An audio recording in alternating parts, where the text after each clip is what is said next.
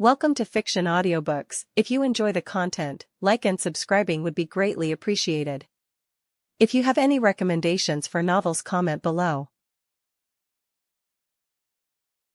Please join my Patreon at https://www.patreon.com/fictionaudiobook. Chapter 1, Chapter 1, The Beginning, Part 1. This world is full of mana.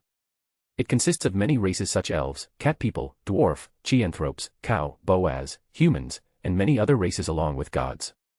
The mountains are even bigger than Mount Everest. They are as high as 10,000 m. These mountains are lushed with greenery. There are even springs coming out on the top of the mountains which fall and create many lakes, ponds, and so on. The water is very clear. There are a variety of fishes in the water. Many have never been seen before. Air is very pure. Trees grow as big as 500 to 600 feet tall. These trees have grown many fresh fruits on them. Suddenly someone fell from the sky into the lake, scaring away all the fishes in the water along with animals near it. After some time, the said person came out of the lake all wet. After reaching the shore, he removed all his clothes except his shorts to dry them. He then looked around him, trying to figure out his current location. Soon some rabbits, squirrels, and many small animals which were near the lake look at the person from their hiding. The person has dark hairs which covered his eyes because they are wet. He has sharp chin and sharp nose. His skin color is the same color as elves, if not as fair as high elves but still as normal elves. His body is perfect built, and as the droplets of water falls from his perfect body and as sunlight is coming from behind him, this makes a very beautiful scenery.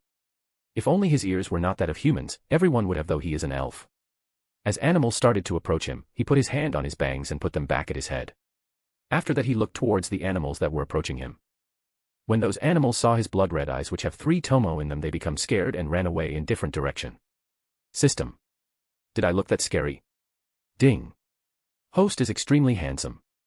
Otherwise, those animals won't even have tried to approach Host. It's just that your Sharingan can even scare people who will look straight into it, let alone animals. Well, whatever.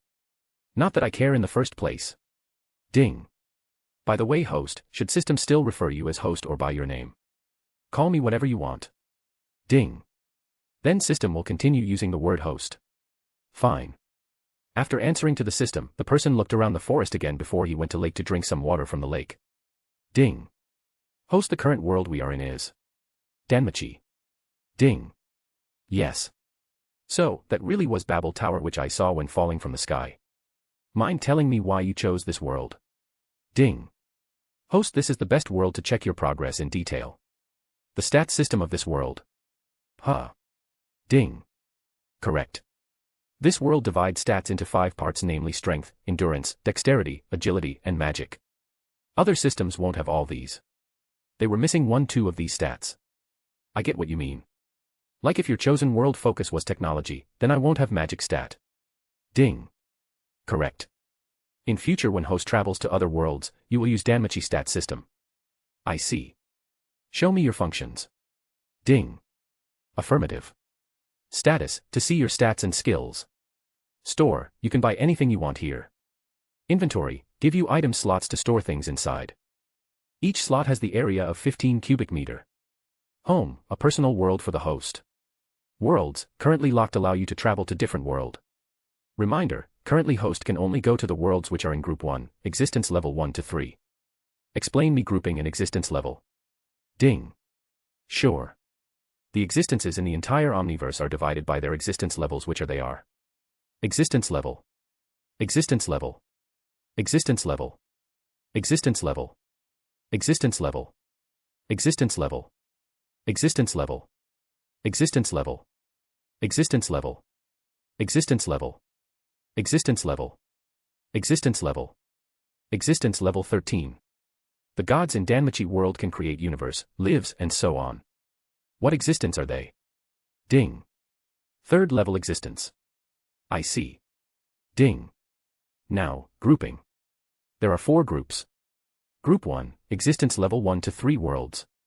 Group 2, existence level 1 to 6 worlds. Group 3, existence level 1 to 9 worlds. Group 4, existence level 1 to 12 worlds. Currently host destination is group 1. Once host will become 4th level existence, host can ascend to group 2. You told me before that you are made from the power of 12th level existences. Ding. Yes. Even though I said the strongest existence level is 13. No one has ever reached that level. On top of that, all 12th level existences are dead. Who can kill them? Ding. No one. They killed themselves. Ding. Till now, there had only been 26 of such existences. And they are all dead. After their death, all their residue power combined, and that's how I came into being. You will learn more about it in future. Then why you only have 5 functions? Ding. Because all that power is given to you. The person narrowed his eyes before opening system function again. He then clicked on status. Status. Name, Premies Rigla. Age, 18, more than billions of years. Level. Strength, I. Endurance, I. Dexterity, I. Agility, I. Magic, I. Existence level. Skills. Aincrad Supreme, I. The Primordial One, I. Truth Essence Steps, I. The eye that reflects the heart, Sharingan, I. Sealed. / Awakening, God of Destruction, locked. Premies, system, this. Awakening, it can't be, what? I am, thinking, right. Ding. Answering to host. This is exactly what host is thinking. The power of, God of Destruction, Gyral. Which host wanted the most before host memories were erased? Chapter 2, The Beginning, Part 2. After calming himself down, Premies took a deep breath again and again many times. System knew his host needs some time to digest the information, so it keeps quiet. Premies, then why is it locked? And why 3 times on top of that? Ding. Host God of Destruction, Gyral power is very strong. Host can't control this power right now because it is related to the existence level of host. That's why system has put 3 locks on it. When host reach certain existence level, the locks will automatically remove. Premies, what existence level is needed to unlock them? Ding. The first lock will be removed when host will reach the max of his current level. As for remaining 2 locks, second will be unlocked when host existence level will reach 6 and third when host existence level will reach 10. Premies, I see. What do you mean by first locked will be removed when I will reach the max of my current level? Ding. Just like system said, the max level 1 means all stats at SSS 3000 max. Others only have the limit of S 999, but because host has the Primordial One body, SSS 3000 is host's limit. Premies narrowed his eyes as he started to ponder about his current skills. Aincrad Supreme. It is ultimate swordsmanship skill which contains all moves that are named after the sword skills in Sword Art Online, and all skills available in Sword Art Online are also part of this swordsmanship, which include extra skills, unique skills, original skills, composite skills, and so on. It also allows the use of multi-hit skill or skill connect to block and deliver a decisive blow on the last hit. This swordsmanship also includes martial arts skills. The Primordial One. The ultimate defense physique present in the entire Omniverse. Those with this physique is completely immune to poison, stun, or any other status effect. Not only this physique nullifies some amount of damage taken, it also reflects the damage which will do true damage to the opponent. It also increases the speed of regeneration. Truth Essence Steps. The movement skill which has reached the apex of all the movements. This skill not only increases the speed of the user to max, but it also helps the user to see the essence of other movement techniques. This means not only can you easily find the flaws in the movement technique of your opponent, but can also disrupt their rhythm with your steps. The eye that reflects the heart, Sharingan. The ultimate Sharingan which have the power of all the Uchiha clan combined. By mastering it, not only user can become the strongest Dojutsu wielder, but also when upgrading it will automatically become Eternal Menjikyu Sharingan, which will contain the Menjikyu power of Itachi, Sasuke, Obito, Shisui, and so on, along with user's own Menjikyu and the ultimate Susanoo. Premies, the Primordial One. Ding. Let me give you some more details. Because of the Primordial One, all your stats will increase altogether and will always be equal. Premies, always equal. Is there any penalty? Ding. Yes. You need 5 times more Excelia compared to others. Premies, 5 times. What a pain. Anyway, why my skill, the eye that reflects the heart, Sharingan, showing sealed. Ding. After what you experience in previous world, you have already unlocked your Eternal Mangekyo Sharingan. But since host has not even mastered his Sharingan yet, system has sealed host's Eternal Mangekyo Sharingan temporarily. Premies' face distorted when he recalled his previous world experience. Faces of those whom he called brothers appeared in his mind. Their death is still fresh in his mind. Premies, damn. Splash. Premies punched the lake in frustration. Even though he knew it's no use. It's just a way of venting his emotions. He then put his hand on his eyes and started to calm himself. Ding. I told you there is no point on vexed on that issue. That was a destroyed world. What you experienced there was just how that world came to an end. Premies, be quiet. I am just depressed that I can't go back to that world and slaughter Goddess Order and God Chaos since they both are already dead now. Nothing more. System became quiet again. After calming himself down, Premies looked at his inventory. In the inventory, 2 slots were filled. First slot contained a full set of clothes while second one contained a black sword. Premies, isn't that? Premies then clicked both. In the next moment, he frowned. He sensed pain in his soul. Ding. Don't resist, host. They are merging with your soul. Since they will become your main equipments and will journey with you till the end. Premies, are you the one who gave them to me? Ding. No. They belong to you in the first place. You will know why in future. After few minutes, pain subsides. Premies can tell that both had completely merged with him. He can call them with just a thought. And that's what he did. Soon light shroud around Premies' body. When it disappeared, Premies appeared again. He is now wearing black pants with a black belt that has a large silver buckle, a black V-neck shirt that is worn underneath a black trench coat with gray lining going down the sleeves, and black boots with silver plates to protect his shins. He has a silver plate worn on the left side of his coat, and a pair of black fingerless gloves. He also wears a strap that went over his right shoulder and under it to wrap around his left side. On his back is a sheath, there's a black sword inside. Premies grabbed the handle of the sword and took it out. Show. It is a pitch black sword with trims of gray. It has a black hilt connected to a hand guard that drops down on the right side. Attached to this elongated area of the hand guard is part of blade, to better aid the user in retaining their grip on the sword when it is being used. The blade is completely black like the rest of the sword, and the said blade is outlined in a light gray. Chapter 3, The Beginning, Part 3. Premies kept on looking at the sword in his hand as its information appeared in his mind. Origin Force, Elucidator. Type, Weapon, Long Sword / One Hand. Rank, I. Attack. Soulbound, Premies Rigla. Abilities.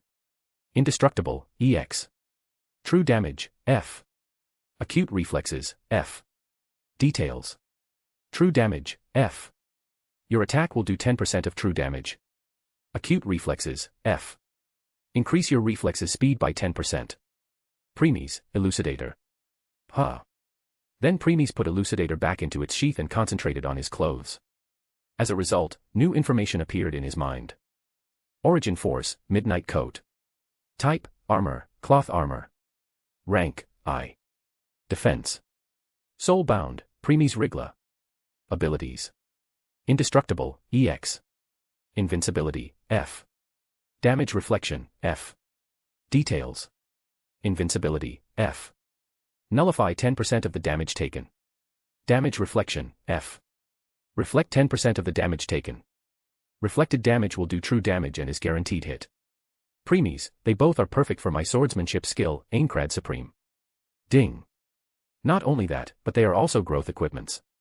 As you will become strong, so would they. Premies then looked his appearance in the lake before nodding to himself. His attention then turned to other functions of system. Premies, from the description, it said that I can buy anything from the shop for free. Ding. Yes, it's true. Even if I gave all the power of 12th level existence to you, I was still made by it. That's why I can provide anything you want. Premies, anything. Ding. Yes. But I think you shouldn't become overly reliant on it. Even if you can buy many high-level equipments and treasures, in the end they are just external tools. Compared to your Elucidator and Midnight Coat who have become part of you, other will pale in comparison in future. Premies, I know. Relying on external means will only lead to downfall. Ding. Correct. Premies, explain me about this home function in details. Ding. It is your personal world where only you and your family can enter. Premies frowned. He didn't have any sort of family or something. Ding. I understand what you are thinking. Still, I think you should find those you can stay by your side till the end. And since you are going to become ruler of the Omniverse, isn't it obvious that you should have a harem or something? Premies, *I will think about it. Ding. Good. Now let me explain home in detail. Premies, go for it. Ding. In home, the time ratio is normal 1:1. This means there is no such thing as the 1 hour outside is 100 hours inside or anything. Preemies, ding. Just like I said, this is your personal pocket space or world. Call it whatever you prefer. The world is full of origin force. Origin force is the force which stand on top of all the forces. Other forces like mana, anima, primordial chaos, chi, ki, and so on are nothing compared to the origin force because it is the very first force which ever existed even before universe come into being. Preemies, continue. Ding. The true work of the home is when host travels to another worlds in future. Many worlds didn't have mana as concentrated as the one in Danmachi. So, in that world host will have problem to recover his used magic reserve. At that time home can help host to recover his reserve completely. Preemies, there is more than this, isn't it? Ding. Yes, correct. As the word said, home, this is your home. Instead of finding a home in other world and then leaving it again and again, you can just take your home with you wherever you go. It is also good for the host lovers or wives in the future. Preemies. Ding. Host, you will have many lovers and wives and children. But to become higher existence you must leave group 1 to go to group 2, then leave group 2 to go to group 3 and finally group 4. But the moment you left the group to go to higher ones, your very existence will be removed from that world. Everyone's memory of you will be erased completely. Whether they are your lovers, wives, or children. It doesn't matter who, once you left everyone will forget you along with the feelings they have for you. Like you never existed in the first place. And even if you return in future, you will be nothing more than a stranger to them. Hearing this, Preemie's brow furrows further. He went deep into his thoughts. After some times, he asked System something else. Preemies, if what you said is true, then this home is for my family to travel to other worlds with me. Ding. Correct, host. Preemies, I see. Another question. If what you said is true, then does this rule will also apply on my family too? Ding. Yes, host, once they left with you, their very existence will also be removed from everyone's minds like the host's. Preemies, oh boy. Preemies started to rub his forehead, digesting all the information he just received. What is the thing one afraid of the most? Being forgotten. How does it feel like if your father, mother, brother, sisters, wives, children, friends, relatives become stranger to you suddenly? Like they didn't even know you.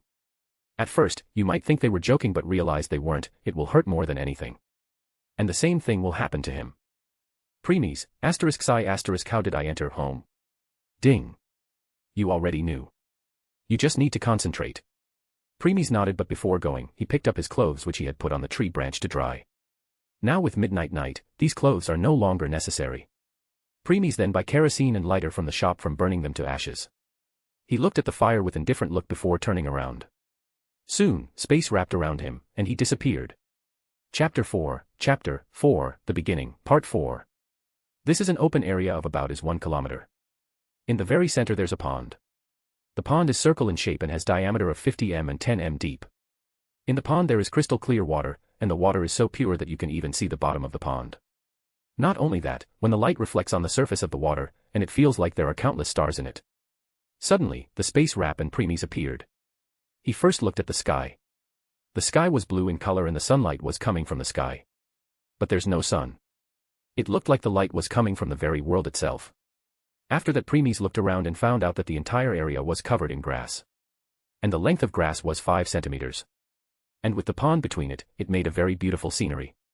The air's full of origin force, that's why it feels so comfortable to breathe in this environment. After finding out that there was nothing else to see, Preemies took a deep breath and felt somewhat energetic. Then he came close to the pond and looked at the water. Preemies, I don't think it's water inside. Ding. Exactly, host. The thing is, this pond is highly concentrated origin force. Preemies, is it safe to drink? Ding. No, host. You must have heard about how oxygen is important for living, or how elixir is the best medicine for all illness, injuries, and other stuff. Still, too much of it become poison. That's the same here. If you take just 1/1000th of a single drop of this highly concentrated origin force and then dilute it thousands of times again, then you can make 100 bottles of high-quality elixir from it. Since only 1/1000th of a single drop can give you so much, then host can guess what will happen if host takes more. After listening to the system, Preemies looked pond again and thought. Preemies, too bad. It looks like I can only look at it for now. Sigh. Preemies, so, what's it doing here? Doesn't that mean it's useless? Ding. No, host, it's not. Did host know how to increase your existence level? Preemies' eyes become wider slightly and he understood what system meant. Preemies, I see. This can help me in that aspect. Ding. Correct host. But to use it, host must unlock his awakening. Premies, God of Destruction, huh? Ding. Correct host. Since your awakening is made of the power of 12th level existences, it doesn't use mana, ki, chi, magic or other type of power. It uses origin force. Therefore, when host will awaken his God of Destruction form, host can directly enter the pond without any problem. Premies, in other word, 12th level existence used origin force. Huh. Ding. Yes and no. It's true that 12th level existences used origin force, but they AE not the only one. 10th and 11th level existences can also use origin force. Premies, I see. So, what is the process to increase my existence level? Ding. Once host will enter the pond in his God of Destruction form, host need to meditate at the bottom of the pond and let it nourish your soul, body, mind, and existence itself. Premies, how much time will it take? Ding. Host's meditating time relates to host's level. If host is still level 1, then host can only meditate for 1 hour a day.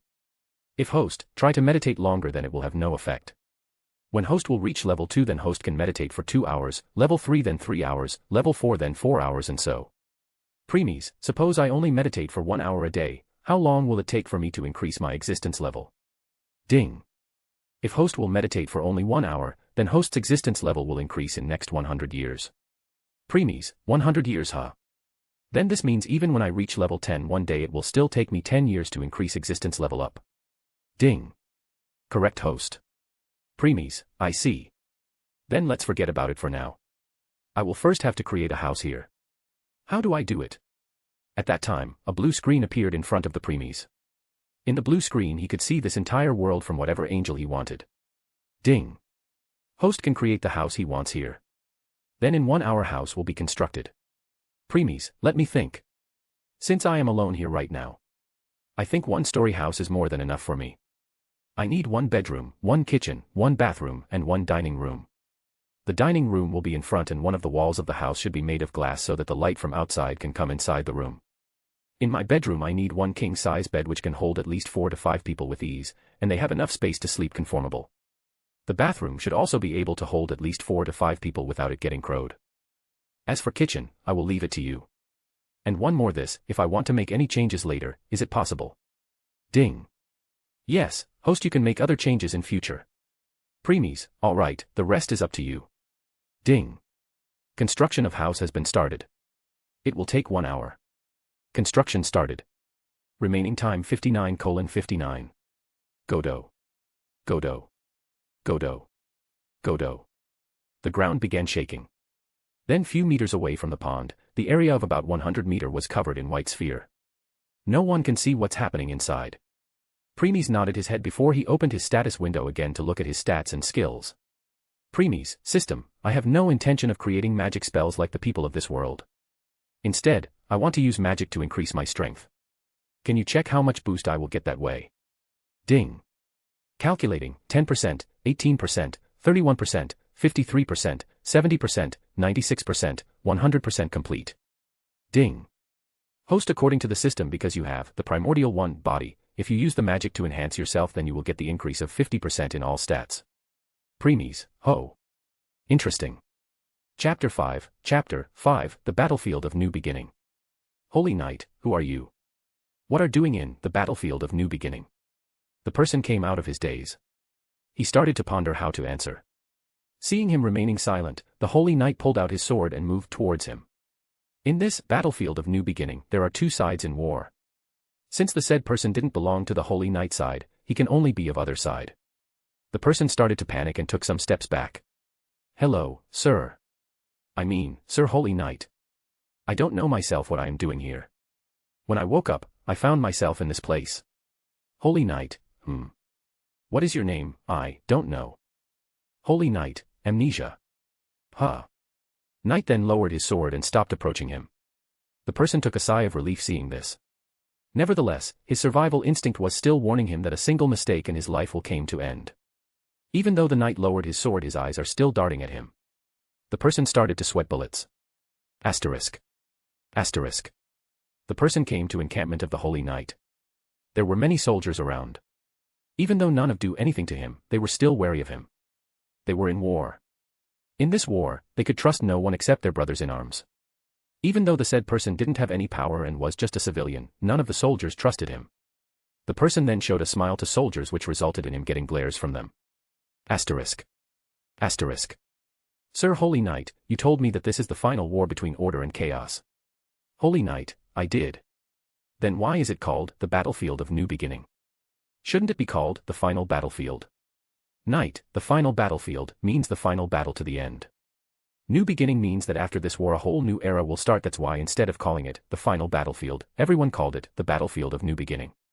So, that's how it is. Asterisk. Asterisk. Holy Knight, soldiers. No brothers. This is our final battle. After suffering all this time by the hands of chaos beings, it's time to take our revenge and return home. To meet our parents, wives, children, and grandchildren. Will you all move forward even by knowing that it can be your last? All soldiers, yes sir. Holy Knight, then pick up your sword and swing at the army who dares to threaten our family. Charge. All soldiers, charge. Charge. Asterisk. Asterisk. Holy Knight, Dark Knights. They are Dark Knights. Complete opposite of Holy Knight. Holy Knight nodded his head. His eyes became very serious. The said person's entire body started shivering. Fear gripped his heart.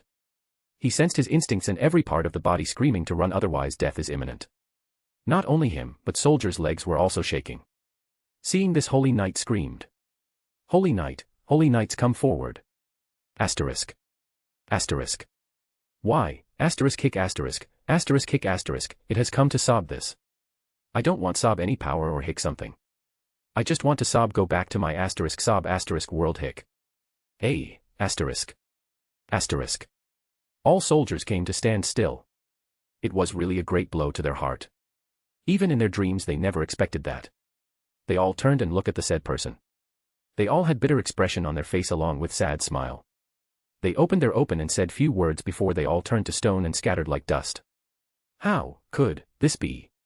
The person fell on his knees with tears in his eyes. He just saw them all disappeared right in front of his very eyes without being able to do anything. The battlefield of new beginning is silent now. The only person present is him on his knees. The last words of the soldiers were still echoing in his ears. All soldiers, sorry for leaving you all alone, brother. Asterisk. Asterisk. Asterisk. Premies, HAA. Premies, who was sleeping on his new bed, raised up absurdly. Since he only slept in his shorts, his perfect body was completely visible. However, right now he is covered in sweat. He started to take deep breath. Premies, huff, huff, huff, asterisk cough asterisk asterisk cough asterisk. Ding. That dream again. Premies didn't respond. In this dark room, only his Sharingan, which was emitting blood-red light, was visible. Remembering his dream, Premies' eyes started to contract. He could feel his throat going dry. He needed some water to moisten it, but even after several attempts to grab the glass of water which he had placed on the side of his bed before sleeping, he still failed to do so. When he turned to look, he realized that his hand was actually grabbing at empty air 20 or 30 centimeters above the glass. It was a simple mistake that even ordinary people would not make, yet it was made by him. How unbelievable. From this, one could see how tense he was right now because of that dream. He picked up the glass and drank all the water in it. His previously thirsty throat finally sighed with satisfaction. He then to rub his forehead before bring system panel in front. In panel, he saw the time and realized that there's still 3 hours before the sun will rise. But now he was no longer in any mood to sleep. He got up from his bed and walked towards the bathroom. Creak. He opened the door of the bathroom and walked inside. At first, he looked at his face, which was frowning non-stop. Premies then opened the tap as water fall from it. Churn. Thud. He took some water in his hand before splashing it on his face. Again, and again, and again. Splash. Splash. Splash. Splash. Then he looked at his face again. Even though it's wet now, it had relaxed slightly. Premies, sigh not good.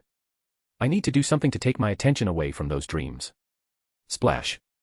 Then he splashed his face with water again. Chapter 6, Enhancement. Slash. Swing. Thrush. Stab. In the open field in his home world, Premies was swinging his elucidator. He decided to practice his skills so that he can distract himself from those dreams. Since Aincrad Supreme, Origin Force, Midnight Coat, and Origin Force, Elucidator, complement each other, he soon got hang of it. With Sharingan and Truth Essence steps in equation, it made his speed even faster. After practicing a few more times, Preemy stopped. He bought a towel from the system shop to wipe the sweat away from his face. Then he sat on the ground and put Elucidator at the side. He took a deep breath before opening his mouth. Preemy's system, according to your calculation yesterday, if I use magic to enhance myself, then I will get 50% boost in all my stats, right? Ding. Right. Preemy's, can this percentage increase any further in future? Ding. No, host. That's the limit. You have this advantage because of the primordial one body. For example, when in future host stats will reach 5,000, then with magic it will increase to 7,500. In case host try to go beyond it, then it will strain host's body. One more thing, it is also the limit of host's reserve. Preemy's, my reserve, huh? Is there a way to increase it? Ding. No, host, there isn't. Preemy's fell deep into his thought. He started to think of another way to increase his power. His gaze then fell on the pond. Preemy's, looks like there is no way to increase by reserve. On top of that, I can't even use this highly concentrated origin force. Sai, looks like I must give up on it. Wait a minute. Highly concentrated. If I use that method, then maybe it can work. Preemy's system. Calculate instead of using magic to increase my strength. How much boost I will get if I use compressed magic. Ding. Calculating, 2%, 6%, 12%, 24%, 48%, 62%, 76%, 84%, 98%, 100% complete. Ding. According to system, if host will use compressed magic, then host will get 100% increase in his stats. And since host has the primordial one body, host will not experience any strain. Preemy's, this means when my stats are SSS 3000 max, with the help of compressed magic my stats will reach SSS 6000. Ding. Correct, host. Preemy's, I see. This means even if I will fight with the group level 6 adventures, I can easily kill them. Not only that, even if I will fight against Otter, who has gotten his alias King, I can still exchange many blows with him. Why? Because Otter is physical attack dealer compared to me, who will be all-rounder. Even though I can't defeat him, I won't lose either. Ding. True, host. But host don't have to worry about it. Once host will unlock his awakening, let alone Otter, you can even kill the gods with ease. Even if that time gods will use their arcanum, they will still be nothing more than ants in your eyes. Preemy's, well, that's the power of 12th level existences. What can mere 3rd level existences do in front of it?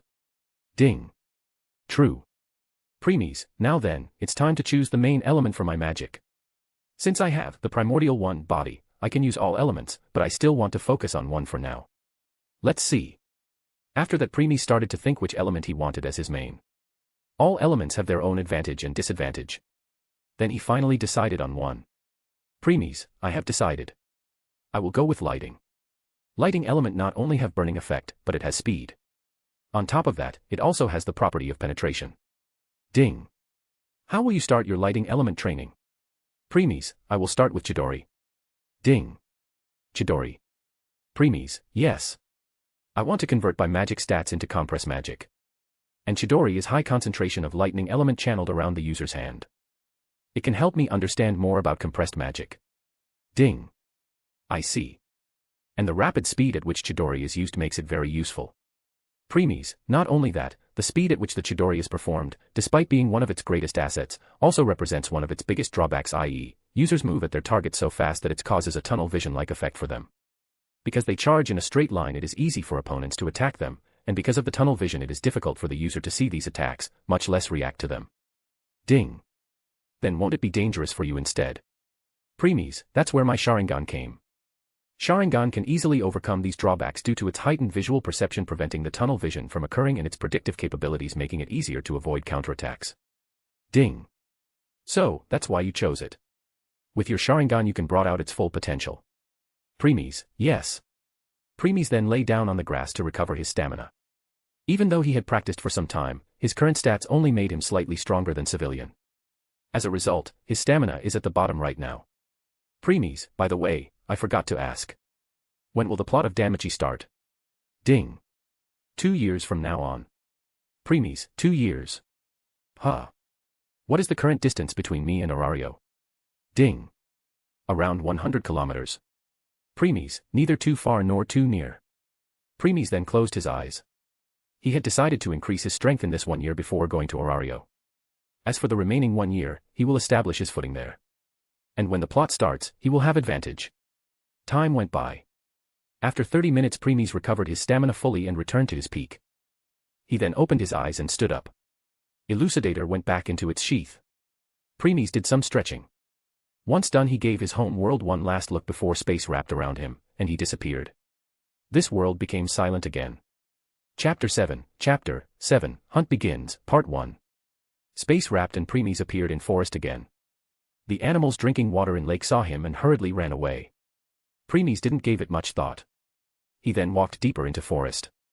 In this world, monsters are common. Premies knew he will stumble upon them sooner or later. Well, they will be weak compared to those found in dungeon though. As Premies went deeper and deeper into forest, he saw many animals. Some of them he had never seen before. At first, he thought they were rare, but when he saw a group and crowd of them, he threw the thought away. Greenery was everywhere. Many types of flowers, plants, and fruits could be found in the forest.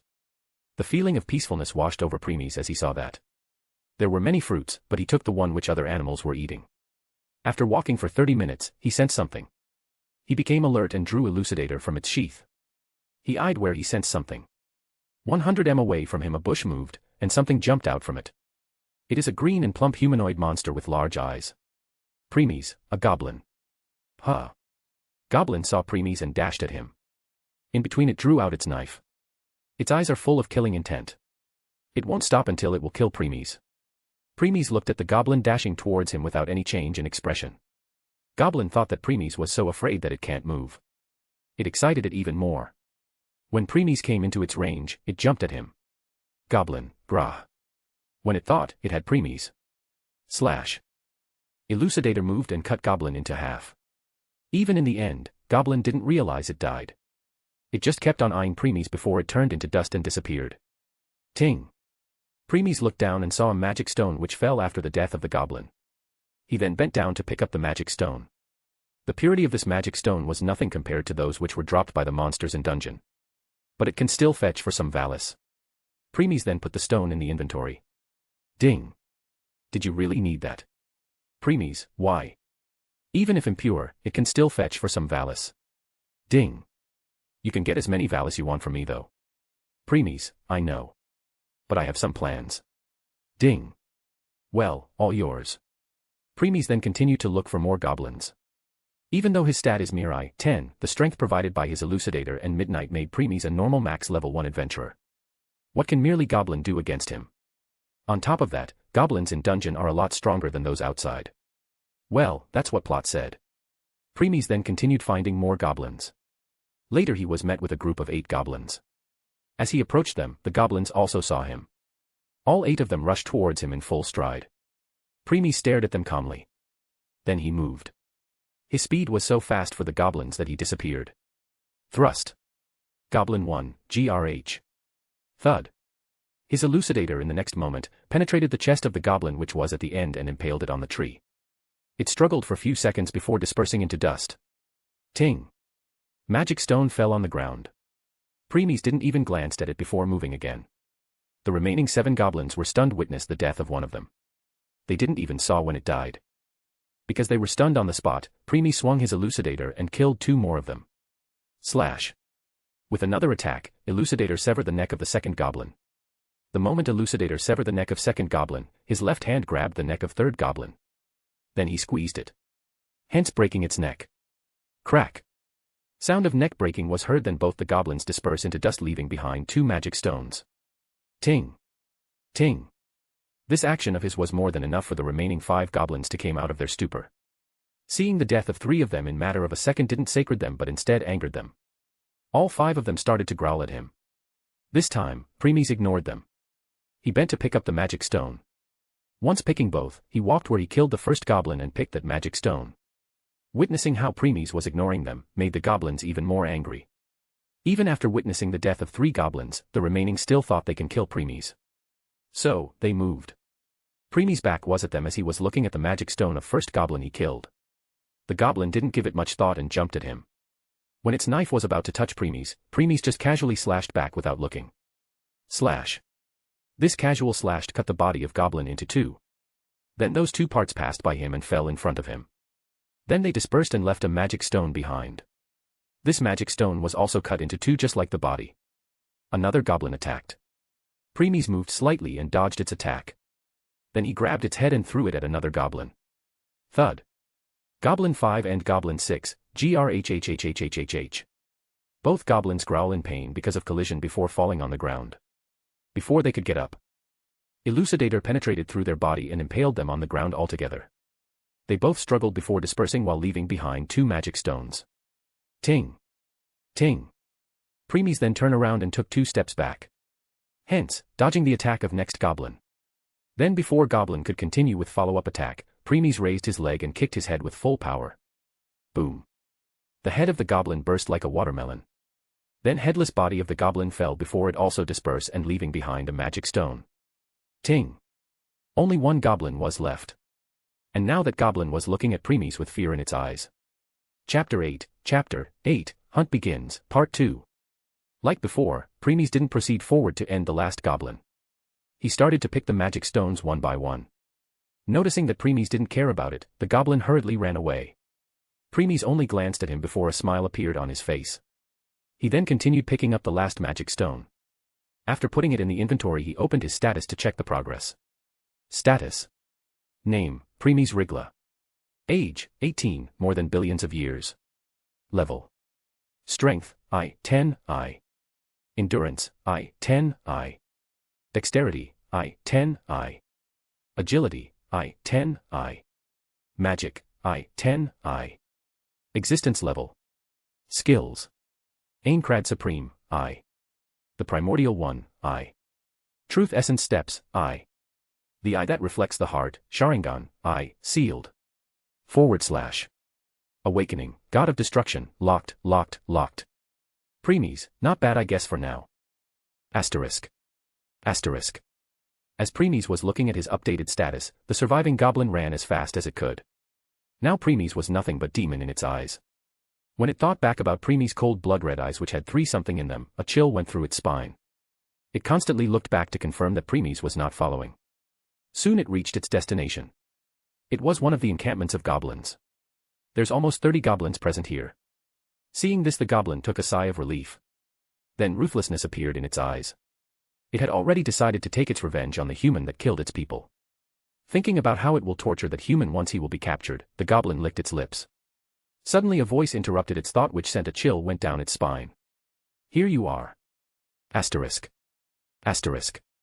Premies looked at the goblin who started to tremble when it heard his voice. At this time, other goblins in encampment also saw this goblin and Premies standing behind it. The goblin felt as if it got a life straw in its hand. It opened its mouth to call for help but thrust.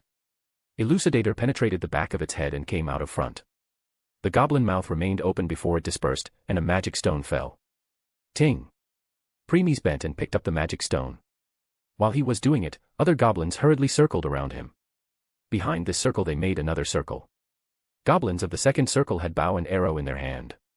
And behind the second circle there stood a single goblin. Unlike others, this goblin was wearing chest armor and a helmet. Since this one appeared different than others, it's not hard to guess that it's the leader of this encampment. The goblin pointed at Premies and shouted few words. Listening this, the goblins of second circle put the arrow into their bow. They pulled it and released them at Premies. Swoosh. Swoosh. Swoosh. Swoosh. Swoosh. Many arrows penetrate through the air and approach him. In case there was someone else, then that person would have already become scared and turned into porcupine by now. But Premies was not that person. Premies moved and dodged all of them with ease. His Sharingan was emitting blood-red light as the Eye of Insight was used in full. Once he dodged them all, one last arrow came. Instead of dodging this one, Premies caught it with his left hand. Then he turned and threw it with full power. Swoosh. The speed of the arrow was so fast that it struck the head of the goblin who appeared to be the leader of the encampment. The goblin opened its eyes wide, not believing what just happened. It still couldn't believe that its helmet failed to protect it before it dispersed into dust and leaving behind another magic stone. Ting. Silence. Total silence. Goblins can't believe what just happened. In one moment, Premies grabbed an arrow and in the next moment their leader died. Premies had no intention of waiting for them to come out of their daze. He moved and started his slaughter. Slash. Thrust. Stab. By the time goblins understood what was going on, Premies already killed at least 10 goblins. The remaining goblins became angry and charged at him. Premies looked at them with calm expression before he also rushed at them. Elucidator moved and another goblin died. With every swing one goblin always died. Many arrows showered at him, but Premies dodged all of them with ease. If some arrows came in his way of killing, Premies grabbed one of the goblin and used him as a human shield. Stab.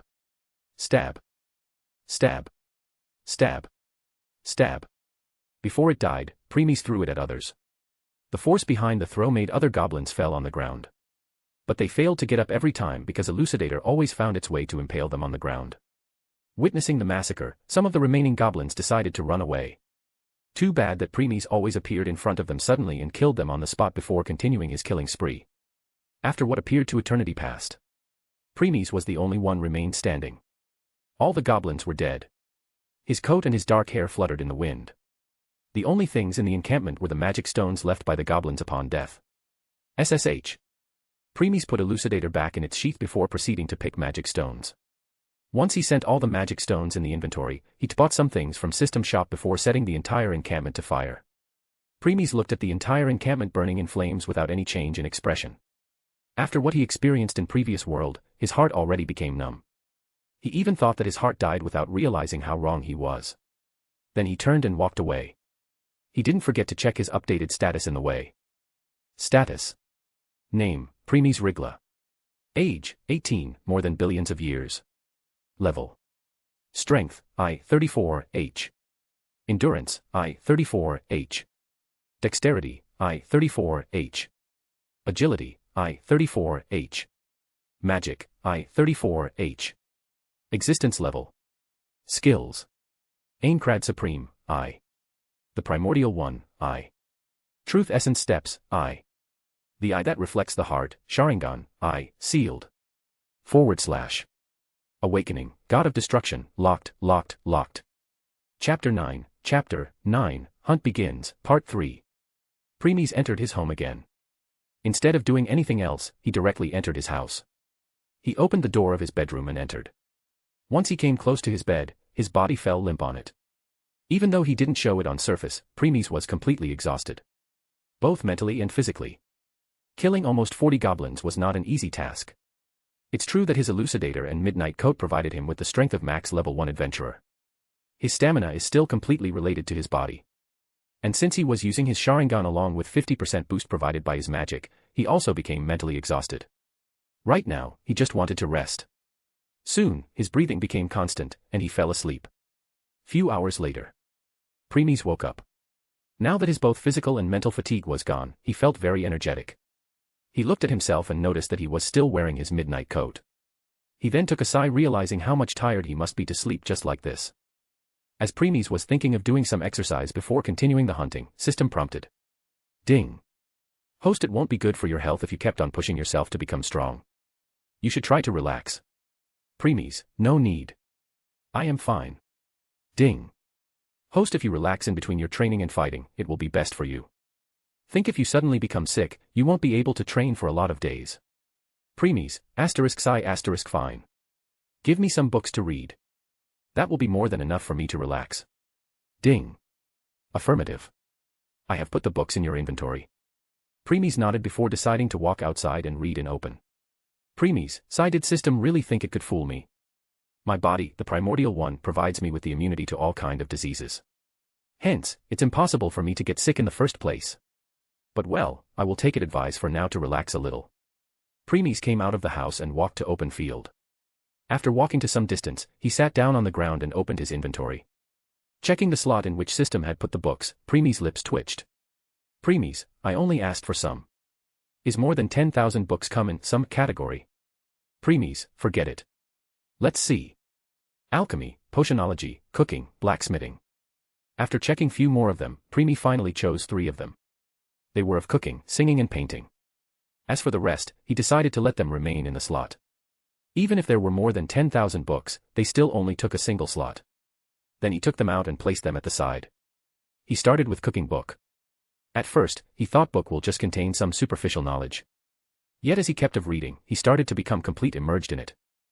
The knowledge in the book was so deep that he started to enjoy. Once he was done reading of the contents of the book, he opened next one. The same happened here, he started to get completely immersed into it. Then the same occurrence appeared for the last book. Time went by. Soon the light coming from the world started to fade. Clearing indicating that sun was about to set outside. Premies closed the books and glanced at his right. He heard system prompt but decided to ignore it since he didn't want to distract himself. Ding. Obtained the knowledge of cooking. Unlock new side skill. Chef de cuisine, I. Ding. Obtained the knowledge of painting. Unlock new side skill. Morchus artist, I. Ding. Obtained the knowledge of singing. Unlock new side skill. Countertenor cantor, I. Asterisk note, chef de cuisine is a French word meaning master chef. Asterisk note, morchus artist is a Latin word meaning dead artist. Dead artist is the highest rank of artist. Asterisk note, countertenor cantor is a Latin word meaning countertenor singer. Countertenor is the highest rank of male voice singing. Premies raised his brows when he noticed the 3 new skills he obtained. Premies, system, when did acquiring skills become this easy? Ding. Host, the books provided by the system are at a whole different level. Therefore, you were able to acquire them. And host, obtaining skills are easy, but to increase their ranks host need to have deeper understanding on them. Premies, I know. Still, I will keep your advice in mind. Then he stood up. Looking at sky, he was sure that it will be night soon both inside and outside of this world. Premies, system, you told me that from just the 1,000th of a single drop of highly concentrated origin force that is present in home, a high quality of elixir can be made. Currently, I can't touch it. But can you do that for me? Ding. Host, I have already done it while you were immersed in reading. Please check your inventory. Premies did as was told. He opened his inventory and in one of it, there are 100 small test tubes type bottles. Each bottle contains a single drop of water. Although calling it water will be insult since in that single drop Premies could see countless stars. He brought one out to check its description. Star elixir. Rank, EX. Description. The highest form of elixir which is made when high concentrated origin force is diluted thousands of times. This elixir can cure all wounds, remove all status ailments, regrow your limbs, recover all stamina and strength to max. Asterisk note, only a single drop can be used a day. If you took the second one, it won't have any effect. Reading the description, Premies whistled unconsciously. He was certain if he spread the news, no one will hesitate to create a bloodbath just to acquire this single drop. Premies, can it only be used to heal? Ding. Not really. In case you go to cultivation world, then this single drop can increase the age of any herb to at least 1 billion year. Premies. Chapter 10, Hunt Begins, Part 4. Premies was standing on the branch of the tree while looking at what's in front seriously. In front of his eyes, there's a goblin village. The population of goblins in this village almost reached 100. Though that's not the case of Premies' seriousness.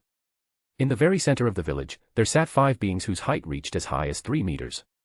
One had great sword by its side, another had great axe. As for the remaining 3, they had mace, hammer, and club respectively. Ding. Those are hobgoblins. They can be considered as the elites of every goblin race. Premies, what is the level of their strength? Ding. Even the weakest hobgoblin has the strength of level 2 adventurer. Premies, level 2. Huh. Premies was not afraid of level 2 as of now. The strength and defense provided by his equipments may made him max level 1 all-rounder adventurer. But if you will stack the stats provided by his current level, then his strength reached level 2. On top it, if you add his skills and equation, then he won't have any problem to kill even level 2 max adventurer. But the problem here was not of hobgoblins but the population of the goblins. In last hunt, Premies became exhausted just after killing 40 goblins. It's true that he became strong than before. However, 100 goblins along with 5 hobgoblins still made the situation delicate. Premies, the higher the risk, the higher the return. Huh. Premies started to formulate plan. It will be a suicide to attack them head-on. Hence, Premies decided to use another approach. He decided to kill as many goblins silently as he can. By doing that, he can not only diminish their numbers but also increase his strength with each kill. The village had almost 30 huts. In the very center, there was bonfire. Hobgoblins were surrounding this bonfire. Since it's almost night, many goblins returned to their hut. Premies' gaze fell on the entire village. He decided to first kill the goblins that were on the lookout tower. There's a total of 4 lookout towers at the 4 directions of the village. Each lookout tower had 5 goblins patrolling. These goblins were all in full alert. If they noticed a single thing out of place or suspicious, they won't hesitate to notify everyone in the village. Premies came at the foot of one lookout tower. He must dash at full speed to reach the top in a few seconds or so. Otherwise, goblins from others' lookout might notice him. He waited for some time before dashing at full speed. In just 2 seconds, he covered half the distance. After another second he covered even more distance. Then, as if coincidence or bad luck of some sort, one of the goblins on the lookout looked down. There it saw Premies approaching rapidly. Premies still needed at least a second to reach top. And that 1 second was all that goblin need to shout and alert everyone. SSH. How could Premies let it do that? Elucidator left its sheath and appeared in Premies' hand. He then raised Elucidator high up, atop his shoulder as magic gathered into it. As Goblin opened its mouth, Premies leaped and appeared in front of Goblin in the next instant. Then Elucidator slashed at the Goblin from top to bottom. Slash. Premies, Sonic Leap. The Goblin dispersed while leaving behind a magic stone. Premies hurriedly caught the magic stone and put it into his inventory. It's night and everyone in village were asleep except of these goblins on the lookout tower and the hobgoblins in center. The entire village was silent. The ting sound of magic stone touching the ground might made some of the suspicious. And can urge them to check. Premies wanted to prevent that scenario from happening, hence he hurriedly put magic stone away. The moment Premies landed on the platform above, the remaining 4 goblins present on top became alert. Before they could respond, Premies positioned himself in a way that looked like he was putting Elucidator at the left side of his waist. Magic gathered in Elucidator and Premies swinged his from left to right, but it didn't stop there. The moment first slash was done, it was immediately followed by a second slash from right to left. Due to the speed of the attack, the 2 slashes appeared as if done with 2 swords instead of 1. Slash. Slash. Premies, Snake Bite. All 4 goblins dispersed altogether when hit by Snake Bite. Premies then hurriedly caught and put the magic stones in the inventory. Premies, first, lookout clear. Premies then took a rest on the tower for 5 minutes before proceeding towards the next tower. Soon, he reached another end of the village right below another lookout tower. This time he didn't wait for a second and directly rushed at top. Unlike before, no goblin above looked down. As a result, he reached top without any problem this time. When he reached top, he noticed that all 5 goblins were showing their back to him. That's because they were looking at their respective direction. Premies didn't wait and attacked. Slash. Slash. Slash. Slash. Slash. In this entire village, the only one who can take Premies' speed on without much difficulty are only hobgoblins. So, other goblins didn't stand a chance. After putting the 5 magic stones away, Premies look around entire village from this lookout to check whether someone became alert or suspicious. After confirming that everything is fine, Premies moved towards his next target. Status. Name, Premies Rigla. Age, 18, more than billions of years. Level. Strength, H170H. Endurance, H170H. Dexterity, H170H. Agility, H170H. Magic, H170H. Existence level. Skills. Aincrad Supreme, I. The Primordial One, I. Truth Essence Steps, I. The eye that reflects the heart, Sharingan, I. Sealed. Side Skills. Chef de Cuisine, I. Morchus Artist, I. Countertenor Cantor, I. / Awakening, God of Destruction, locked, locked, locked. Chapter 11, Hunt Begins, Part 5. / The last goblin died. With this, Premies had killed all the goblins on all 4 lookout towers. He took a sigh of relief before putting last magic stone into his inventory. Now out of 100 goblins in the village, 20 died without anyone realizing it. Premies took a deep breath before looking down from this tower. Premies, it's time to clear these huts. Premies then descended from the tower. His first target, the hut nearby. Once he appeared in front, he opened the door of the hut slightly enough to be able to look inside. As he had expected, goblins had no aspect of lock or something. Inside there were 4 goblins sleeping. They had a mindset that they will be safe with hobgoblins here. Completely unaware that death had approached them. Premies opened the door and entered inside silently. The sound of Elucidator swinging or thrust, or air penetrating may wake others in the hut. Therefore, Premies put Elucidator back into its sheath. Premies silently walked towards the 2 goblins who were sleeping close with each other. Once Premies approached them, he grabbed both of neck carefully before squeezing it. Crack. Crack. Because Premies was extremely careful, the sound of necking breaking failed to be heard by the other two sleeping goblins. The two dead goblins dispersed, leaving behind magic stones which Premies hurriedly put in his inventory. Then he approached the other two and did the same. Crack! Crack! Then Premies left the hut and went towards the next one. In this hut there were 5 goblins. Not much problem for Premies. He did the same he did in the last hut. Crack! Crack! Crack! Crack! Crack! Asterisk. Asterisk. Asterisk. Killing the sleeping target is a lot easier than the awake ones. By now Premies cleared the goblins from 10 huts. 10 more huts to go. Why 10 more, not 20 more? Because out of 30 huts only 20 were being used by goblins to live. The remaining 10 huts were filled with the foods they gathered, their spoils and their loots. These huts were also near the bonfire, means close to hobgoblins. Premies then walked towards the 11th hut. But he came to the door, he sensed something and hurriedly hid at the side. Creak. Door opened and a goblin came out. The goblin was still sleepy since it was rubbing its eyes. Premies narrowed his eyes. He didn't try to approach or kill it because he felt that something was wrong about this goblin. Maybe because it's bigger than other normal goblins, or because it was wearing a tooth necklace. Ding. A shaman. Premies, shaman. Ding. Yes, host, that goblin is a shaman. Shaman are special and extremely rare goblin species. They have weak body even compared to normal goblins. On the contrary, they are specialized in using magic. Premies, magic. Huh. No wonder I felt something wrong about this goblin. That necklace it was wearing gave me a tinge feeling. Ding. All shaman wear tooth necklace. Shaman can use tooth necklace to store one of their spells. As a result, they can release that spell instantly without wasting any casting time. When you kill shaman, you must be sure it died instantly. Otherwise, if it even had a tiny bit of life left, it can send a will into necklace which will directly release the spell stored inside the necklace. Premies, good thing I didn't try to attack it before. If I had tried to kill it silently like others, then it would have enough time to send its will in the necklace before dying. That would have resulted in everyone alive to realize that something's wrong. Premies then decided to take care of this shaman at the end. He then proceeded towards the 9 remaining huts. Not all goblins were asleep in the remaining huts. They were talking among themselves and laughing. Premies skipped those huts in which such goblins were present. But by the time he was done with others, these goblins also fell asleep. So, Premies put an end to them too.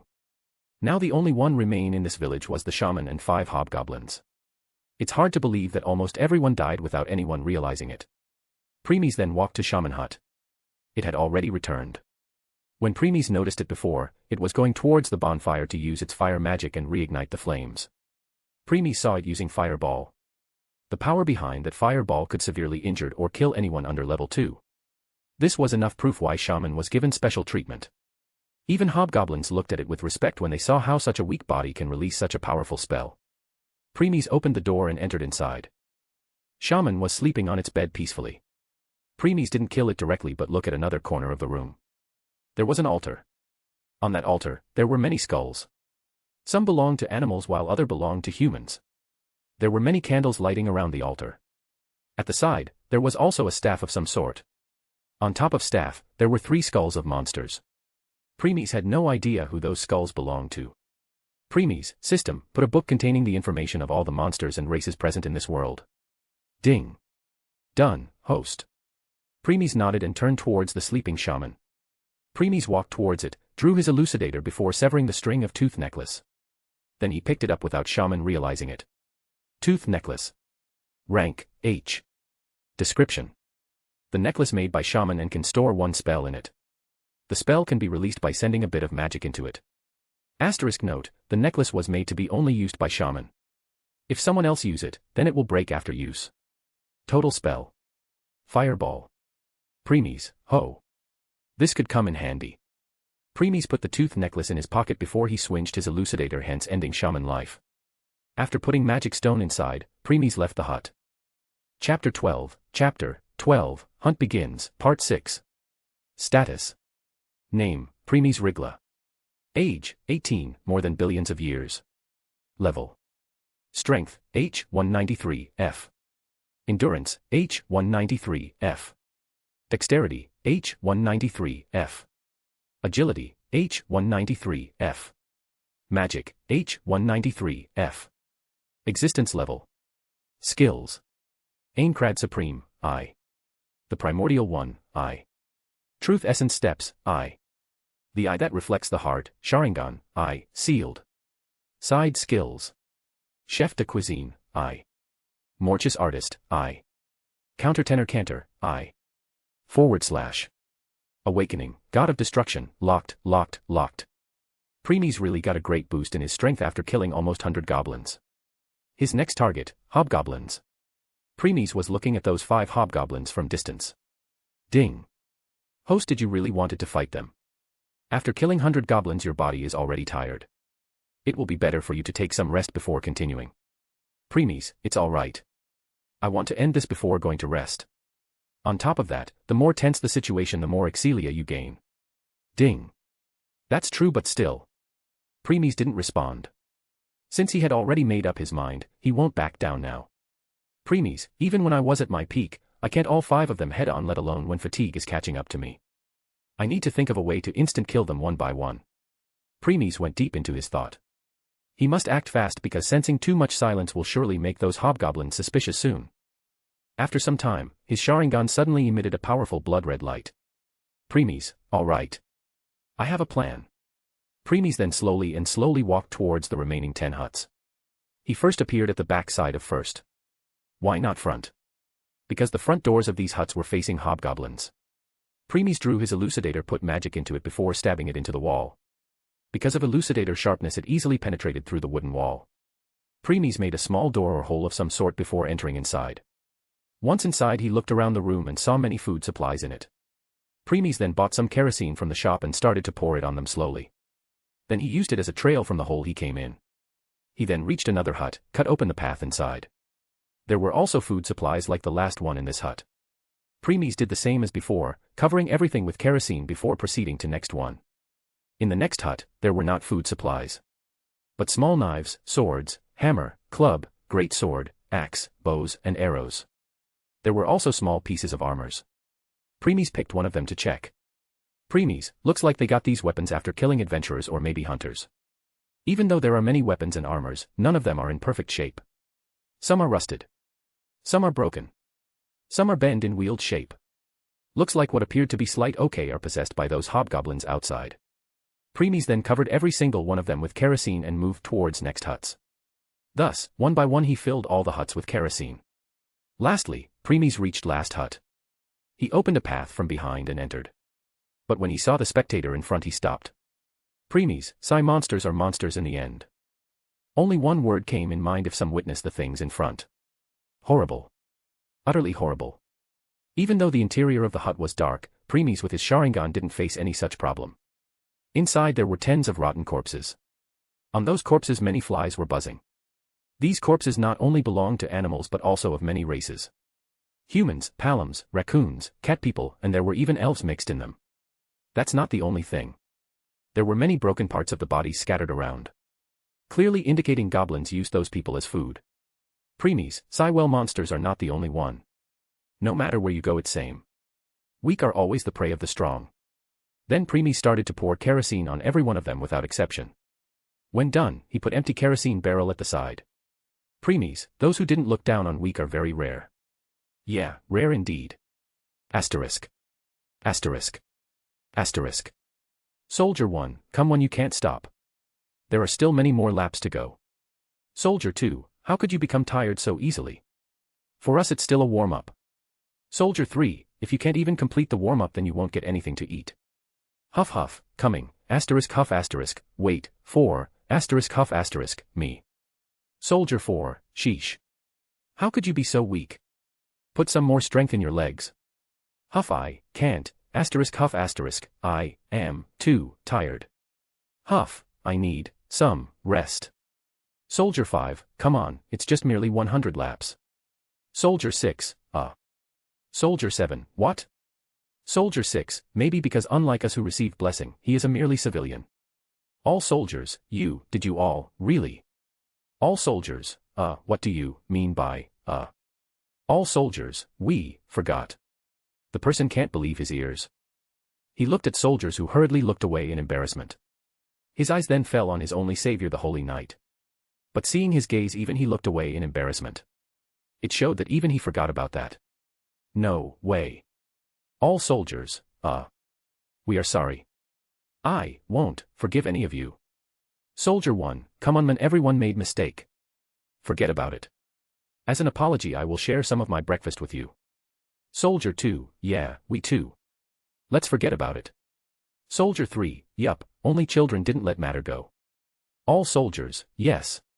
Yes. You guys are bully. All soldiers, no, we are soldiers. Witnessing the dumbfounded expression on the person's face, all soldiers burst into laughter. Asterisk. Asterisk. Asterisk. A content smile appeared on Preemie's face when some memories flashed by. He then shakes his head to put it at back of his mind. Preemies gave this hut one last look before going out. Preemies, it's time for the hunt to end.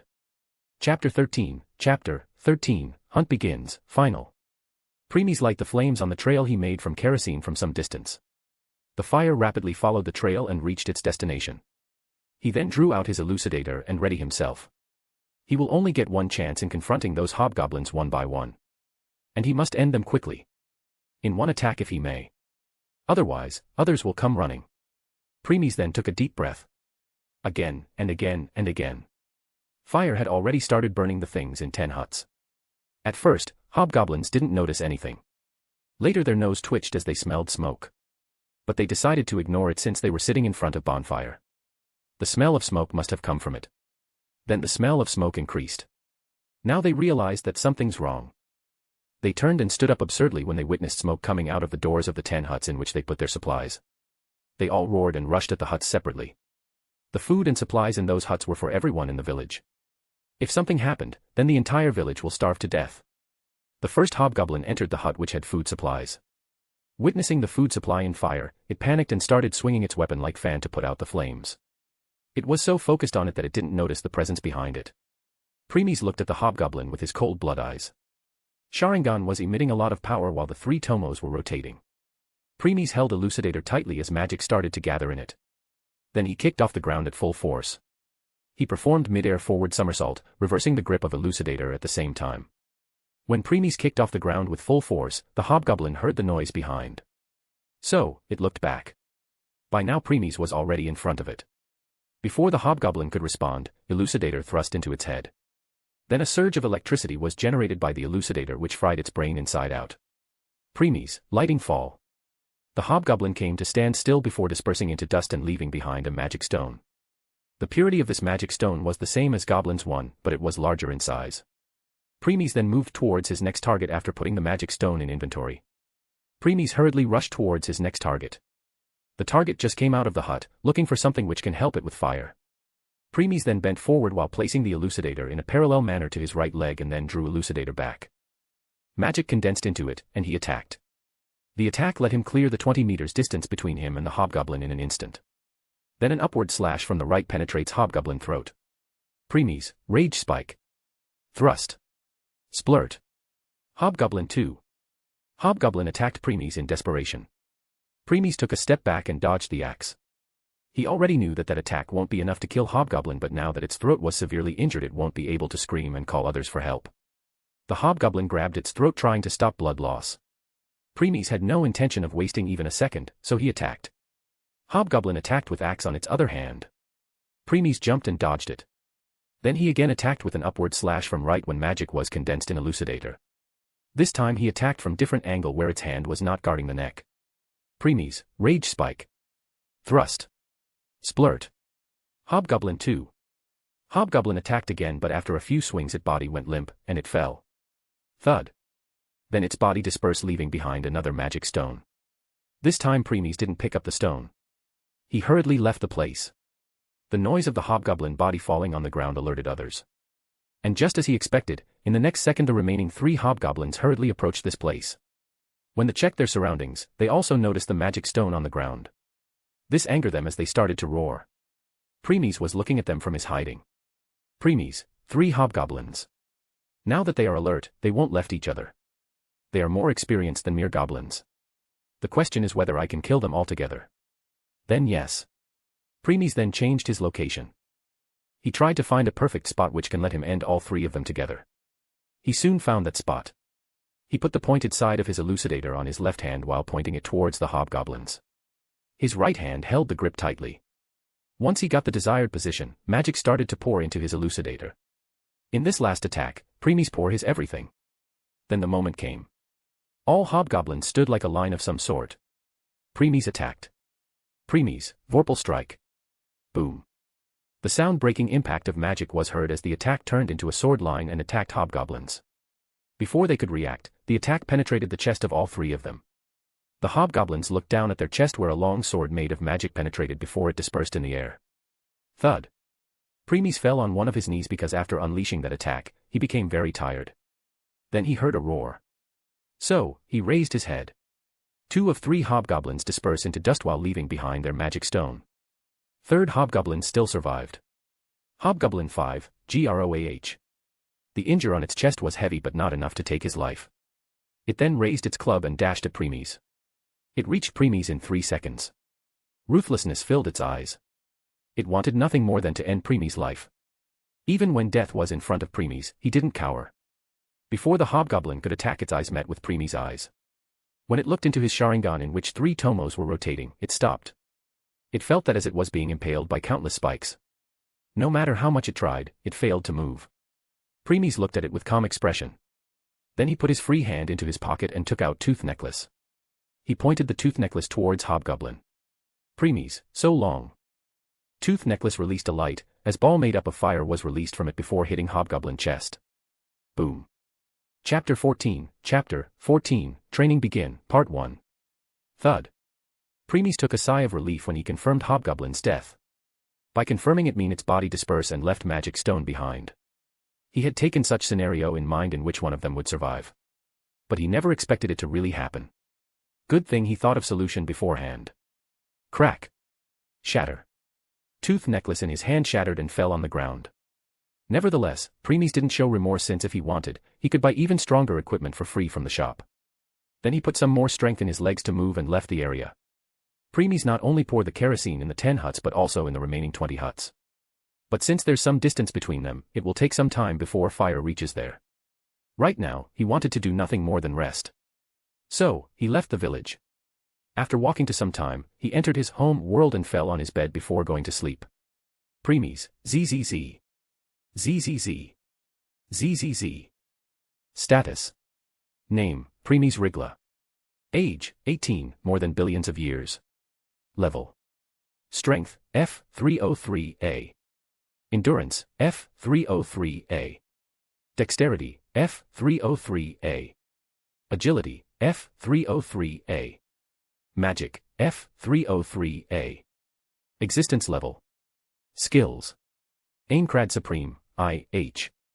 The Primordial One, IH. Truth Essence Steps, IH. The eye that reflects the heart, Sharingan, IH, sealed. Side skills. Chef de Cuisine, I.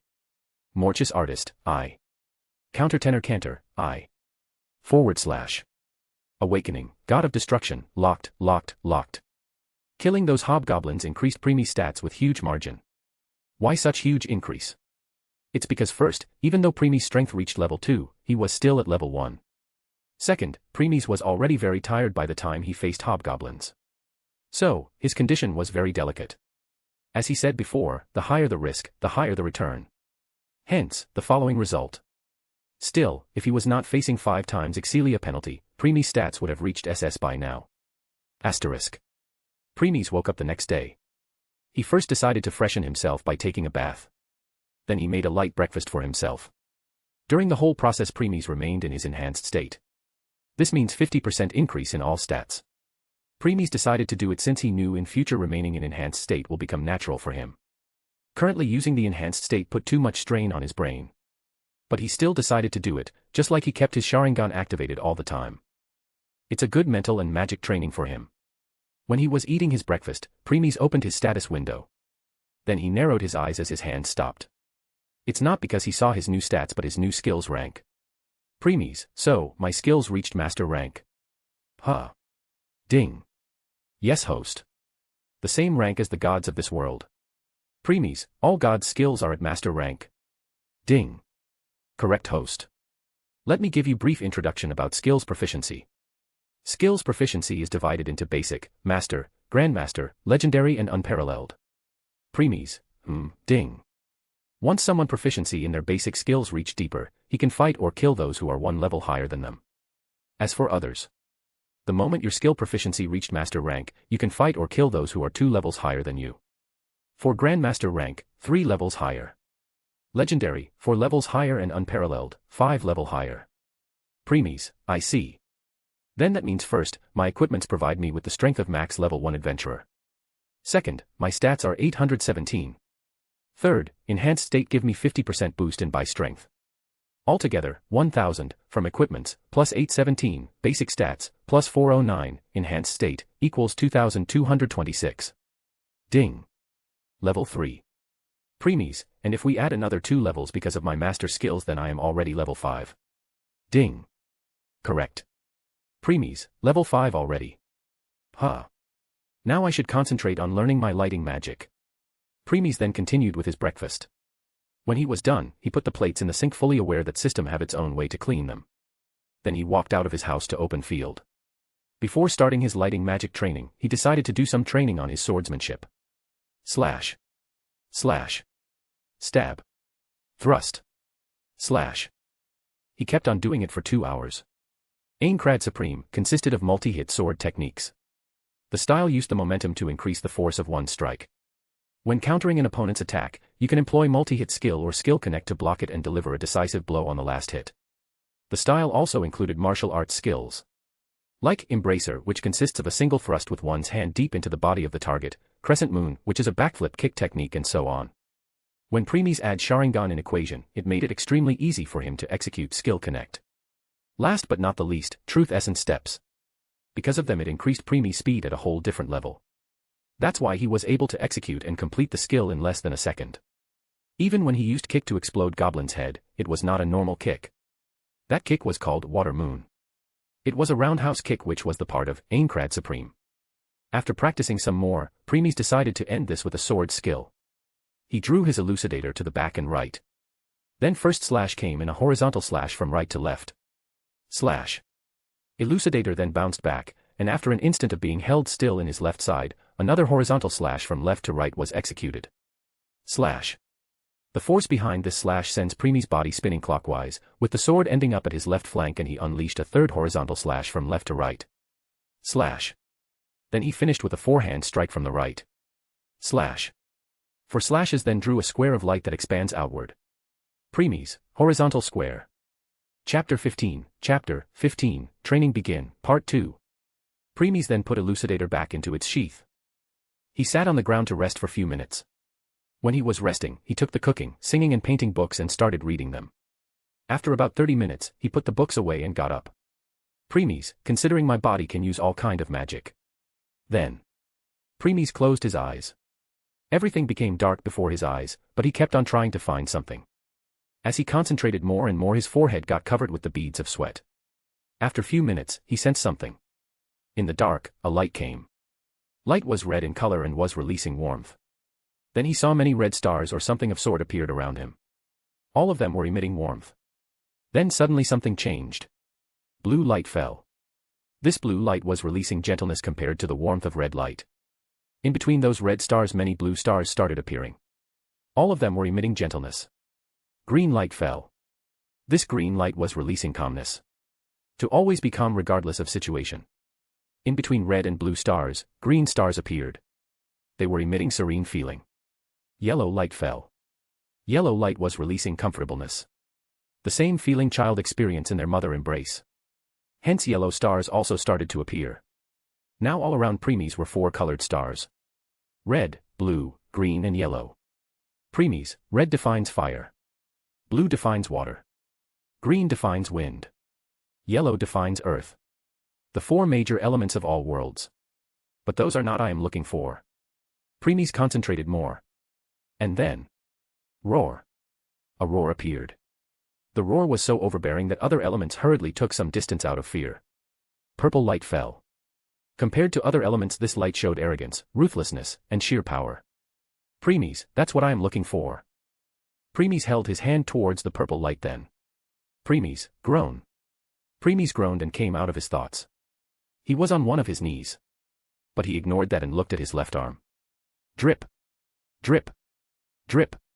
His entire left arm was limping down. It was in mess now. Blood was dripping down non-stop. He can tell that all his tissues, muscles, veins, and bones are shattered. He frowned as his hyper-regeneration kicked in. After a minute, he was completely healed. Premies swinged it few times before stopping. Premies, well, how could it be so easy? Ding. Lightning is the most arrogant and domineering force in nature. It can let you borrow its power, but it won't let you dominate it and have complete control over it. Premies, I will see to it. Premies looked at his left hand again. Remembering the same feeling, he tried to use lightning. Crack. Roar. That. Purple lightning appeared in his hand again before all his tissues and muscles started to break one by one. Premies didn't grimace witnessing this time. After his hand got healed, he tried again and again and again. Just like System said, lightning had no intention of letting Premies be the dominant one. Few hours went by with no result. Premies sat down as his arm was healing again. Premies, Fine then. If you like the hard way, I will give you that. Premies closed his and colorful lights appeared him again. Red, blue, green, yellow, and purple. These stars were all elements. Other elements were still trying to be far away from lightning as much as they can. Premies' concentration was on purple light or lightning element, which was still showing its arrogance. Premies, can't submit, then I will beat you into submission. Red light, fire element. Blue light, water element. Green light, wind element. Yellow light, earth element. Purple light, lightning element. Premies then ordered wind element to attack at lightning. The green light resisted out of fear but still comply in the end. Green light then attacked purple light. Bang. Roar. Lightning became angry after being provoked by wind. Everyone knew that lightning's weak against wind. So, even if lightning had more raw power than wind, it still hurt it. In anger, lightning element attacked wind element. Premies, oh no, you don't. Premies then commanded fire element to attack. Red light came and struck purple light. Bang. Roar. Lightning became angrier when another intruder came. Lightning still had upper than even if both attacked at the same time. But Premies had other plans. Premies, merge. Green and red combined and the power of fire element increased drastically. Then it attacked lightning element again. Bang. Roar. Lightning kept on becoming more and more angry. But Premies had no intention of stopping now.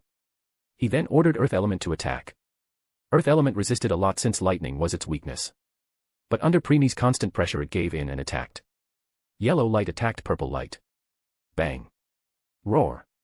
When lightning saw that earth attacked, it raged. Its thought was, how dare a weakling like you attack me? Before it could destroy earth element, Premies ordered water element to assist. Earth may appear weaker against lightning but it's stronger against water. With water element nourishment its strength increased, which made failed lightning element ass assault. Premies then ordered wind element to merge with water element and fire element to merge with earth element and continued attacking. Just like that with different combination, for elements started to get upper hand against lightning. At first it was stalemate. Then lightning element started to get pushed back slightly. It started to get pushed back even more. Later it got overwhelmed by the constant attack and different combination. It never expected that one day, the other elements which it looked down upon will turn its situation this dire. Even when it was getting overwhelmed, Premies didn't stop. He kept on ordering different combinations of attack. Now lightning for the first time started to feel the sense of dread. It can tell that if Premies won't stop then it will soon cease to exist. With this dread, it finally turned to him to ask for mercy and became submissive in the end. Premies, know your place. Here I am in control, not you. Chapter 16, Training Begin, Part 3. Premies looked at lightning element which became docile. He ordered other elements to stop. The elements then came back and to float behind him while shining bright. Then he stretched his hand towards the purple light. This time it didn't show any arrogance or something and appeared in his hand. Other elements behind saw the now docile lightning element in Premies' hand with envious. They really wanted to trade places with it. At that time, Premies stretched his other hand towards them. Premies, come.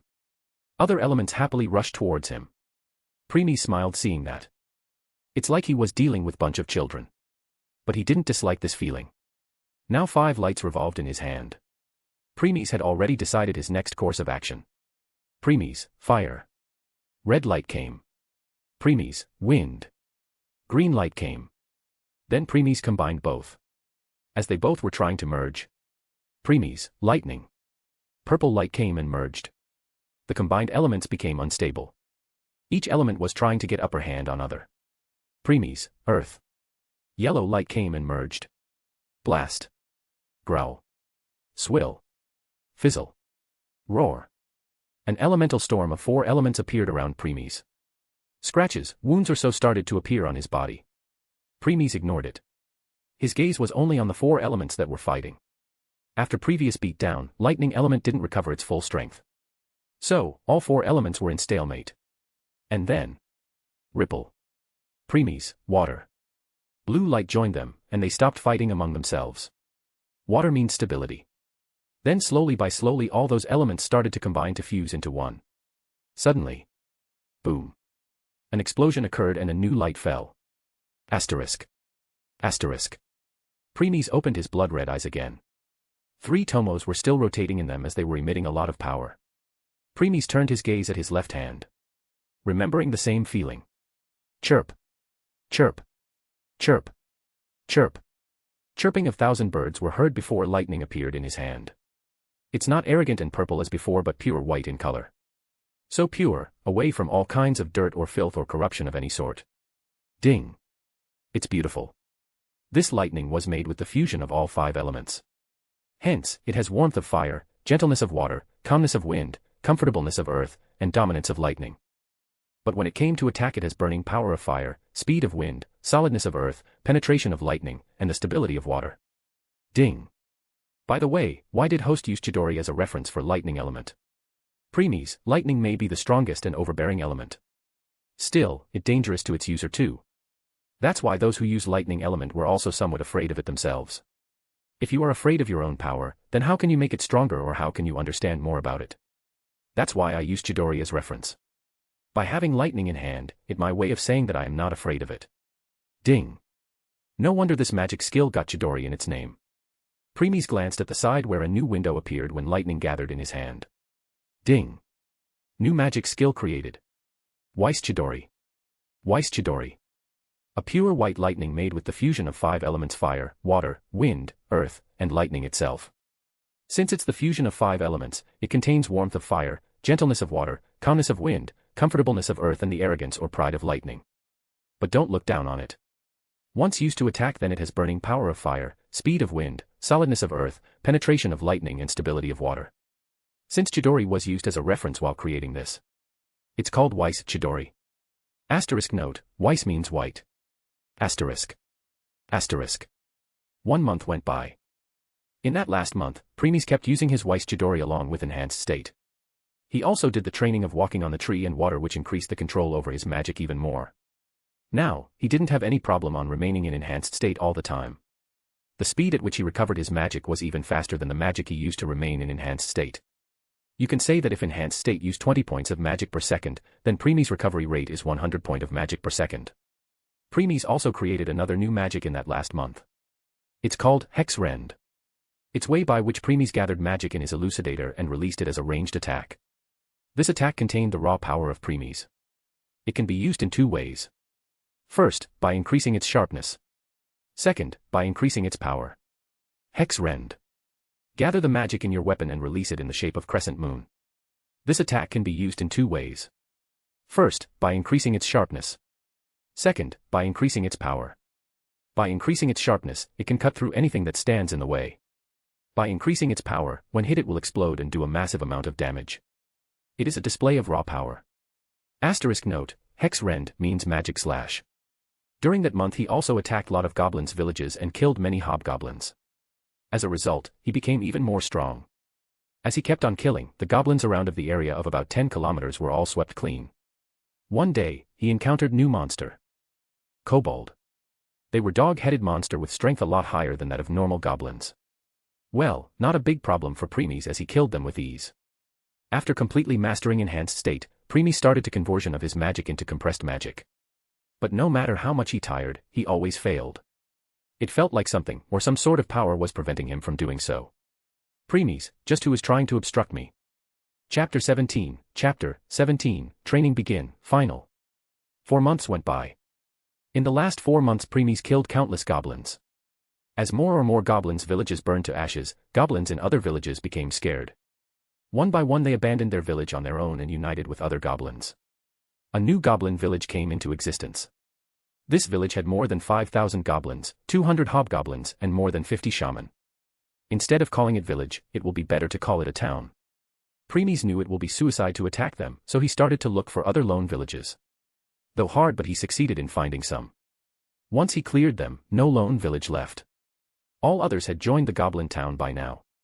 Since goblins were out of question, Premies turned his attention on other monsters. Kobold. Premies again started his killing spree. Many kobolds were slaughtered and became Premies' strength. When they realized how dire their situation was, kobolds also decided to join the goblin town to protect themselves. The goblins and kobolds never saw each other eye to eye before. But now they joined together against their common enemy, Premies. That's how Monster City came into being. Soon the population of Monster City became so big that even level 5 adventurers won't have guts to attack them. It will a complete suicide for them. Now, in the city lived 20,000 goblins, 500 hobgoblin, 100 shaman, and 5,000 kobolds. Premies didn't care about them. Right now, he was facing a different issue. He was looking serious at the window in front while frowning. Status. Name, Premies Rigla. Age, 18, more than billions of years. Level. Strength, A, 817, SSS. Endurance, A, 817, SSS. Dexterity, A, 817, SSS. Agility, A, 817, SSS. Magic, A, 817, SSS. Existence level. Skills. Aincrad Supreme, H. The Primordial One, H. Truth Essence Steps, H. The Eye That Reflects the Heart, Sharingan, H. Sealed. Magic. Weiss Chidori, I, H. Hex Rend, I, H. Side Skills. Chef de Cuisine, I, H. Morchus Artist, I, H. Countertenor Cantor, I, H. / Awakening, God of Destruction, locked. In the last month, Premies' all other skills also reached master rank. Not only that, even his stats reached SSS, 2999 but. Premies, system. What's going on? I have reached SSS, 2999 last month. From then till now, it didn't increase. Why? Ding. Host, it's not that it didn't increase, it can't. Premies, explain. Ding. Affirmative. Host, in this world, God's blessing is needed to level up. But Host doesn't have any such blessings. Premies frowned before replying. Premies, are you implying I should join a familia? Ding. It is one of the ways to level up. But I am sure you have no such intention, right? Premies, right. I have no intention of being under someone. Ding. Therefore, to level up, Host need to complete a trial. Once Host will clear this trial, Host can level up without any issues. Premies stoop up started to circle around. Then he stopped. Premies, did I need to clear a trial every time I want to level up? Ding. No, Host. You only need to clear it once so that you can level up in future without any problem. Premies, I feel that this trial is not one-time thing. Ding. You are correct, Host. The next trial will open when you were about to ascend godhood or about to become 3rd level existence. You need to clear a trial every time to increase your existence level. I told you that you need meditate at the bottom of the pond containing highly concentrated origin force to increase your existence level before. If I go in more details, then origin force inside the pond, cleanse you, refine you, make your body, soul, mind, and existence even stronger. In other words, ready you for your trial. Premies, I see. Premies glanced at the pond which had beautiful water and stars in it. But he knew that this so-called beautiful water is nothing but a poison which can kill anyone instantly if that person is not the wielder of origin force himself/herself. He then took a sigh. Premies, how do I start the trial? Ding. Please check system functions. Premies then opened the functions window of the system. Status, to see your stats and skills. Store, you can buy anything you want here. Inventory, give you item slots to store things inside. Each slot has the area of 15 cubic meter. Home, a personal world for the host and his family members. Worlds, currently locked, allow you to travel to different world. Reminder, currently host can only go to the worlds which are in group 1, existence level 1 to 3.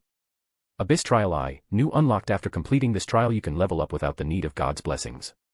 Premies, Abyss Trial. Huh. Just by reading its name anyone could tell it's not gonna to be easy. Ding. I won't deny that. Premies, sigh what a pain. Premies didn't start the trial right away. He decided to take some rest and return to his peak before starting it. Once he rested enough, he decided to give it a go. Premies, let's see. 29.99, basic stats, plus 14.99, enhanced state, plus 1000, equipments, equals 5498. Ding. Level 6 all-rounder. Premies, additional increase in 2 levels because of my master skills means 7498. Ding. Level 8 all-rounder. Premies, that's where I stand right now. Ding. Currently the strongest adventurer in this world is Otter or one more person. But they are both level 7. So, right now you are the strongest adventurer in this world. Premies, yeah, if there aren't some hidden monsters that is. Ding. True. Premies then opened system function window again and clicked on Abyss Trial I. Do you want to initiate the Abyss Trial I, Y/N? Premies, yes. Abyss Trial started. Then darkness swallowed Premies as he fell unconscious. Chapter 18, Abyss Trial. When Premies woke up, he found that there was nothing around him except darkness. He could hardly see anything. After looking around for some time his eyes got used to the darkness and he was able to see much clearly than before. He was in a room. But the room was very big. If you did rough calculation, then Premies was in the center of the room which was as big as 3 basketball court. When Premies found out that there was no one except him, he looked at himself. Premies was no longer wearing midnight coat and neither did he had his elucidator. Not only that, but he also couldn't even activate his Sharingan. His body was also heavy. As if all his power had been drained from him. He was just like a normal person now. Premies' expression turned grave, but he didn't despair. He made a fist, opened it made again and opened it again. Premies, it appears that I returned to normal human. TCH. This powerlessness sure did bring back some bad memories. He then started to look around the room. He checked every of the corner with no luck. After some time, he bended, held his knees and started panting. Premies, pant. I really hate this pant feeling. Then after some resting, he continued his search. In the end, he failed to find anything. Premies, hello, is anyone here? Getting impatient already. Premies felt a chill on his back, and he hurriedly turned. What he saw made his eyes open wide. The person standing behind him was extremely handsome. He has sharp chin and sharp nose. He had dark black hair and was wearing a black trench coat. There was a sword behind him. He has blood-red eyes in which 3 tones were rotating. The person behind him was he himself. Unlike the real Premies, this Premies was not only wearing midnight coat, but he also had elucidator. Last but not the least, he also had Sharingan. On top of that, the pressure coming from this Premies was same as when real Premies was at his peak. It's like looking at the mirror. But what made this Premies different from real Premies was the dark aura which was being emitted from his body. Premies, now that's not something you see every day. Ha ha ha ha. As expected from my original, still calm even in front of the pressure I am emitting. Well, it can't be helped. After experiencing eons there's hardly some things which can affect us. Premies, no matter how much I hate it, I can't deny that. So, Dark me. Instead of Dark me, I prefer Dark Premies. Premies, yeah, it suits you. Dark Premies, even after meeting your dark self you didn't look surprised. Premies, there are 2 sides of coin. One light and one dark. No matter how much one side try to deny the other side, the fact won't change. The same is applied here too. Even though I don't call myself a good person, seeing the dark aura from you defines you are on the dark side of the coin while I am on the light side. Dark Premies, ha ha ha ha. Bingo. Premies, so, this is Abyss Trial. Dark Premies, correct. To complete it you need to defeat me. Premies, can I get a sword? Dark Premies, no. Flash. Splurt. Premies, arg. Dark Premies, Dark Premies looked at Premies whose right arm was cut off. He was on his knees holding his right shoulder which was now missing an arm. Dark Premies was looking at him with ponder expression. Dark Premies, my original is really monster among monsters. Currently, I have all his strength means I am level 8 while he is just a normal human. The difference between us is that of heaven and earth. My attack just now was on clear intention of killing him, but he dodged at the last moment. Even though with a price of 1 arm but still he dodged. Premies was currently clenching his right shoulder. The pain of severed arm was at a whole different level. He was barely controlling himself to scream. If his surviving instinct didn't kick in at the last moment, then he was sure he would be dead by now. Dark Premies came out of his though and saw Premies glaring at him. A smile appeared on his face before he said, "Dark Premies, I forgot to tell you something. The pain that you receive in Abyss Trial is amplified by 10,000%. This means you are currently experiencing the pain of being your arm severed 100 times. Premies, this bastard." Premies can only cursed him in his mind because he knew if he opened his mouth the first thing he will do was scream out of loud because of pain. But that's not his main concern right now. The blood was flowing from his severed arm non-stop. He felt that his life was slipping away slowly and slowly. "Dark Premies, I can't see my original in pain like this. Let me put an end to your suffering." Flash. A flash passed by, but Premies dodged again by rolling on the ground. But then. "Dark Premies, not this time." Flash. Another flash and this time Premies' head was cut off from his neck. Plat. Thud. A head and a headless body fell. After some time, both disappeared. Then 5 meters away from it Premies was reborn. Premies was having hard time believing it. He looked at himself to check if something was different. Then nausea feeling swept over him as he started to cough violently. Premies, cough cough did. "I just died, asterisk cough asterisk asterisk cough star." "Dark Premies, yo. Welcome back to the world living. Tell me how death felt." Premies, disgusting. Dark Premies, really? Then let's continue. I am sure you will get used to it after experiencing it few more times. Premies. Dark Premies, now then. Will you be able to complete this trail or will fall into the abyss of despair? I can't wait to see. Ha ha ha ha ha ha ha ha. Chapter 19, Awakening, Part 1. Premies didn't know how much time had passed. But what he was experiencing can be defined with just one word: hell. Death then resurrection, time and time again.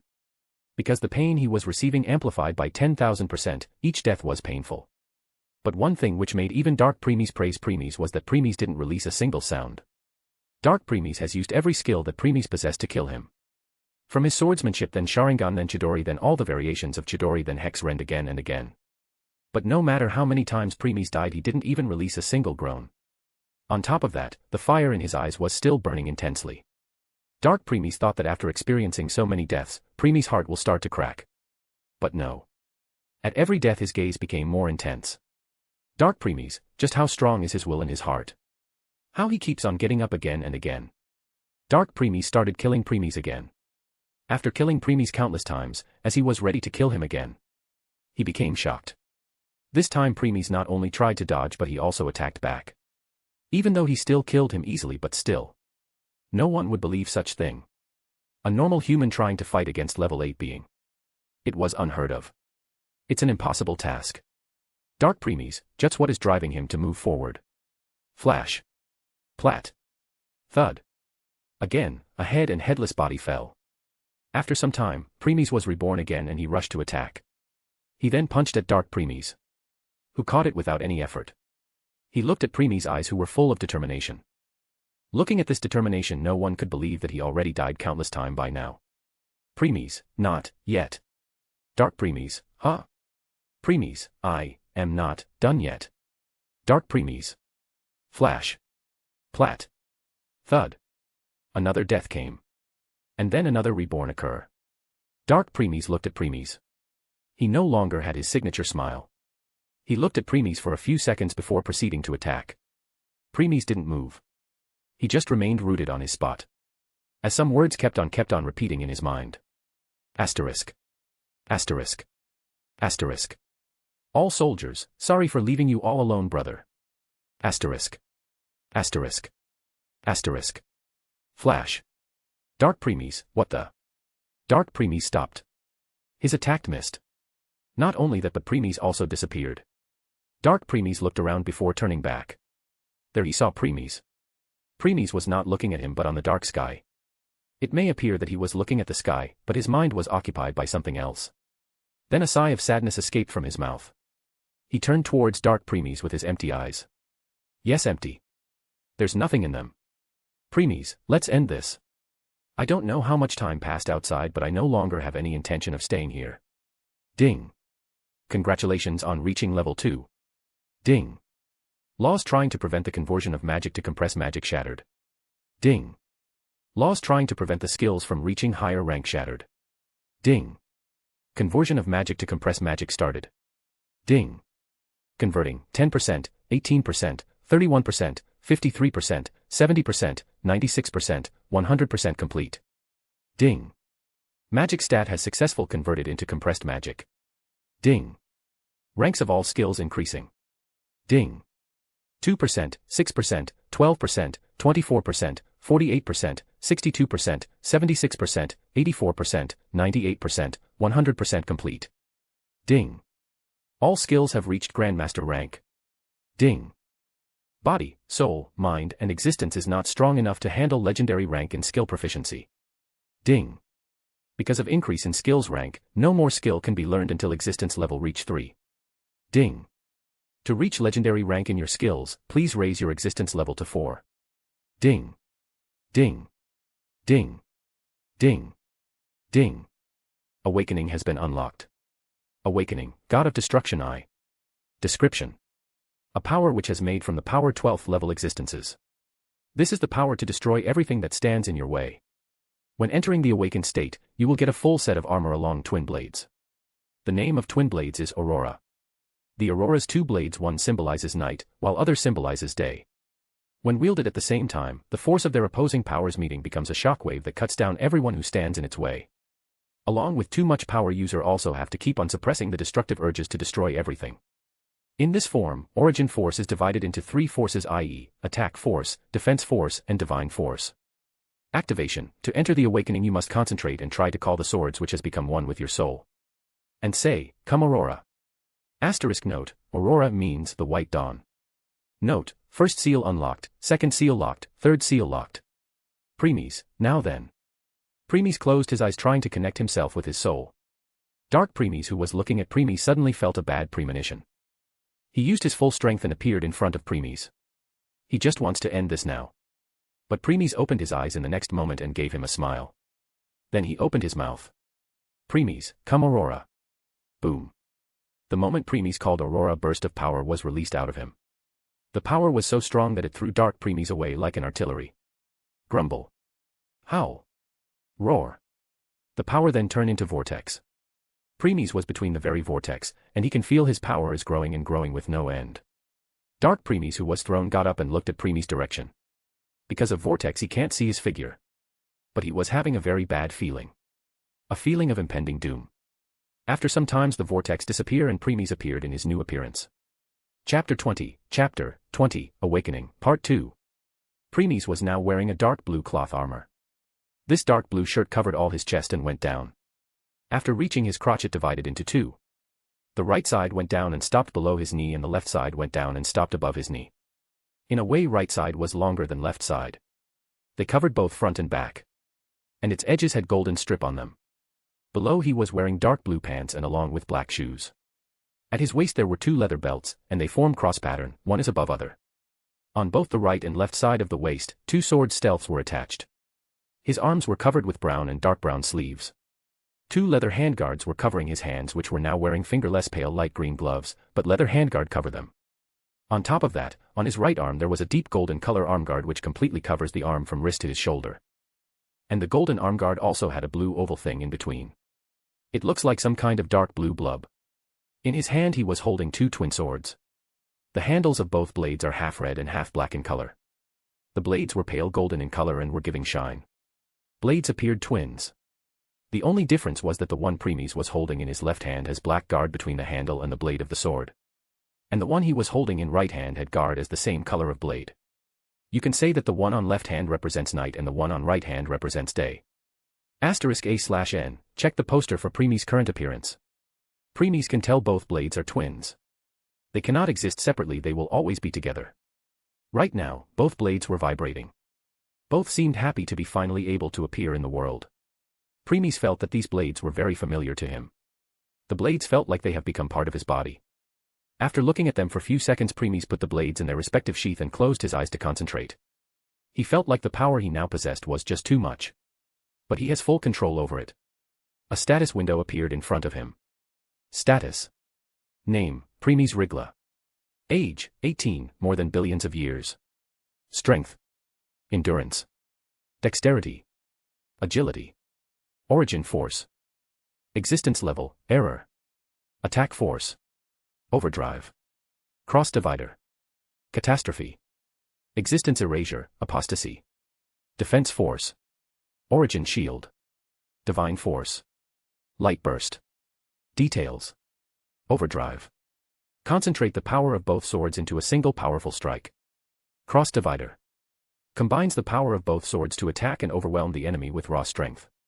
Catastrophe. Let all your destructive urges loose and channels them into a single attack to blast through anything that stands in your way. Existence erasure, apostasy. Power to remove something from existence, leaving nothing behind, a level of destruction beyond incineration, vaporization, and atomization. Rather than just reducing something to its constituent parts, this ability leaves absolutely nothing behind. Powerful enough uses of this ability can even erase the mind and soul. This power was further increased when the word apostasy was attached with it. Now, this is the power to break all laws. This power can not only be used for destruction but for something else too. Like, instead of destroying someone you can destroy their powers. Forceful split souls into two or destroying one and so on.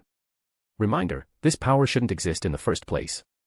Because this power can destroy the very laws which govern the working of the worlds. Origin shield. Uses the origin force to put barrier that protects you from any damage. Light burst. Use the light of ruin to fire explosive origin photons at the enemy and destroy them. Premies then folded his hands and turned to Dark Premies. Premies, want to keep on going. Dark Premies' eyes met with Premies' now empty eyes. A contest of stare continued for a few seconds before Dark Premies smiled and put the elucidator back into its sheath. Show. Dark Premies, there is no point. Since you have unlocked your awakening, then this means you have already cleared this trial already. Premies, Dark Premies, alright, that's that. I am sure we will definitely meet again in future. Until then, farewell. Then Dark Premies disperse into darkness. Premies didn't try to stop him. It's not like he forgave Dark Premies for what he did to him. Dark Premies was only following the rules of the trial. But Premies will definitely take his revenge in future. Premies, time to leave. Then he raised his right hand high in the air. Light of ruin started to gather in it. As the power gathered in his hand, the entire space started to tremble violently. Crack. Crack.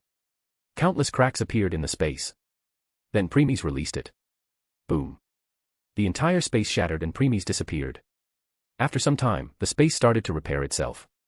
Every piece of space joined and made Abyss Trail space again. Dark Premies also returned. He looked at everything around before taking a sigh of relief. His eyes were full of fear. The feeling of dread had already covered his heart. He gulped before opening his mouth. Dark Premies, if he had released that attack on me, I am sure I would have reduced to nothing. And I am sure that it was just his casual attack. Good thing that I escaped before he released that. Chapter 21, Twilight. In the home world, Premies, who had been unconscious for 7 months, finally woke up. His body experienced a lot of changes during those past 7 months. Even though he was unconscious, his body was adapting itself to the rapid increase of power. Premies' height was now 182 centimeters. His black hair became more lustrous. His shoulders were broad, his waist narrow, and his muscles were more evenly distributed over his body like finely chiseled granite. His face now had mature look, and along with his blood-red eyes, i.e., Sharingan, which had become more refined altogether, gave him a handsome devilish look. After looking at himself for some time, Premies called his midnight coat and elucidator and wore them. Premies felt that both his coat and sword became stronger. So, he decided to check. Origin Force, Elucidator. Type, Weapon, Long Sword / One Hand. Rank, I. Attack. Soulbound, Premies Rigla. Abilities. Indestructible, EX. True Damage, E. Acute Reflexes, E. Origin Force, Midnight Coat. Type, Armor, Cloth Armor. Rank, I. Defense. Soulbound, Premies Rigla. Abilities. Indestructible, EX. Invincibility, E. Damage Reflection, E. Details. True Damage, E. Your attack will do 20% of true damage. Acute Reflexes, E. Increase your reflexes speed by 20%. Invincibility, F. Nullify 13% of the damage taken. Damage Reflection, F. Reflect 13% of the damage taken. Reflected damage will do true damage and is guaranteed hit. While he was doing it, he also decided to check his new status. Status. Name, Premies Rigla. Age, 18, more than billions of years. Level. Strength, 3000 C-763 x2, enhanced mode. Endurance, 3000 C-763 x2, enhanced mode. Dexterity, 3000 C-763 x2, enhanced mode. Agility, 3000 C-763 x2, enhanced mode. C. Magic, 3000 C-763 x2, enhanced mode. Existence level. Skills. Aincrad Supreme, G. The Primordial One, G. Truth Essence Steps, G. The Eye That Reflects the Heart, Sharingan, G. Sealed. Magic. Weiss Chidori, G. Hex Rend, G. Side Skills. Chef de Cuisine, G. Morchus Artist, G. Countertenor Cantor, G. / Awakening, God of Destruction I. Note, first seal unlocked, second seal locked, third seal locked. Ding. Congratulations host on completing Abyss Trial. Premies, thanks. Ding. Host skills have also reached Grandmaster rank. This means now you can fight and kill those who are 3 levels higher than you. But you don't appear that surprised. Premies, after experiencing Ian's, it was just a matter of time for my skills to reach Grandmaster rank. Anyway, thanks system. Ding. What do you mean host? Premies, the reason why the increase in my skill was delayed. And the obstruction I faced was all the laws of the world come into play, right? Ding. Right, host. Group 1 limit is 3rd level existences. And the skills possessed by them are all master skills. Grandmaster skills are possessed by 4th level existences. That's why the laws were trying to prevent you from reaching that level. Premies, the same case is with compressed magic. Ding. Right.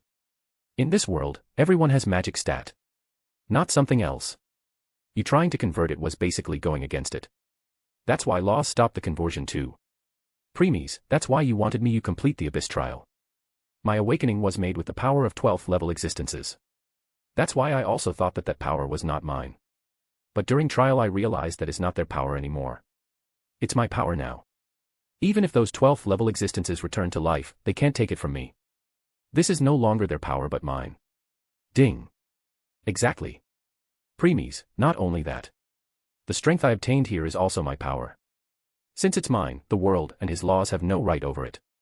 Once I realized that, my magic was no longer bound by the laws of this world. Hence it changed and turned to compressed magic. Ding. Exactly. That's also why your enhanced state turned to enhanced mode. Premies, right. So, thanks Sist, no Twilight. Ding. Twilight. Premies, yup. That's how I will refer to from now on. And I also want you to call me with my name. Ding. Are you sure, host? Premies, yes. Then Twilight voice turned feminine. And she replied. Then I will do just that, Premies. Premies showed a rare smile. Premies, all right. It's time to go to Orario, Twilight. Right. It's time for your journey to officially start. Chapter 22, Orario.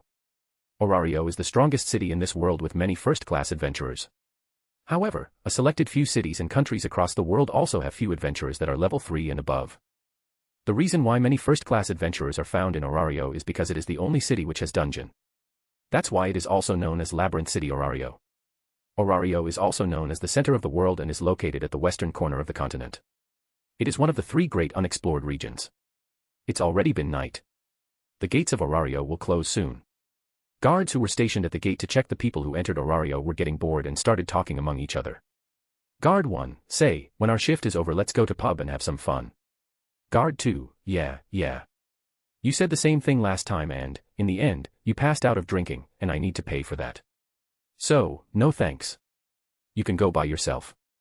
Guard 1, come on man, I already said sorry many times. Guard 2, why don't you take someone else instead of me?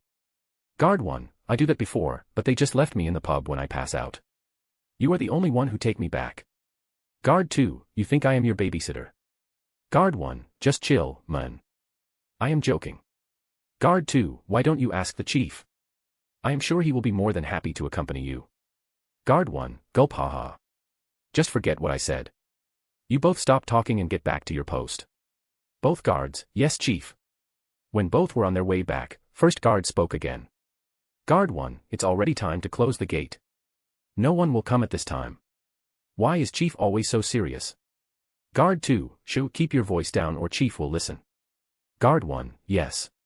Yes. Sigh.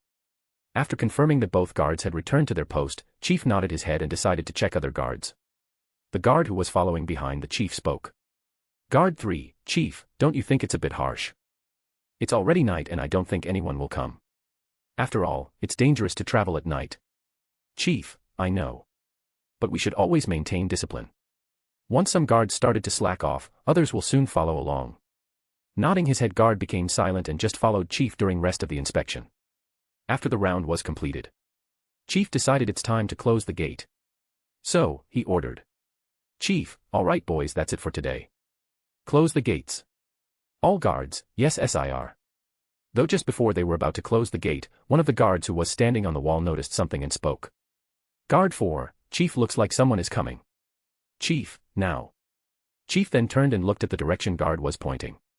At first, because of night he didn't see anything. But just when he was about to scold the guard for false information, from the corner of his eyes he saw someone approaching. The one who was approaching was 182 centimeters tall. He was wearing black coat and you could see the black sword's handle from the right side of his shoulder. Because the person was still very far, no one could see his face. Chief, hey you. If you want to enter the city, move fast. The gate is about to close. When Chief was in the middle of his yelling, he suddenly stopped. That's because before he could complete his sentence, the person raised his head.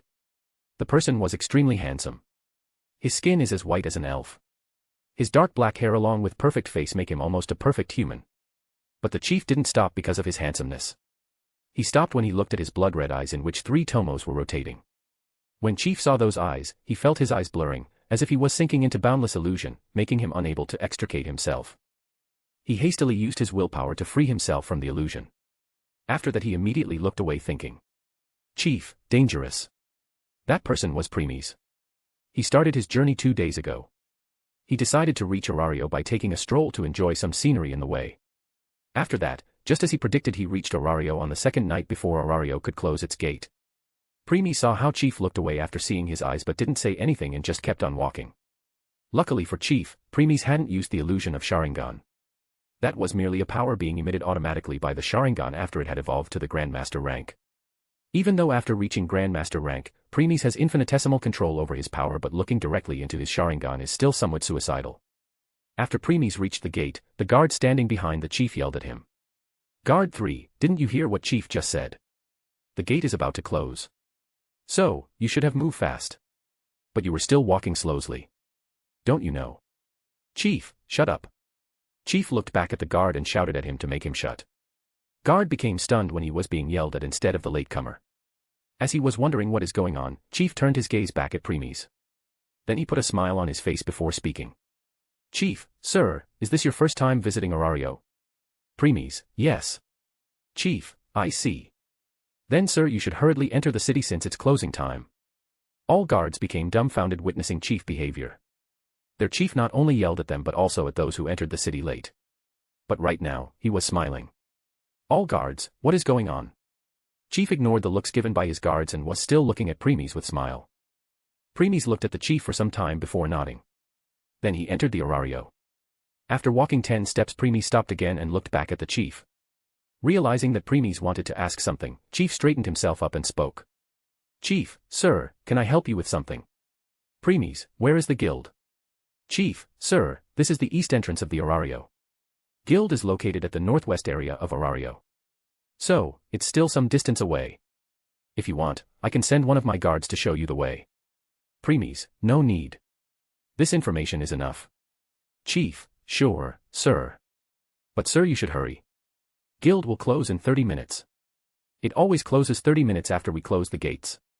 Nodding his head, Premies walked away again. Seeing Premies walking away, Chief shouted again. Chief, sir, if you need any help in future you can ask me. I will personally complete it for you.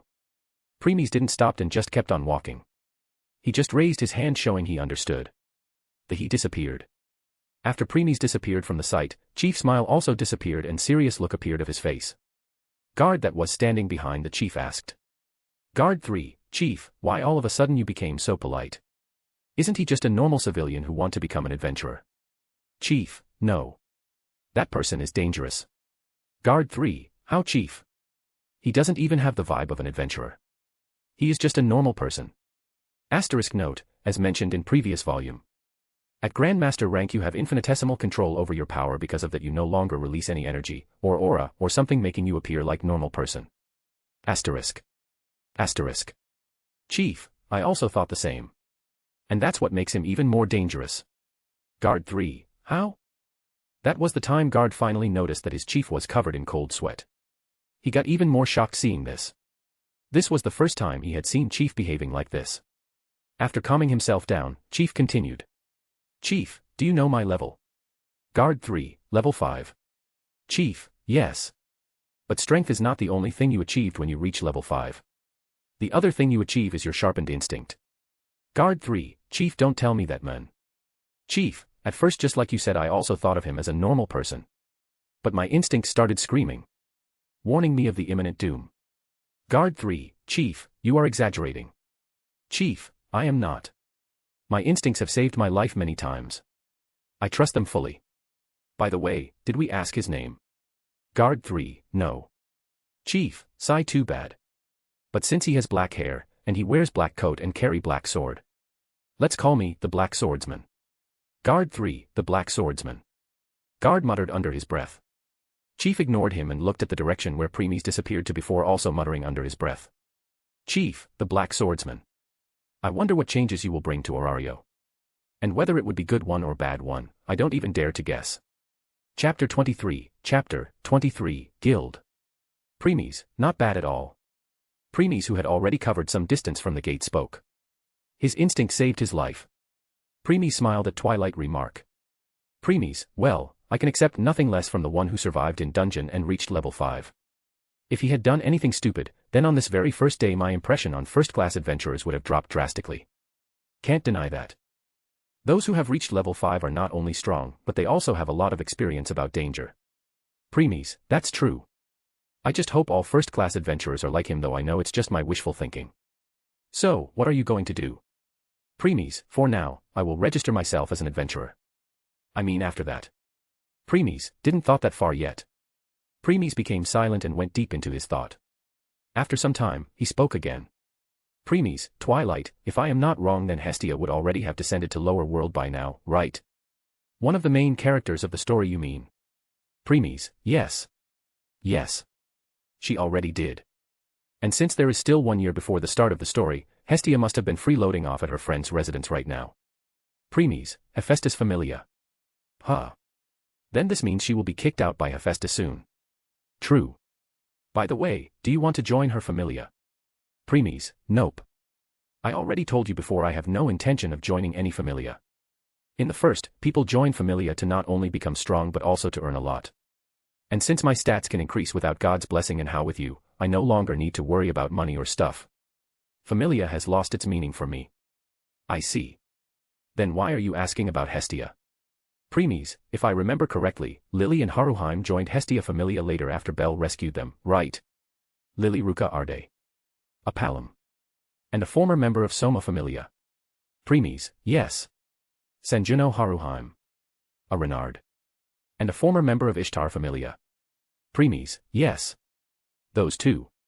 So, you want to make those two join Hestia Familia? Premies, that's the plan for now. As you already know that Belle will appear 1 year from now on. But I don't think I will be here that time. Another world. Premies, yes. The cooldown is 6 months. So, after the cooldown, I will go to another world. Means I am only here for 6 months. And I will spend at least 1.5 years in another world before returning here. But within this 1.5 years that I am away, I am sure with Belle luck many things will happen. So, I want to at least make both members of Hestia Familia before I left. Can't you just let Belle do it just like in story? Premies, maybe, I can. But the reason I am doing it is because of some other reason. What reason? Premies, well. They both are on my list of targets to capture. At last. Premies, what? At last, you have decided to find your wives. In truth, I have long given up that you will ever find someone in your life. Premies, who did you think I am? A training manic. Whose mind is always filled with training and training. Premies. Premies became silent. He didn't have any words to argue back. Because it's true. Ever since he had arrived in this world, he was training, and training.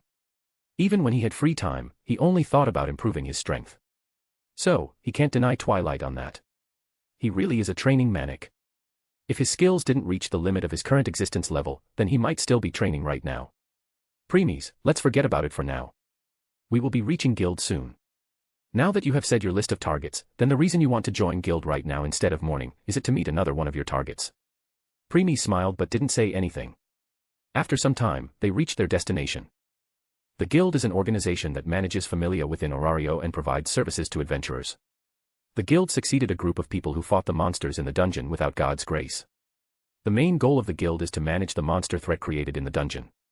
Aside from this, the guild buys magic stones, drop loot, and adventurer-created maps of the dungeon. The guild also provides weapons and armor to new adventurers who are just starting out. The main building of the guild is called the Pantheon.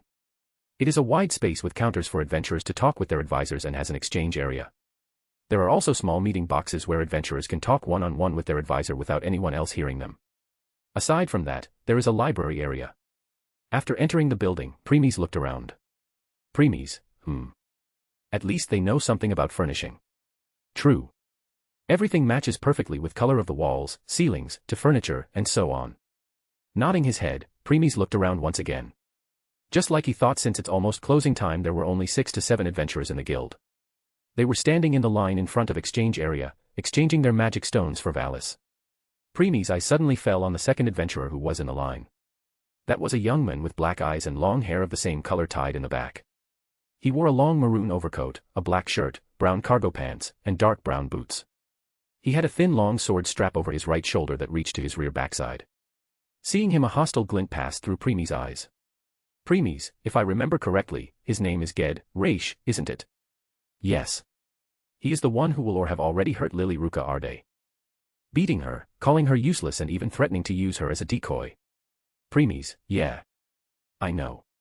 Premies created a Chidori needle in his left hand without anyone realizing and throw it towards the right ankle of Ged. Instead of paralysis, Premies changed it to a sudden shock. The moment it touched Ged's ankle, Ged's leg moved by reflex, kicked the butt of the adventurer standing in front of him without even realizing. Thud. Adventurer 1, GRH. After stabling himself, that adventurer glared back at Ged and said with hostility. Adventurer 1, what's your problem, huh? Ged, who came out of his daze. Raise both of hands in front of his and apologize. Ged, that was just a mistake. I didn't know why my leg moved on its own.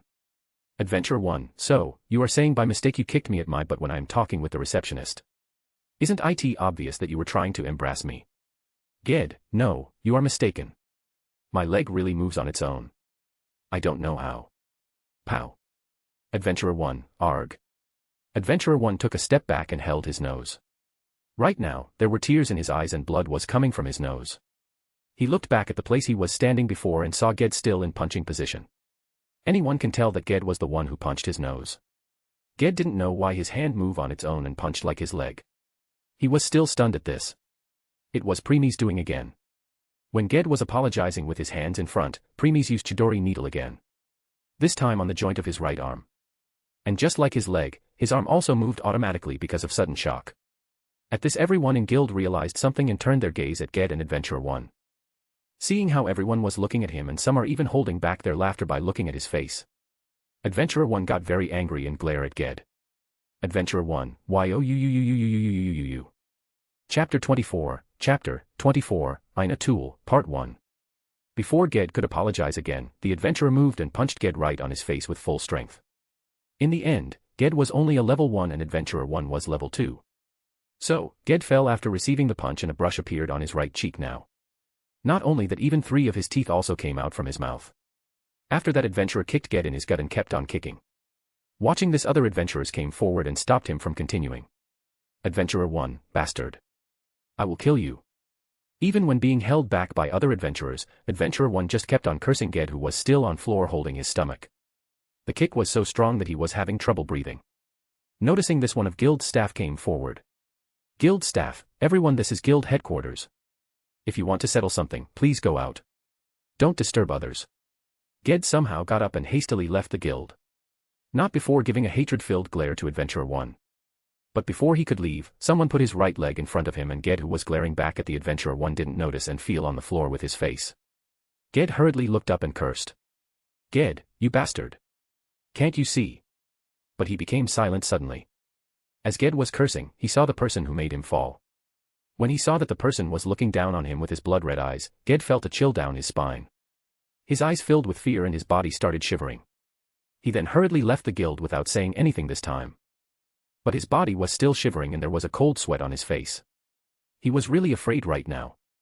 Premies turned his gaze away from Ged back to the guild again. Premies, good. Seeing him running like this.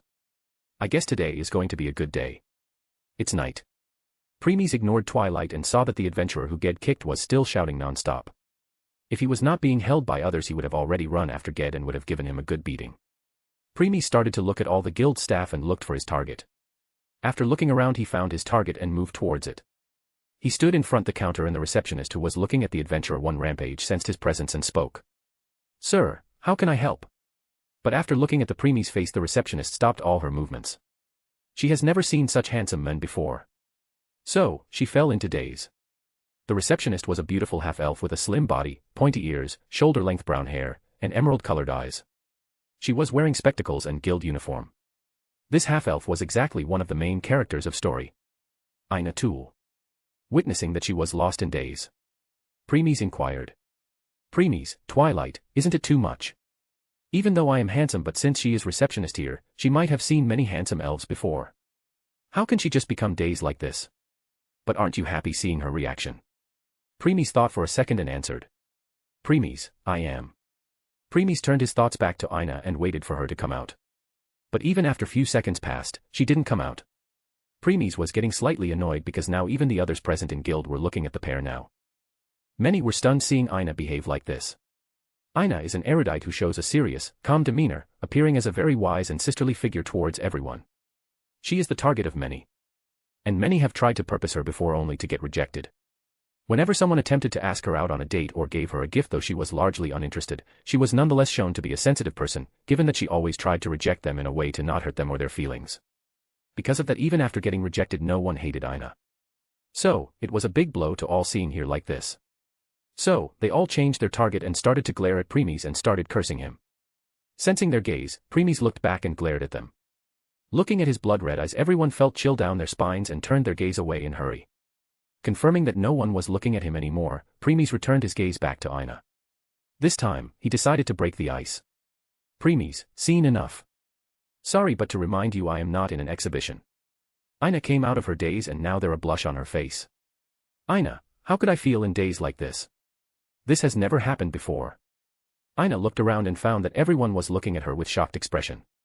Realizing that she had been in daze for quite some time, her face turned as red as tomato down her neck.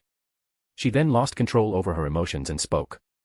"Ina, oh no, Premies, calm down. And take a deep breath." Ina, who getting flustered, heard Premies' words and did what was told. "Ina, deep breath in, deep breath out, deep breath in, deep breath out." After few more breaths, the redness from her face decreased a lot. "Premies, calm down now." "Ina, why, yes. Thank you." Even though Ina calmed down, there was still a blush on her face. Others might be afraid of looking into Premies' Sharingan, but Ina thought they were beautiful. What she didn't know is that Premies was trying to keep his Sharingan power from flowing out right now. Because of this, Ina think they were just normal eyes without any power in them. "Ina, so, yes sir. How can I help you?" "Premies, I want to register." "Ina, oh. I see. Let me get the form for you." Ina then took out one of the documents from the stack of many documents and gave it to Premies. "Ina, here. You must fill this form to register." Nodding his head, Premies took the form and read it. Then he filled it. After filling it, he gave it back to Ina. Ina picked up the form and go through it. "Ina, let's see. Name, Premies Rigla. 19 years old. Level 2 adventurer. A swordsman. And a solo adventurer without a familia." After going through everything, Ina looked up and spoke. "Ina, since you have not joined any familia in Orario yet, the tax you must pay during exchange will be higher than those who have joined familia." "Premies, I don't mind." "Ina, okay." After that, Ina put a stamp of guild on the form and keep it with other documents.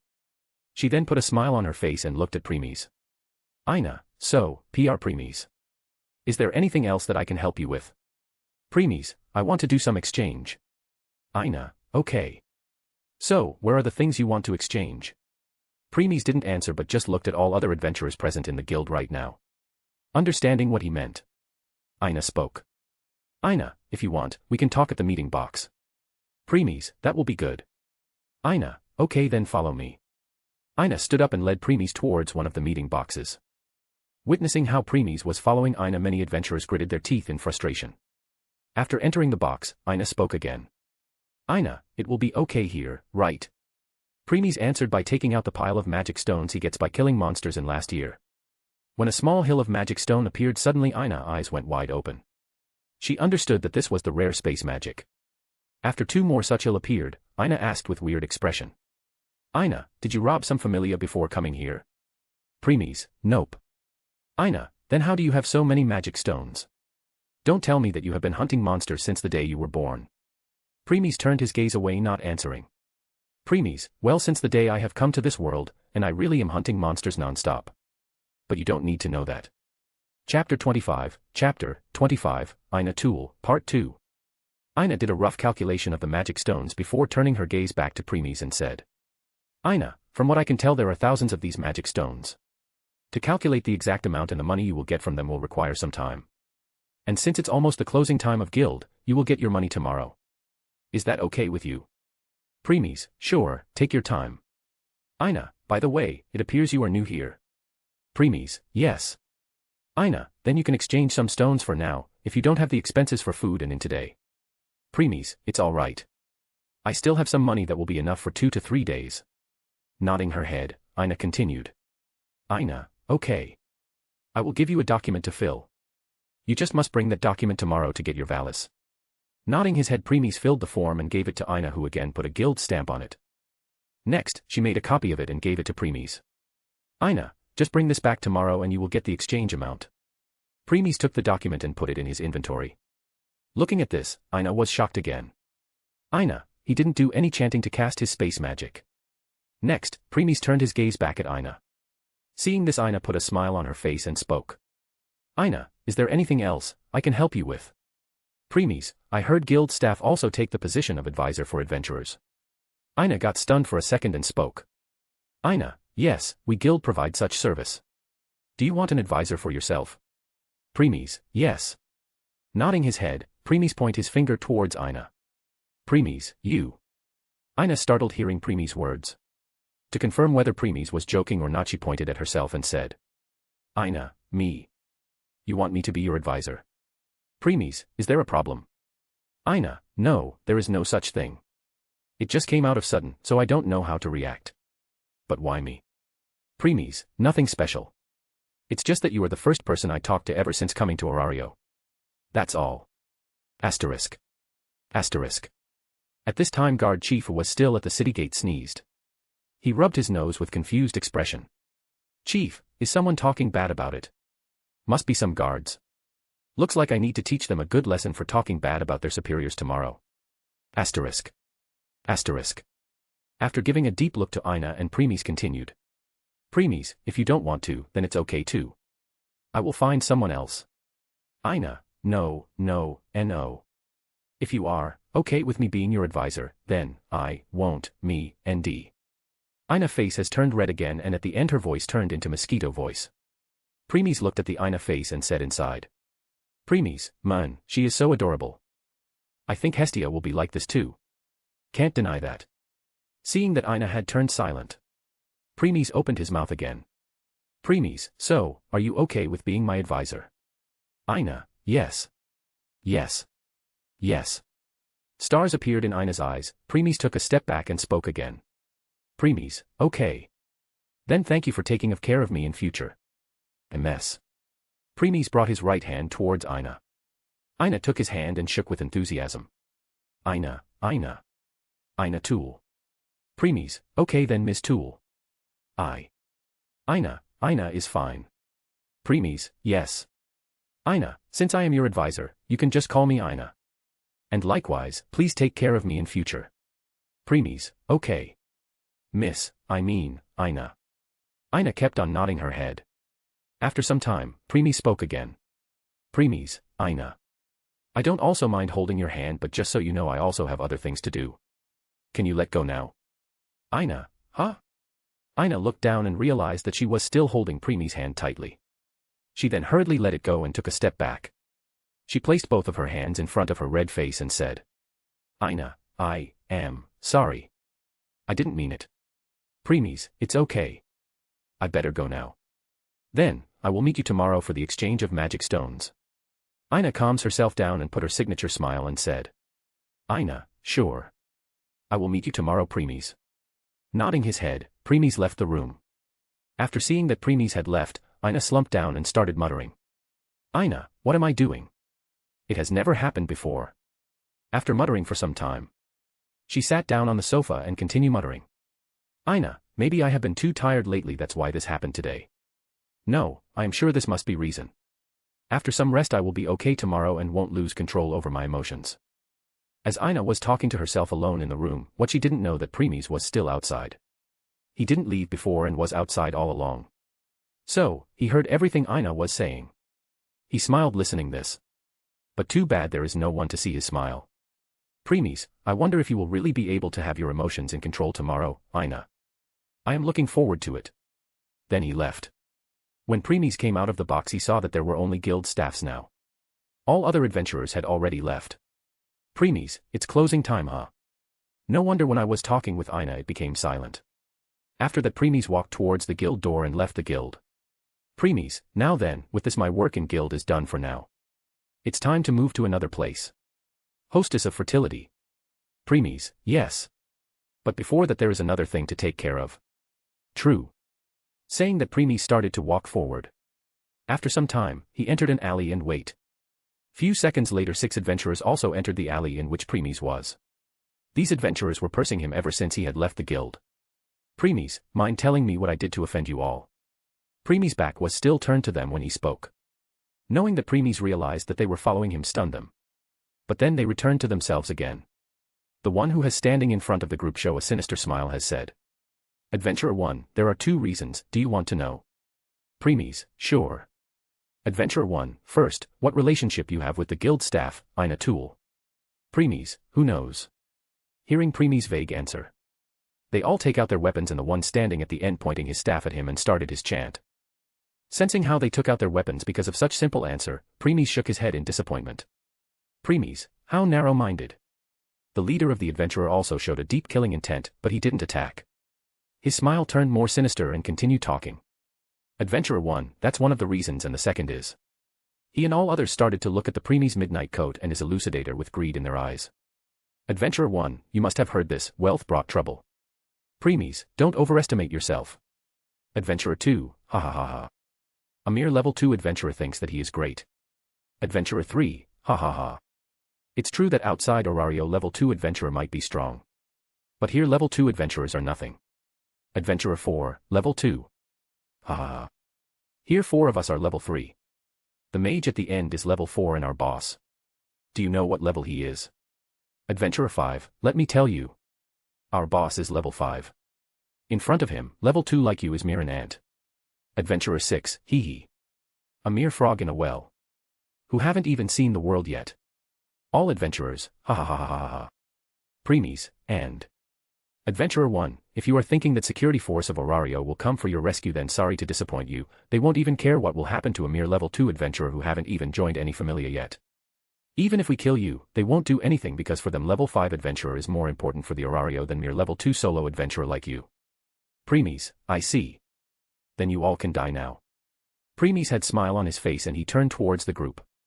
When in guild Premies was suppressing his Sharingan to not affect Aina, but now he no longer needs to care about it. The moment the adventurers look into his eyes they felt their eyes blurring, as if they are sinking into boundless illusion. They hurriedly tried to use their magic and willpower to get out of this and then took a step back. The leader sensed that something's wrong. But as a level 5 adventurer, how could mere level 2 harm him? Stabling himself, he shouts. Adventurer 1, attack. After shouting, leader rushed towards Premies with his full strength. For others he was extremely fast that they were not even able to catch his shadow. But for Premies he was extremely slow. Premi's current strength was as equal to an all-rounder level 8 mid-level adventurer along with his Grandmaster rank. Premis can even take care of a group consist of level 9 peak adventurers with ease. Let alone level 5. Just as leader reached Premis. Flash. A flash appears and then the body of the leader was split as two from head to his crotch in two equals. Witnessing this, the remaining 5 adventurers became stunned and remained standing on their spot. They can't believe their almighty level 5 leader was killed in just one move. And they didn't even notice when Premis draws his blade and killed him. After killing the leader, Premis didn't even look at his body and just turned his gaze towards the remaining 5 adventurers. There was a smile of his face. But seeing his smile alongside his blood-red eyes in which 3 tomos were rotating, sent a chill down their spines. It's like Devil was smiling at them. Premis, 5 more to go. Chapter 26, Fells. Premis looked at the remaining 5 adventurers with Elucidator in hand. He had complete control over his power to the point that even after killing the leader, there was not even a single drop of blood on his midnight coat or his Elucidator. After that he started to walk towards them step by step. Step. Step. Step. Premis' movements appeared like a normal walk. If there were not split of a body behind him, everyone would have thought that he was taking a stroll. Every step of Premis was like a hammer on their chest. As Premis was moving towards them, they were taking steps back. In the first place, these adventurers never even believed that Premis was level 2 either. Because Premis didn't have demeanor of an adventurer, they thought that he had lied to the guild saying he was level 2. And when they saw his midnight coat and Elucidator, they thought he was just a noble son or something who came Orario today and didn't know how the world works here. So, they were filled with greed. At first, they only wanted to steal his coat, sword, and all his money. But when they saw how Ina Tool become dazed because of his handsomeness and he even went to talk to her in private, they decided to kill him. In truth, all these 5 had once confessed to Ina before but only to get rejected. But since Ina always tried to reject by making sure she won't hurt other feelings, they thought they still had chance in future. Too bad Premis took away that chance. Everyone could tell that even though not love but Ina already had a good impression of Premis. Things became even more drastic when they went to secretly get the information about Premis and came to know that Ina had decided to become his advisor. So, all 6 of them decided to band together to get rid of him. The one Premis killed was not their real leader. It's just that since he was level 5, others decided to let him take the lead. And hearing Premis' vague response really ired them more. When their temporary leader attacked Premis, they all thought it was over for him. So, they didn't do anything. But now the results horrified them. They understood that they tried to bite more than they could chew. Step. Step. Step. Understanding that death was imminent. They turned around and ran as fast as they could. But will Premis let them go like this? Premis moved and blocked their way. Since they were in an alley, they could only run back from where they came from, but Premis blocked their only exit. Premis now was standing in front of the mage who was standing at last. Noticing Premis standing in front of him sent a chill down his spine. A feeling of dread rose from his heart. He didn't even realize when Premis moved and blocked them. Adventurer 6, he is too fast. Is he an agility type adventurer? He started to think of a way to get out of this situation. After some time he spoke. Adventurer 6, what you did. You killed an elite adventurer of a familia. Now, no matter where you go, the other members of his familia will come after you to kill you. Premis stays silent and didn't answer. He just keeps on looking down on all of them. Getting no response from Premis, the feeling of dread in their heart started to diminish. Mage decided to speak again. He put a smile on his face and spoke. But he is just putting a false bravado right now. Adventurer 6, let's make a deal. From what I can tell you are a level 5 agility type adventurer. Our leader attacked you without putting any guard because he thinks you are mere a level 2 adventure. Other 4 also decided to support the mage. Adventurer 2, exactly. If our leader knew that you are also a level 5 adventurer then he would have stopped you. Adventurer 3, yes. The reason you were able to kill him is because you caught him off guard with your speed. Adventurer 4, and you also have done a great crime by giving wrong information in the guild saying you are level 2 instead of level 5. Adventurer 5, if you will kill us all then guild will realize that you lied about your level. And then you have to pay a big price for it. Everyone started to calm down by now and they had smile on their face. They were no longer afraid. Seeing this mage also smiled and looked back at Premis. Most of his fear is also gone by now. Adventurer 6, how about this? Let us go and I will recommend you for my familia. Since you are level 5, my familia will accept you happily. By doing this when the familia members of leader come, they will stop, knowing that you belong to my familia. Say, it's a good deal, isn't? Hearing mage other adventurers' face distorted. They realized they lost a good opportunity having a first-class adventurer join their familia. But now they can't do anything. Premies didn't show any reaction to the offer. Seeing that he was not answering, Mage started becoming impatient and shout. Adventurer 6, tell me, are you going to join by familia or not? Premies, as those your last words? Hearing Premies reply, everyone got stunned. They can't believe even after giving such offers, he still rejected to let them go. Now they all were filled with rage. Adventurer 6, you don't know what is good for you, do you? It's such a go. Premies, that's enough. Premies swings his elucidator at the Mage. It may appear that Premies was only listening to Mage, but Premies was conscious of every action they were taking. So, even though they were speaking, these adventurers were planning something. But he didn't stop them. After Premies realized that they were done with their thing, he swings his elucidator at Mage's neck. Witnessing Premies raising his sword, a smile appeared on the Mage's face. After that, a magic barrier appeared and covered the Mage entirely. After all, there was no way that a level 4 adventurer won't have a life-saving item. This was Mage's trump card. This barrier could withstand 3 full power blows of level 5 adventurer. Even though it's limited, it's still enough for Mage to complete his chant. But reality was always different than you thought. Preemie's sword cut right through the barrier like how a hot knife cut the butter without any resistance. The last thing Mage saw from his severed head was his headless body. Before dying, he only have one thought. Adventure 6, he is actually beyond level 5. We didn't stand a chance in the S.T.P.L.A.C.E. Taking the opportunity Preemies was taking care of Mage, remaining 4 level 3 adventurers started to run deeper into Alley. Alley only has space for one person. So, they ran in a line. Preemies put the elucidator back in its stealth. Pointing his left hand in their direction, he said. Preemies, why spear? Chirp.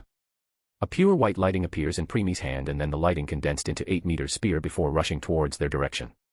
The attack was so fast that before they can even hear the chirping of 1,000 birds, the spear had already entered their back and came out from their chest, destroying their hearts altogether. All 4 of all stopped and looked down. They could see a pure white lighting spear coming out from their chest. After that, their consciousness was devoured by the darkness. Preemies dissipate his Y spear and their bodies fell. He took less than 1 second to kill 1 level 4 and 4 level 3 adventurers. After putting down his hand, Preemies just stood on his spot without moving. Later, he turned his gaze in the alley where the 4 adventurers are running. Preemies, are you going to come out, or I have to make you? And I promise if I will move, then I will make sure that only your skull will remain and the rest will disappear just like your flesh. No response came. But after few seconds, someone came out of the dark. This person was wearing black robes that covered their face and their entire body, making it impossible to tell their gender or any other features. When he appeared in front of Preemies, he removed the robe covering his face and showed his skeleton face. Seeing his skeleton face, Preemies didn't show any reaction to it. Next, the skeleton bowed slightly to Preemies and said, Greetings. It was just coincidence that we meet. Let me introduce myself. My name is Fells. I am God Aurena's aide. But if you want, you can call me sage or fool. Preemies, truly a sage as well as a fool. Even with all the knowledge of magic that you became a sage, you lost everything including your flesh to create the stone that granted immortality like a fool. Hearing Preemies' words, Fells had a sudden change in his behavior. He turned serious and glared at Preemies. Fells, how do you know that? Preemies ignored his glare and glared back with his Sharingan and released his own killing intent. Preemies, try me and I swear nothing will be left of you. Boom. Fell's body started trembling violently when huge amount of pressure and killing intent fell on him. He had never experienced such killing intent before. He feels like he is standing in the battlefield filled with mountains of corpse and rivers of blood. And between them there is a single figure standing all alone. The figure wears black coat and has black sword in his hand. The figure looked back and gazed at Fells with his blood-red eyes as 3 tomos merged and formed a new pattern. Fells fell on his knees as the entire world had fallen into despair. Chapter 27, Xenos/Adventurers. Seeing Fells trembling on his knees, Preemies stopped releasing his killing intent to let me have a breather. When Preemies released his killing intent, he only focused it on only Fells.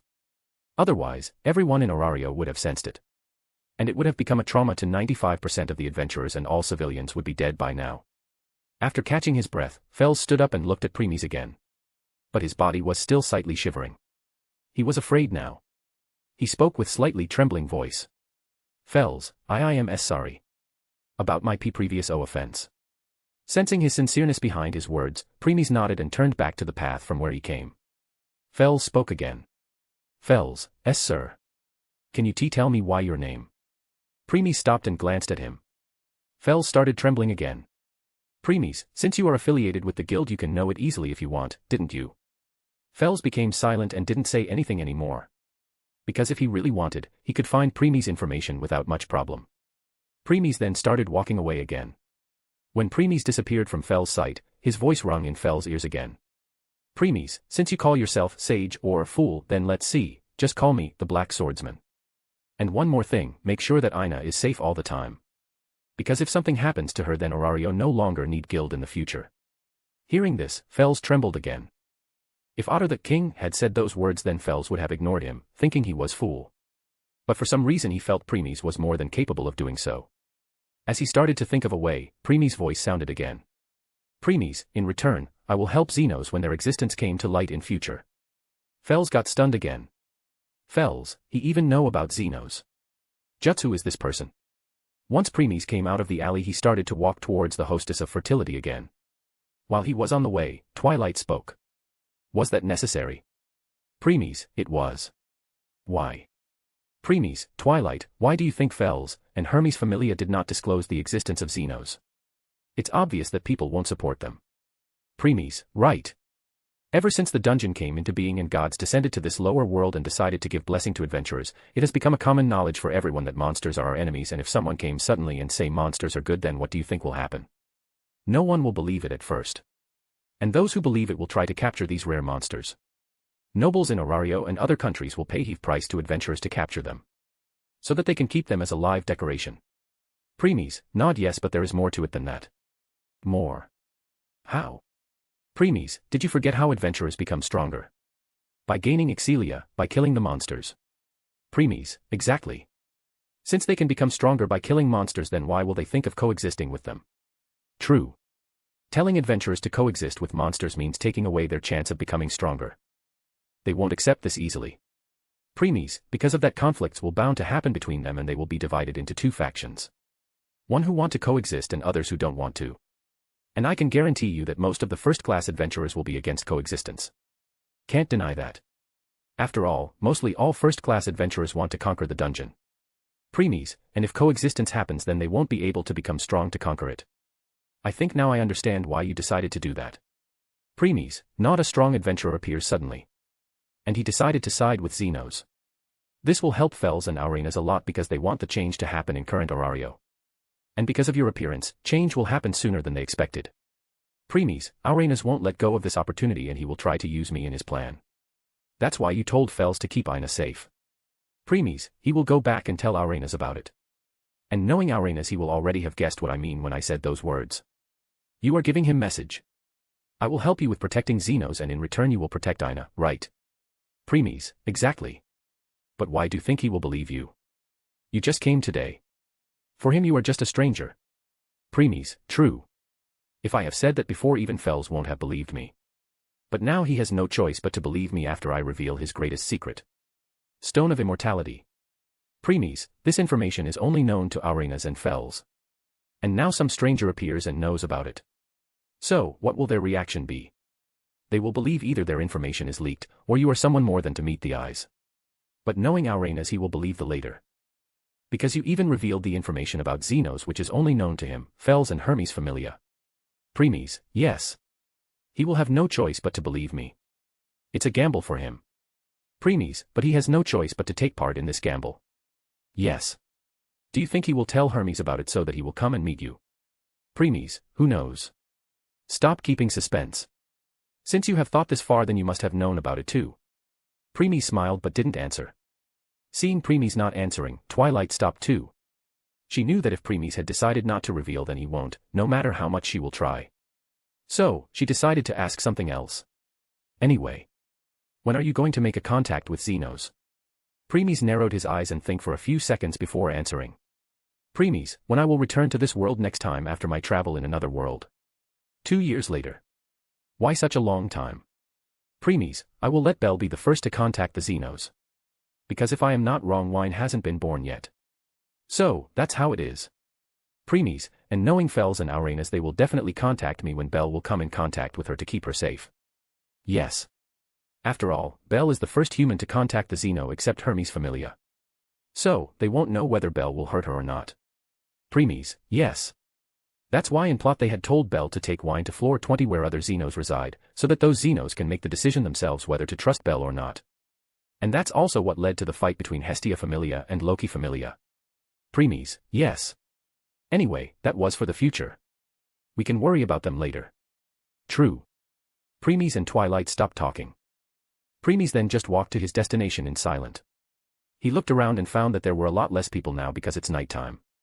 The hostess of fertility sits on a brick-lined street. It is a 2-story building made of stone that has the depth of a neat inn.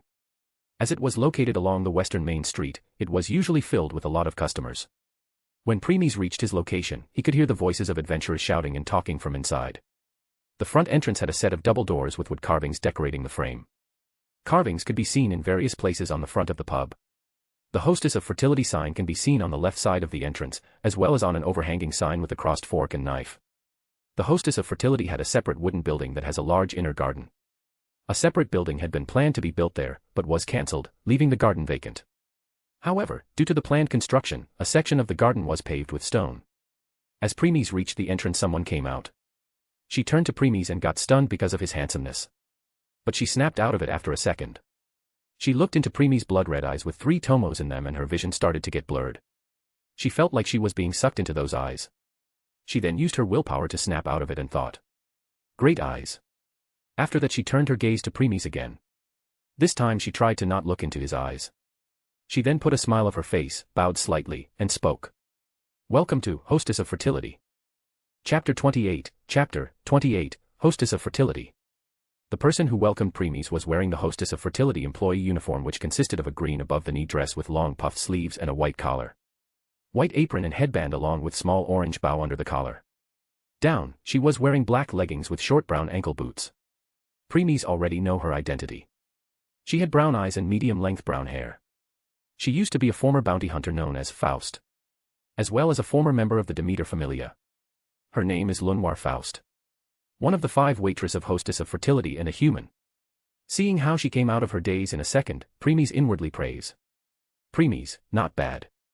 Preemies peeked inside and then turned his gaze back to Lunwar. Preemies, I just arrived Orario. So, I was just taking a stroll.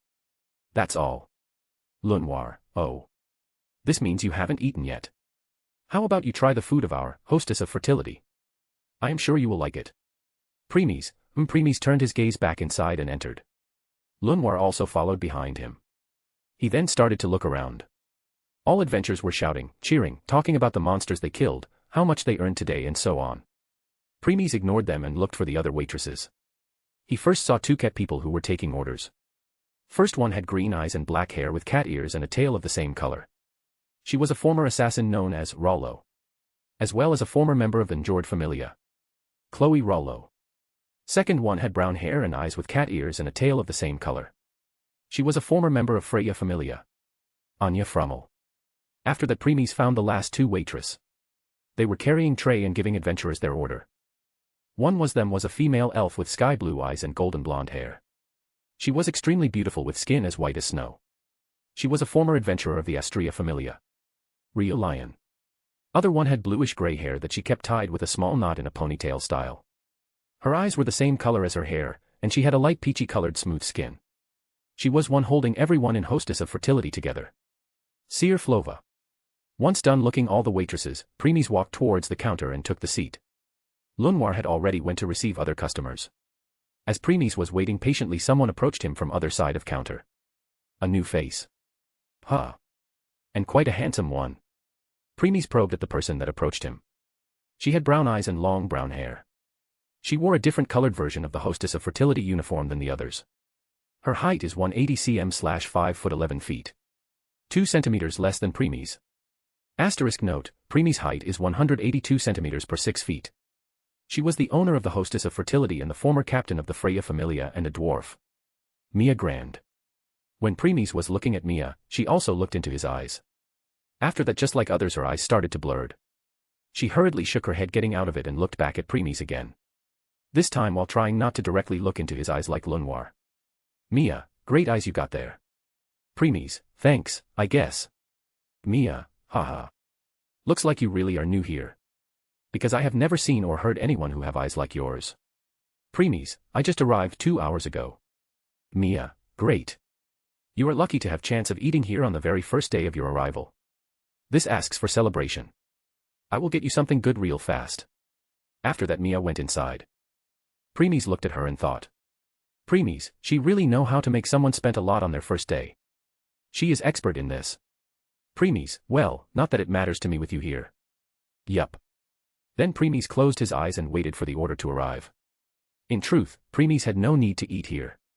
With his cooking, he can make even a simple dish countless times better than the best food and drink here. He was just here to see 5 beautiful waitresses. As Preemies was waiting, someone tapped on his shoulder. He opened his eyes to look at the person. It was Seer. Hello, customer. I heard from Lunwar that you arrived just today and directly come here to eat. So, I came to say hello.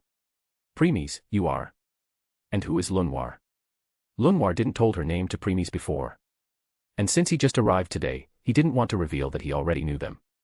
Seer, oh, I forgot to introduce myself. My name is Seer Flova. You can call me Seer. The one you meet at the entrance was Lunwar Faust. Everyone calls her Lunwar. Then she pointed towards Chloe and Anya who were placing the food and drinks on Adventurer's table. Seer, the black cat is Chloe Rollo. You can call her Chloe. The brown cat is Anya Frummel. You can call her Anya. As for the one to my left. Seer pointed her hand to her left.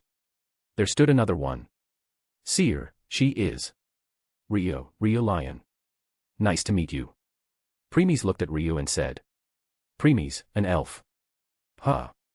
Sorry for my rude behavior. Seer and Rio, Before Seer and Rio could understand what Preemies meant. His next action shocked them both. Especially Rio. Preemies reached out and took Rio's hand in his. Next, he looked at the Rio's hand and his hand switching between two. Then the let go of her hand after few seconds. Seeing both Seer and Rio still stunned. He explained. Preemies, I apologize again for my rude behavior just now. It's just that many people told me that my skin looks just like elves. Since I have never met one before, I want to confirm. I apologize for my rude behavior. Saying that Preemies bowed his head a little. Rio looked away and said. Rio, it's okay. Seer looked at Preemies with strange expression. She was even more shocked that Rio didn't lash out at Preemies for holding her hand. But since Rio didn't say anything, she also remained quiet. She then put a playful smile on her face while looking at Preemies again. Seer, aren't you bold? You just arrived today and is already trying to hit on our Rio. Rio rebuked Seer. But if someone look closely, they will see a hardly noticeable blush on Rio's face. Of course, Preemies saw that but decided to keep quiet about it. Seer started to laugh. Seer, by the way, Lunwar told us you have beautiful eyes but also warns us to not stare at them for so long. So, we were curious about then and came to look. After that Seer and Rio stared into Preemies' Sharingan.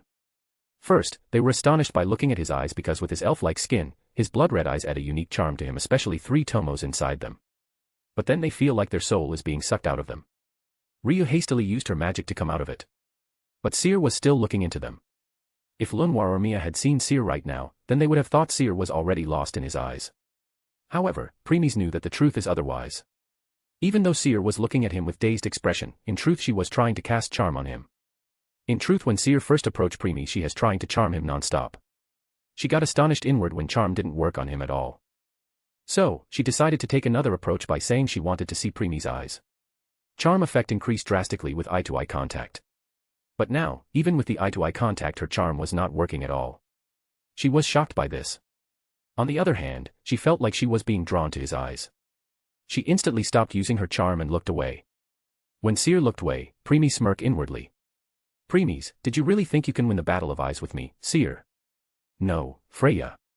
Preemies sensed that Mia was returning so he turned towards the counter again. After that Mia comes out with roasted meat in hand along with alcohol. She saw Seer and Rio standing behind Preemies in dazed expression. So, she yelled at them. Mia, why both of you are standing there like a fool? See if others need something. Seer and Rio, yes. Hearing Mia both ran away in hurry. But they often glanced at Preemies while serving other adventurers. Preemies decided to ignore their glances. Mia, sorry. Did they disturb you? Preemies, not really. Mia, is that so? That's great. Ha ha ha. Here's your order. Enjoy. After placing down the order, Mia left to take care of other business. Premies ate his food in silence. After that he drank the alcohol. Though because of his body, he can't become drunk. Then he stood up, put the cost of food on the counter and left quietly. No one realizes when he left. If Ryu and Seer weren't constantly looking at Premies' direction, then even they won't have realized it. They both look at each other with shocked expression on their face. Even they didn't see him leaving at all. Seer, Ryu, did you ask for his name? Ryu, I forgot. They became silent. They still can't believe they forget to ask his name. Ryu forget to ask the name of the one who touched her hand, and Seer forget to ask the one against whom her charm didn't work at all. This shocked them greatly. Chapter 29, I Have Arrived, Part 1. Don't you think it's rude to left just like that? Premies, I paid for the food before leaving. That's not what I mean. I mean you left without even saying goodbye to them. You didn't even tell them your name. Premies, we talked for mere 2 to 3 minutes. So, we are still strangers. Hearing Premies, Twilight became silent. She can't deny that. Premies then looked down. Right now, he was sitting on the top of the Babel Tower and looking down at all Orario. Babel Tower has total of 50 floors, so its height was very high. No matter who looked down, they will only see everyone at the size of ants. But with Premies' eyesight he could see everything perfectly. It was a very beautiful view up there. Everyone had started to close their shops. Many adventurers had returned to their inn or familia to rest for the day. Many merchants and shopkeepers who placed their stalls were moving away their carts and stalls to return home. Lights were being turned off one by one from every building. Once all the houses turned their lights off, the moonlight fell on Orario, making it very sacred. Looking at the beautiful Orario right now, Premies took out his painting board and painting materials one by one from his inventory and started painting. As he started painting, a smile appeared of his face. Next, he opened his mouth and started singing. *A/N. If anyone wants to know what this song is, it is Ashes Remain, right here, https://youtube.be/_mvhmpc_0dm. Song is up ahead. Musical note, musical note, musical note, musical note, musical note. I can see every tear you've cried. Like an ocean in your eyes. All the pain and the scars have left you cold. I can see all the fears you face. Through a storm that never goes away. Don't believe all the lies that you've been told. I'll be right here now. To hold you when the sky falls down. I will always be the one who took your place. When the rain falls, I won't let go. I'll be right here. I will show you the way back home. Never leave you all alone. I will stay until the morning comes. I'll show you how to live again. And heal the brokenness within. Let me love you when you come undone. I'll be right here now. To hold you when the sky falls down. I will always be the one who took your place. When the rain falls, I won't let go. I'll be right here. When daybreak seems so far away, reach for my hand. When hope and peace begin to fray, still I will stand. Right here now. To hold you when the sky falls down. I will always be the one who took your place. When the rain falls, I won't let go. When the rain falls, I won't let go. I'll be right here. Musical note, musical note, musical note, musical note, musical note. Sometimes before Premies started to sing. Since Premies had reached Grandmaster in all skills, everyone in Orario started to hear his song. They all felt like someone was singing right by their ear. But when they turned, they can't see anyone there. Everyone started to wake up one by one, but no one made any commotion. The voice was so good that it felt like it was soothing their hearts. They all felt very calm and happy. They all just closed their eyes and started to enjoy it. They had never heard anything like this before. Civilians are not the only ones. Every adventurer present in the Orario woke up and started to listen. Freya Familia, Loki Familia, Hephaestus Familia, Ganesha Familia, Ishtar Familia, Hermes Familia, and every Familia in the Orario alongside their gods and goddess all wake up. At this moment, in the room of prayer under the guild, a person opened his eyes. He had white hair and blue eyes. He wore a white robe with a black hooded cloak and sandals.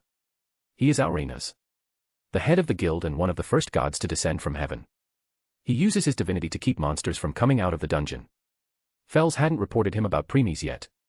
He, just like any other people present in the Orario, tried to locate the source of voice. But to his astonishment he couldn't. No matter how much he tried, he always failed. After some times, he muttered, "Aurenas, looks like changes are going to happen in Orario soon." After that he smiled and closed his eyes, started to enjoy the song. In an inn far away from Babel Tower, inside a room there is Palom. She has a petite body with chestnut-colored hair and eyes. She was wearing a slightly torn red and white hooded top, a red skirt, black tights, and light brown boots. She had just returned after selling the stuff she got in dungeon today. Just as she was about to change, she heard the song. She looked out of the windows. A tear falls from one of her eyes because of soothing effect that the song had on her heart. What a beautiful song. Sob. After that, she fell and sat on the floor with her back on the door of the room. She closed her eyes and just enjoyed the song. At the southeast of the Horario, where entertainment district was. In one of the rooms of the brothel there is a Renard. She had long blonde hair, green eyes, and fox ears and a tail. She was wearing a red kimono. She woke up from her sleep because of the song. As she kept on listening the song, she started to tear up too. Tears started to fall from her eyes like a stream. She hugged her shivering body and tried her best to keep her voice down so that others won't listen. Sniff, please sniff, help me, sob. She started crying but no one heard her. Everyone was listening to the song, but no one knows who was singing. God, goddess, adventurers, everyone tried to find the source but to no avail. Even Otter, the level 7 adventurer with alias King, can't pinpoint the location. Except for few people. Even though they don't know where the source was, but they knew whose voice is it. In a pub, where the city gate guards were enjoying themselves, stopped after hearing the song. All guards become silent and started to enjoy it. But in between them there were two people who had shocked expression on their face. Chief Guard and his attendant. These two were those who stopped Premies at the gate and talked to him. They both looked at each other and nodded. Chief and Guard 3, this voice belongs to the Black Swordsman. And he can sing. Ina, who had already returned to her apartment and was sleeping, also woke up. At first, she was confused and thought it was just a dream, but soon she snapped back from her half-sleep when she realizes whose voice it belongs to. Ina, Premies. Since the voice appeared near her ear, she looked around and found out that there was no one beside her. So, she got up from her bed and checked up her parents and younger sister. Only to know that she was not the only one who can hear the song. They were also awake and enjoying the song. She then returned to her room and sat at the corner of her bed and smiled. Ina, I didn't know you can sing Premies and this beautifully. Now I really want to know what's more you are hiding. I can't wait to meet you tomorrow. After that she also closed her eyes and indulged herself in the song. Fells had just returned to guild after completing some business. He was making his way towards Arenas but stopped all of a sudden because of song. He can't believe what he was hearing. Fells, how can someone with such dreadful killing intent sing this beautifully? This, the Black Swordsman, is shrouded in mist that even I can't see through. I must hurry, told Arenas about him. After that Fells increased his pace and go to the room of prayer where Arenas resides.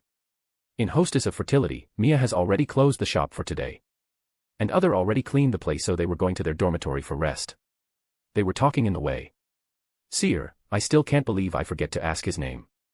Aha. I am so frustrated right now. Rio, Sai, forget it. We will ask him when we meet him in future. Seer, how can I forget it? I am very angry. He should have told us his name when we were telling him ours. It's common manners. Ryu remained quiet and didn't answer. But in her mind, she was also thinking about Premies. The man that touched her hand. Chol, what's happened, meow. Anya, you both have been slacking out during closing time just now, meow. Seer, Chloe and Anya, do you know, a very rude customer came today. That's why I am angry. Rio, are rude. How? Chloe, rude, meow. Anya, who, meow. Seer, that person was wearing black coat and was carrying black sword on his back. Lunwar, black coat. Black sword. Oh.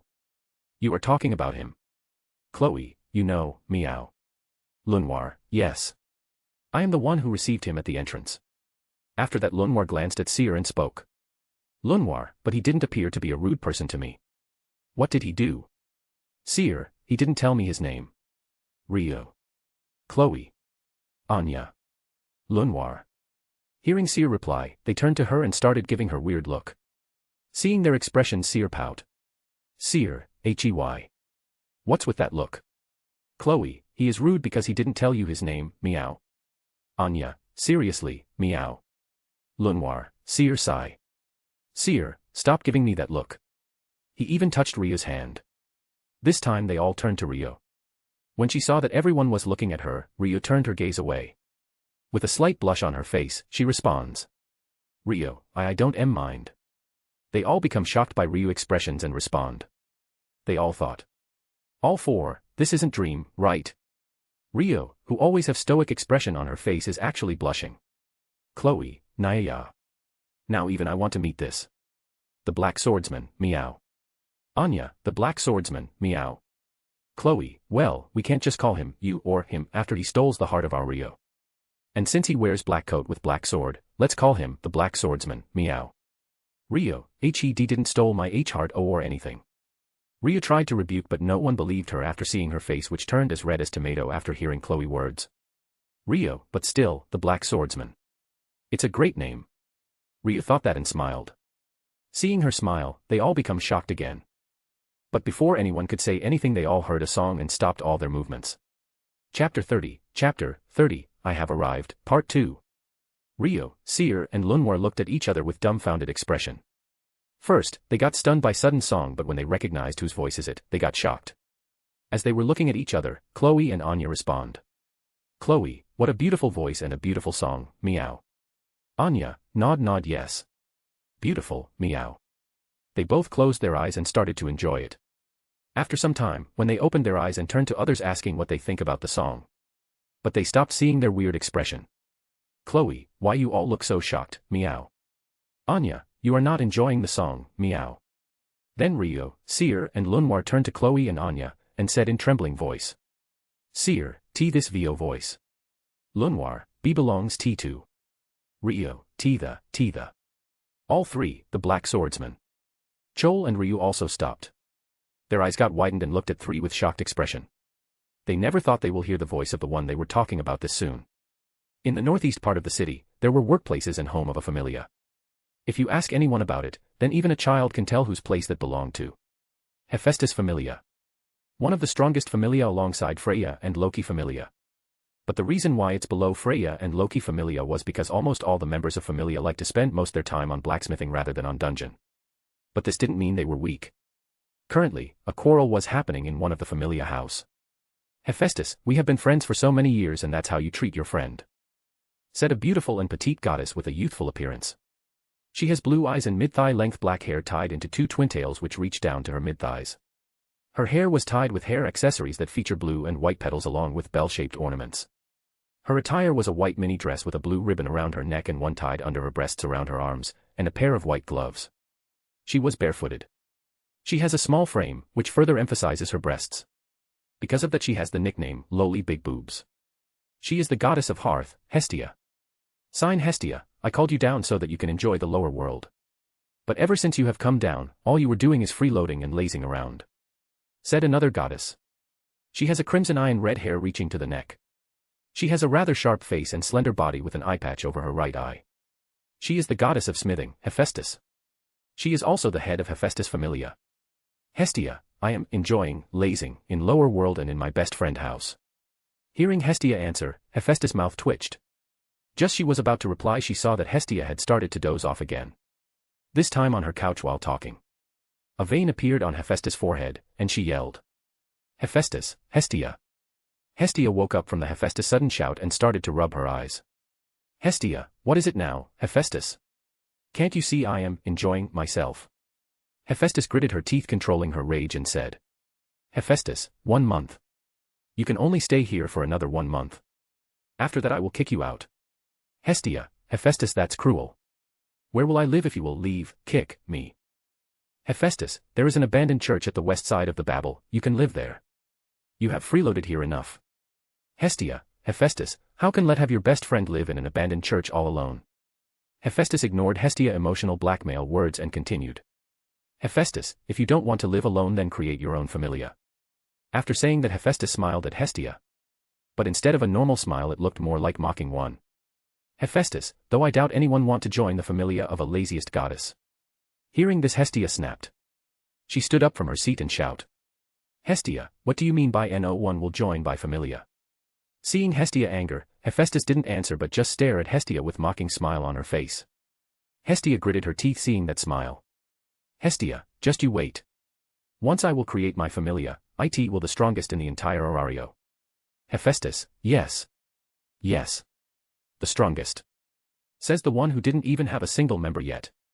Hestia mouth twitched and veins started to appear on her forehead. But before they could start their quarrel again, they heard a song and stopped. The song was very beautiful that it touched their heart and calmed them down. They both started to enjoy the song, but then Hestia said, Hestia, Hephaestus, why didn't you tell me that there is someone here who can sing this beautifully? Hephaestus, shake her head. This is the first time I have ever heard this too ever since I have come down to lower world. Hestia, you are not kidding, right? This is the first time you heard someone singing like this. Hestia stood up again and moved her face closer to Hephaestus. Hephaestus moved back a little. She saw that Hestia's eyes are shining. So, she unconsciously nodded her head. Hestia, yes. This means this person must be new here. And since he is new here, that means he haven't joined any familia yet. Hestia sit down again and started to murmur. After that she nodded her head and stand up and declared. Hestia, all right. I have decided. I will have this person join my familia. After saying that, Hestia sat down again and closed her eyes to enjoy the song. If it was another time, then Hephaestus would have reprimanded Hestia for dozing off again. But this time she keeps quiet. She also closes her eyes and started to enjoy the song. In the north of Orario, there exists the home of one of the strongest familia. Loki familia.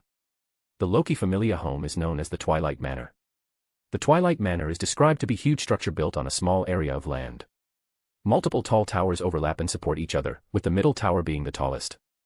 The home is also described as being carved out from flames. Right now, members of Loki familia were planning whether to go deeper into dungeon or not. On the seat behind the table was sitting a goddess. She has light red hair and red eyes. She was dressed up in tomboyish or male attire, mainly jeans and a shirt that shows off her stomach. She ties her hair back in a simple ponytail. She is the goddess of trickery as well as the head of Loki familia. Loki. Loki, so, have all decided to go deeper into dungeon or not? Not yet. I think we should wait until some members increase their stats some more. Said a Palom. He had medium-length scruffy blonde hair and blue eyes with a fair skin tone. He had a small body but was still strong. He had the appearance of a child despite being over 40 years old. He wore a yellow vest over purple long-sleeved shirt and trousers. He was the captain of Loki familia. Finn Dame. Loki, what did others think? Not I also think we should wait. Said a high elf. She is tall with jade-colored hair tied in a ponytail that reached to her waist, same color eyes, and elf ears. She wore a green outfit with yellow borders, a white cloak over it, a black belt, a yellow sash, black leggings, and long brown boots. She could be described to be exceptionally beautiful than a number of goddesses. She is the vice-captain of Loki familia. Riveria Joe's Alf. Yes. We should wait just like our captain said. This time it was an Amazoness. She has dark green eyes and long brown hair. As an Amazoness, she was wearing a revealing clothing and had sky blue earrings on her ears. She was another member of Loki familia. Tioni Hiriut. After Tioni words, all others also nodded. Loki, okay. Then that's it for today. Dismiss. Everyone nodded and moved towards the door. Just as they about to open the door, they all heard a song and stopped. What a beautiful song. Yes. Yes. These voices belonged to two girls. One is human. She was considered a very beautiful woman with long golden hair, gold eyes, and a slender body. She was wearing a white one-piece dress with gold lining. Other was an elf. She had long golden yellow hair, round dark blue eyes, and pointy ears. She was wearing a rosette pink cape on top of a white shirt and pink corset dress. A purple bow hung at the collar. They both were Ace Wallenstein and Lafia Voridis. After that no one said anything and just stayed at the place they were standing and enjoyed the song. Then, the song ends. Everyone came out of their daze. Before anyone could said anything, one of the energetic girls started to jump around. Awesome. Awesome. Awesome. She has medium-length black hair and brown eyes. Like all Amazonesses, she was also wearing revealing clothing, wearing only a strip of cloth around her chest and a perio around her waist, and is barefoot. She was another Amazonesses. The younger twin sister of Tioni. Tiona Hiriut. Tiona, who was it? I have never heard such a beautiful song before in my entire life. Tioni, stop jumping around Tiona. Tiona, I don't wanna. Tioni, you. As Tiona was jumping around and Tioni was trying to stop her, everyone just ignored these sisters and talked between themselves. Riveria has her hand on her chin and thinking. Finn was the same. Riveria, I had never heard of such song before. And on top of it I don't think there was anyone in Orario who can sing like this. Finn, yes. Otherwise, that person will have been known by everyone in the Orario. Lafia, but the song is good, isn't it? Ace, smile yes. It was beautiful. Riveria, well, it does. Finn, Nod can't deny that. Tiona, I want Tio meet him. Tioni, calm down, Tiona. It's night, everyone is sleeping. Your shout will wake them up. Tiona, but aren't everyone already awake? I can tell. Tioni, that's true. But still. Everyone started to talk about the song they just heard and praising it. They all wanted to meet the person who can sing like this. Loki, well, it's true that the song was good. But none of you understand the hidden meaning about what the singer trying to tell. Silence. Everyone stopped talking and turned to Loki. They can see a smile on her face different than from her smile that she will put all the time. Riveria, what do you mean, Lady Loki? Loki, this the first time something like this happens. And I can guarantee that we are not the only one who heard him. No, he wants everyone to heard him. After saying that, Loki looked at everyone in the room. Still, no one understand what Loki means. But Riveria and Finn expressions started to change. They finally understand what Loki means. Loki just smiled and continued. Loki, he is telling everyone in Orario that, I have arrived. Chapter 31, Choosing Skills. Hearing Loki words, everyone in the room had their eyes wide open. They can't believe someone was opening declaring his arrival to the whole Orario. Riveria, why did you think so, Lady Loki? Loki, just now when we all were enjoying the song, I tried to find its source. But failed. Riveria, you failed. Everyone became shocked. Because even though Loki didn't use her divinity, she could still be able to make a rough guess about the location. After all, gods were those that had lived millions of years. So, their experience and senses were not something adventurers could cope against. Finn, this means he just arrived today or just a few hours ago. Loki, yes. And since even I failed to locate him, this means he must be very strong too. Finn, will we send someone to find about his identity tomorrow? Loki, of course. And since he had just arrived today, I am sure he hasn't joined any familia yet. Tiona, Lady Loki want him to join our familia. Loki, maybe or maybe not.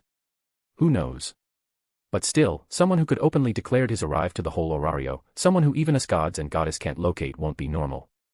I am having a feeling that Orario will change because of his arrival. After that, Loki smiled amusingly. She really wanted to meet such person, so she already started planning in her mind. As for others, they just remained silent. They were also wondering whether the so-called changes will really appear. At this time, at the top of Babel Tower, Preemi singing finished along with his painting. He looked at his painting, which can be called masterpiece by anyone who saw it. No one will think that they were looking at the painting of Orario. They will think that Orario was right in front of their eyes.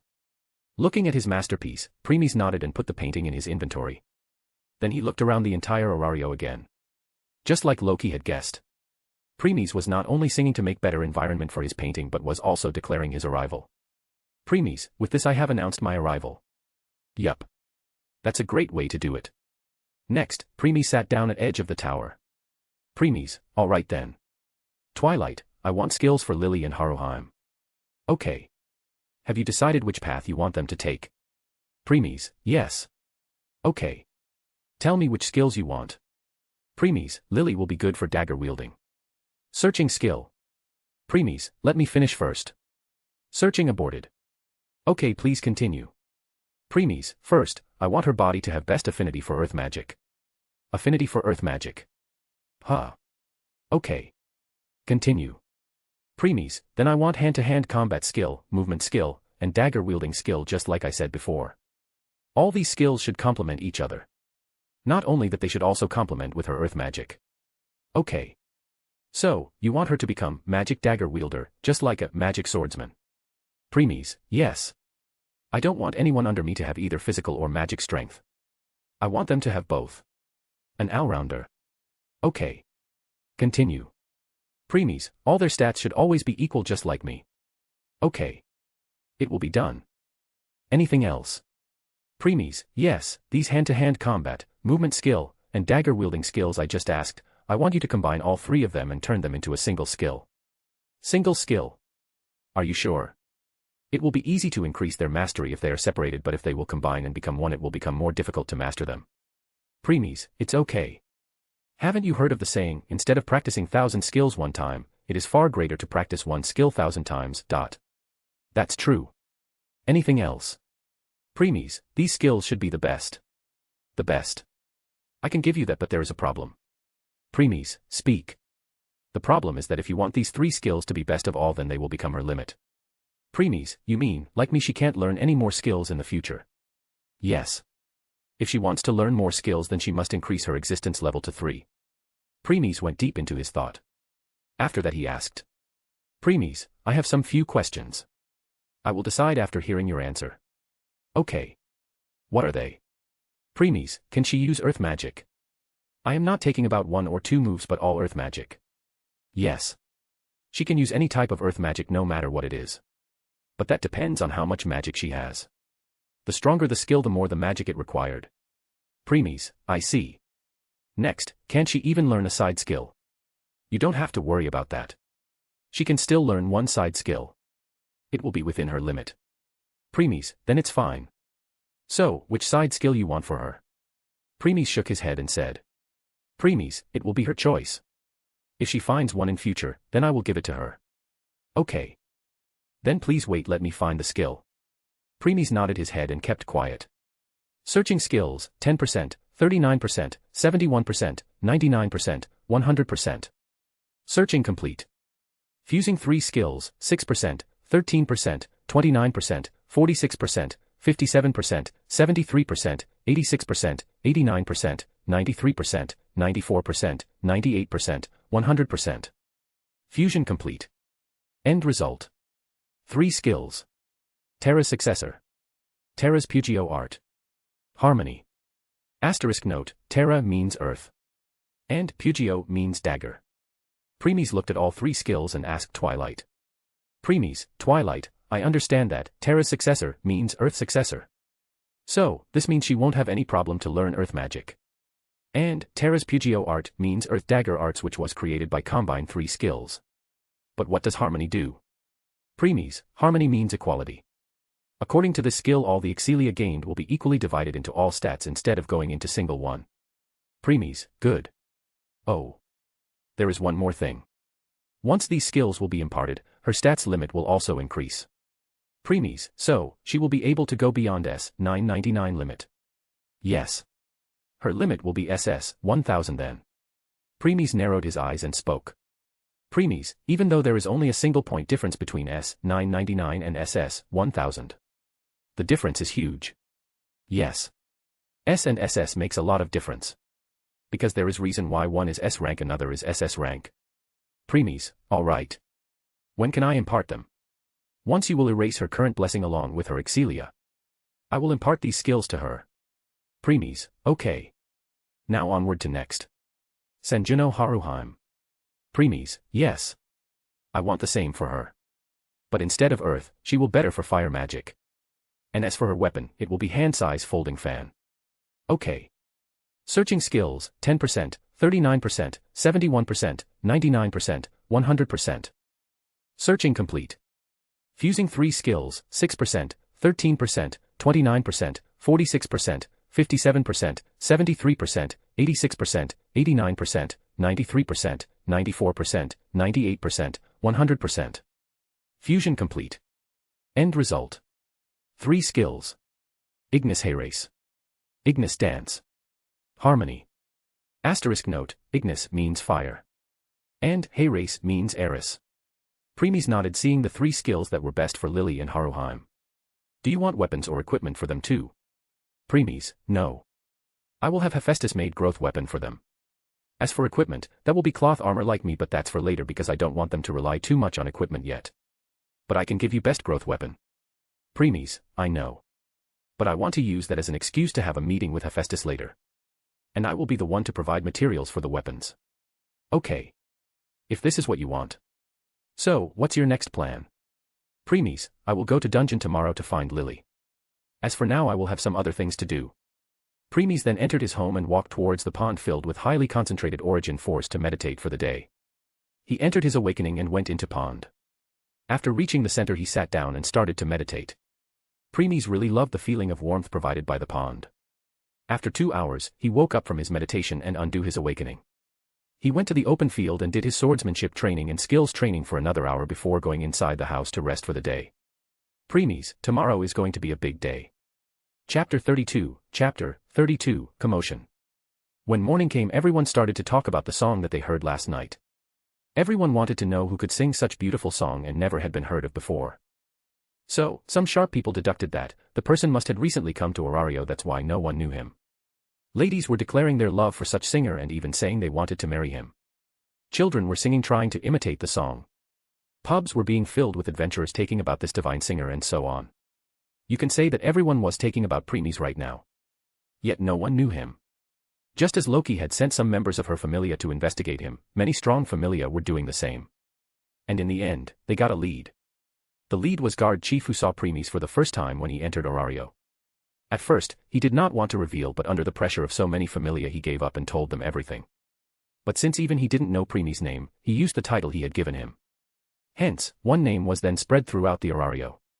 The Black Swordsman. Now, everyone was talking about this, the Black Swordsman. In the meantime, in the Hephaestus familia, Hestia was talking with Hephaestus. Hestia, Hephaestus, we have been best friends for so many years, didn't we?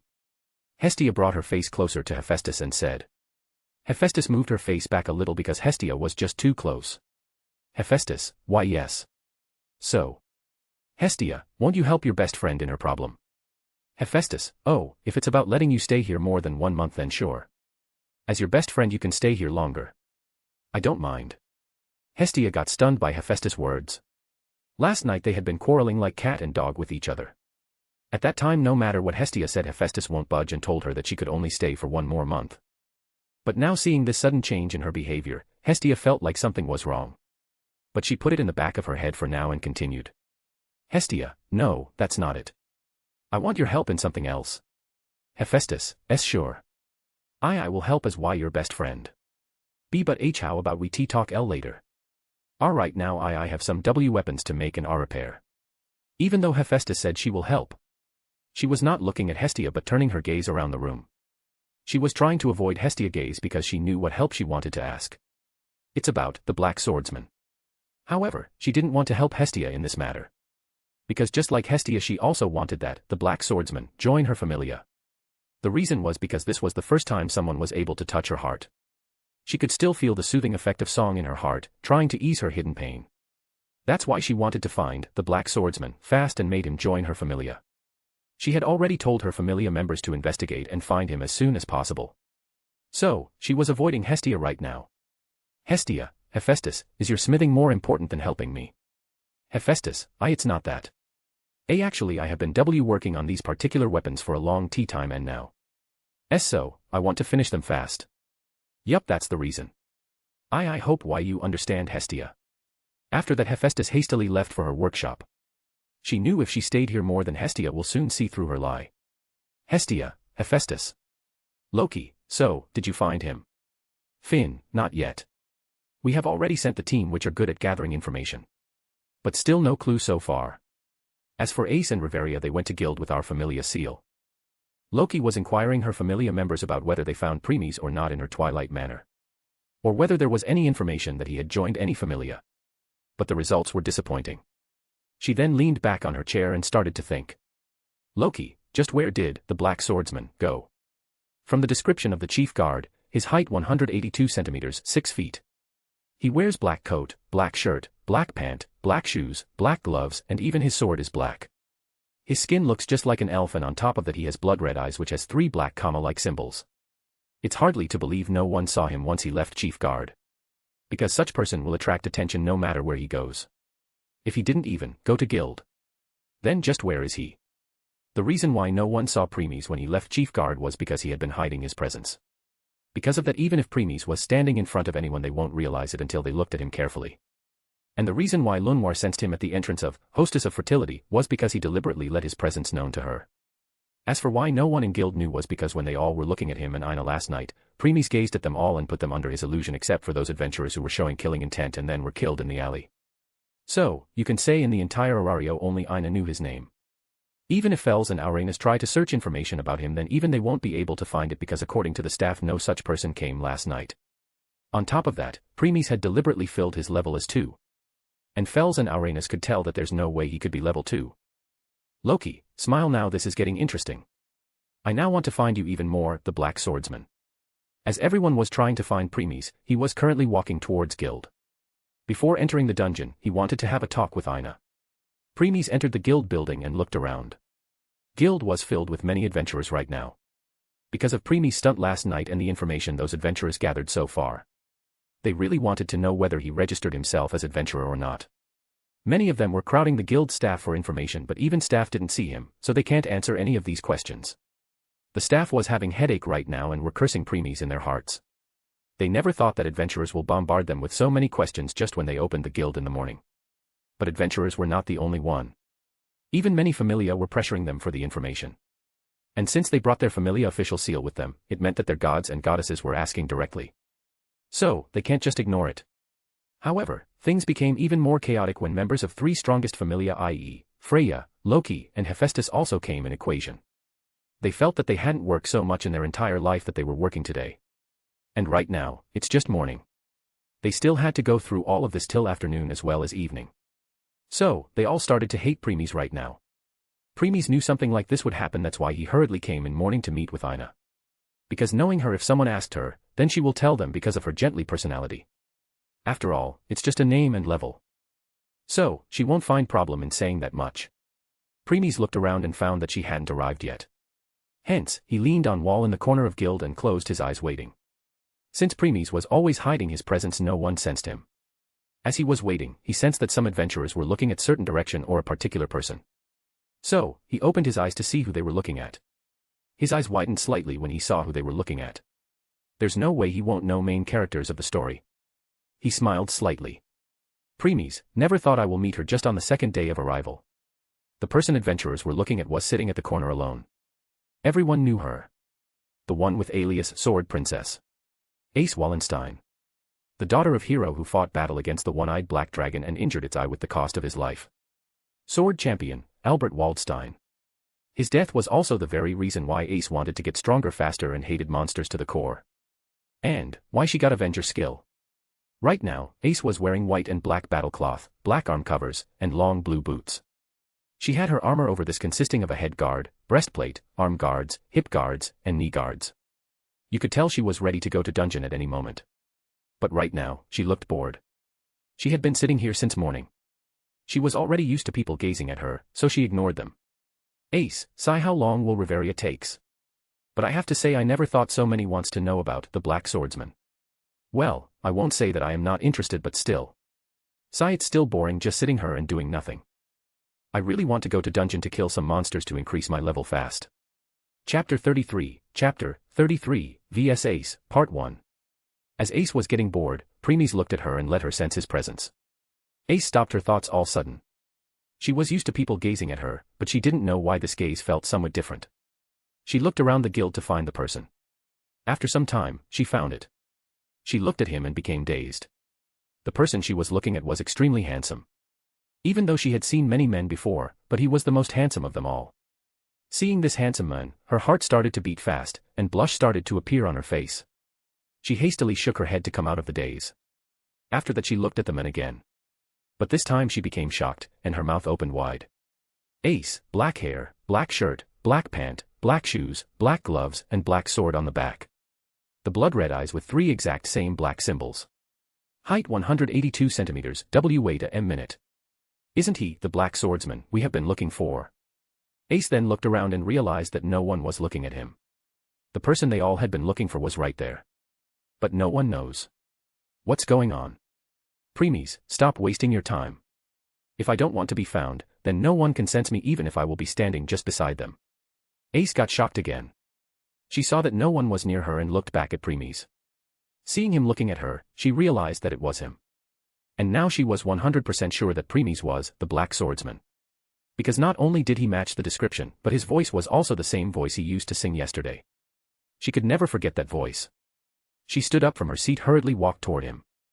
The adventurers who were looking at her shocked by her sudden behavior. They all gazed towards where she was going and saw Premies. But before they could say anything, Premies looked into their eyes and cast his illusion. They fell into daze for a few seconds, then went to do their own work. As Premies was looking at them, Ace reached his location.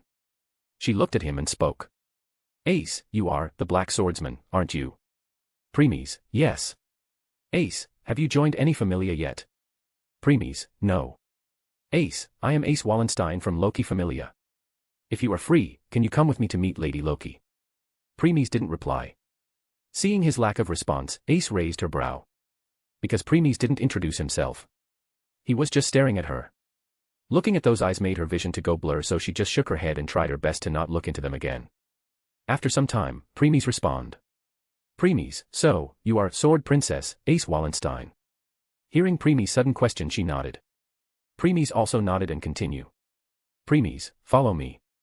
After that, Premies started to walk towards guild entrance. Seeing his sudden movement and answer, she hesitated a little and then decided to follow.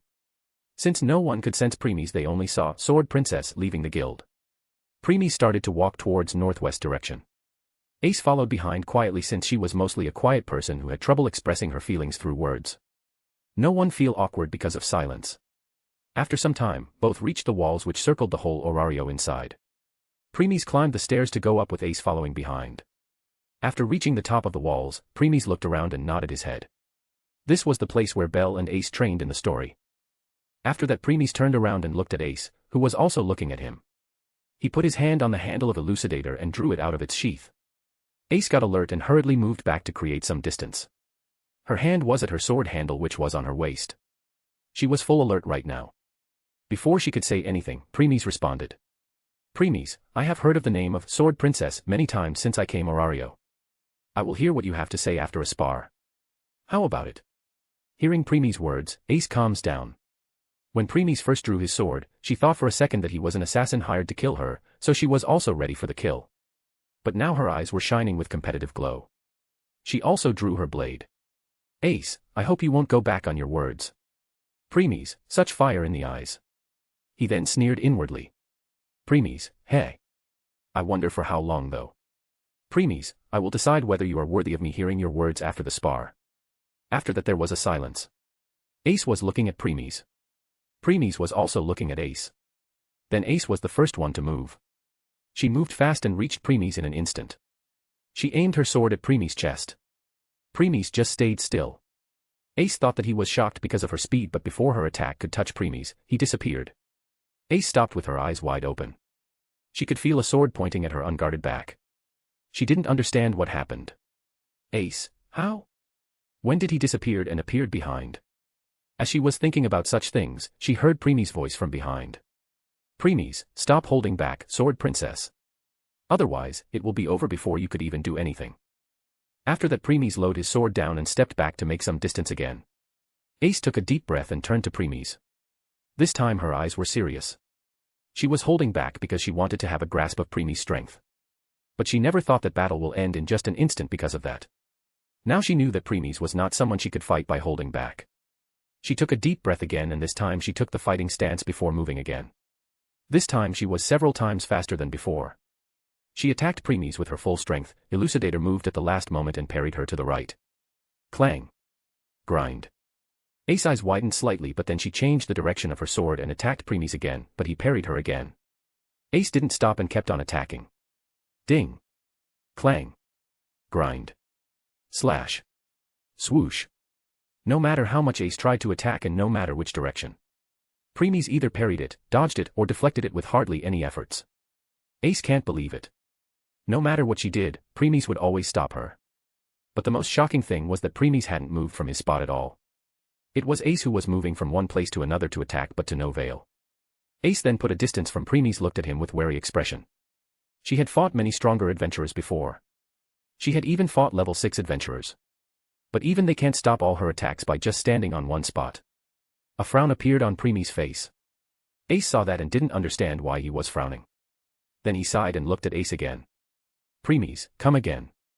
Ace didn't understand why he said so but still attacked. This time, instead of parrying the attack, Premies intercepted them. Ding. Clang. Dong. Swoosh. This time they were exchanging moves from one place to another. Ace should be happy she was able to make Premies move from his spot, but still she was not. Ace, why does he seems weaker than before? But even after all that, they both were still equal. If before Premies was overpowering Ace, then this time they both were equal. No one was winning or losing. As they were still exchanging blows, Premies suddenly let out a sigh and spoke. Premies, I think that's enough. Ace stopped hearing this. What she saw next startled her. Premies was looking at her with a disappointed look. Premies, if this is the power of Sword Princess, then I have to say, you are a disappointment. I have really wasted my time fighting you. Ace opened her eyes wide open. She can't believe what she just heard. Ace, I am a disappointment. Ever since Ace became adventurer, she was trying to increase her level as fast as possible to increase her strength. Because of that she became level 2 in just 1 year. And she tried so hard that she became level 5 in just 6 years after joining the Familia. Everyone had praised her. No matter if it's her goddess or her Familia members. Not only them, everyone in the entire Orario thinks the same. Even though she said to everyone that she was still weak, but deep inside she was happy hearing their praises. But now someone said, she is a disappointment. It's like saying all that she had gone through in the last 8 years were all for naught. For the first time, Ace became angry. The only thing she hated in her entire life was that one-eyed black dragon, and now Premies was second on the list. Chapter 34, vs Ace, Part 2. Ace, unforgivable. Ace became very angry. Her eyes were now filled with rage. A glint passed in Premies' eyes when he saw that hatred. Then she attacked. She was now clearly attacking with the intent to kill. She forgot that it was a spar. Premies narrowed his eyes and decreased his strength even more. As a result, he got overwhelmed by Ace's attacks. Ace, he gets weaker again. Why? That's because in angry Ace had given up defense and put everything in offensive. This made it even easier for Premies to find the opening and weakness in her attacks. So, now he can use those openings while using less strength. Hence, it may be true that Premies was being overwhelmed, however, none of Ace's attacks still made a contact with him. Slash. Swish. Clang. Ace also realized that at this point and got even more angrier, which made her to attack even more ferociously. After countless more exchanged, Ace's rage started to turn into shock. She didn't understand what's going on anymore. No matter what she did, it was pointless. Fool. To let the angry take over was something a swordsman or swordswoman should avoid at all costs. Premies, she is not the real swordswoman, yet. Yet. Premies chuckled inwardly but didn't explain. Premies, sigh, are you done? If you are, then stop wasting my time already. Ace's rage reached new heights hearing this. She took some distance and started to use her skill. Suddenly black winds appeared around her, and it drastically increased her power. Premies looked at the black wind and got surprised. Premies, ho. Isn't that the skill she used when she was fighting Revis in plot? This skill is the combination both aerial and Avenger. If I remember, this skill is called Ace, Tempest Avenger. Premies, yup. That one. She would have created the skill later in future. But because of you she created it now. Premies looked at Ace and answered Twilight. Premies, looks like she wasn't genius for nothing. Then she pounced at Premies. Clang. Ding. Slash. Sound of clashing can be heard. Right now, Ace had completely overpowered Premies. No matter how much Premies parry, dodge, or deflect, Ace will always counter it with even more power than before. Now the battle had completely became one-sided. If anyone saw this, they will feel sorry for Premies. However, Premies was thinking about something else. Premies, I guess she was not as disappointed as I thought. Clang. Premies, but I must end this now. Premies looked at the black wind surrounding Ace. Even though these winds made her a lot stronger, if she kept on using them, she will be the one who will get hurt severely. Because her body still can't handle such boost in strength yet. After deflecting one more attack, Premies brought Elucidator at his waist length. After gathering magic in it, he did a horizontal swing from left to right. Slash. Ding. Ace, coup. The force behind the slash not only pushed her back, but also stunned her body slightly. Then he flipped his wrist and swing again horizontally from right to left. Slash. Premies, horizontal arc. Ace, ack. Swoosh. Second attack hit her right on the chest as she was blown away. She rolled on the ground for a few distance and stopped.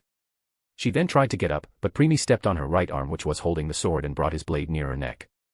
Premies, you lose. Ace, no. I can still keep on fighting. Ace gritted her teeth and said in trembling voice. Premies, no, you can't. Look, even your sword has left your side now. Hearing this, Ace moved her gaze to her sword only to realize that it had broken completely. Even though Premies stopped Ace before Tempest Avenger could hurt her, it still destroyed her sword. That's enough. At this time, a voice was heard behind. Ace was stunned by the voice, but Premies had no reaction to it. As he knew all along who was watching them. Ace moved her gaze towards the voice. Ace, are Reveria? Yes. The person was Reveria Joe's Alf.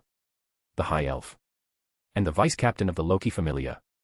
She had gone to Guild to gather information about the Black Swordsman in the morning with Ace. But once she returned, she failed to find Ace on her spot.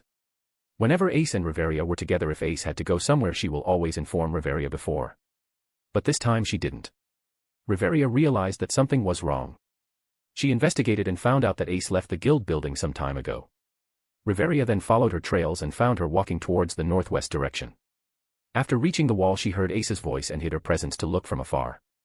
She got shocked seeing Premies, the person they had been looking for since morning, the Black Swordsman. She never thought she will be able to meet him this soon. Of course, she also got dazed by his handsomeness, but hastily snapped out of it. After that, she saw both Ace and Premies' confrontation, which shocked her to the core. It was completely one-sided battle, with Ace hardly getting any upper hand. She also heard their conversation and knew that the Ace sudden outburst was because Premies said she was a disappointment. She wanted to interrupt at that moment but got startled when Ace created a new move which was a lot stronger than even Ariel itself. Finally, when battle came to an end with Premies pointed his sword at Ace's neck, she decided to show herself. Reveria, let her go. Reveria spoke sternly as magic was gathering around her. She didn't like how Premies was pointed his sword at Ace's neck. Premies looked at her and raised one of his brows. Then a mocking look appeared on his face. Premies, do you really think I am interested in killing some weakling like her? Ace. Ace trembled violently hearing Premies' words. Even after all the fighting they did, even after she created a new skill, but in Premies' eyes she was still a weakling. Those words pierced her heart like knife. Reveria, you. How can you say that after she gave you such a good fight? Premies, good fight? It's more of a waste of my time. It's true that as fight kept on going, she was becoming strong. However, on the contrary, I was decreasing my power. In other words, even after decreasing my power to almost level 3, she still lost with her power-up. Reveria. Ace. He then looked down at her Ace face and said coldly. Premies, pathetic. Since you are called Sword Princess, I thought you would at least be good with sword. But you turned out to be a trash. As a swordswoman you should always keep your mind calm. Yet, you let your rage take over and charged without a second thought. You are a disgrace to swordsmanship. Shatter. Ace felt like her heart break into million pieces when she heard those cruel words. However, she can't deny that because she knew that let her rage took over her mind and control her actions. Unknowingly, tears started to appear in her eyes. Reveria, you. Chapter 35, vs Ace, Part 3. Seeing Ace's condition, Reveria became very angry. One should know that even though Ace looked in her teens, her mental was still that of little kid. She didn't mature yet. Because of her excessively obsession for power, she spent most of her time fighting in dungeon and failed to learn common sense and grew like other kids. Hence, in a way she was still a kid. As a result, Premies' words did an extreme damage to her childlike heart. It's like everything she did until now was just a waste of time. Looking at Ace's eyes which had become lifeless as tears were flowing non-stop from them was enough to tell that Premies broke her. Reveria, you. Magic started to gather around Reveria. She had never seen Ace like this before. It even hurt her own heart. Right now, she wanted to hastily approach Ace. Hug and console her. However, Premies was standing on the way. All the elements in the environment were converging with each other. If there was anyone else standing here right now, they would have started to tremble in fear. Premies remained unfazed though and said something which made Reveria stop all her movements.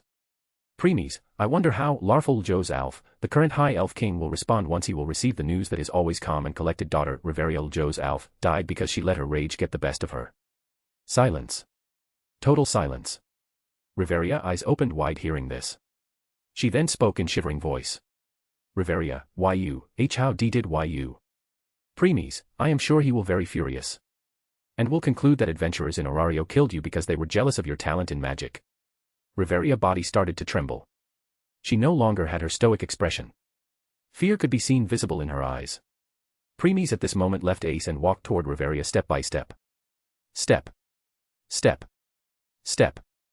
Reveria was looking down right now, trying her best to avoid Premies' gaze. However, Premies didn't let her. After reaching in front of her, he stretched his hand and touched her face. He could feel the smoothness, softness, and tenderness of her skin. Suppressing the distracting thoughts, he raised her head and forced her look directly into his Sharingan. Premies, let me tell you what will happen. He will wage war against Orario without a second thought. This will result in Orario sending its first-class adventurers to deal with it. And I am sure that you are fully aware what will be the result. Reveria Joe's Alf, the daughter of Elf King, who had left the elf forest to find a way for her people's survival, will become the very catalyst that will lead to them to their end. How ironic, isn't? Reveria, YUW won't. Reveria mustered her courage and said that. Nevertheless, dread had already grasped her heart by now. Premies showed a smile and moved his mouth closer to her long ears and said. Premies, try me and you will know. Hearing this, all strength left Reveria as she fell on her knees. Premies looked at her pathetic expression and sneered. Step. Premies, Suddenly he heard a sound behind, turned. Only to see Ace back on her feet. Even though he didn't show any change in expression, inwardly he was greatly surprised. Premies, ho. I never expected her to get over it this soon. Ace, stop bullying Reveria. Premies startled hearing this and chuckled. Premies, what if I don't? Ace glared at Premies and held her broken sword tightly. Ace, I will fight till you stop. Seeing the determination in her eyes even when her hand which was holding the sword shivering, Premies started to have good impression of her. Premies, interesting. I guess I really didn't waste my time meeting her in the end. Premies then raised his elucidator. Witnessing this, Ace also gripped her broken sword more tightly, preparing to fight again. Though, instead of attacking, Premies put elucidator back into its sheath. SSH. Ace became confused witnessing this. Premies, well done. You have gained some good points for yourself. Ace, huh? Premies, let me tell you something as a reward. Premies then moved and instantly appeared at Ace's side. Then he said something in her ears before walking away. Ace didn't try to attack or stop him. That's because she was just too shocked after hearing Premies' words. As Premies was walking away in the distance, he asked Twilight. Premies, how much accurate is that information? 100%. Premies frowned after hearing Twilight's confirmation. Premies, looks like things will turn uglier in future. I am afraid so. Soon Premies left the area, leaving Ace and Reveria behind on the walls. Back on the walls, Premies' words were still echoing in Ace's ears. Premies, one-eyed black dragon had already become level 11.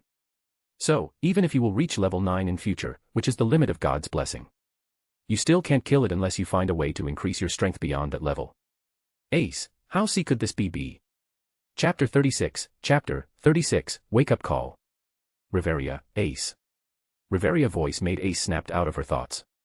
By now Reveria had also calmed herself and stood up. The same stoic look had appeared on her face, but inwardly was agitated. As an elf, her hearing was very good. Hence, she also heard what Premies told Ace. Reveria, let's return for now. We must tell everyone about it. Ace nodded, agreeing with her. Giving a last look towards the direction Premies disappeared to, she turned and followed Reveria back to their home. Neither said anything to each other during the entire way. Both had their mind occupied with their own thoughts. Reveria, if what he said is true, then it makes sense why Zeus and Hera familias lost even when they had many level 8 and 9 adventurers in their ranks. Premies returned to guild by now. The place where he and Ace were sparring was near Ina's apartment. Hence, when he saw Ina leaving her apartment and was going towards guild for the start of her today's job, he also decided to end the fight and leave. Why did you do that? Premies, that was important for my future plans. Plans? Premies, you will know.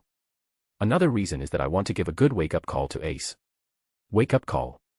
Premies, yes. Current Ace is a lot weaker than the one who joined Loki Familia when she was a kid. Why?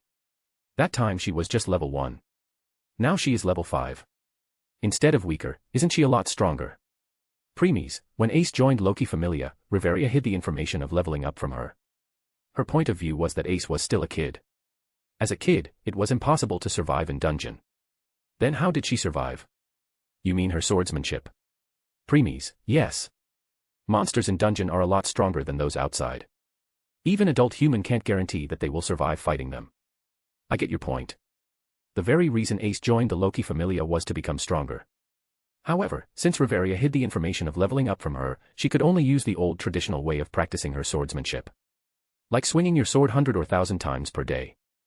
Trying to attack at different angles, parrying and so on. Premies, yes, that time only her skills in swordsmanship could help her.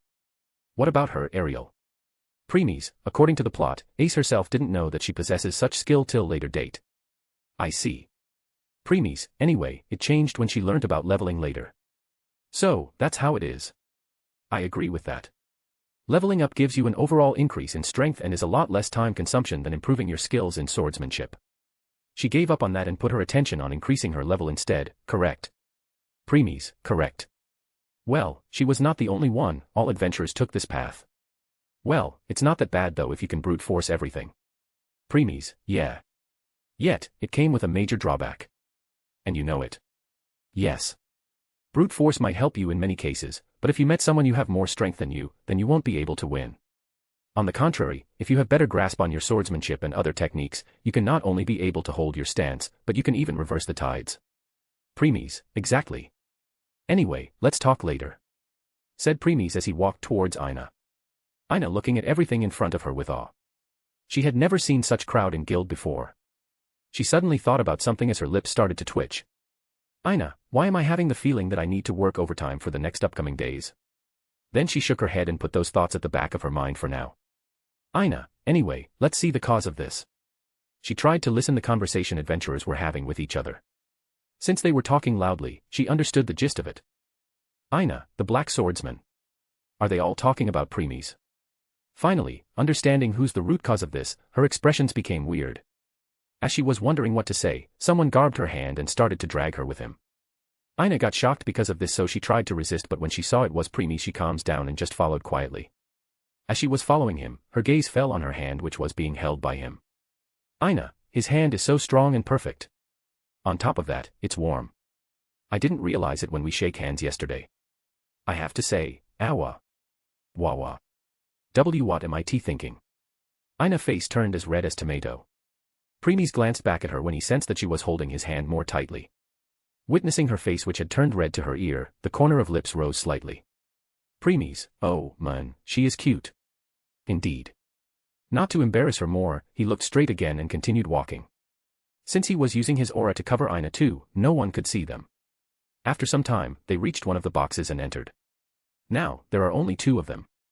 Preemies turned back at this time and looked at Aina. Aina was currently lost in her thoughts and didn't realize that they have stopped. He then raised his hand and flicked her forehead. Aina, ouch. Letting out a cute yelp, she returned and started to rub her forehead. All while glaring at Preemies with slight moist eyes. Aina, what was that for? Preemies, let's talk. Aina, first tell me what that was for. Preemies sighed hearing this and a serious expression appeared on his face. Preemies, Aina, look, I am very busy. And I know you are going to be the same. So, let's keep it short. What do you say? Noticing that Preemies was serious, she decided to let it go. For now, that is. Aina, what is it? Chapter 37, Aina is special. *A/N, cringe in this chapter. Preemies, I want you to keep my identity secret. Aina, I guessed that much. But still why? From what you fill in form, you haven't joined any familia yet. So, why don't you join one? Preemies, not interested. Aina, why? Preemies, I have my own reasons. Aina, what if it's the offer from one of the strongest familia like Loki, Freya, or Hephaestus familia? Preemies, my answer will remain the same. Aina started to rub her head in frustration. Thinking that Preemies didn't realize what he was declining, she started to persuade him. Aina, I think you know how big of an opportunity you are missing. One of the 3 strongest familia. Adventurers will do anything to join them. No matter what it is. And you, who is given such an opportunity, are not even appreciating it. Preemies remained silent and didn't elaborate further. Seeing him unfazed, she finally let out a sigh and decided to stop. Aina, fine. I understand. Still, can't you tell me that reason of yours? Preemies folded his hand in front of his chest, closed his eyes to think about the answer. After some time, he finally opened his eyes and said. Preemies, let's just say, I would rather go on a date with you than spending my time in a familia. Aina, huh? What do you, saying? Preemies, truth. Aina's face was bright red. Her thoughts were in mess. She just didn't know what to say.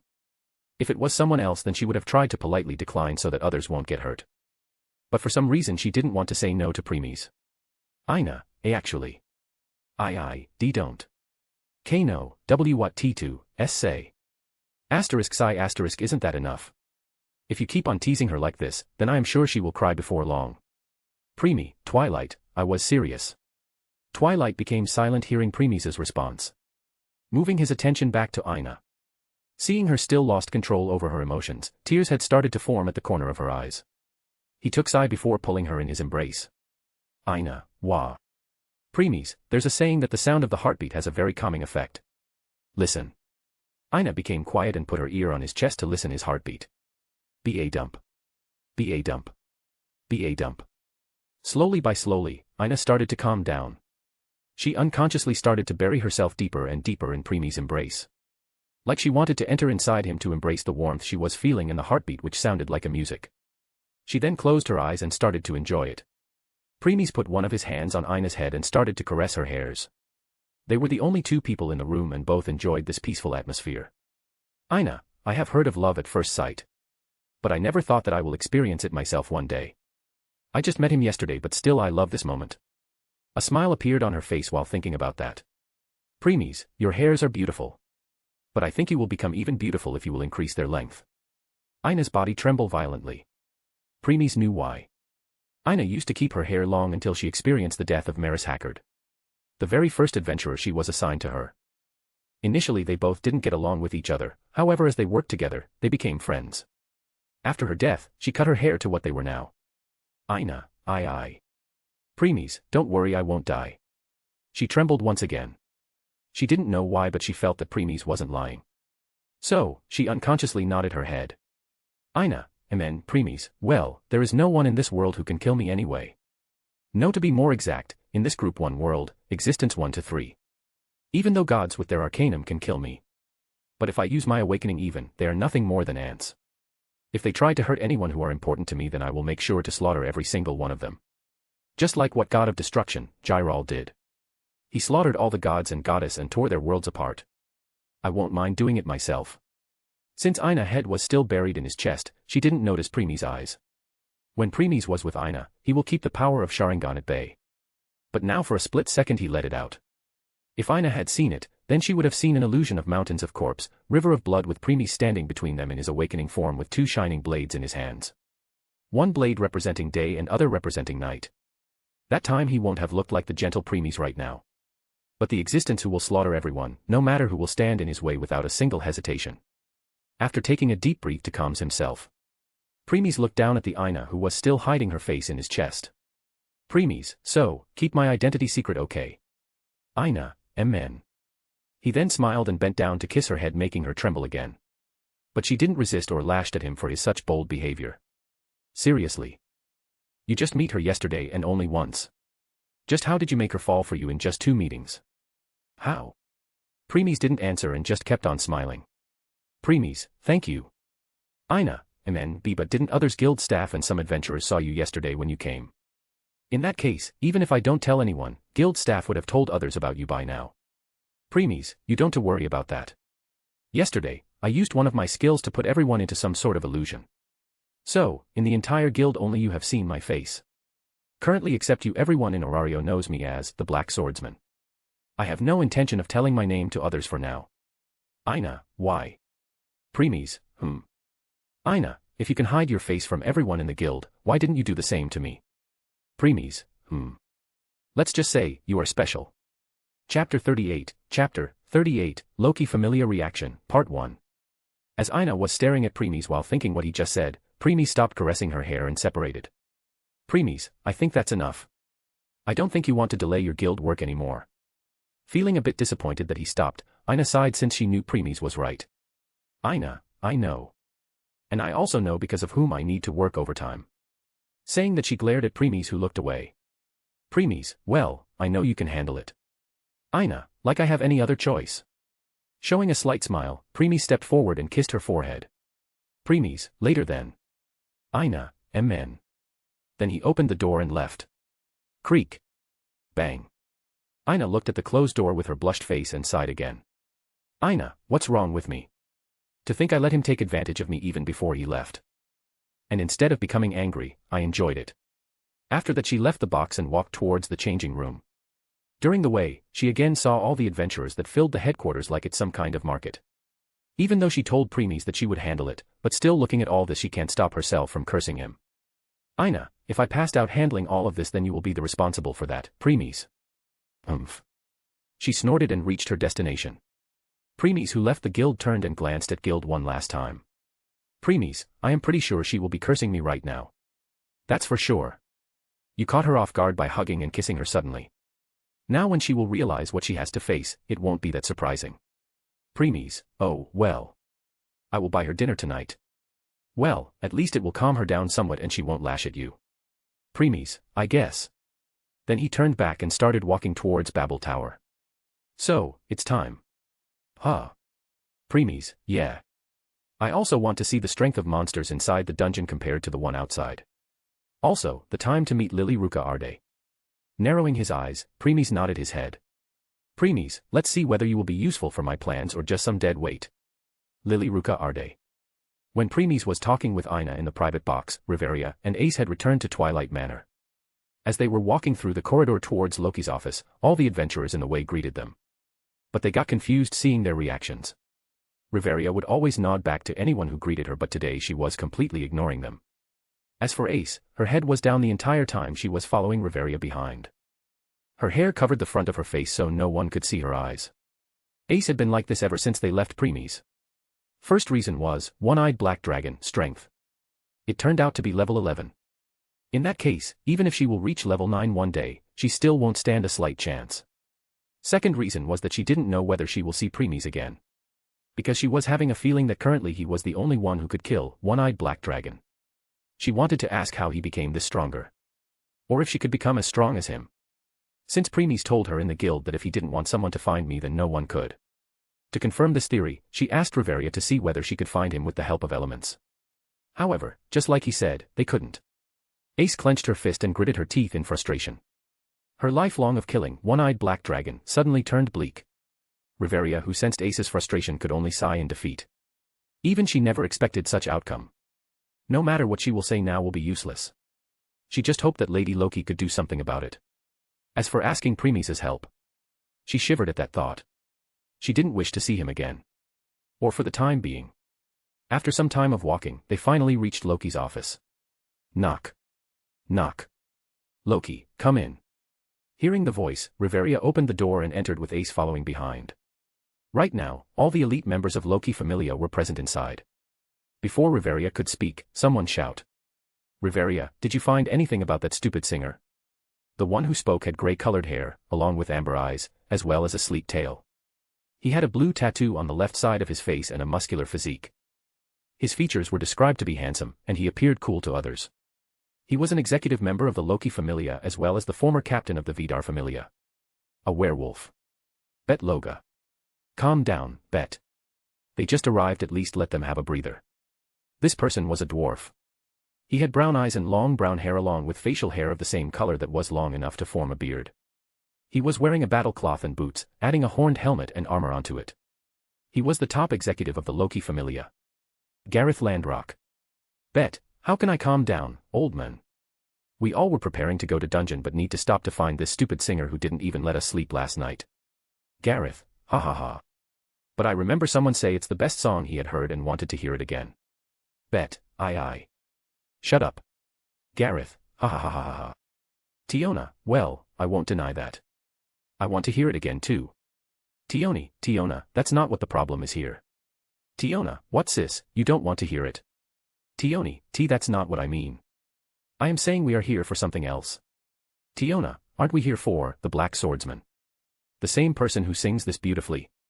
Tioni, become quiet, she can't deny that. They all gathered here just for him. Seeing that everyone had started to talk among themselves, Loki clapped her hands 2 times to grab their attention. Clap. Clap. Loki, my. All right, now that's enough chit-chat. Finn, so, did you find anything about the Black Swordsman from Guild Riveria? Everyone became silent after Finn spoke and turned their gaze to Riveria. Riveria shook her head. Riveria, no. Guild didn't know anything about him. According to them, he didn't even come to register. Neither yesterday nor today. Let alone them, not even a single adventurer saw him. Loki, so, this means we have no clue. Huh. Before Riveria could continue, Bet interrupted again. Bet, just why are we wasting time on finding him? He is just a singer. He should just join some singing and entertaining familia. Why should we make him join our familia? Tiona, but I want him to join us. Lafia, me too. Tioni, me too. Gareth, I also think the same. Finn, can't deny that. Loki, yup, me too. I also want him to join my familia. Bet, why you? You all. Bet became stunned because of everyone's response. He can't believe everyone wanted him to join this badly. Well, in truth he also wanted him to join them, but he won't show it. Gritting his teeth, Bet thought of something. He turned to Riveria and Ace. Bet, hey, Riveria, what do you think? And what about you, Ace? Before Bet could continue, he saw Ace's expression and stopped. Bet, oh oi, Ace. Chapter 39, Loki Familiar Reaction, Part 2. Everyone turned their gaze at Ace except Riveria, who only sighed. They got stunned seeing Ace's expression. It's the expression of someone who had lost everything. Lafia, Ace, what happened? Saying that, Lafia approached Ace. She was not the only one. Tiona and Tioni also went to Ace. But Ace just remained sitting on her seat with her head down. Loki narrowed her eyes witnessing this. Even Finn and Gareth realized something was wrong. Loki suppressed her urge to approach Ace and turned her attention at Riveria. Loki, what happened to our princess? Sighing again, Riveria opened her mouth. Though inwardly she was wondering how many times she had taken sighs today. Riveria, it's because of the Black Swordsman. Bet, him. But didn't you say you didn't get any information about him? Riveria, yes. We didn't get any information about him. Bet, then.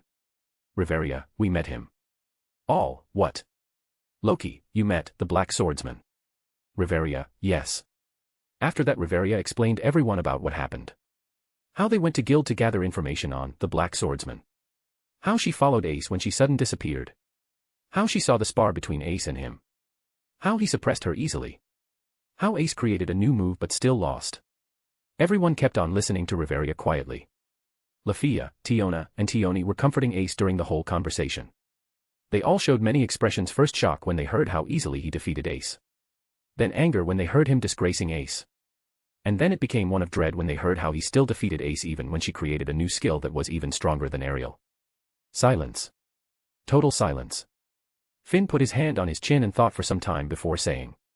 Finn, to think he is this strong. Loki remained quiet while listening to everything. Only when everyone stopped, she spoke. Loki, there is more to it, right? Lafia, Lady Loki. Loki, there is no way our princess will become this dejected after a single lose. So, there must be something else. Everyone again turned to Riveria again. Seeing everyone gaze, Riveria nodded. Riveria, yes. He revealed an important information. He said, One-Eyed Black Dragon has already reached level 11. God's blessing limit is level 9. So, even if Ace will reach level 9 in future, nothing will change unless she finds a way to increase her strength beyond that. Boom. Riveria words fell like bomb in everyone's mind. Loki, who remained calm all this time, also stood up from her and looked at Riveria with shocked eyes. Loki, are you sure that's what he said, Riveria? Riveria, yes. Bet, that's impossible. What kind of joke is it? How the hell does he knows that One-Eyed Black Dragon is level 11? It resides at the bottom floor of the dungeon. Riveria, I don't know myself. But I can tell that he was not lying. Finn, you sure, Riveria? Finn also had very serious expression on his face right now. Level 11. In that case, it's impossible to win unless they had many high-level potions, magic swords, and many other things. Last but not the least, many levels 9 adventurers were needed. Even then the chances of winning were still slim. Riveria, yes. Gareth, now, this is a very serious situation. Everyone nodded. Now, they realized why Ace was behaving like this. They all know how Ace's only aim in life was to kill One-Eyed Black Dragon. However, if the news of One-Eyed Black Dragon was correct, then it had become an almost unreachable goal. Lafia, Ace. Ace didn't respond. Riveria continued. Riveria, Lady Loki. I don't think someone like him will join any familia. Let alone ours. I am also having a feeling that he is even stronger than Otter the King. All, what? All became shocked again. The strongest adventurer in the entire Auraria was Otter, and one another who was level 7 after the annihilation of Hera and Zeus familia. But now someone who was even stronger had arrived. Loki sighed thinking about that. Loki, looks like Aurario is really going to change just like I said yesterday. Hee hee. Now, I really can't wait to see the Black Swordsman. Riveria, what now, Lady Loki? Loki, for now, let's just wait. As for Ace. She moved her gaze at the depressed Ace. If it was other time, then she would have started to tease or played with her to distract her. But now, she knew Ace needed some time alone. Loki, Ace, I think today was a very tiring day. So, why don't you go to your room and rest? Ace nodded her head slightly before getting up for her seat and leaving the room. Creak. Bang. Lafia also decided to follow, but Loki stopped her. Loki, leave her alone, Lafia. Right now, she needs some time to collect her thoughts alone. Loki specially emphasized the word alone to stop Lafia. Lafia, but Lady Loki. Riveria, I also agree with Lady Loki. Lafia, give Ace some alone time for herself. Lafia, okay. Lafia nodded her head and returned to her seat. When everyone became silent again, Loki spoke again. Loki, start searching for the Black Swordsman again. This time with few members. Tiona, Lady Loki. Loki, in case the Black Swordsman really is even stronger than Otter, then we should at least establish friendly relation with him. Another reason is to make other familiars think that we are still searching for him. Finn nodded, agreeing with Loki. Finn, if we send only few members searching for him, then even if they won't be able to find him, but he will still get a message that we want to talk to him. On top on that, we will also hide the fact that we were able to contact him from other familiars. Loki, yes. Also make sure no one will know about it. This information should only remain between us. All, yes, Lady Loki. Loki, okay, dismiss. Creak. Bang. When one by one everyone left, Loki leaned back on her seat. There was a smile on her face. Loki, now, things are getting even more interesting. To think someone even stronger than Otter will come to Orario. Hee hee. The Black Swordsman, now I want to meet you even more.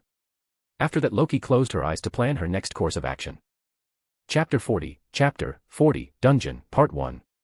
At this time, Premies reached the Babel Tower and entered. He kept on walking while ignoring everyone since no one could sense his presence anyway. Before the entrance of the dungeon, there was guild area where adventurers can exchange the magic stones they collected from killing monsters. Premies walked past it since with Twilight, he had no issue of money. Another reason was that rather than exchanging stones here, he preferred to do it in guild where he could spend some quality time with Ina. The entrance to the dungeon was on the ground floor of Babel. In the center of a big room there was a 10-meter-long hole that led deep underground. Within the circular room were multiple columns at equal intervals, and above was a beautiful azure painting of the sky that resembled the real sky. Along the circle were gentle stairs that spiraled down into the dungeon. Dungeon was divided into 4 floors. Upper floors. They consisted of the 1st to 12th floors. These floors were perfectly suitable for adventurers who had just started their exploration journey. Level 1 adventurers were recommended to explore here. Middle floors.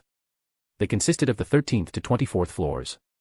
Even with a large party, it was difficult to explore the region with only level 2 adventurers. It was also very difficult for level 3 adventurers to solo this region. Adventurers were recommended to have above average level 2 status and abnormal resistance development ability to explore the region. The standard for 24th floor was level 2 with basic abilities of at least C. Lower floors. They consisted of the 25th to 36th floors. The standard for adventurers exploring the lower floors was level 3 since the region was filled with monsters that level 2 adventurers could barely handle, and the terrain was more difficult than in the floors above. Starting from the 30th floor, the floors were swarmed with monsters that were impossible for level 2 adventurers to kill. Even a level 4 adventurer required a powerful magic weapon to reach the 30th floor alone. Deep floors. From 37th floor all were deep floors. The 39th floor was a safety point. The 44th floor looked like an area inside a volcano. 50th floor was another safety point where no monsters were born. However, just like the 18th floor, monsters could come to the floor from above or below. These floors' minimum requirement was the party of level 5 adventurers. As Premies was going down, he saw many adventurers along the way. All were full equipped with armors and weapons. They all were in the party. He rarely saw any solo adventurer like him. Premies, let's see. Upper floors for level 1 adventurers. Middle floors for level 2 adventurers.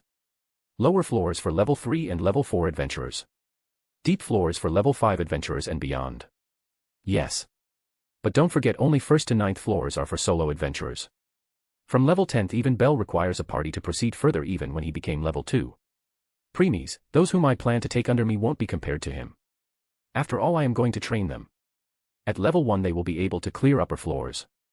At level 2 they will be able to clear middle floors, and at level 3 they will be able to clear lower floors. Solo, I mean. You really don't plan go easy on them, do you? Premies, yes. Since they are going to travel with me in other worlds.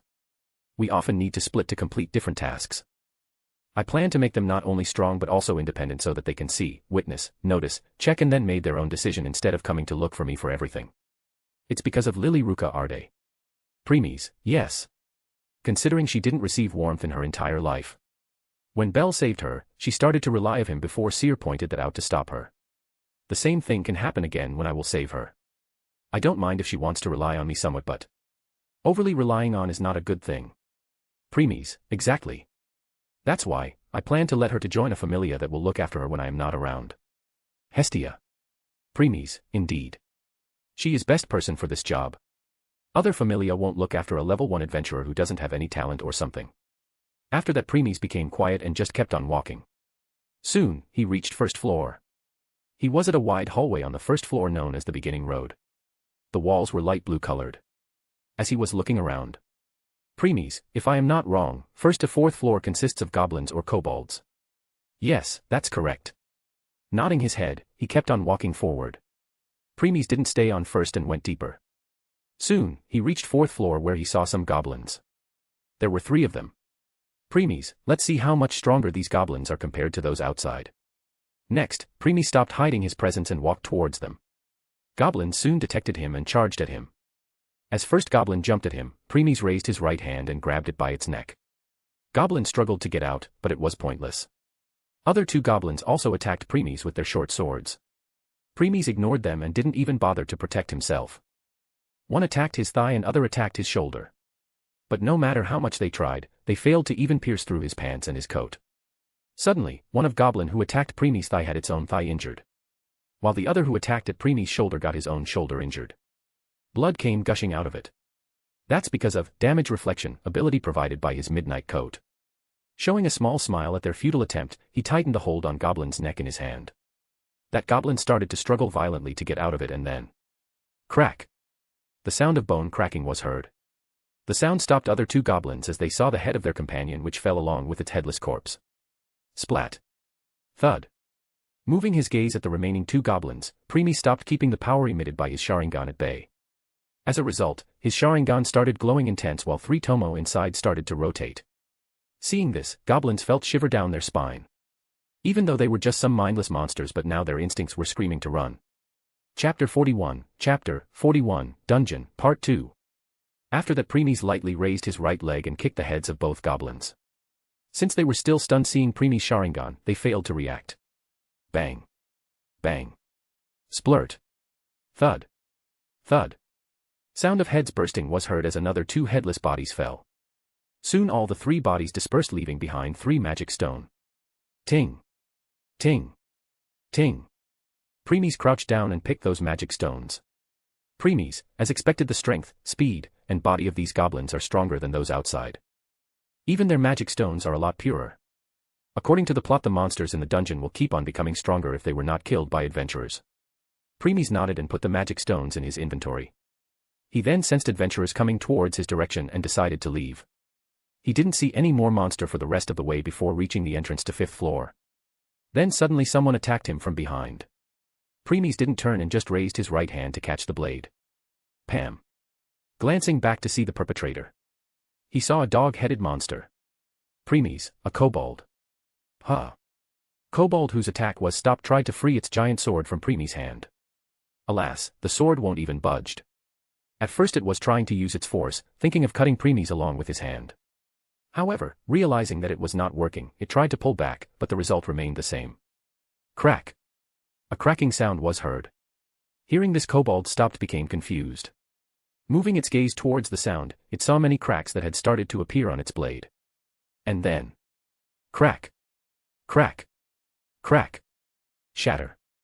The blade of the sword was destroyed into many pieces. Kobold was looked at its broken sword with astonishment. Though Premies decided not to waste any time here. He grabbed one of those fragments and threw it at Kobold head. Fwoosh. Shink. The fragment cuts its head into 2 equal halves. Next, its body dispersed and a magic stone, bigger and purer than Goblin's one fell. Ting. Picking it up, Premies continued walking down the stairs leading to 5th floor. Once reaching 5th floor, he looked around without stopping. The walls here changed to a light green color and the structure of the dungeon began to change in this floor. From 5th floor onward, a lot of newbie adventurers started to die. Preemy saw two monsters after taking a turn at the corner. They were frog monsters that had one large eye. These monsters were called Frog Shooter. Frog Shooter attacked by shooting out their long tongues towards the target. As Preemies approached them, one of the Frog Shooters attacked Preemies with its tongue. However, Preemies easily caught it and pulled Frog Shooter towards him. Frog Shooter never thought Preemies would do something like this. Because no matter what adventure from level 1 or level 5 or even beyond, all of them will either try to dodge the tongue or use their weapon/shield to block or attack. No one was stupid enough to catch it. After all, it's poisonous. But Preemies just did that. Preemies' body, the primordial one, provides immunity to all type of poisons or any status effect. Hence, the poison on the tongue didn't affect him in the slightest. After pulling it, Preemies swung the Frog Shooter and threw it towards the second Frog Shooter.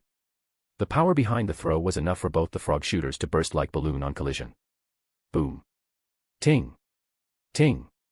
Putting both the magic stones in inventory, he continued walking deeper inside. Since Preemies entered an hour later after the opening of dungeon today, many adventurers that came before him had almost killed all monsters in these lower floors. Hence, Preemies barely saw monsters along the way. Though, with every floor monster kept on becoming stronger. He saw some adventurers party fighting goblins and kobold which were stronger than the one he met on 4th floor. Preemies was also ambushed by another new monster. It was a brown quadrupedal lizard monster with sucker discs on its feet. The monster was sticking on the wall and jumped at Preemies when he came in its range. Preemies just moved slightly to dodge its attack before punched it right into the head. Its hard scales didn't help it at all, as the punch destroyed its brain. It was over before it even started. Preemies, that was Dungeon Lizard, right? Yes. They attack by climbing walls and jumping down at people. They prefer ambushing their targets. Preemies nodded and kept on moving forward. Soon he reached the end of 5th floor and went down the stairs to 6th floor. But just when he reached the 6th floor he was ambushed again. This time from the shadows. It's a dark humanoid monster that had long arms with 3 claws that were sharp like knives. This monster was the strongest monster on the 6th floor. Along with Killer Ant, it was known as Newbie Killer for killing a lot of newbie adventurers. War Shadow. Dodging its attack, Preemies drew out his elucidator. As a swordsman, Preemies preferred using sword more than using his bare hands. And because he was getting bored of using his hands, he decided to draw the elucidator now. War Shadow, grrrrr. War Shadow growled angrily since its attack missed and attacked again.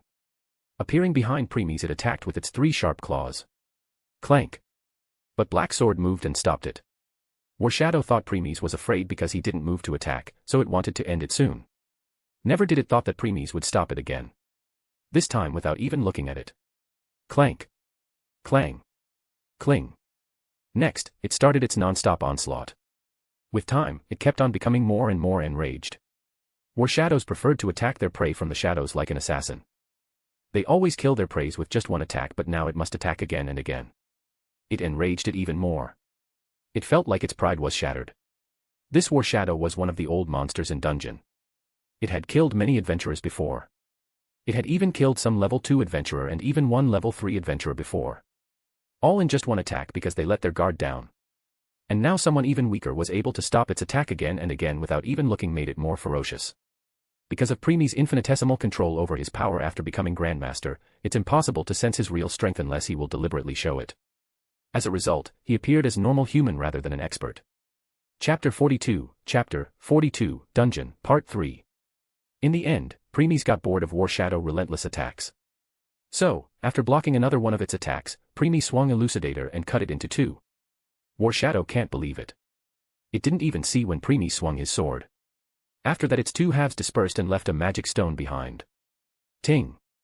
Preemies, War Shadow, an assassin from the shadows. No wonder it's called Newbie's Killer. Newbies don't put much guard in upper floors. After all, you can go solo till 9th floor.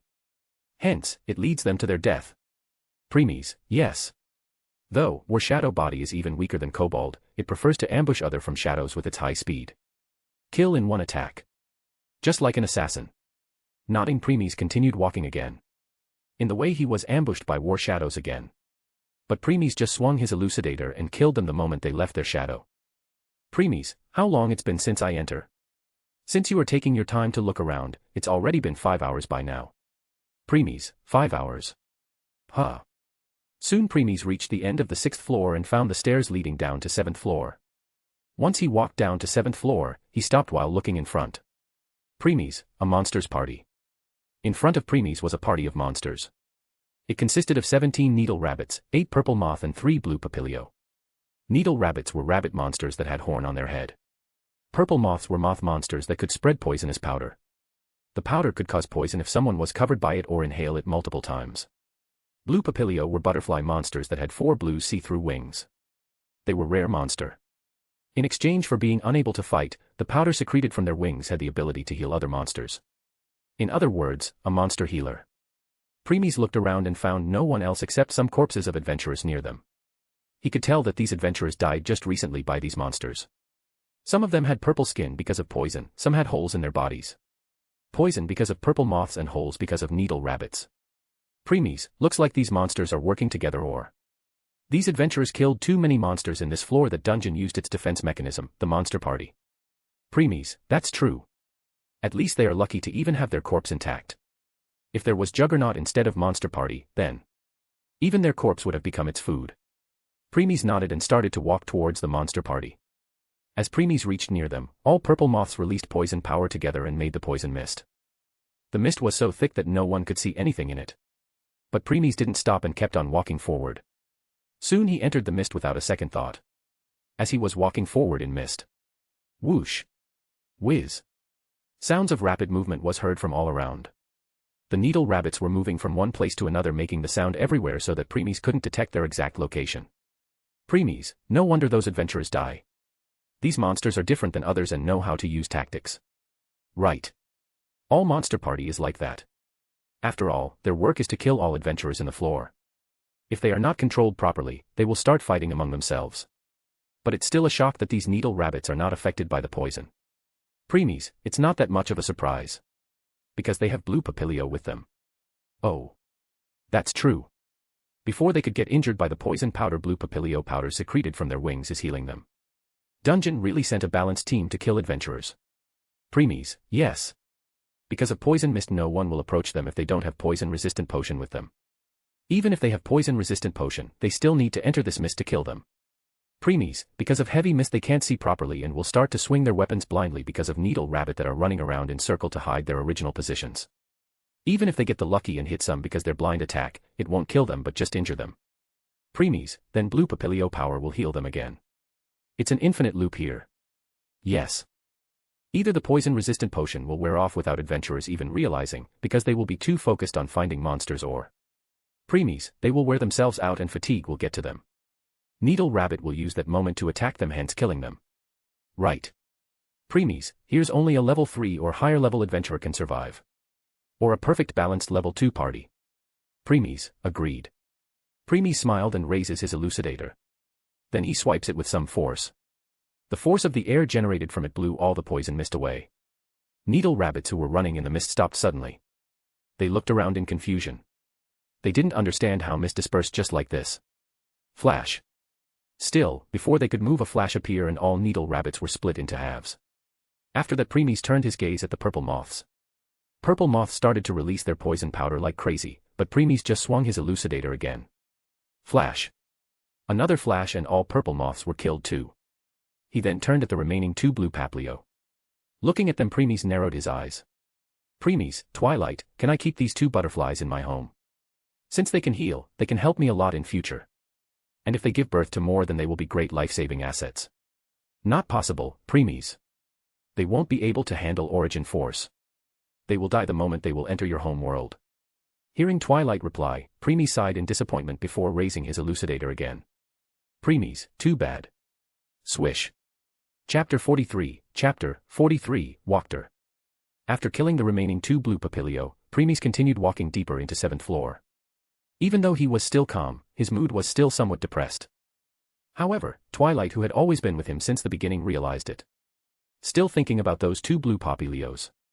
Premies, it's somewhat lonely going here and there alone. Not to mention in home, where I am the only one too. Actually, I know something like this will happen. Loneliness will become your everlasting friend if you continue like this. Premies didn't reply. Though, he still didn't deny that. Premies, so, you have a solution to it? Yes. Premies, go on. As you know, there are 4 groups, right? Premies. Group 1, existence level 1 to 3 worlds. Group 2, existence level 1 to 6 worlds. Group 3, existence level 1 to 9 worlds. Group 4, existence level 1 to 12 worlds. Yes. However, if higher existence, like 4th level existence enter Group 1 or 7th level existence enter Group 2, then they are more than capable of ruling that group and become its ruler. Preemies, what about 10th and 11th level existences entering Group 3? They won't. Preemies, oh. Those existences use origin force. To them these lower level worlds nothing. They always remain on their own and mind their own business. You can say even if someone start to destroy all the worlds, they still won't give a damn about it. Preemies, as long as no one bother them. Amen. Anyway, that's another topic. So, to prevent such higher existence from entering the lower group, there is a Wachter in both Group 1 and Group 2. Asterisk note, Wachter means guardian. Preemies, but not in Group 3 because if any 10th or 11th level existences wanted to conquer it then no one can stop them. Right. First, there is barrier around Group 1, Group 2, and Group 3. The barrier prevents anyone from leaving their group or someone from entering another group. Second, there is Wachter who stops someone from leaving or entering the said group. Preemies, what about Group 4? In truth, Group 4 is a hidden group. Let alone enter it, no one can even find it. Even though I say, Group 4, existence level 1 to 12 worlds, but in truth only 10th and 11th level existence stay there. You won't even find a single 9th or lower existences there. Preemies, origin force. Amen. That group is filled with origin force. No one can survive there except those existences. Preemies, I see. Okay, back to the topic. If someone decided to leave the group, they must open the barrier of the group. Once they touched it, the Wachter of that group will realize it and eliminate that being. Preemies, why is it? Since they just wanted to leave, why stop them? 2 reasons. First, since this was once their home, there are high chances that they try to come back to meet their family or will come back to kill their enemies after becoming stronger. If that happen, then they will break the barrier and will kill the Wachter to enter since they will even stronger than them that time. Preemies. Second, even if they have no attachment to their group anymore. What guarantee is that they will not reveal the information or coordinates of the group to others? Even if not everyone, there will still be some who want to rule. And in case they know about this group. Preemies, they will definitely come here to it rule here and will plunder all of its resources. Yes. So, Wachter will erase them from even leaving. As for barrier, if someone tries to open or bypass it to go to the lower worlds then barrier will suppress their powers. Preemies, For example, if someone from Group 2 will go to Group 1 then Group 2 barrier will suppress their strength to that of 3rd level existence. And the moment they enter Group 1 then Group 1 barrier will again suppress their power to that of level 2 existence. Preemies, so that Wachter could kill them easily. Exactly. Preemies, then what about me? Doesn't this mean once I decided to leave the barrier and Wachter will try to kill me too? They won't. Origin force is not only the strongest force in the existing but also something loved by all. After all, it's the very first power to even born. Preemies, Not only that, when you will enter Group 2 it will receive you by opening the barrier on its own. Preemies, that's interesting. If I give an example then let's say Group is a temple which worship their god. And you are the very god they worship. Preemies, no wonder 10th and 11th level existence can go to any lower worlds without any problem. Yes. No will try to stop them. However, the group and Wachter won't help you either if you face problem. After all, to them you are their god. Why would the god they worship need their help? Preemies, in other words, the group won't help me, but it also won't stop me from doing whatever I want. Exactly. They won't care whether you prosper the world or destroy it. Preemies, oh, and what's the point of this topic? You see. There can only be one Wachter in each group. In case another one will appear then this means conflicts will bound to occur. This might lead them to clash with each other. Result, destruction of that group. Preemies, you are saying this group has 2 Wachter. Yes. Once there was only one but later another one was born. And the conflict will appear between them soon. Preemies, How strong are they? Before they both were infinitely close to reaching existence level 4. But they can't take the last step if someone don't give them the final push. But now one of them has become weaker than other. Hence. Preemies, continue. What I am saying is that you can have one of them. Preemies stopped walking hearing this. Preemies, what? The one you choose will become connected to you like how your wives will in future. It will stay with you all the time and can help you a lot. It can also enter your home world with you. By doing that you can also prevent their clash that will happen in the future. Preemies sighed and started walking again. Preemies, why do you think they will come with me? After all, they are someone who are very close to becoming 4th level existence while I am still a mere 2nd level existence. That's up to you how you convince one of them. And one more thing, you can only have one because another one is needed for the stability of the group. Preemies, whatever. Anyway, how do I communicate them? Just enter your home world and take your awakening form. I will then give you the coordinates of place and time. Preemies, okay, let's do that after I am done here. Don't you want to know who they are? Preemies, it's not like I know them. I will decide who to take when I am done talking with them face to face. Actually, you know them. Preemies stopped again. Preemies, come again. You know them. Both. Preemies, who are they? Preemies suddenly had a bad premonition. And after hearing Twilight's next words, he opened his eyes wide. They are the Dragon of Infinity and the Dragon of Dreams.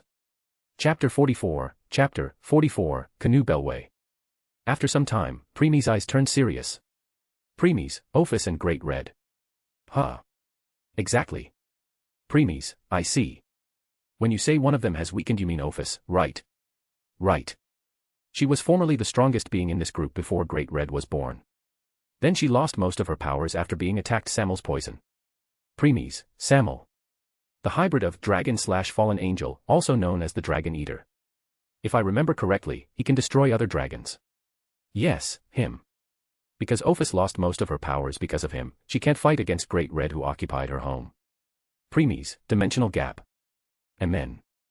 Since she didn't have enough power to defeat Great Red, she decided to find those who can help her. Preemies, that's how she became the leader of Cow's brigade. Yes. However, it's not a bad thing. Considering if she was at her prime, she would have already fought Great Red by now. Preemies, what will happen if she comes with me? Her body will be destroyed and rebuilt again so that she will be attached with you for eternity. After all, only by then can she enter your home world. That time not only will she recover her full power but also get the push she needs to become 4th level existence. Preemies, she will become 4th level existence. Yes. Preemies, okay. Let's contact her when I am done here. Sure. Preemies then kept on going deeper into the 7th floor of dungeon.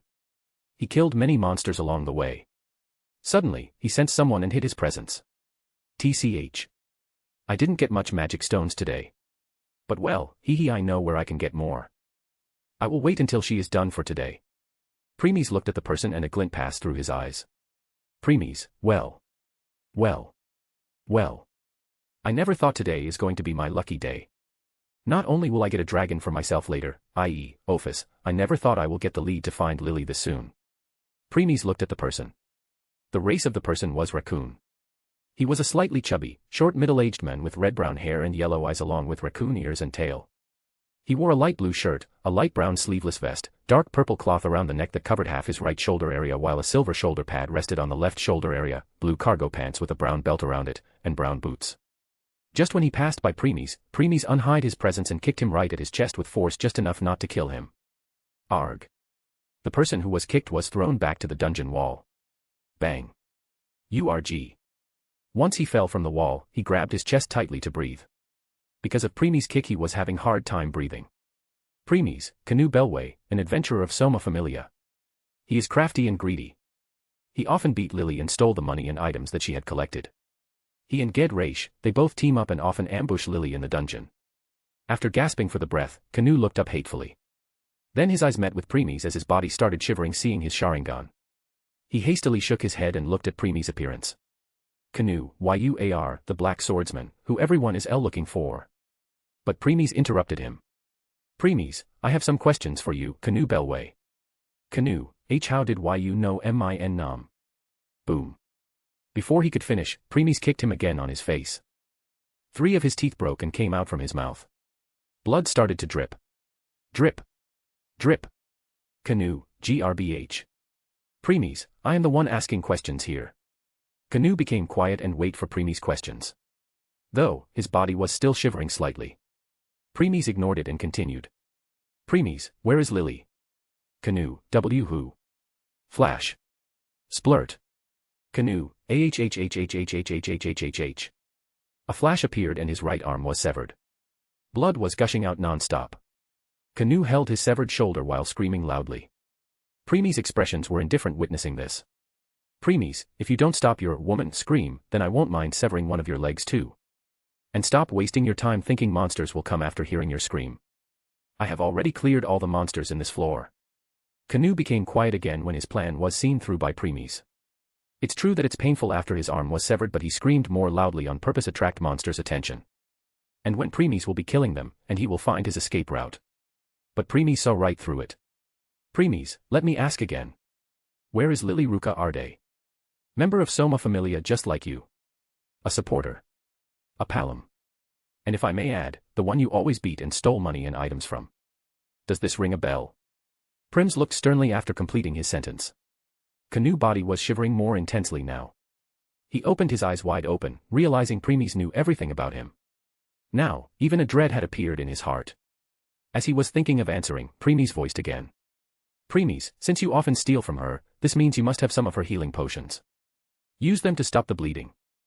Instead of letting you die from blood loss and waste my time, I will be more than happy to end you now. Premies' words snapped him out of his thoughts. He then hurriedly took out a potion from his pouch with his remaining hand and started the treatment. Soon his wounds started to heal. At this time, Premies returned. Canoe didn't realize when Premies left. Premies then threw a bag at him. Premies, this bag has your severed arm. You can reattach it after returning to surface. Canoe picked up the bag and opened it to confirm. Once confirming that it was really his arm, he put the bag on his shoulder and then looked back at Premies. He bowed his head slightly. Canoe, thank you. Premies answered with his own question though. Premies, where? Canoe, she is at 10th floor. Premies, who is with her? Canoe, Jiged. Premies stared at Canoe hearing this.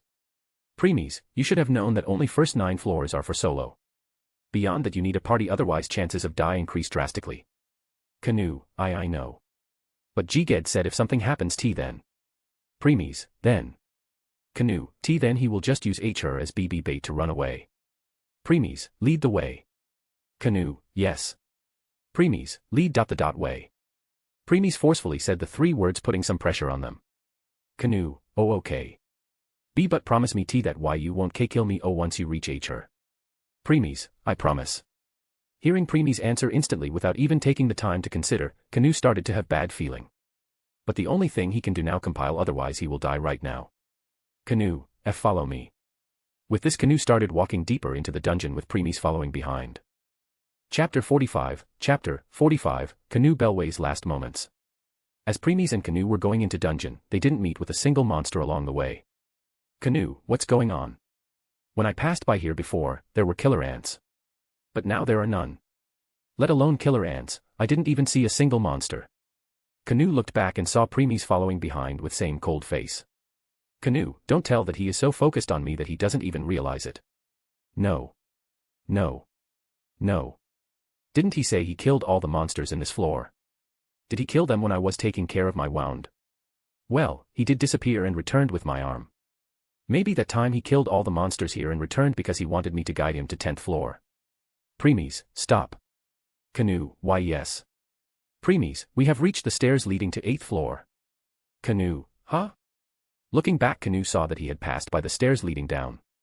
Canoe, I am sorry. Looks like I was lost in my thoughts. Premies didn't answer and just stare at him. Canoe started to sweat bullets and put a forced smile on his face. Canoe, let's go down. Then he started walking down the stairs. Soon they reach 8th floor after 5 minutes of walk. Canoe, this is 8th floor.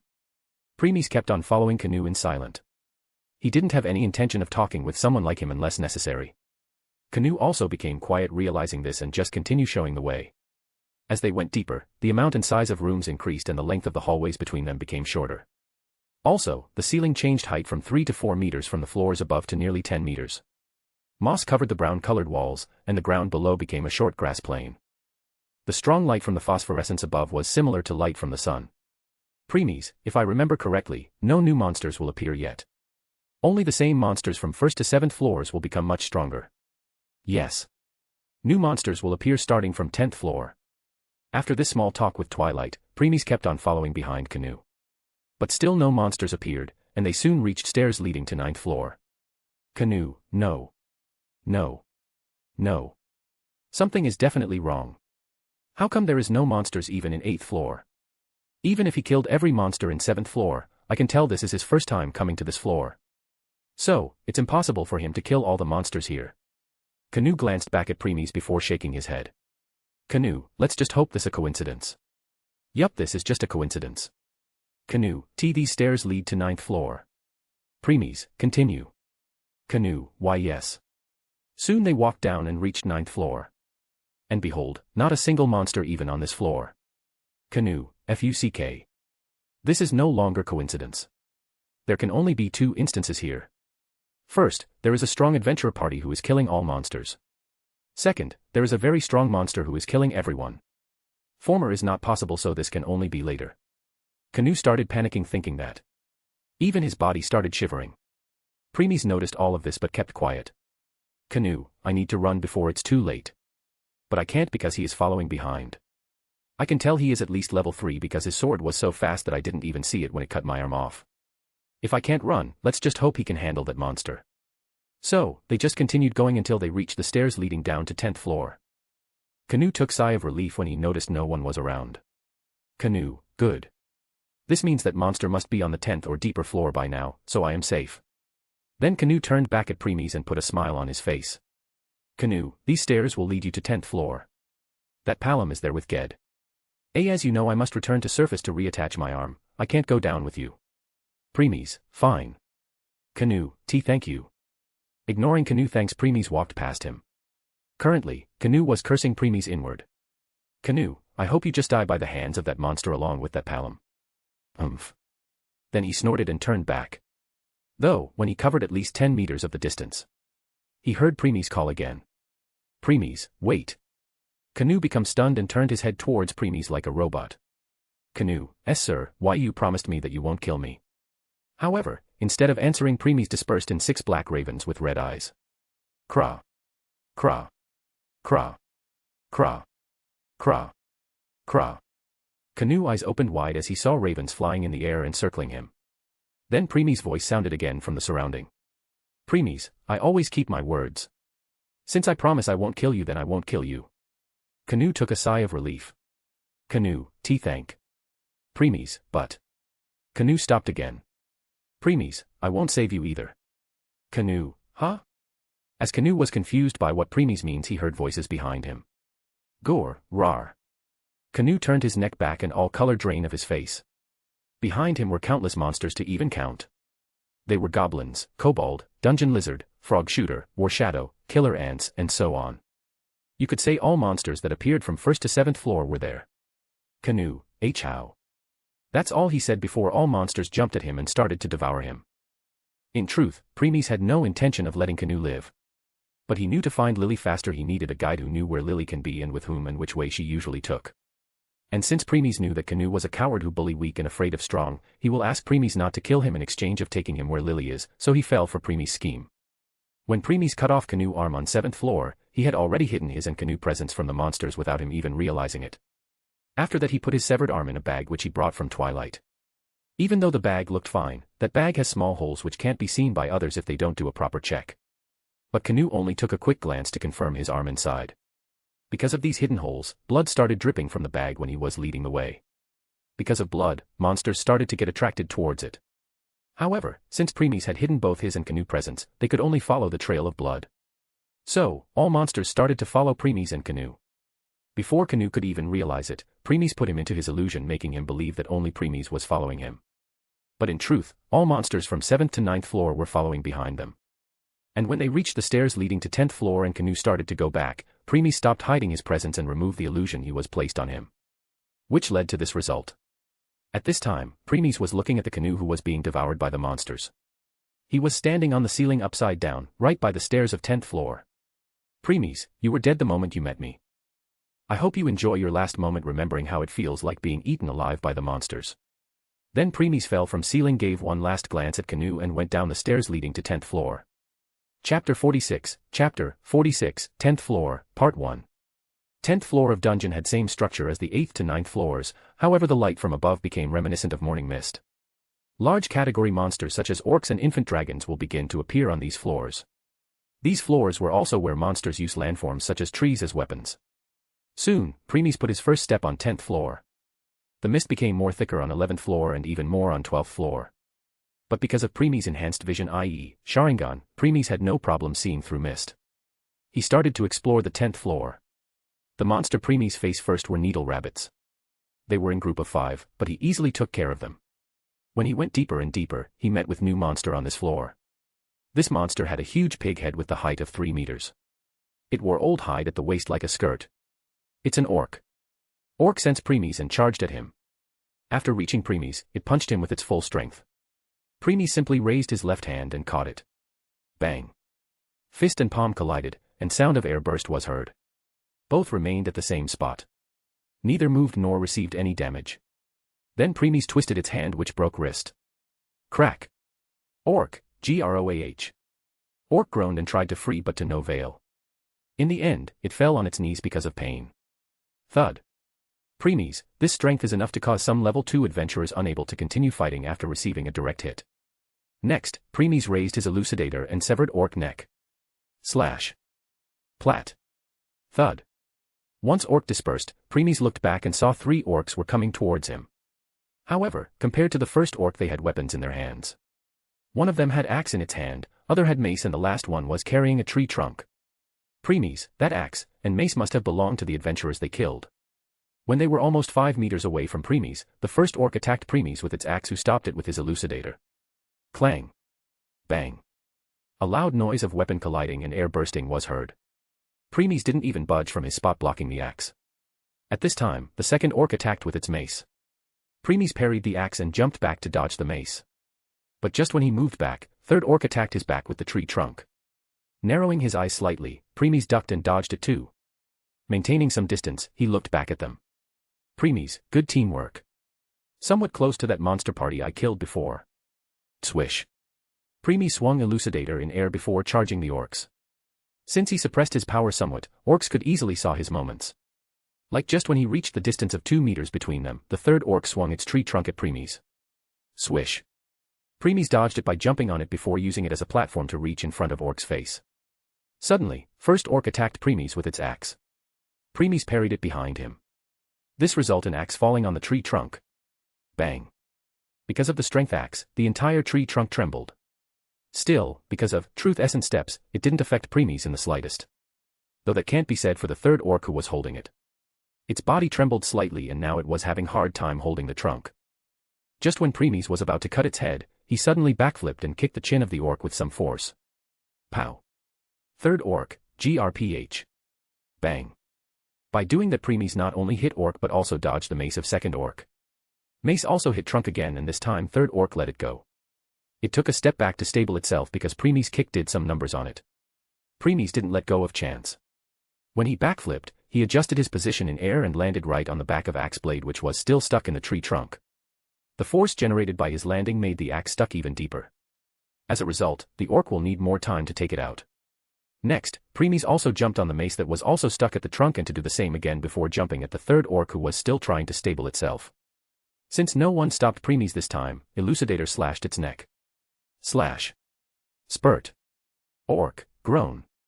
A gush of blood came out of its neck as it groaned loudly.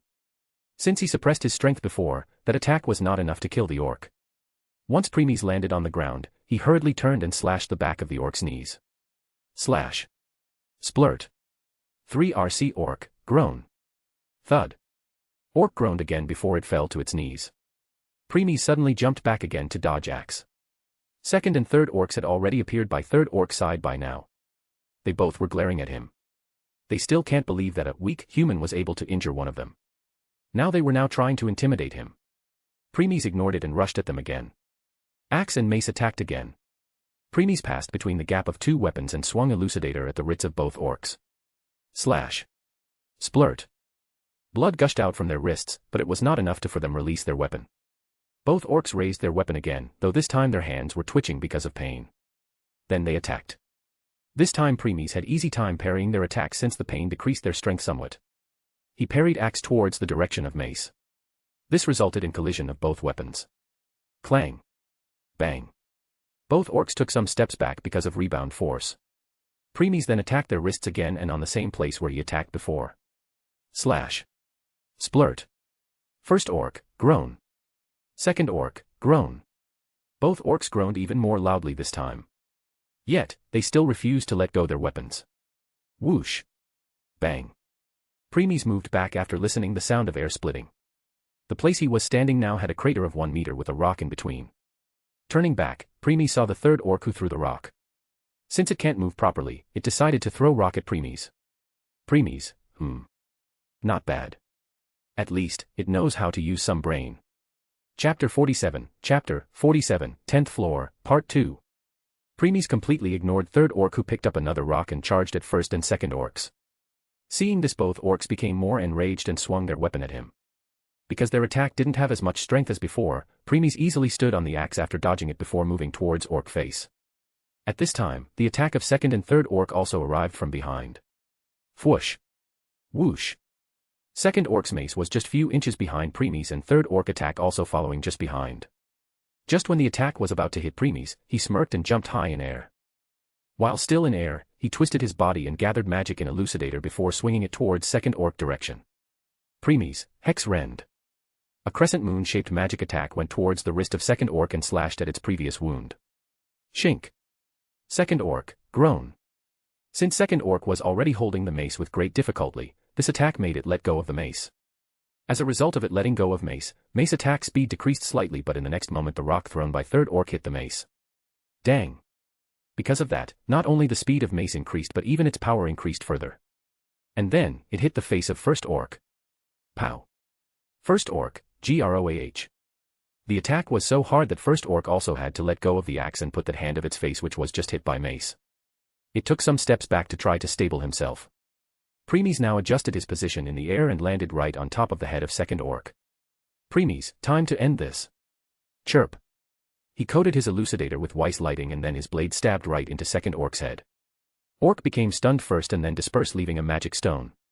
Whoosh. Bang. Premies moved slightly and dodged another rock before running towards the third orc. Soon Premies reached it. The orc picked up the tree trunk again and swung at Premies. Premies stopped absurdly. Since there was still some distance between them, the trunk missed by 1 millimeter.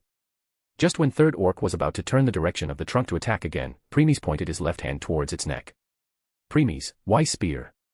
Weiss lighting condensed and shot forward like long spear. Swish. BWAH. Splurt. Orc didn't have the time to realize when Weiss spear entered its neck wound and came out of the other side. Premies disperse his Weiss spear, and that time orc also dispersed, leaving a magic stone behind. Finally, Premies looked back at the remaining orc who was still holding its head. He put Elucidator back into its sheath and lowered his left hand towards the ground and concentrated. Soon. Chirp. The sound of 1,000 birds rang and Weiss lighting started gather in his hand. At this time, orc senses started warning him about upcoming doom. It looked at where the sound was coming. When it saw lighting in Premies' hand, it became scared shitless before turning back and started to run. Premies was looking at the back of orc who was fleeing as fast as it could. At this time, he moved. His speed was so fast that he reached orc in an instant. Then his hand entered in its body. Thrust. Premies, Weiss Chidori. Orc, groan. Boom. Orc was completed, burned to ashes along with its magic stone. Not only that, but the surrounding area also got burned by it. Premies looked at everything with same cold and emotionless face. Premies, now I have grasped how much dungeon made these monsters stronger. I did some checking on these orcs. These 3 orcs were at least 30% stronger than the one you killed at the very beginning. Premies, 30%. Huh. Have you also checked how long they were living? I did. The result, you won't believe it. Hearing this, Premies frowned. Premies, 1 day. 6 hours. Premies didn't show any surprise or any change in expression. However, in his heart, he was shocked. Premies, you are kidding. Their strength increased by 30% in just a span of 6 hours. Told you, you won't believe it. But that's the truth. Premies, how? The weapons they were using belonged the adventurers that they killed 6 hours. Hearing this, Premies' expression became serious. Premies, are you saying those orcs gained Exilia after killing the adventurers? As expected, you understand right away. Premies became silent and went deep into his thoughts. After sorting out all the information he knew about Dungeon and the information Twilight provided just now, he reached a conclusion. Premies, from what I knew so far, Dungeon absorbed all the adventurers that died here. However, with your information, I can conclude that it also awards the monster who killed those adventurers by giving them some portions of the Exilia it absorbed from the adventurers. Right again. Hearing Twilight confirmation, Premies nodded and looked in front. There he saw then a new monster or monsters charging at him in a big group. They were small demon monsters. Preemies, imp. Just when they were 2 meters away from him, Weiss lighting condensed in his left hand again. Chirp. Preemies, Weiss Acus. Countless Weiss needles shot towards those imp and every needle hit them right at their magic stones. They all got struck into trees with needles in them. Soon they all dispersed, leaving behind countless magic stones. Prims picked all those stones and continued walking. Preemies, dungeon has always been a mysterious entity.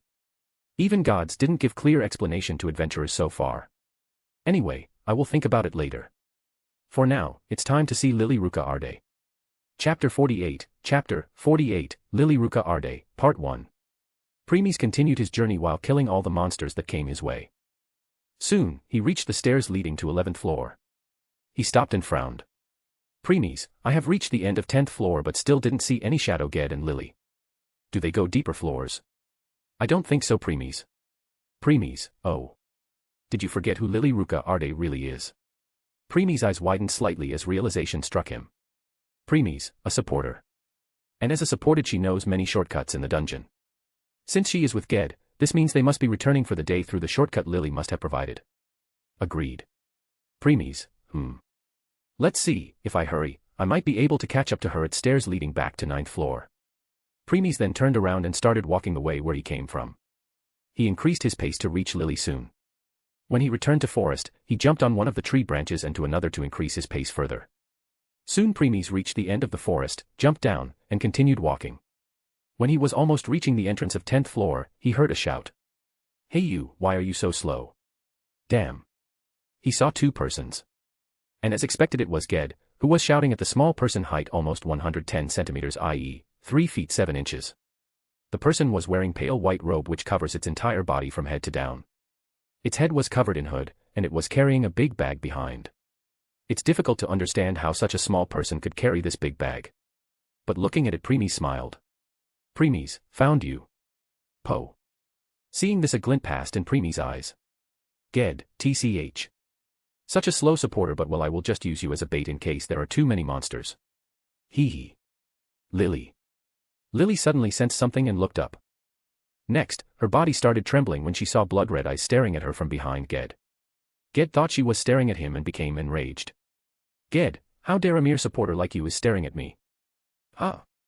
Though when he raised his fist to punch, he stopped when he realized that Lily was not looking at him but behind him. He turned around and stopped.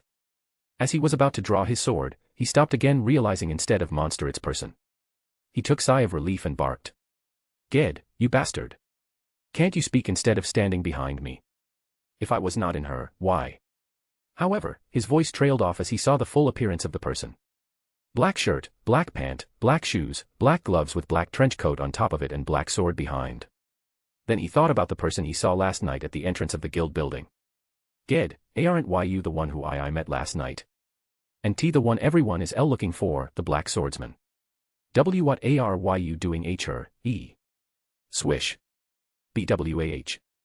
Preemies didn't answer and just stabbed his elucidator into his chest. And the sword came out of his back. Ged looked at Preemies with shocked expression. He moved his gaze down and looked at the sword that had entered his chest.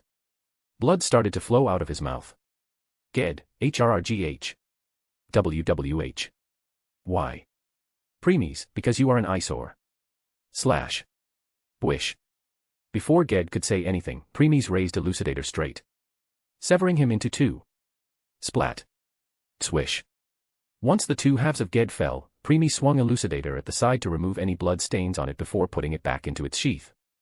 SSH. Next, he turned his attention at Lily. Lily was still shocked about what just happened. From knowing the person with such eyes was a human instead of monster to he was the one everyone in Orario was looking for, the black swordsman, to how he killed Ged just because he was an eyesore. Lily was taking time to comprehend what's going on. Preemies didn't interrupt her and just let her take her time. Soon Lily snapped out of her thoughts and looked at Preemies. Her body was still trembling because of his Sharingan. Preemies, what's your name? Lily, why yes. Preemies, name. Lily, Lily Ruka Arde. Preemies, occupation. Lily, S supporter. Preemies, familia. Lily, S soma familia. Preemies became silent after that and kept on staring at her. Lily looked down trying her best to avoid looking into Preemies' Sharingan. After some time Premies spoke. Premies, supporters can't survive in the dungeon without the help of an adventurer. And since I already killed that adventurer, this means your chance of return to surface unscratched has decreased drastically. Lily. Lily didn't reply though she also agreed with Premies. Supporters can't enter dungeon alone. They might have some life-saving items like magic sword. Nevertheless, not all have such things since magic swords were extremely expensive. And Lily didn't have such thing. She only had a dagger in case of emergency. Premies, Lily Ruka Arde. Since I am the one who put you in such situation, I will give you an opportunity. Lily, oh opportunity. Premies, yes. To become stronger. Lily, stronger. Premies, if you accept my offer then I will make you a lot stronger. You will reach a height you never dreamt of. Still, it won't be easy. You will experience a lot of pain to the point you will even think death is better than living. Lily. Premies, hence, I will give you an option.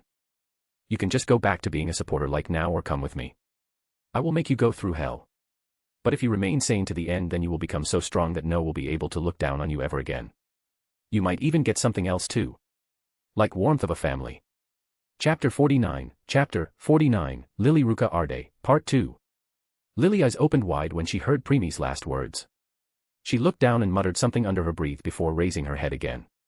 Lily, I don't believe it's just that. There must be a reason for this, right?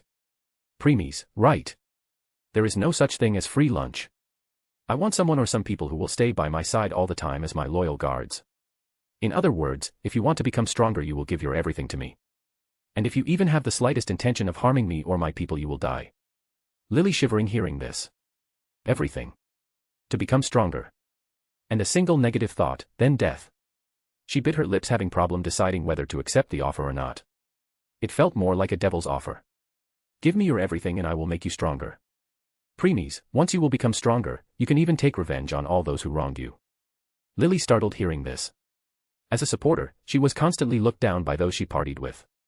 She really hates all adventurers to the core. Tired of being bullied by adventurers, she once ran away from Soma Familia and became a normal citizen. But Soma Familia found her and inflicted misery on the old couple who took care of her, destroying their store and stealing money. So, it's not wrong to say she hated Soma himself because he never took care of his familia. Premies knew all this. Seeing Lily still conflicted, Premies decided to give one final push. Premies, remember this, opportunity only comes once in lifetime. Once you let it go, it will be lost forever. Lily. Lily mind blanked. She completely understood what Premies meant by that. Considering she will let go of this opportunity then there will be no second time. So, will she let go it? She knew how miserable her life had been until now. Her parents belonged to the Soma Familia, therefore making her a member of the Familia from birth. However, her parents didn't look after her and ordered her to earn money for them instead. A while later, her parents were killed in the dungeon, leaving her to fend for herself. The Soma Familia didn't take care of her and bullied her, making her lonely and isolated. She always wondered why her god Soma was not helping her even when she prayed till late at night. Premies, what's your answer, Lily Ruka Arde? Lily, since God won't listen to my praise then I will pray to devil from now on. Lily looked back at Premies. This time her eyes were full of determination. She directly looked at Sharingan. Her own eyes started to blur because of this but she didn't dodge the gaze and kept on looking into them with her will. Premies sneered inwardly witnessing this. Premies, haha. As expected, her thirst for revenge is a lot stronger than her will of becoming stronger. For it she is willing to sacrifice everything. Lily, I accept. Ding. Ding. Ding. Lily Ruka Arde has decided to give her everything to you to become stronger. She can now become half-member or permanent member of your household. Please choose. Premies raised one of his brows looking at the prompts. Premies, what's the difference between half-member and permanent members? Half-members can't enter home neither can they travel with you to another world. And to increase their strength they still need to join a familia. But because they are half-member you can see their status. Premies frowned hearing this. Premies, I can only see their status, that's all. No. There is more to it. Once they face any danger, you will realize it and can teleport to their location. Premies, does it have to be a danger if I want to teleport to them? No. You can teleport to them regardless of danger. But be cautious you can't teleport from one world to another. Premies, I see. What about permanent members? Permanent members can not only enter home world, but they also must stay by your side. Means when you will travel to another world then they will also be with you. They don't need to join any familia because you will be the one who will give them blessing. The rest is same as half members. Preemies, Which member do you want to make Lily Ruka Arde? Chapter 50, Massacre. Preemies, half member. Affirmative. Bump. Thud. Thud. Loud sound of heartbeat resounded as it felt like two hearts were beating together. Preemies frowned, he sensed the presence of another heartbeat in his heart. He looked back at Lily, who also had shocked expression on her face. After some time that shocked expression vanished. There was no longer any fear of him in her eyes. On the contrary, she felt that Preemies was very familiar to her. Preemies, what's going on? This is the result of becoming half-member. She now thinks of you as her kin. Preemies, oh. So, another heartbeat in my heart. Is hers. Preemies, that's what you mean when you say I will realize when she is in any danger. Yes. Not only that you can even sense her emotions. But it will only go one way. Preemies, I can sense her heartbeat, emotions, but she can't. Yes. Nodding his head, Preemies looked back at Lily again. Preemies, let's go. Lily, Lily voice now had a tinge of happiness in it. It felt like she was more than happy to follow Preemies now. After that both started climbing the stairs leading to 9th floor. Lily, so, what should I call you? Preemies, the Black Swordsman, will do. Lily, you don't have a name. Preemies, show me you are worth of knowing it. Lily, okay. Nodding her head enthusiastically, she clenched her fist. Her will to become strong reignited. Preemies, Lily. Since now you are under me, there is one thing that you should always remember. Lily, what thing? Preemies, no one is allowed to look down on you.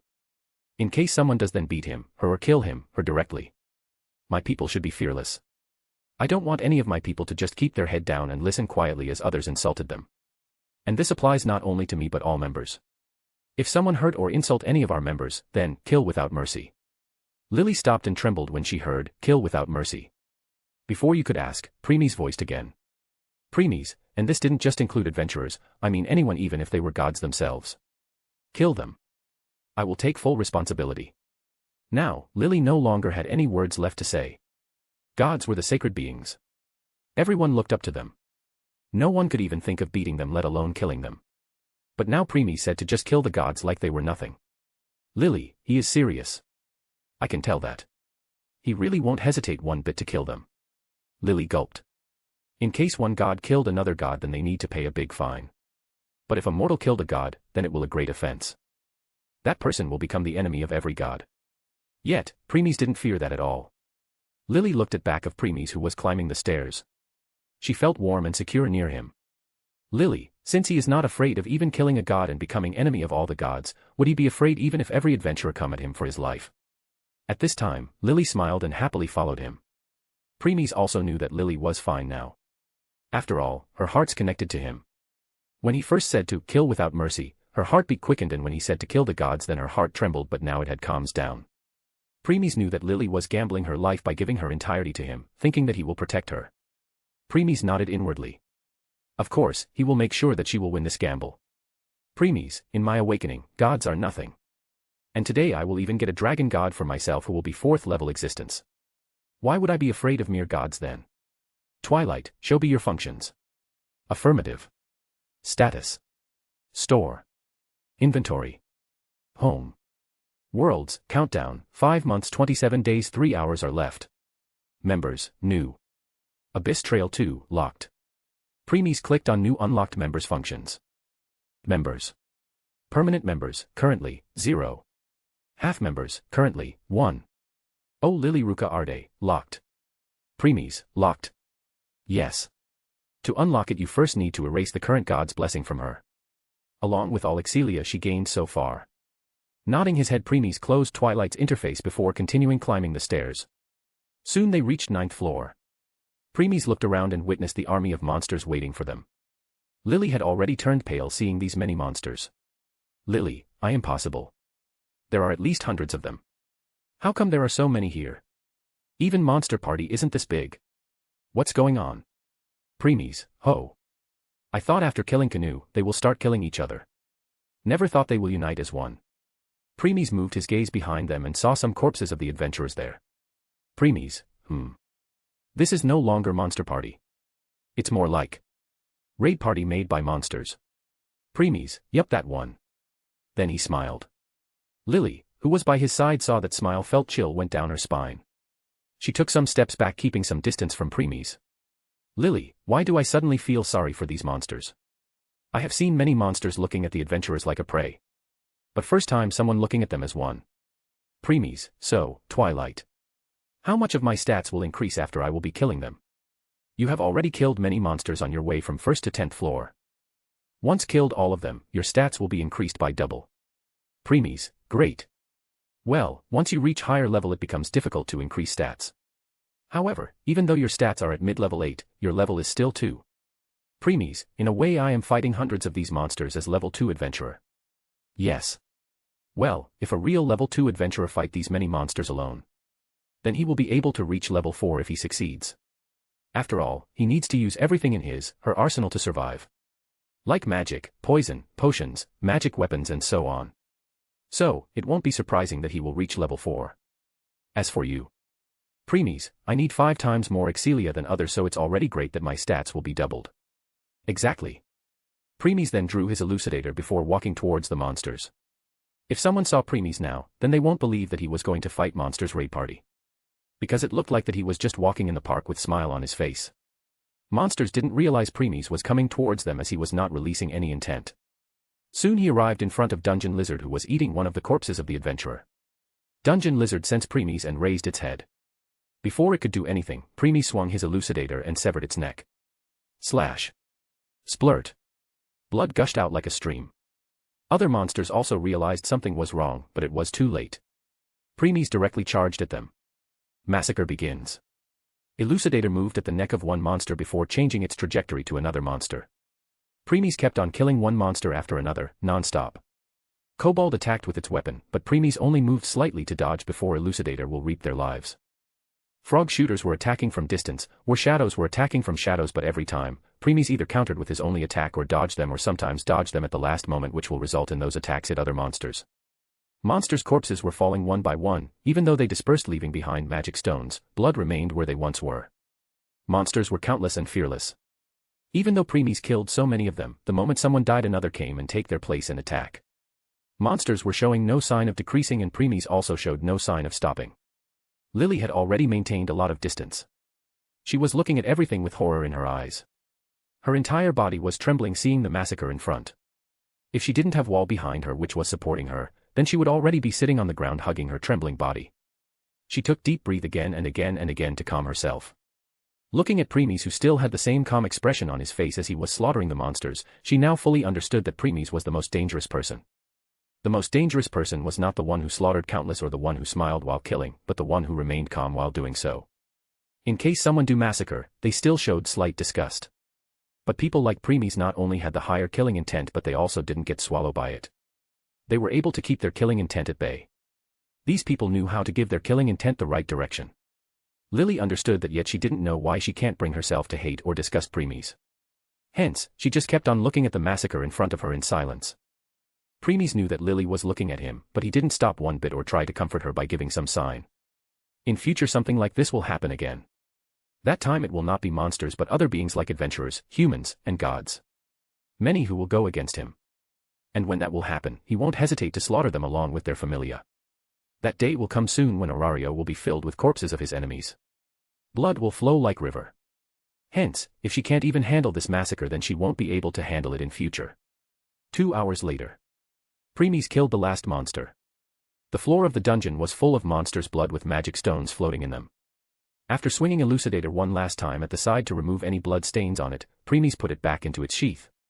Just when he turned to look at Lily, one war shadow attacked him from the shadow. This war shadow knew that the person was at his most vulnerable when they end their opponent. So, it took the right moment to attack Preemies. But too bad, Preemies had no such weakness. When its attack was about to hit Preemies, he caught its wrist, stopping the claw. Before War Shadow could do anything else, Preemies used some force and ripped its hand off. Rip. War Shadow, groan. War Shadow groaned loudly, but Preemies ignored it and threw its severed claw at its head. The claw cleaved War Shadow into two. Preemies then kept on walking towards Lily without even looking back. In truth, ever since Preemies came to this world, he never let his guard down for once. No matter what he was doing.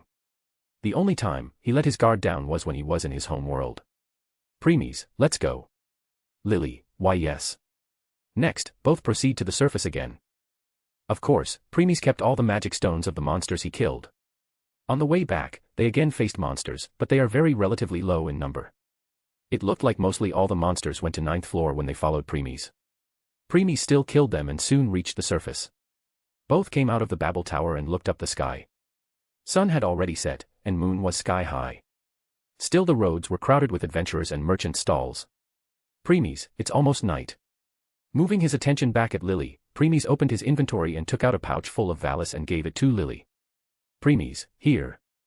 This pouch has 50,000 Valis in it. Use it to buy yourself dinner. Lily took the pouch and became shocked when she heard the amount in it. Lily, 50,000 Valis. She can't believe it. It should be known that a party of 5 level 1 adventurers can make around 25,000 Valis a day. But now Preemies just gave double the amount to her just like this. No wonder Lily shouted, but since Preemies was hiding their presence no one heard her. Preemies, don't be this surprised. Since you are under me now, it's obvious that I will be responsible for your food, clothes, lodging, equipment and so on. Lily, BB, but it's still 50,000 Valis. Preemies, it's just 50,000 Valis. If you do good in the training, then I will give you 500,000 every day. Hearing this, Lily mind short-circuited. She started murmuring. Lily, FF5 800 TT 1000. Every day after the training. Preemies ignored Lily and continued walking. Lily also followed him, but she was still murmuring the amount. With 800,000 Valis one could buy a good house for themselves. The amount she thought she won't be able to earn in her entire life will be earned with just 2 days of training. Not surprising that her mind short-circuited. As for Preemies. Preemies, don't become this astonished, Lily. I spoil however I took under me. It's true that one needs to face many problems in their lives, but money will not be one of them. Soon, they both reached Lily Inn and Preemies stopped. When Preemies stopped, Lily also snapped out of her thoughts. She realized that they have reached her inn. Before she could say anything, Preemies spoke. Preemies, rest for today. Tomorrow I will come to get rid of Soma's blessing and then next day your training will begin. Lily, okay. But why day after tomorrow but not tomorrow? Preemies, because tomorrow one more person will join you. She will also be training with you. Lily, she. A girl. Preemies, yes. Anyway, that's it for today. You don't need to worry about spending low on dinner. I won't mind even if you spend the entire 50,000 Valis. I will give you more tomorrow. So, stop being stingy from today onwards and enjoy. I will take care if someone stop you or steal from you, okay? At this time, Lily blushed slightly, and smile appeared on her face. She looked down and said. Lily, oh okay. Preemies, good. Next, Preemies dispersed into 6 black ravens with red eyes. Craw. Craw. Craw. Craw. Craw. Craw. Lily looked at the ravens in astonishment before smiling. Then she turned back and entered the inn. Preemies was looking at Lily from afar. When he saw her smile, he nodded and turned back. Preemies, I hope you won't disappoint me, Lily Ruka Arde. Soon after he raised his head and looked at the sky. Preemies, it's time for next thing. Contacting office. Preemies, nope. Huh. Preemies, dinner date with Ina. Status. Name, Preemies Rigla. Age, 18, more than billions of years. Level. Strength, 3000 SSS, 1603x2, enhanced mode. Endurance, 3000 SSS, 1603x2, enhanced mode. Dexterity, 3000 SSS, 1603x2, enhanced mode. Agility, 3000 SSS, 1603x2, enhanced mode. C. Magic, 3000 SSS, 1603x2, enhanced mode. Existence level. Skills. Aincrad Supreme, G. The Primordial One, G. Truth Essence Steps, G. The Eye That Reflects the Heart, Sharingan, G. Sealed. Magic. Weiss Chidori, G. Hex Rend, G. Side Skills. Chef de Cuisine, G. Morchus Artist, G. Countertenor Cantor, G. / Awakening, God of Destruction. Note, first seal unlocked, second seal locked, third seal locked. Chapter 51, Loki's Plan. After leaving Lily, Preemies started walking towards guild building. Since it's the time for adventurers to end their expenditure for the day, streets were busting with them. Adventurers could be seen shouting, talking loudly. Shopkeepers were selling their stuff with smile on their face. People were bargaining for the price and so on. However, there's one thing in common. And i.e., everyone had smile on their face. Premies didn't realize it, but unknowingly a smile had appeared on his cold face.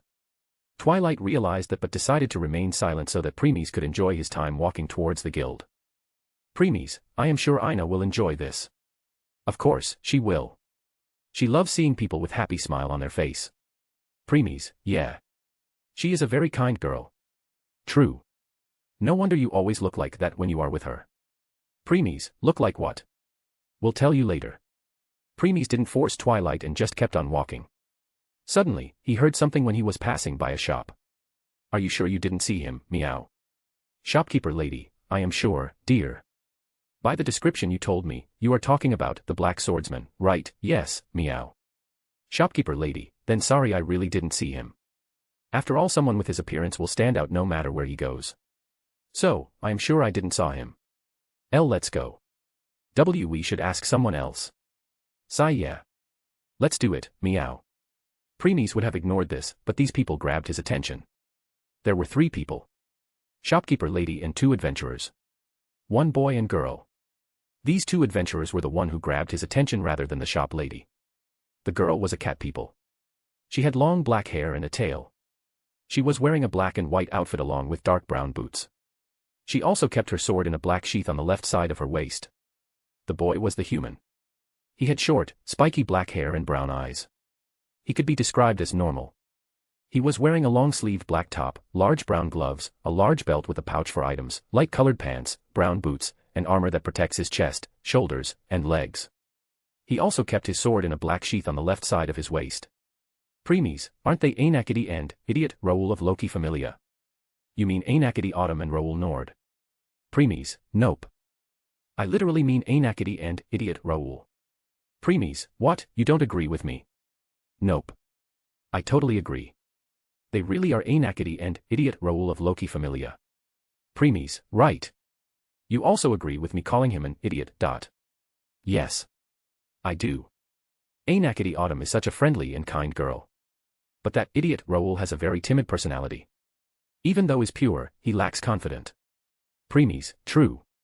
From what I know, Ainakity wants to quit being adventurer and become a wife to take care of her family. Because of that, she tries to take next step in her relationship with Raoul many times. But whenever she took one step forward, idiot Raoul took one step backward. This guy sucks. So, are you going to help them? Premies, Twilight, if you want me to start a job of being a matchmaking, then sorry, I am not interested. It's their problem, not mine. I am not Belle Cranel, who loves to enter other people's business. That's not what I mean. I was wondering whether you forget it. Anyway, looks like Loki Familia is still looking for you. Premies, must be Loki's order. She wants other Familias to think that they are still looking for me like them. It's also her way to pass me a message. What message? Premies, in a way she is saying she wants to meet me. I see. So, do you have any intention to meet her? Premies, not yet. In future when right time come. And when is the right time? Premies, when all 3 strongest Familia will gather. Twilight became silent hearing this. After some time, she spoke again. 3 strongest Familia. You mean Freya, Loki, and Hephaestus Familia? Premies, yes. Must be because of the information of one-eyed black dragon you told to Ace Wallenstein. Premies, amen. She definitely wants to know how I get my hands on this information and also a way to bypass level 9 limit. Since you told Ace Wallenstein that she must find a way to go beyond level 9, this also means you have such a way yourself. I am sure even Ace Wallenstein must have realized that too. Premies, hence, if I won't meet her, then she will contact other 3 strongest Familia to find a solution against one-eyed black dragon. And to unite to capture you. In order to get their hands on that method. Premies, exactly. Fools. They have no idea that they will be digging their own graves that time. At the end of Twilight words, Premies smiled. It was just a simple smile, but if Lily was here and saw that smile, then she would have run away to keep as much distance from Premies as possible. Because she knew by now that this smile meant that someone just courted death. Soon that smile faded and Premies returned his same calm expression. Next, he continued walking towards his destination. Premies, well, that's for the future. No point in worrying about that for now. I am more of a worried about them than you. Preemies, anyway, let's see. I think, Hostess of Fertility, will be great place to have dinner with Ina. Won't you meet Freya there? Preemies, nope, I won't. She will not be working today. Huh? How did you know that? Preemies, because I am sure currently, she must be looking for with her artifact. The same artifact she uses to keep an eye on Bell even when he was in dungeon. The top floor of Babel Tower. This floor was very big and its furnishing was very great. A single piece here cost up to millions. Only Freya lived here apart from her familia. The Freya familia home was known as Folkvanger and was located around the center of the business area. It was located on the opposite side of Orario from the Loki familia.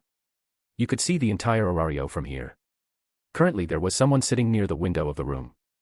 If she looked down from the window, then she could see the entire Orario busting in lights which made a beautiful scenery.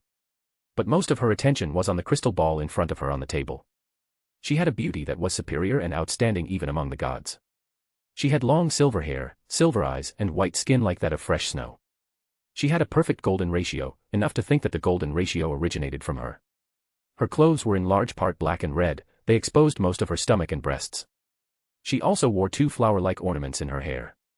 Behind her stood another person like her guard. The person was tall and heavily muscular Boaz with rust-colored hair and eyes along with a pair of boar ears.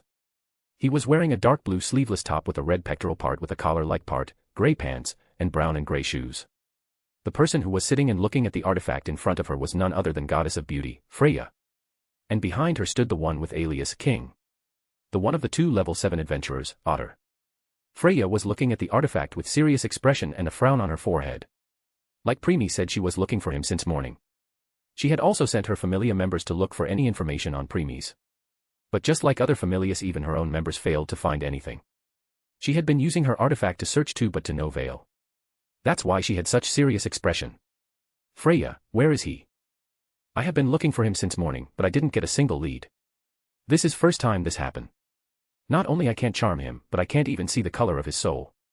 When I tried to look into his soul yesterday, I feel emptiness, helplessness, and a bottomless abyss eating away my soul. Considering he hadn't looked away that time, then I felt like I would have lost myself. As Freya was lost in thought, 3 people entered the room. The person in front was a cat people. He was small with blue eyes and black hair along with cat ears and a tail. Despite his size, he had a penetrating gaze, so intense that it frightened others, and his very presence seemed violent, as if he would explode at any moment. His features were attractive but were not usually considered as such due to how dangerous he looked. He was the vice-captain of the Freya familia. And the brother of Anya Frummel. Alan Frummel. Behind him stood 2 people. First one was a dark elf. He had tanned skin, slightly gray-green eyes and silver hair that could also look pale purple. He was wearing a black outfit with a black cloak. He was an executive of the Freya familia, as well as the former king of the Dark Elves on the Hyasning Island. Hogni Ragnar. Another person was a white elf. He had white, almost translucent skin, golden hair that fell down his back and coral eyes. He was wearing a black battle garment along with a white cape and a white belt, both of which have gold trim, and wears glasses. He was quite handsome and even gods admired him for it. He was another executive of the Freya familia, as well as the former king of the White Elves on the Hyasning Island. Hayden Selland.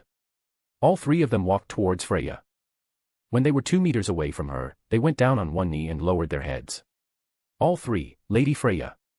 Freya didn't turn at them and kept on looking at her artifact. No one spoke. After some time, Freya spoke with her gaze still on the artifact. Freya, any information? Listening this, all 3 of them gritted their teeth. All had a frustrated look on their face. Alan, who was in front, speak. Alan, and no. Lady Freya. Freya stopped looking at artifact and moved her gaze outside the window. She was usually calm, but today she was also frustrated. This was first time she found someone this interesting but still failed to find any information on him at all. And now hearing this answer increased her frustration even more. Freya, well. Freya familia. The strongest familia in Orario, let alone finding the Black Swordsman, they failed to even gather a single information on him. I wonder how others will look at us hearing this. How laughable, isn't it? Even though, Freya said that with calm face. Anyone could tell that she was mocking them. Alan, Hogni, and Hayden understood this too and became even more frustrated. Unlike Freya, they had been searching for the Black Swordsman since last night. Once the song ended, Freya sent the message to them to find him. Yet, no matter what they didn't even find a single lead. And now even their own goddess was mocking them. They became very angry and ashamed. Now they really wanted to kill the Black Swordsman by their own hands. Freya, of course, saw through their thoughts and she spoke. Freya, if you even touch a single strand of his hair, then be ready to face consequences. All three of them became stunned. Hayden opened his mouth to speak. Hayden, be but Lady Freya. Freya, enough. You all can leave. Hayden became silent. All three of them gritted their teeth in frustration and clenched their fists tightly. After that they stood up one by one and moved towards the door. Before leaving, suddenly Hogni stopped and looked back at Freya. Hogni, actually, Lady Freya, there is one more thing I want to inform. But I don't know whether this is related to the Black Swordsman or not. Freya, What is it? Freya didn't turn and kept on looking down on Arario. She didn't have much interest in listening to him but still decided to. However, she turned her head abruptly after hearing him. Freya, what do you say? Hogni repeated his words. Hogni, Loki Familia decreased the numbers of their members who are looking for the Black Swordsman. Freya narrowed her eyes and became serious. Freya, are you sure? Hogni, definitely. Hearing his confirmation, Freya smiled.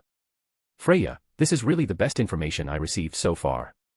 At this time, Otter, who had been standing behind Freya in silence, spoke. Otter, what do you mean, Lady Freya? Freya, I and Loki are the best friends since we were in heavens. So, we both understand each other's thought process accurately. Since she decreased the numbers of people looking for the Black Swordsman, this only means one thing. Hayden understood Freya's meaning and continued her words.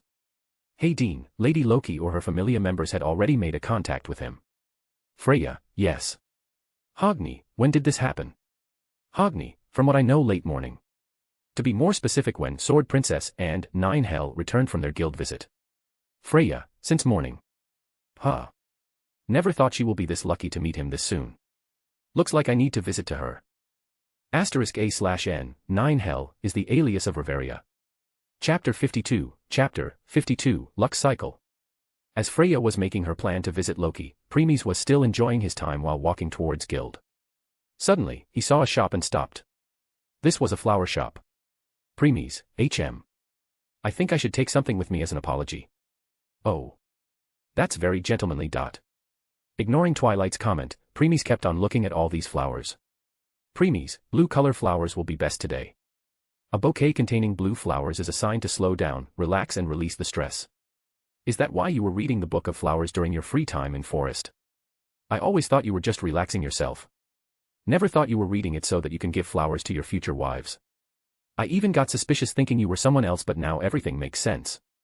You really are the Primes I know. You don't know how to relax. The only thing in your mind is training and knowledge. Primes, quiet. You have become very chatty ever since I gave you the name. Well, you need someone talkative around you all the time, or you will just make silence your friend. I will be more than happy to take that role until you find someone like this. After all, Primes, what's wrong? Why do I suddenly feel that I did something I am going to regret the rest of my life? What is it? Let me think. Primes, TCH. She finds out. Primes realized that his secret was exposed, so he ignored Twilight and decided to put his attention on selecting flowers. Once done, he walked towards the shopkeeper and unhid his presence so that only he could see him. When shopkeeper looked at Primes casted his illusion on him so that he will appear different to shopkeeper. Shopkeeper, good evening, sir. How may I help you? Primes, I want you create a bouquet of these flowers. Shopkeeper, sure, sir. It will take some time though. Primes, no problem. I will wait outside. Shopkeeper, thank you. I will start making right away. Then Primes went out. It will only take about 10 to 15 minutes to make a bouquet, so he didn't mind waiting. Primes was looking at people on the streets while thinking about his dinner date with Ina. I get it now. Primes. No wonder, you happily agreed to make Ophis your own. Because you both are same. You both like one thing and i.e., silence. Damn, why did I tell you about Ophis? It's already nerve-wreaking handling one silent person and now another one will be coming. Primes. Asterisk cough asterisk Primes. Primes. Primes. Primes. Primis. Primes. At least reply. Primes. What is it? Can we? Primes, no. At least let me finish. Premies, no. Why? Premies, office is final. Please CEE. Premies, no. After that Premies became silent, completing ignoring Twilight's pleads without responding. Seeing Premies hellbent on office and will not change his mind, Twilight gave up persuading him. Soon 15 minutes went by. Shopkeeper came out with a beautiful blue-colored bouquet in his hand. He looked around but failed to find Premies. When he started thinking that Premies scrammed him and ran away, Premies' voice sounded behind him. Premies, is it done? Shopkeeper, whoa. Why yes sir. Here. Surprising its suddenly voice behind him, Shopkeeper turned and handed over the bouquet to Premies. Premies looked at the bouquet for some time before nodding his head. Premies, how much is it? Shopkeeper, sir, it's 3,000 valis. Premies, okay. Here. Shopkeeper, thank you, sir. Have a good day. Premies nodded and left. He put the bouquet in his inventory and continued walking toward Guild. By the way, you can buy the bouquet from me. Why bother buying it from the shop? Premies, nothing much. I just feel like spending some money. And in case Ina asks where I buy it from, then I don't have to find an excuse. That's true. Anyway, can we return to old topic? Premies, no. Asterisk sigh asterisk fine. Mind telling me your dinner date plan? Premies, enjoying the crowd while walking. Dinner in, hostess of fertility, and return home. Premies. How lame. Can't you go to some romantic place after dinner? Premies. Asterisk sigh asterisk sorry, by bad. It was my mistake to expect anything from you. Good thing I have a perfect gift for you. Premies, gift? Yes. I have made many gifts for you but will give it to you when time is right. Premies, oh. I just put it into your inventory. Opening his inventory and Premies found a new item in it. It was a black stick 10 inches in length and 3 centimeters wide. It had round in top and bottom. Premies looked at in every angle but failed to find anything. He then tried to put his magic into it. When he did so, the stick started to absorb it greedily. Premies didn't stop and let it absorb as much as magic as it could. Soon pale white light started to appear on both top, bottom, and middle of the stick. Then it stopped absorbing any more magic. Premies narrowed his eyes as frown appeared on his forehead. The stick absorbed almost 95% of his magic reserve. Taking a deep breath, Premies entered his home world and returned after 1 minute. By now all his magic was fully recovered. Premies, Twilight, don't tell me that I have to give my magic to it every time. Nope. This is just for the first time, not anymore. Premies, good. So, what is this stick? Have you seen the movie Tron? Premies, well, I have the memory of. Premies suddenly became surprised and looked intensely at the stick. Premies, could this be? Yes. Light cycle. And it can carry 2 people. Premies could already feel his connection with the stick. It just like his connection with Elucidator and Midnight Coat. Hence, he concentrated, and its description appeared in front of him. Origin, Lux Cycle. Type, Vehicle, Bike. Rank, I. Speed, X10, Agility. Extreme Speed, X25, Agility. Soulbound, Premies Rigla. Abilities. Indestructible, EX. Lux Schlief, SSS. Energy Projectiles, SSS. Asterisk note, Lux means light. Schlief means ribbon. Details. Lux Schlief, SSS. Use 10% of your magic and release a light ribbon of magic behind. If those hit by it have lower than X2 user's endurance, then they will perish, otherwise, no damage. Energy Projectiles, SSS. Consumes user's magic to create and project bolts of energy. Premies, no damage. Yes, if their endurance is more than X2 your endurance then nothing will happen. Premies, at that time it can only be used to stall time for escape. Yes. Premies, I see. And origin word in front of its name. Those who have origin word in front of their name have maximum limit of 10th level existence. And those with origin force in front of their name can go beyond it. One more thing. Origin can never become origin force. Asterisk note, Elucidator and Midnight Coat has origin force in front of their names. Premies, I see. Anyway, with this I can take Ina for a drive. I am sure she had not seen much of the world outside Orario. Of course. That's why I give it to you. Premies then put Lux Cycle in his soul. Since it's soul-bound now, he could keep it in his soul like his Elucidator and Midnight Coat. Next, he continued walking towards Guild. Soon, Premies reached the Guild and went inside. There were less people now than in the morning. Premies looked around and found Aina, who was talking with an adventurer. Premies didn't disturb her since he knew that Aina loved her work and do it with full dedication. Hence, he just walked to the corner and closed his eyes. However, he opened them again and looked behind her. 5 meters away from Aina, in the shadow, Premies saw someone. It was an assassin. Because this assassin's stealth skills were high, no one sensed him. Still, Premies' Sharingan easily saw through it. The assassin was covered in black tight clothing from head to toe. He had daggers in his waist. Premies could also see many vials filled with many different color liquids inside them on his waist. That were poisons. Anyone could tell that he was a full-fledged assassin. Premies disappeared from his place and appeared behind the assassin without him realizing. He looked at assassin's back in silence and spoke. Premies, tell him that she is with me tonight. Assassin felt a chill down his spine when he heard a voice behind him. He never thought that someone could appear behind him silently. He gulped his saliva in nervousness and moved his hand towards his dagger. But then he suddenly felt killing intent locked on him, which made him stop his action. His body started trembling, sensing this killing intent. Not only that, he was now covered in sweat. Premies, give him the message that I just gave you. He will understand and won't fault you. You can continue in the morning. Now leave. Assassin, gulp, thank you. After that, assassin disappeared from his spot and left the building. Premies also returned to his previous spot. Instead of looking at Aina's back, he preferred to look at her smiling face. He really did what you told him to. Premies, a level 6 assassin to protect Aina from shadows. I expect nothing less, Fells. It appears that both Fells and Arenas will do anything to get your help with Xenos. Premies, yeah. Next, Premies closed his eyes again and waited for Aina's work to complete for the day. An hour went by before Aina got free. Once she was done arranging the documents, she went to changing room to change her clothes. When she came out in her casual clothes, one of her friends stopped her. Aina, wait. The one who stopped Aina was wearing guild uniform. She was a human and had pink hair and pink eyes. Her name was Misha Flott. Aina smiled and asked. Aina, what is it, Misha? Misha, Aina, I heard you became an advisor of one of the adventurer yesterday. Aina, why yes.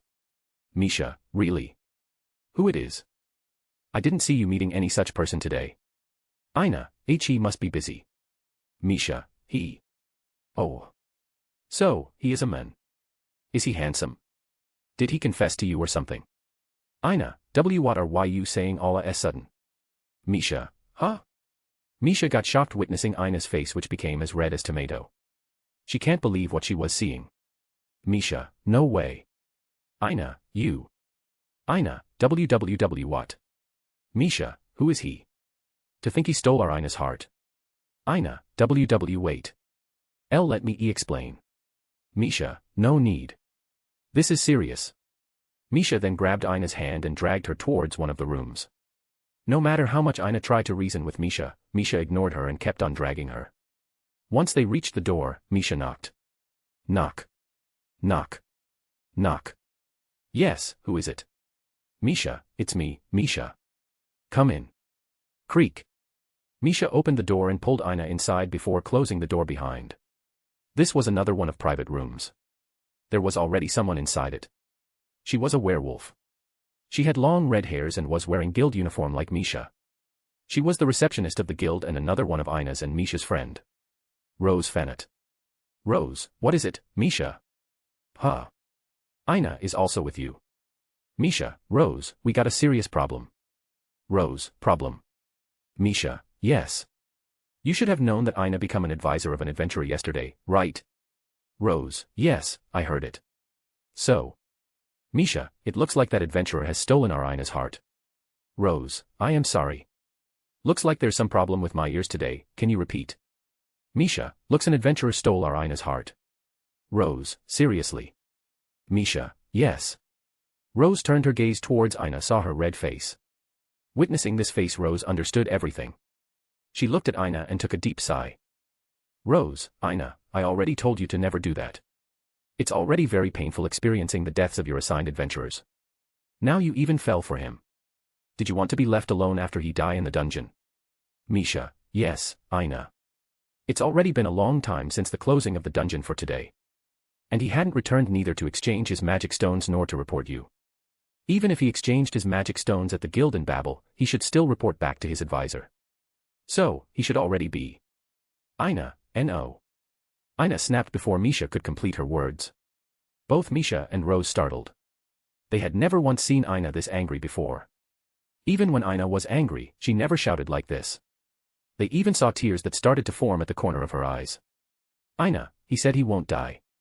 Rose, listen Ina. Every adventurer said that but. Ina, no. Misha, Ina, calm down. We are saying that for your own good. Ina, no. Tears started to fall from Ina's eyes. She turned to leave the room. Before Rose and Misha could stop her, both stopped on their tracks as dread appeared their eyes. Their bodies started shivering. As for Ina, the moment she turned back she collided with someone. Thud. Before Ina could respond, that person embraced her. Ina became stunned. Before she could resist, she heard a heartbeat. Ba dump. Ba dump. Ba dump. Hearing this familiar heartbeat, Ina calmed down and smiled appeared on her face. Next, she buried her face in the embrace. As for Rose and Misha, they saw the person's blood-red eyes which had 3 symbols in them and heard a cold emotionless voice in their ears. Preemies, how dare you make Ina cry? Chapter 53, Dinner Date with Ina. Preemies was gently caressing Ina's hair while glaring at Misha and Rose. Fear had already gripped their hearts to the point that they can't even speak. Preemies knew if he will kill them, Ina will be sad. Hence, he did something else. 3 Tomo in his Sharingan started to rotate and both had their vision blurred. Misha shook her head to get rid of blurring. Though, in the next second, she became dumbfounded. She looked around and found herself in a completely different place. As she was becoming confused, suddenly, her foot hurt. Looking down she saw a spike came out of the ground and pierced through her foot. Before she could scream, more spikes came out and impaled. On the other hand, Rose found herself in a cave. She sensed heat from the mouth of the it.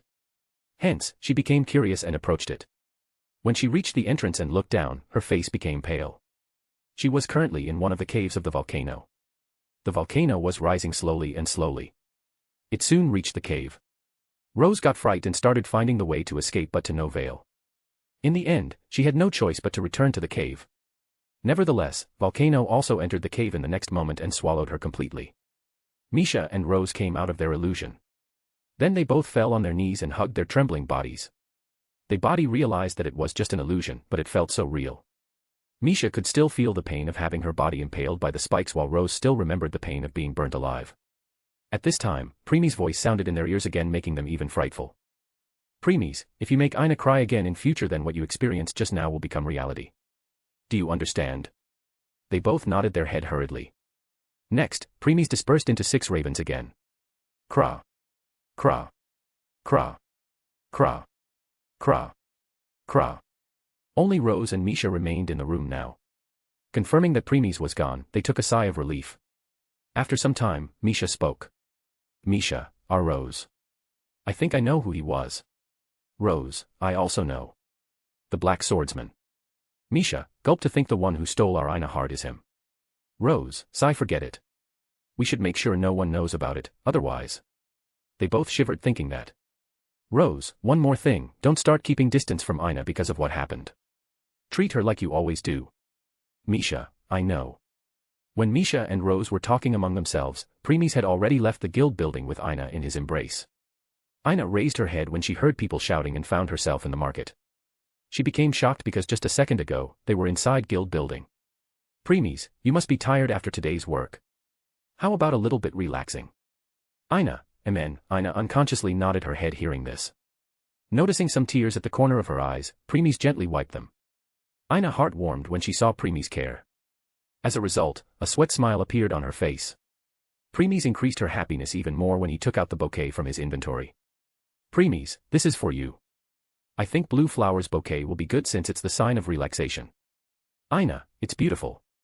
Where did you buy this bouquet? Preemies, there. Pointing towards the flower shop, which was at the side of the street, Ina nodded her head. She confirmed Preemies' words because she could see same flowers at the entrance of shop.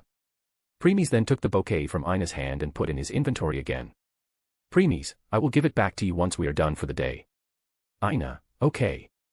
They both then started walking while enjoying the crowd. Preemies held Ina's hand so that she won't get lost. This caused her to blush, yet she didn't try pull back her hand. Ina then kept on dragging Preemies from one place to another. Preemies didn't stop her and let her drag him. Preemies even bought a pair of earrings for her. Each earring has 3 shapes attached to it.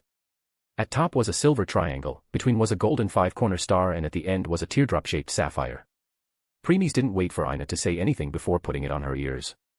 Aina hurriedly broke free from Premies' hold and went to another stall. Premies chucked, seeing how she ran to hide her face, which had become as red as tomato. Premies was the only one hiding his presence. Hence, everyone could see her. Watching her happy smile, everyone became happy too. Aina's presence was something which attracted other people's attention. And she also loved seeing everyone's happy. As Aina went from one stall to another, from one shop to another, shopkeeper himself/herself chose the best thing for her to see or buy.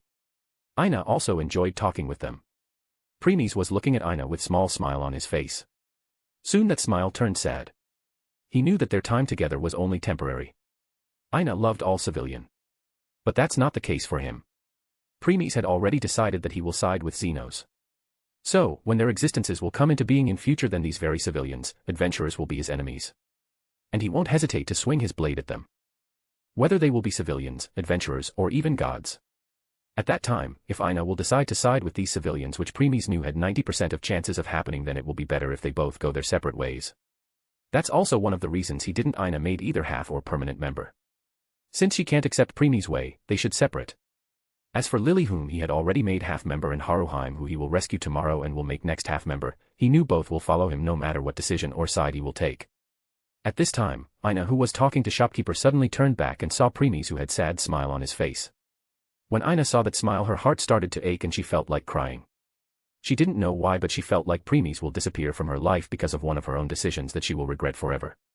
Premies realized his mistake when he saw smile disappearing from Aina's face. He appeared by Aina's side, hugged her, and they both disappear. Crowd become astonished because of sudden disappearance of Aina. So, commotion started to spread. But Premies ignored it because he knew Guild will handle it somehow. His current priority was Aina because her emotions were becoming unstable. Aina had long realized that she was in Premies' embrace, but she was not enjoying it. The pain in her heart was increasing slowly and slowly as she kept on remembering Premies' sad smile. Tears started to fall from her eyes. Sensing that Aina's condition was becoming critical, Premies raised her head to look directly into her eyes. 3 tomos started to rotate. Premies, forget everything you saw just now. Be dump. Aina got stunned and soon her eyes turned blank. Next, she fell unconscious. That was close. Premies nodded. Aina was a very kind girl. But if she realized that she will the reason to make the person she loved sad, then it will be a very big blow to her heart. Premies then shook his head and carried Aina, who is in his embrace, to Hostess of Fertility. When he reached his destination, Aina started to wake up. Aina, Premies put her down and Aina rubbed her eyes while looking around. Noticing that they were at different place now, she became confused. Aina, what happened? Premies, nothing. You were just too tired and fell asleep during the way. Aina, I see. I am sorry about that. Premies, no problem. Let's have a dinner here. Aina, Aina became embarrassed knowing she fell asleep and responded with a nod. She didn't know why there was a slight pain in her heart. In the end, she ignored it, thinking that it must be her imagination. Hostess of Fertility was full of adventurers right now. There were more adventurers today than yesterday. Must be because yesterday Premies came right before the closing time. It was very crowded, and you can't even see not a single empty seat. Aina, looks like there is no seat. Should we wait or go somewhere else? As Premies was also wondering what to do, Chol and Anya passed by him. Suddenly, he raised his hands and grabbed their tails. Chol, Kia. Anya, meow. Both released a high-pitched scream. The entire hall became silent. All adventurers turned to look at Chol and Anya. Never did they thought both could release such a cute scream. Sensing their gaze, both Chol and Anya turned and glared at them. This caused the adventurers to hurriedly avert their gaze back to what they were doing before. Confirming that none was looking at them, they both turned and glared at Premies this time. But seeing who it was, they got stunned. Both, why you are.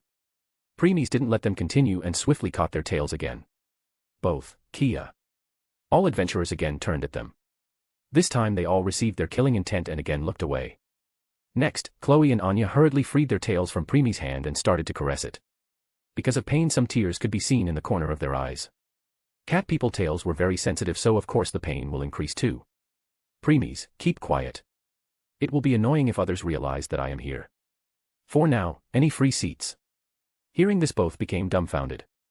Not only them, even Aina, who saw everything, also had same expression. They can't believe what they were hearing. Premies didn't even apologize for what he did and changed the topic just like that. On top of that, seeing his calm face, it felt more like that they were the ones who wronged him, not the other way around. At this time, Ryu came out of kitchen with order in her hands. She saw how both Chol and Anya had stunned expression on their face. Becoming confused, she moved her gaze towards where they were looking, and a smile appeared on her stoic face. Premies ignored these three stunned women before walking towards Ryo. Premies, any free seats? Ryo, you need to wait. Premies, what about the private rooms? Ryo, they are. Chol and Anya, wait. At this, all three of them snapped out of their daze. And when they saw how Premies was talking with Ryo like nothing was his fault, Chol and Anya became angry. And on top of that, when they saw how Ryo was talking with him with smile of her face, it irritated them even more. Ryo, what happened? Chloe, Anya. Chloe, Ryo, it's him you and Seer was talking about yesterday, right, meow. Ryo, yes. Anya, then Seer was right. He is very rude, meow. Ryo, rude? What did he do? Chloe and Anya, he grabbed our tails, meow. Ryo. Ryo eyes opened wide. She can't believe what she was hearing. Just like how Elf didn't let anyone touch their hand, Cat people also didn't let anyone touch their tails. She looked at Premies with weird expression. She felt like he was breaking record. Just yesterday he touched an elf hand and today he even touched cat people tail. Two of them of top. Premies, what's with this expression? It's true, first time I touched their tails from behind. But second time, I do it in front, yet they didn't try stop me. Ryo moved her gaze back at Chol and Anya. This time they didn't know what to say. They can't just say that they thought he won't do it again, that's why they didn't dodge. Suddenly, Ina came to their rescue. Ina, actually, you shouldn't touch cat people tail. Both Chloe and Anya nodded with happy tears in their eyes. At least someone understood. Though, Premies' next words made them question themselves. Premies, is that so? I see. Silence. Total silence. Chloe and Anya, that's all. Where is your apology? Ryo hurriedly turns her gaze away. Though her shoulders were trembling slightly, holding back her laugh. Not only her, even Ina was having hard time controlling her laugh. Chloe and Anya were trying their best to tell Premies his fault while he was nodding his head like with serious expression, like a student who was learning new thing, with Chloe and Anya as his live example. Then there was a sound behind the counter. Mia, who had come out, heard everything.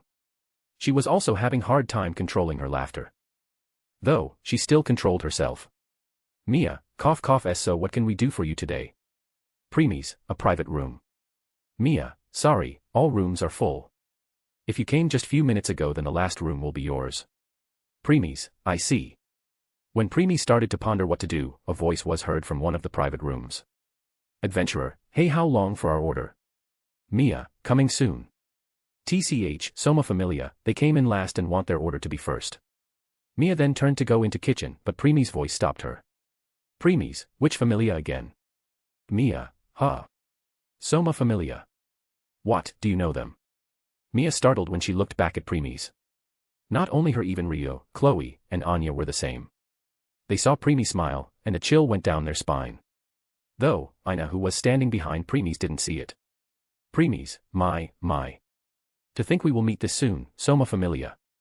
How do I become so lucky? Chapter 54, they have been had. Few seconds later, Premies' smile faded. He turned to Ina and said. Premies, wait here. I want to check something. Ina, What is it? Premies, nothing much. I will be back in a second. Ina didn't understand but still nodded her head. As for other four, they realized that something was about to happen. Mia, hey, boy. You should know that we, hostess of fertility, don't like violence here. Premies, don't worry, I am a peaceful person and love peace. I promise I won't even raise a hand. Mia, if you understand then good. Premies then walked towards the private room and entered. As others were wondering what's going to happen, he returns the next second. They all became confused when Premies returned in a second.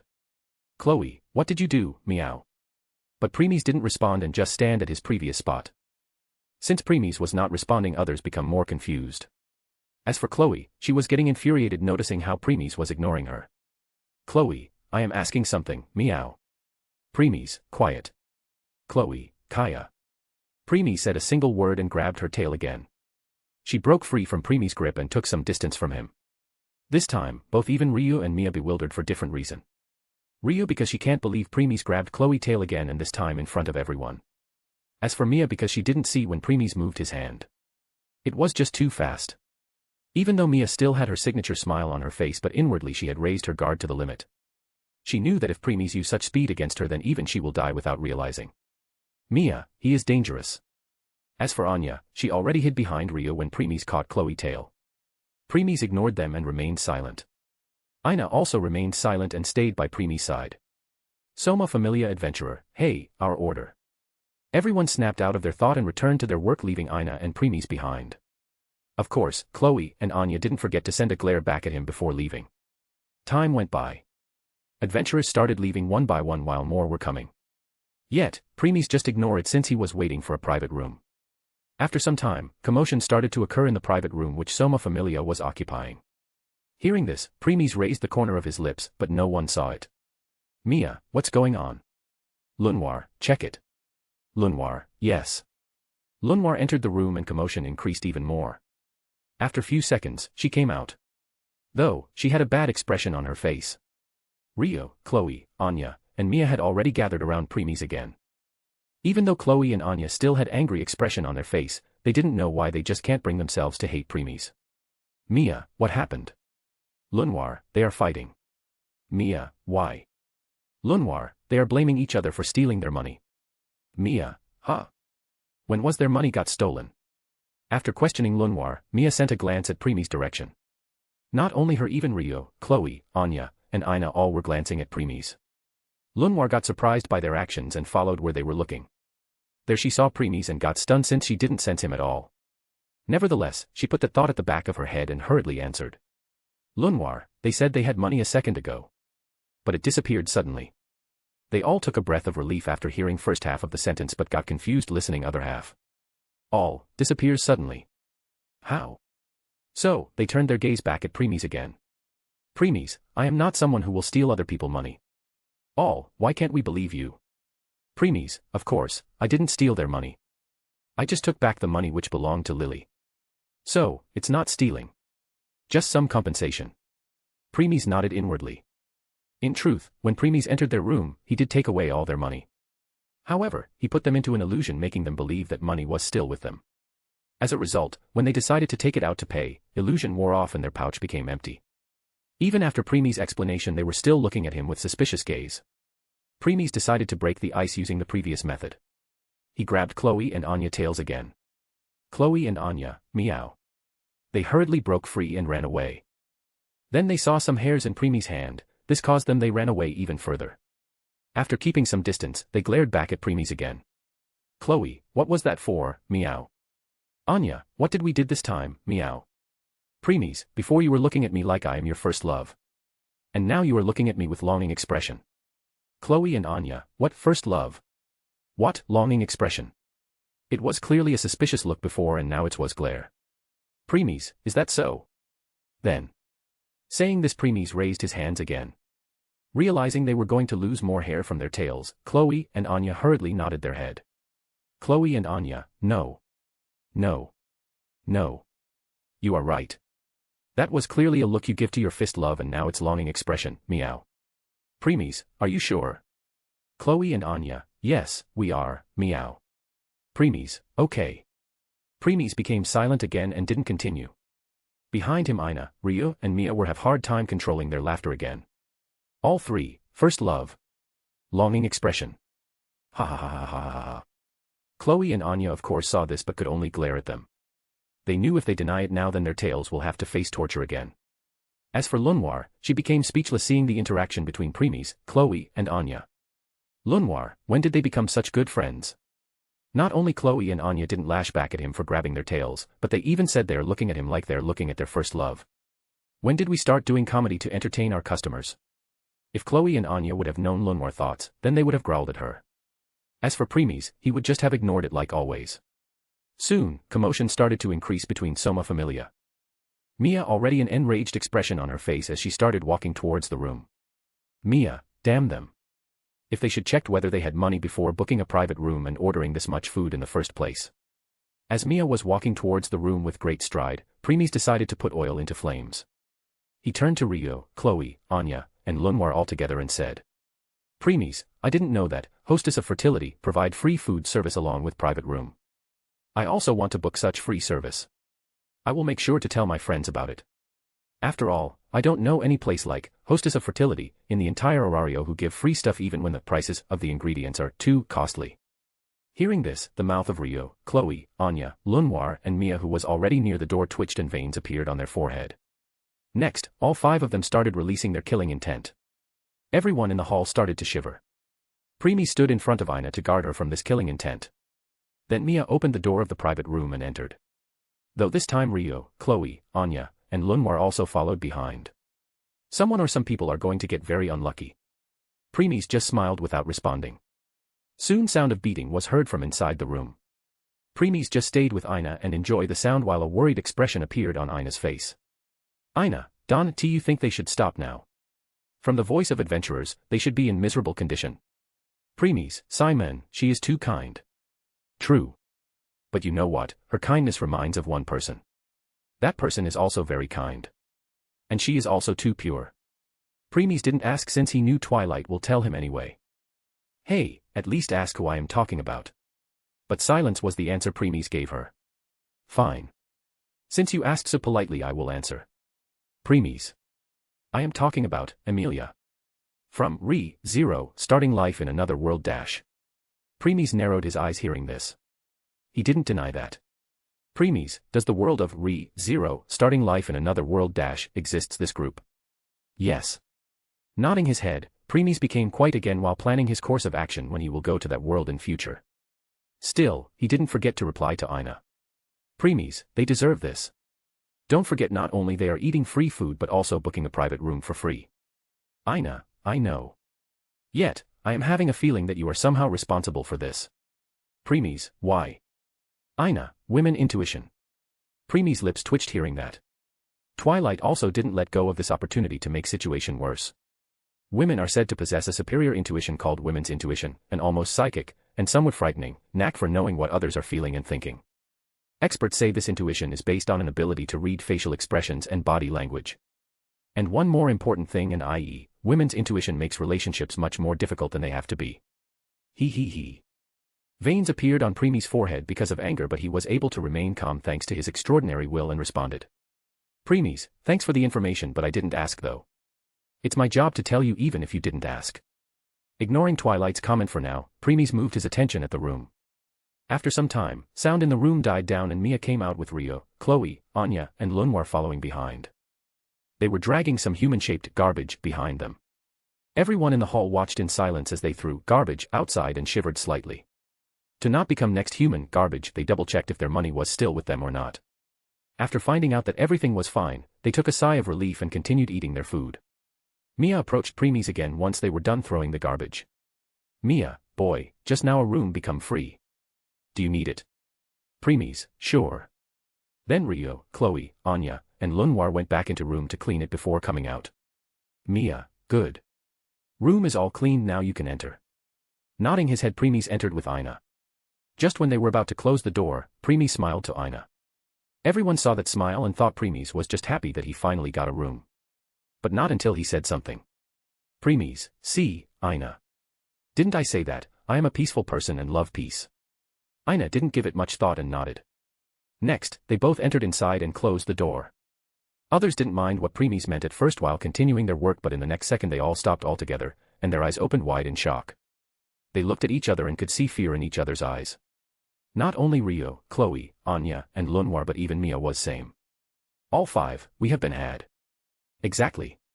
Premies knew all along that Soma Familia will be present in Hostess of Fertility, because in plot they always spent the money they earned and stole from Lily here. He didn't want to resort to violence in front of Ina, so he decided to make someone else do it in his stead. First, he grabbed Chloe and Anya tails to incite them. Since they can't see Premies' movement, they realized that they were not his match and kept their angry inward.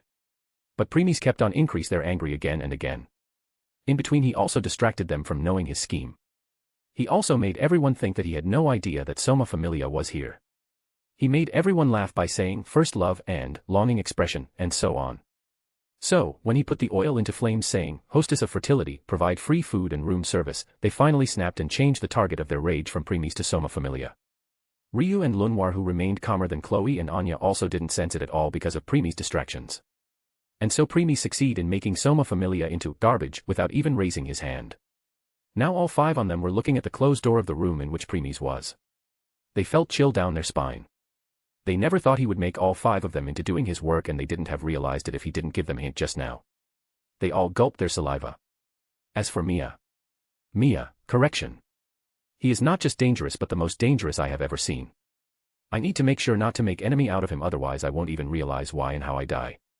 I need to inform this to Lady Freya as soon as possible because this is the first time I have seen someone who is both physically and mentally strong. As for preemies, he was enjoying his time chatting with Ina. Well, to be more specific, he was as silent as always while Ina's the one talking. When they were alone in the room, Ina started talking non-stop about her trying day to day. How one adventurer after another kept on coming to gather information about him and how she didn't even get time to eat lunch today and so on and so forth. Preemies didn't say anything and let Ina release all her frustration. Sometime later, Ina calmed down and preemies passed a glass of water to her. Ina, thanks. After drinking she put the glass down. Then she looked at preemies with embarrassment. Ina, sorry for making you listen to all this. Preemies, how are you feeling now? Seeing preemies was not angry, Ina took a sigh of relief and smile reappeared on her face again. Ina, fresh. Preemies, good. Then let's order. When preemies said so, Lunwar entered to take their order. Preemies knew that they are outside and waiting for him to give order. Lunwar took the order and left. Even though Lunwar looked same as always, she was on full guard against him. Preemies smiled slightly and remained silent. Soon their order came, and they both ate it with again Ina the one talking while preemies listening. Once they were done, preemies put the money on the table and left the room.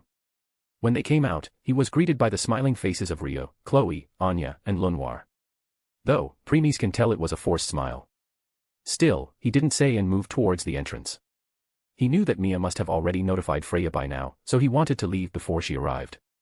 All 4, please come again. All 4 of them bowed towards preemies and Ina. Ina also responded by bowing towards them.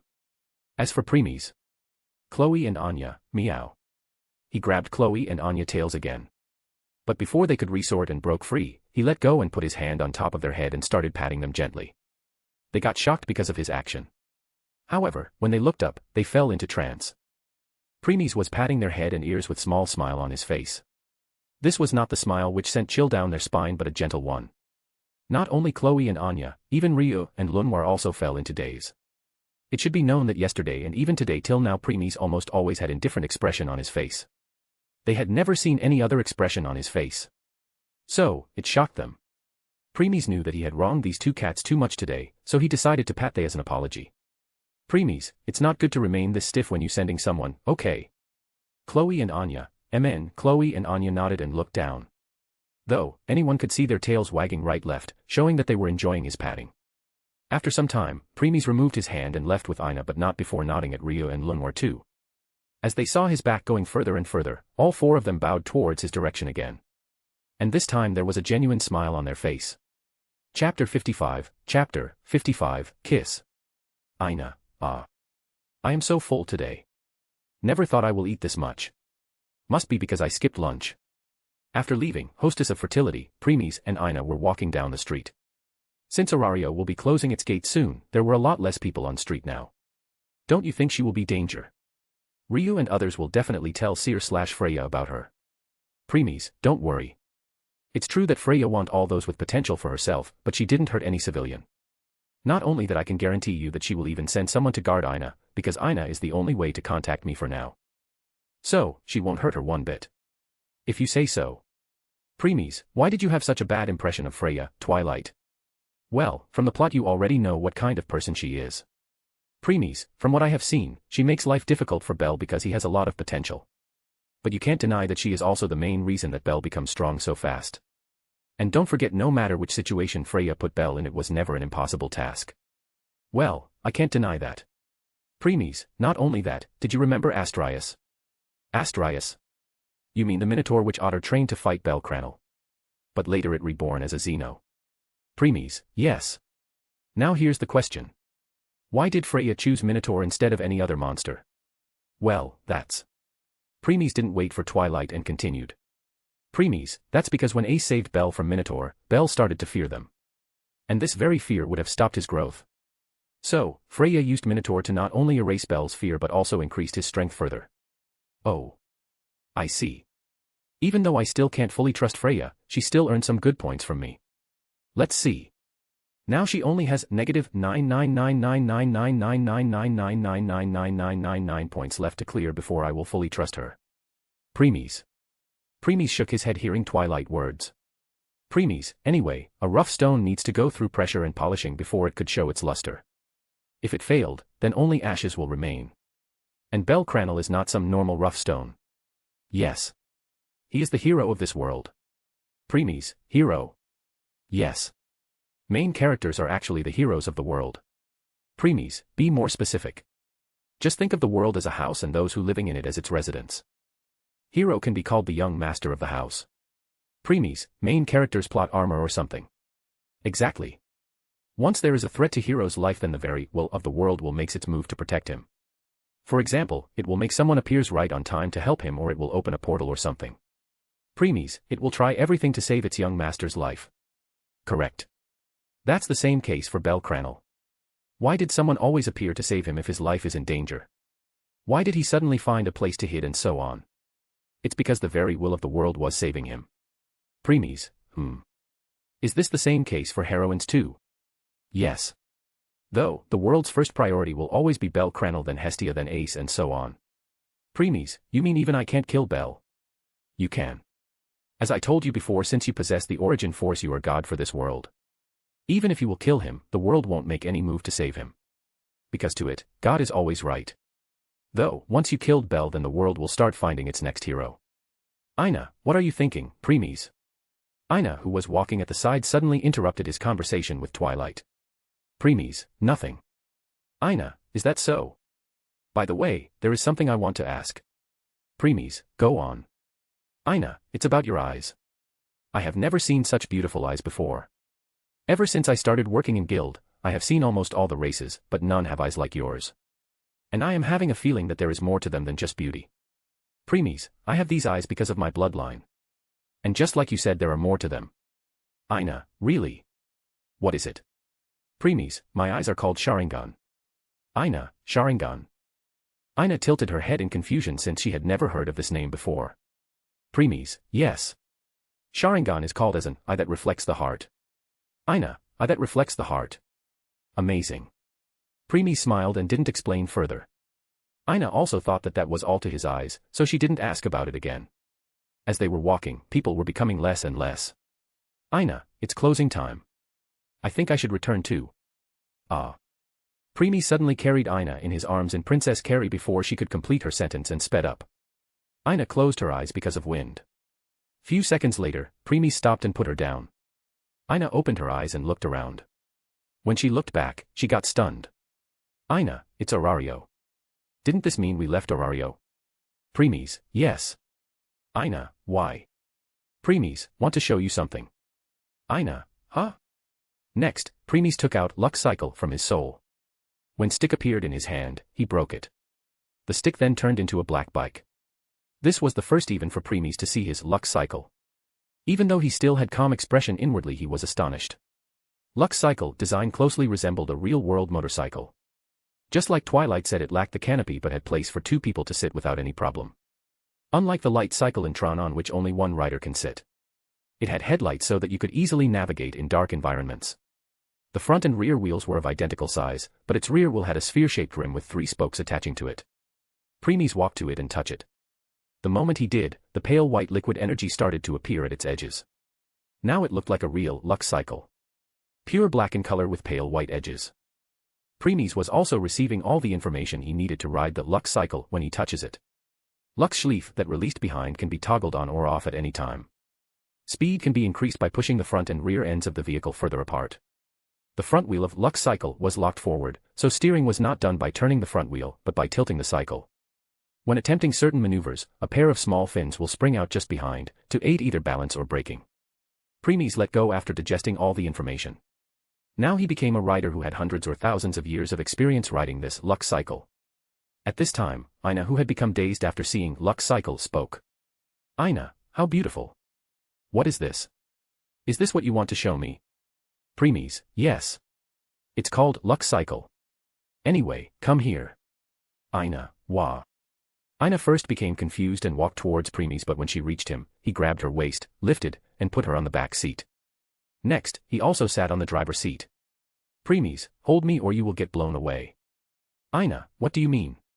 Premies, hold me. Aina did as she was told. She hugged Premies from behind. Premies, hold tight. Aina increased her hold and as a result her breast pressed on Premies' back. Premies smiled because of this sensation. After that he held both the handles of the Luck cycle and start. Vroom. Aina, whoa. Aina got stunned because of sudden movement and increased her hold even more. Soon, the speed started to increase slowly and slowly. Aina was foreign to bike, so she closed her eyes in fear. Since they were outside Orario, the roads were rough and there were stones, holes on the ground here and there. But Premies didn't feel any of them since Luck's cycle was running smoothly. It felt like he was driving on a perfect road rather than rough ground. Because there was no discomfort, Aina slowly started to open her eyes. Then she looked right and left. Even though it's night, the light from moon was enough to see everything. Premies had kept speed to the point where Aina could take her time to see everything. Soon, they passed by a forest. Aina can see many animals sleeping. Some were on top of the tree branch, some were sleeping in a group, so on and so forth. She then closed her eyes again to enjoy the nature. Aina, amazing. Premies smiled and let her enjoy herself. Even though Aina's just half-elf, she still had elves' bloodline. And elves loved nature.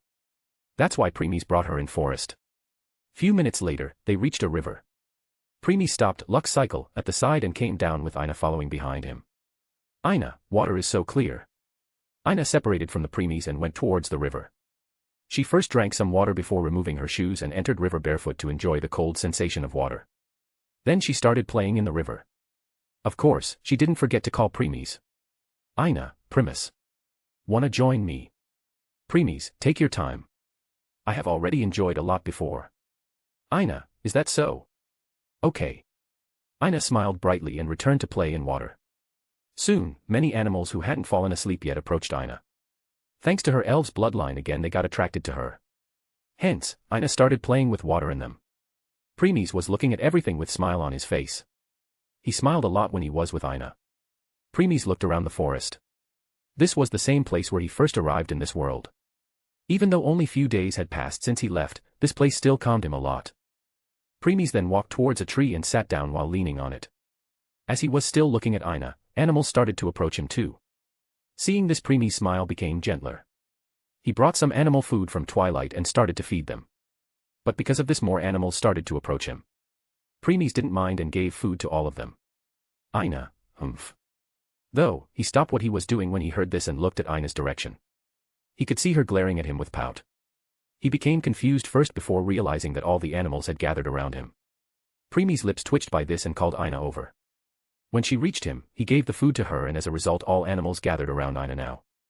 Aina became happy again and started feeding them. Premies enjoyed this moment. After being fed, animals started to fall asleep. They didn't go anywhere and just slept here with other animals. Premies just shook his head seeing this but didn't disturb them. Time went by in silence. When Premies saw Aina was getting sleepy, he decided it's time to end the date. He got up, walked towards Aina who was caressing the animal sleeping in her arms, but her eyes were heavy. Premies patted her shoulder to get her attention. Premies, let's go. It's almost closing time of Orario. Aina, why yes.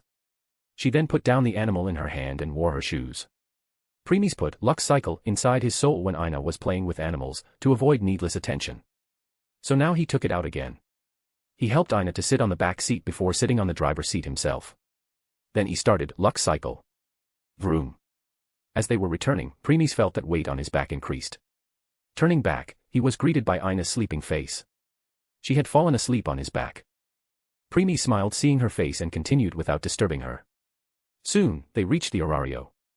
Since Premies was hiding his presence, no guard sensed him. After entering Orario again, Premies stopped and put his Luck cycle back into his soul before carrying Aina in princess carry. Then he walked towards her apartment. Aina unconsciously raised her arms and coiled them around Premies' neck. Few minutes later, they reached Aina's apartment. Because Premies didn't want to disturb her sleep, he entered her apartment through window. Once inside, he was greeted by Ina sent across the room. The room was as neat as he thought, and furnishing was good too. Premies carried Ina to her bed and put her down gently. Next, he opened some buttons of her shirt and blouse so that she could be more comfortable before tucking her with quilt which was folded neatly at the side. Once he was done, Ina woke up. She opened her eyes and greeted by Premies' face. Since she was sleeping, she thought it's a dream. Ina, Premies. Premies smiled before moving his face closer to hers. Soon, their lips meet with each other. Ina lips are soft and had cherry-like taste. Ina, Since Ina thought that it was a dream, she didn't turn away and just enjoyed it. Then they parted. Even though it was just a light kiss, it was full of love. Premies, good night. Ina nodded cutely and fell asleep again. Still, she was holding his hand tightly right now. Premies didn't free himself and just sat at the side of the bed and looking at her sleeping face which had smile on it. Premies, Twilight, I have made my decision. What decision? Premies, the reason I decided to date Ina is because I want to see whether I can let go of her if in future she will decide to side with her civilians than Xenos. And your decision? Premies, I can't let go of her no matter what. So, you won't help Xenos? Premies, no, I will. But for Ina, I have two paths now. First is to make my value higher than civilians in Ina's heart. And second, is it to make her forget her past and took her away. But I don't wish to resort to second option if possible. So, I can only go by first option for now. I will support no matter what decision you will make. Premies, I know. Don't forget, everything is fair in love and war. Premies, true. Premies smiled at Twilight answer and became silent again. Time went by just like this. Soon it will be dawn. Premies sensed the assassin that was approaching. So, he kissed Ina on her lips again one last time before gently breaking free his hand from her to not disturb her. After that he caressed her face one last time. Premies, I have already put the flowers of the bouquet in a pot. Premies, thanks. Premies thanked Twilight and took out the pot which had all the flowers which were in the bouquet once in a neatly order. He put the pot near the window before opening the door and leaving. But not before sending a voice transmission to the assassin who had just arrived. Premies, protect her well. Assassin first got stunned but later took a sigh of relief when he realized whose voice it is. Assassin, I will. Premies then left towards the Babel Tower. Once reaching the top again, he looked down on all Orario. Premies, time to contact Office. Next, he disappeared from his spot and entered his home. Chapter 56, Stairway to Heavens. Once entering home, Premies decided not to waste time for anything else and directly contact Office. Premies, Twilight, give me the coordinates. Wait. I am finding correct time of contact. Premies, time. Yes. I will give you the coordinates of time when Office left the dimensional gap to find those who could help her defeat Great Red. Because if you go before then she will disagree to leave with you, and if you go later then she would have already become founder and leader of Chaos Brigade. And again, she will disagree to leave with you. Premies, won't it be a problem?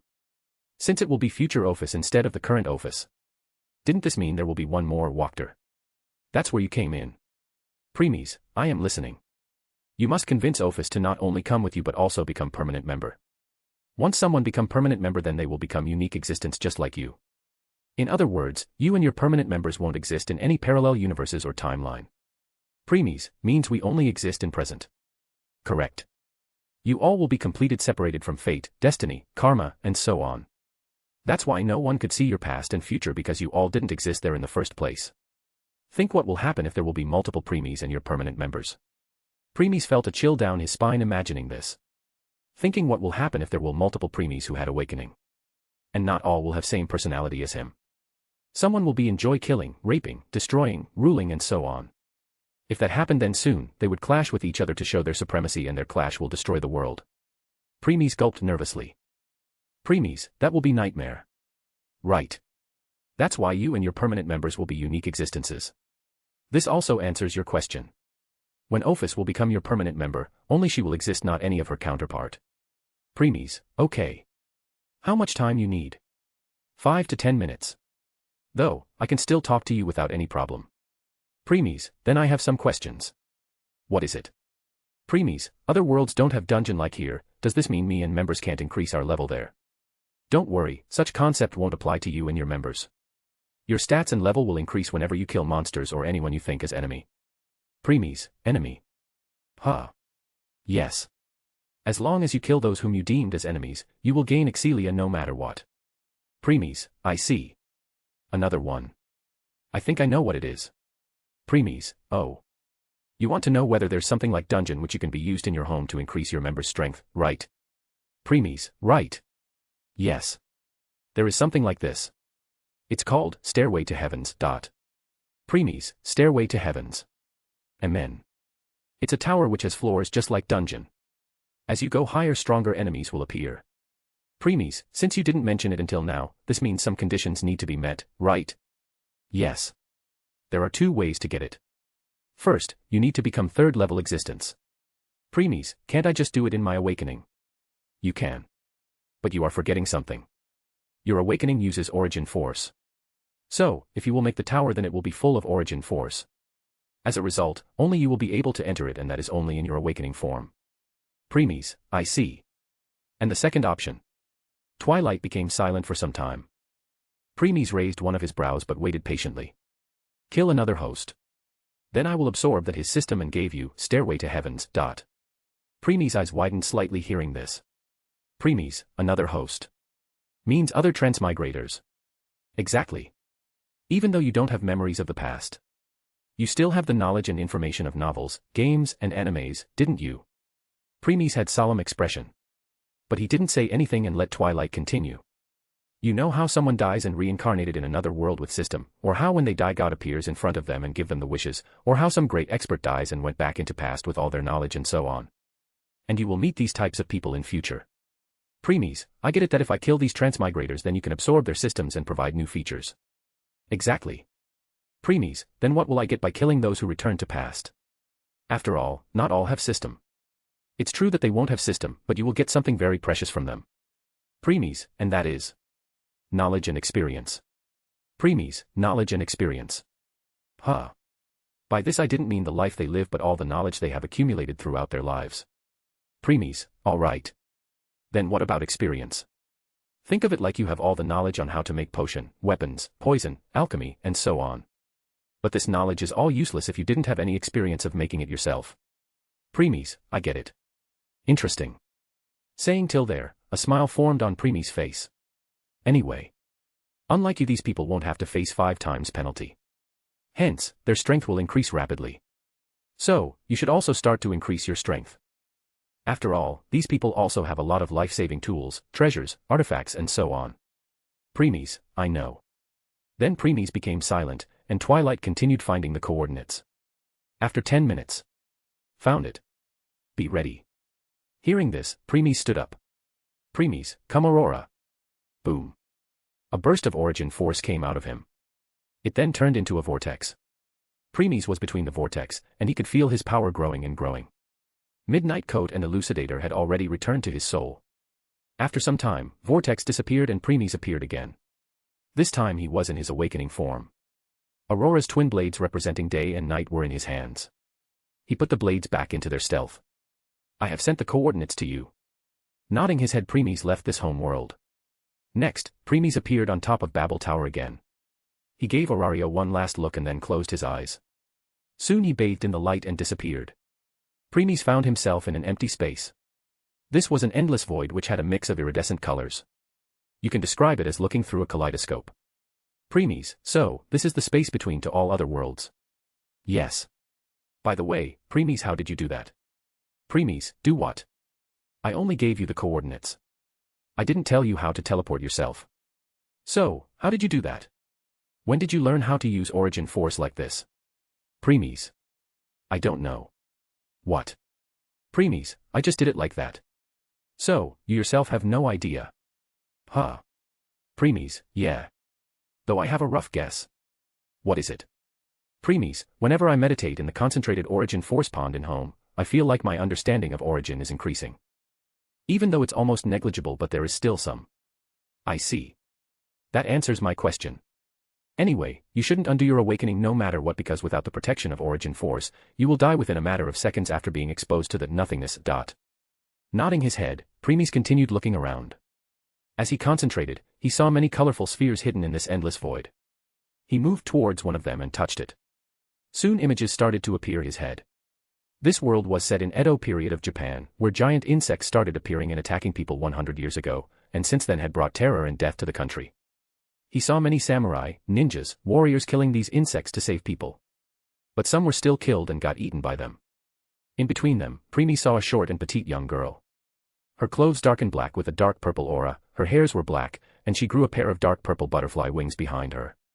She was flying in air. She raised her hand and dark purple mist came out of them. This mist soon swallowed all the insects. The mist was so poisonous that insects started melting.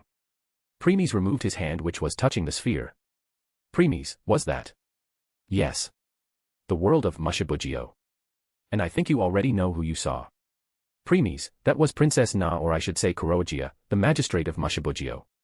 Exactly. Primis, can I enter this world if I want right now? No, you can't. When I will give you the coordinates of the worlds in future, then those coordinates will directly take you inside the sphere instead of here. In case you try to enter any sphere from outside, then that sphere will break, and that world will be destroyed. Primis nodded and went to touch another one. Images started to appear in his head again. This was more advanced world than Mushibugyo. Alongside with technology you can also see a lot of vegetation. It was to the point you can see many trees that grew so much that they had broken through even planet's atmosphere. You can see many members of humanity who were capable of tracking down secret treasures, rare beasts, or even other individuals. These people were controlling an aura around their body. To strengthen their defense, shuts the flow of aura, useful for concealing one's presence and relieving fatigue. And using it for many different ways and shapes. Primis, Nen. Yes. This is the world of Hunter x Hunter. Just like that, Primis checked many spheres. He saw many worlds like Naruto, My Hero Academia, Guilty Crown, Fate Universe, Akame Ga Kill, Fairy Tail, Strike the Blood, Bleach, The Seven Deadly Sins, Zero, Starting Life in Another World, Infinite Stratos, 100, Black Clover, Arifureta, From Commonplace to World's Strongest, Valvrave the Liberato, so on and so forth. Primis, I can go in every single one of them later. Huh. Yes. Primis, I see. Anyway, that's for later. I need to find Ophis now. Then Primis fly towards the coordinates. According to Twilight, he will meet Ophis here at any time now, so he decided to wait. As he was waiting, he started thinking of his future plans. Time went by, soon he sensed something but waited. Suddenly someone appeared behind Primis and said in emotionless tone. Who are you? And how are you still alive in this endless void? Chapter 57, Ophis. Primis turned to see the owner of the voice. When he saw the person, a small smile appeared on his face. Primis, you are here at last. Progenitor of snakes or the infinite dragon god, Ophis. Just like Primis said. The person in front of him was the one whom he came here looking for in the first place, Ophis. Ophis' current appearance was that of a cute young girl with long black hair down to her hips and black eyes. Her ears differ from a normal human as they had pointed tips, although her long black hair made this feature difficult to notice. Her dark eyes had reptilian slitted pupils.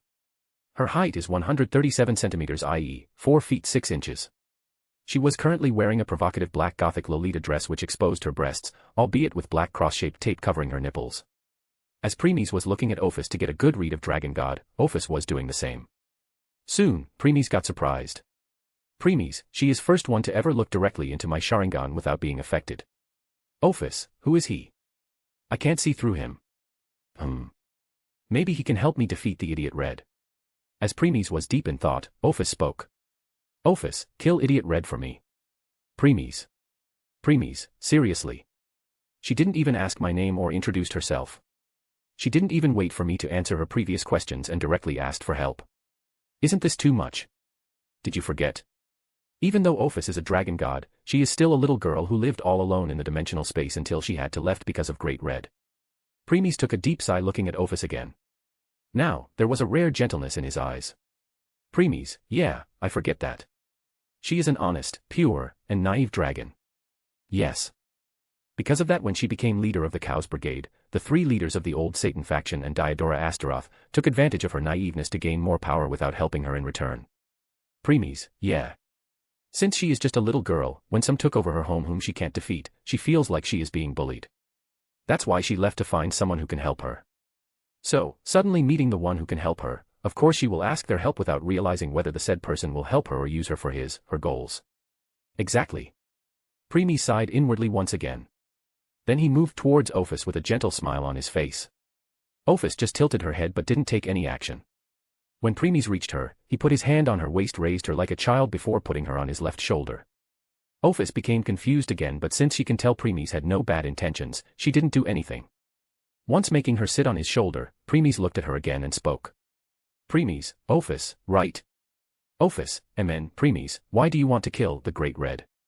Ophis, a world of silence. I would like to return to the dimensional gap that is my home, and reclaim that silence. That is all. Premies' smile now had a tinge of sadness. Premies, sorry, Ophis. But I can't help you in that. Both you and Great Red are the Walkers of this group. Assuming that I kill the Great Red, then you will have returned to being the Walker again. When that happen, I can't take you away anymore. Sigh, I really don't want to lie to this pure little girl. Premies, Ophis, would you like to come with me? Ophis didn't answer and had same blank look of her face. Premies, well, just like you I also like silence. But I also want to travel to different worlds, see many different and interesting things. Ophis didn't answer and had same blank look. Although she could tell that Premies was not lying. At this moment, Premies took out a chocolate bar which he just brought from Twilight. Thought he just bought a normal chocolate, not some best chocolate in the world, because he had some plans. He unwrapped the chocolate bar and broke it into two. After that he put one bar in his mouth and brought the other one near Ophis' mouth. Ophis didn't understand his action but still opened her like Premies and ate it. Premies looked at Ophis with smile and waited for her to finish. Once Ophis done eating he spoke. Premies, was it good? Ophis thought for a moment before nodding her head. Premies, do you want more? Ophis, nod. Premies, if you will come with me, you can have this daily. I will even personally make some for you every day, and the one I will make will be a lot tastier than this. Ophis went deep into thought. As for Premies, his mind had something else going on right now. Premies, why do I suddenly feel like an uncle who is thinking of kidnapping a little girl by giving her the greed of chocolate? Ha ha ha ha ha ha. Premies. Ha ha ha ha ha. I can't stop myself. I am sorry. Ha ha ha ha ha. Premies, quiet. Sorry. This time I can't. Ha ha ha ha ha ha. Premies. I wonder how Eina will react if she knows that her love is kidnapping a little girl with chocolate. Ha ha ha ha ha ha ha ha ha ha ha ha ha ha ha ha ha. Premies decided to ignore Twilight, turned his attention back to Ophis again. Ophis, who was in deep thought, spoke after some time. Ophis, can I really have that? Premies, yes. But you have stay by my side from then on till forever. Are you willing? Ophis didn't quite understand what Premies meant. Though she understood that she could have that dark thing called chocolate if she will go with Premies. So, she didn't put much thought into it and nodded. Once she nodded, Premies heard the same familiar voice again. Ding. Ding. Ding. Ophis, the infinite dragon god, has decided to give her everything to you in order to be by your side. She can now become half-member or permanent member. Please choose which do you want her to become. Premies, permanent member. Affirmative. Boom. A burst of light suddenly came and swallowed Ophis, who was sitting on his shoulder. Soon light faded and there was a small fist-sized sphere which was emitting pale white light. Premies touched the sphere with his right hand and brought it closer. In sphere he could see naked Ophis sleeping in fetus position. It's her soul. Premies, so, her body was erased just now. Yes. Once her new body is created, she will not only recover all her power but will also become fourth-level existence. Premies, Time to return. Morning. It's already been 3 hours since dungeon had opened. Many adventurers had gathered around Babel Tower and were entering one by one. Hostess of Fertility was also open by now. You can see many people having their breakfast inside. Adventurer 1, hey, can I have another serving? Chloe, sure, meow. Adventurer 2, please give me more ale. Lunwar, coming. Hostess of Fertility was still lively as always. Or it would have been if someone was not releasing dark and cold aura. Rio, Chloe, Anya, and Lunwar, who were serving the customers, would occasionally glance at the person who was the source of this aura. When the person realized someone was looking at her, she will glare at them. That's the same for Rio, Chloe, Anya, and Lunwar. They hurriedly turned their gaze away. The person who was releasing such dark aura was Seer or Freya, you could say. Just like Premies had predicted, Mia hurriedly sent the message to Freya to warn her about the danger of the Black Swordsman. When Freya first received the message, she ignored it and put it aside. She just kept on using her artifact to find Premies but to no avail. When she got tired, she decided to take break. During the break she opened the letter sent by Mia and read it. After reading the first half of letter she became stunned. She never expected that the person she was looking for all this time was having his meal in, hostess of fertility, with another girl. She felt like a fool. If she knew that preemies will be eating in, hostess of fertility, again, then she won't have taken a break today. Before returning, she decided to read the second half too. After reading that, her stunned look turned to shocked one. In the second half, Mia explained how preemies tricked them into doing his work without even raising his hand. And the most dangerous thing was no one realized it till the last moment. Not even her, if preemies hadn't deliberately hinted them. Not to mention his sped, which even she can't catch up to with her eyes. In the last part, Mia was warning Freya about how dangerous the Black Swordsman is. Nevertheless, this only excited Freya more. Even she never thought that the person she was looking for was this manipulative. Once completing the reading, she hurriedly left the Babel Tower. She turned into seer again and soon reach hostess of fertility. Though, to her bad luck, preemies had already left. Now she regretted her decision of staying at Babel Tower instead of returning here, hostess of fertility. She became disappointed and entered the hostess of fertility to talk with others. At first, Chloe and Anya started to complain to Seer about how rude preemies was for grabbing their tails again and again. But when Lunwar pointed out about how much happy they were when preemies patted their head and caresses their ears before leaving.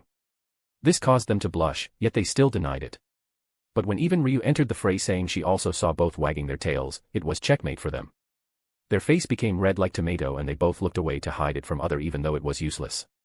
However, when Seer asked them a question, all became silent, and a weird expression appeared on their face. Seer, so, what's his name? Ryu. Chloe. Anya. Lunwar. Seeing their weird expression, Seer started to have bad feeling. Seer, don't tell that you all forgot. All four of them looked away. They became very embarrassed. They can't believe they forgot to ask the name of the Black Swordsman again. As for Seer, a resentful expression appeared on her face. Anyone can tell even though it was only few hours that they had spent time with preemies, they enjoyed his company a lot. Because ever since she returned, they kept on talking about him. That's the reason Seer was like this since morning. Let alone Ryu, Chloe, Anya, and Lunwar. Even the guests present right now didn't dare to call Seer because of dark and cold aura she was emitting. At this moment, space wrapped on the top Babel Tower and preemies returned. He looked down on Arario. Just as he was deep in his thoughts, Twilight spoke. Return home, immediately. Preemies, what happened? Even though you have chosen Ophis to become permanent member, she still hasn't become one yet and is still in process. To complete this process, the creation of her new body is needed. And since you have gone to future to pick Ophis when she left the dimensional space, there is still Ophis of this time. If you don't go to your home now, then the time paradox will happen and both Ophis will cease to exist. Preemies narrowed his eyes and nodded. Soon, space wrapped again and Preemies disappeared from his spot. Chapter 58, asterisk title at the END asterisk. Preemies entered his home and took out the sphere which was holding Ophis' soul. Preemies, what to do now? Shatter it. Preemies, shatter. Yes. Sphere is just a way to make sure that soul won't get dissipated. Now that you are in your home you can shatter it. I will take care of the rest. Nodding his head, Preemies shattered the sphere. Crack. Shatter. Sphere broke like glass. In the next instant, countless threads made of origin force started to cover Ophis' soul until a cocoon was formed. Cocoon was 2 meters long and it was golden white in color. Then cocoon started to float and reached the sky where it finally stopped. Preemies looked at the cocoon in the sky trying to understand what was going on inside but failed to see anything. Stop wasting your time. With your current understanding of origin force, you can't see through it. Preemies, How much time will it take? 4 hours. Since he still had some time, he decided to do his daily training. First, he entered the pond of highly concentrated origin force to meditate. During meditation he enjoyed the same conformable feeling and 2 hours went by. When he came out of meditation, he left the pond. Suddenly, he thought of something and looked back at the pond. After thinking for a few seconds, he took some distance from pond and started to use the origin force. Origin force came out of him and the origin force in the atmosphere also came under his control. Soon the entire pond was covered by a barrier made of origin force. The barrier held the entire pond inside it. From sky to underground, like it is in a sphere. Now no one could enter the barrier except him. Since Ophis had become his first permanent member, it's obvious there will be more in future. To prevent someone from accidentally falling into the pond, Preemies made this barrier. No matter what method one used to open the barrier or teleport inside it, it will all be in vain. Next, Preemies undo this awakening and re-equip his midnight coat and elucidator. Then he started practicing again. Another hour went by. Now only 1 hour was left. Premies looked at the cocoon in the sky, but it had no change. So, he ignored it for now and went into his house. Since he had promised Ophis that he will make chocolate for her, he decided to make some. He took out the ingredients one by one. As expected, his kitchen had everything. Another 30 minutes went by, and chocolate was made. Premies put the chocolate in his inventory so that it can remain fresh. Then he came out and looked at Cocoon again. Only 30 minutes left. Premies looked around and entered his awakening again. Before Twilight could understand why Premies entered his awakening again, Premies looked at the far distance and used Origin Force on specific area. Godo. Godo. Boom. A tree came out of ground and grew up to 5 meters. Premies nodded his head in satisfaction and undid his awakening again. After that he went to tree and sat down leaning his back on it. Tree leaves were prevented light from falling on Premies.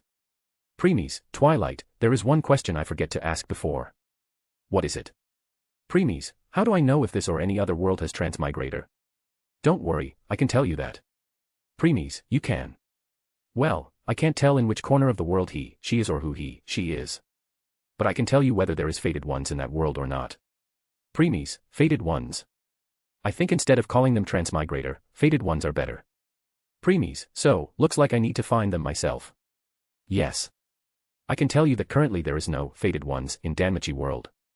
Still, it didn't mean there won't be one in future. Once someone will arrive, I will let you know.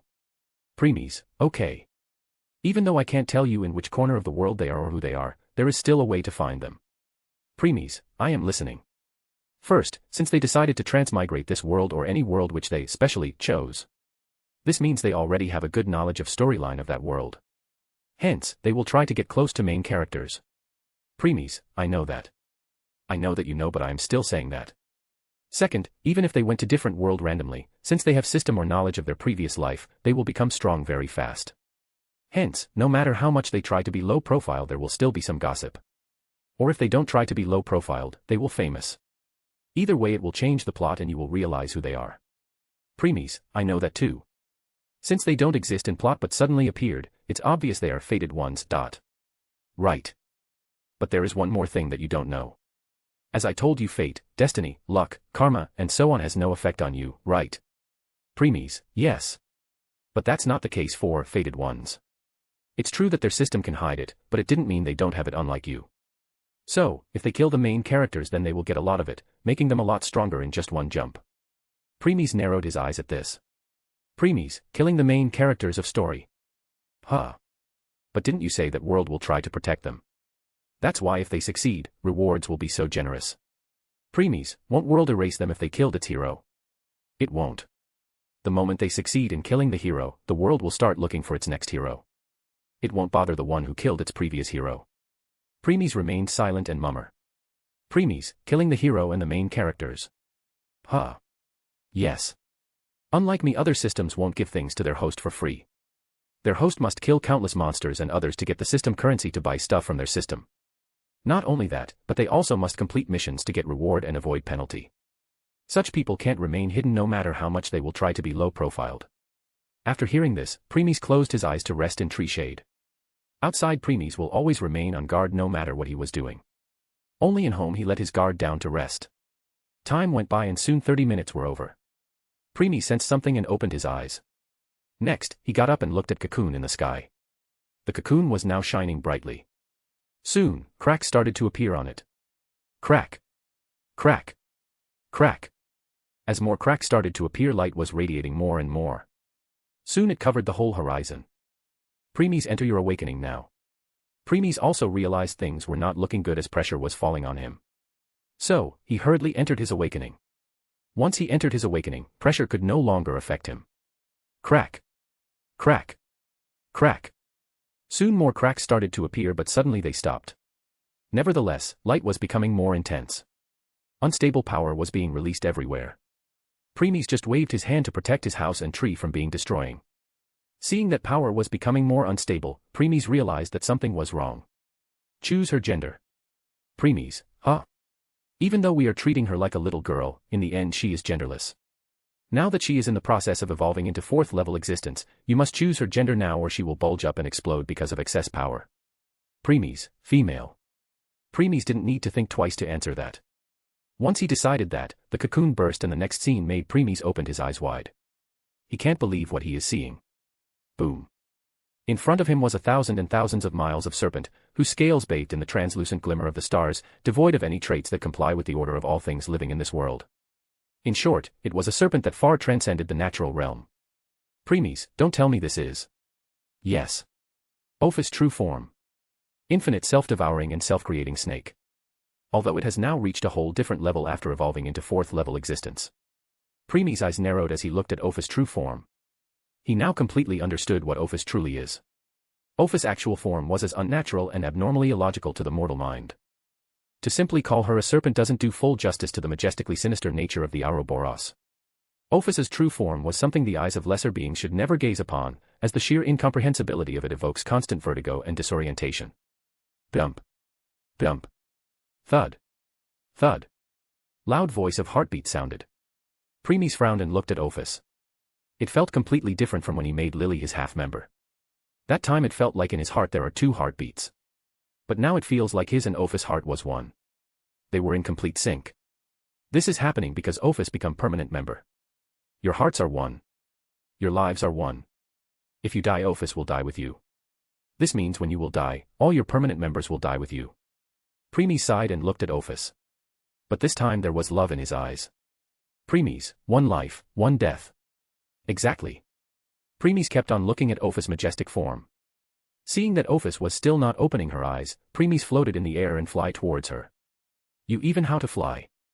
Premies, why are you so astonished? Did you forget I was flying even in that endless void? Flying is a piece of cake for me in my awakening form. Ah. I forgot that. Origin force, huh? Premies, yes.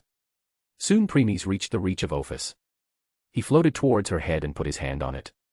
Then he started caressing her head, which was covered with scales bathed in the translucent glimmer of the stars, lovingly. If someone looked from distance, then you will see that Premies looked like an ant in front of Ophis' current form. Good thing that no one is here right now. Ophis' true form is not something those below 4th level existence can see. The reason why you didn't get affected is because you are in your awakening form right now. Otherwise. Twilight didn't continue, but Premies understood what she meant clearly. Premies, remember to keep Ophis by your side all the time. Premies frowned and asked. Premies, why? According to plot, Ophis would have something called Unholy Eater's Curse Mark in future. Premies, Unholy Eater's Curse Mark. Yes. It is a curse mark filled with Samuel's blood which Ophis willingly had put in her left eye. The curse mark serves the purpose of a suppressor that covers up Ophis' vast aura.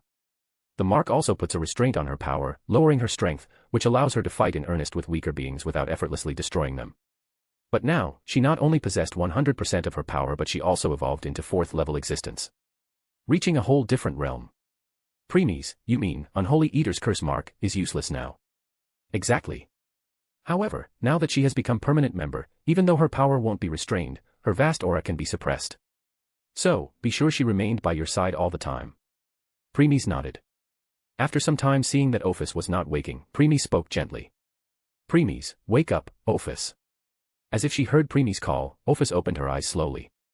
Current Ophis' eyes looked different. Even though her eyes were still dark in color like abyss who will devour one's soul, now there was even violet color in them. A mixture of dark and purple color. Still there was no pupil in them. Premies was looking directly into her eyes, neither being affected by her vast aura nor her abyss-like eyes. They both kept looking into each other's eyes.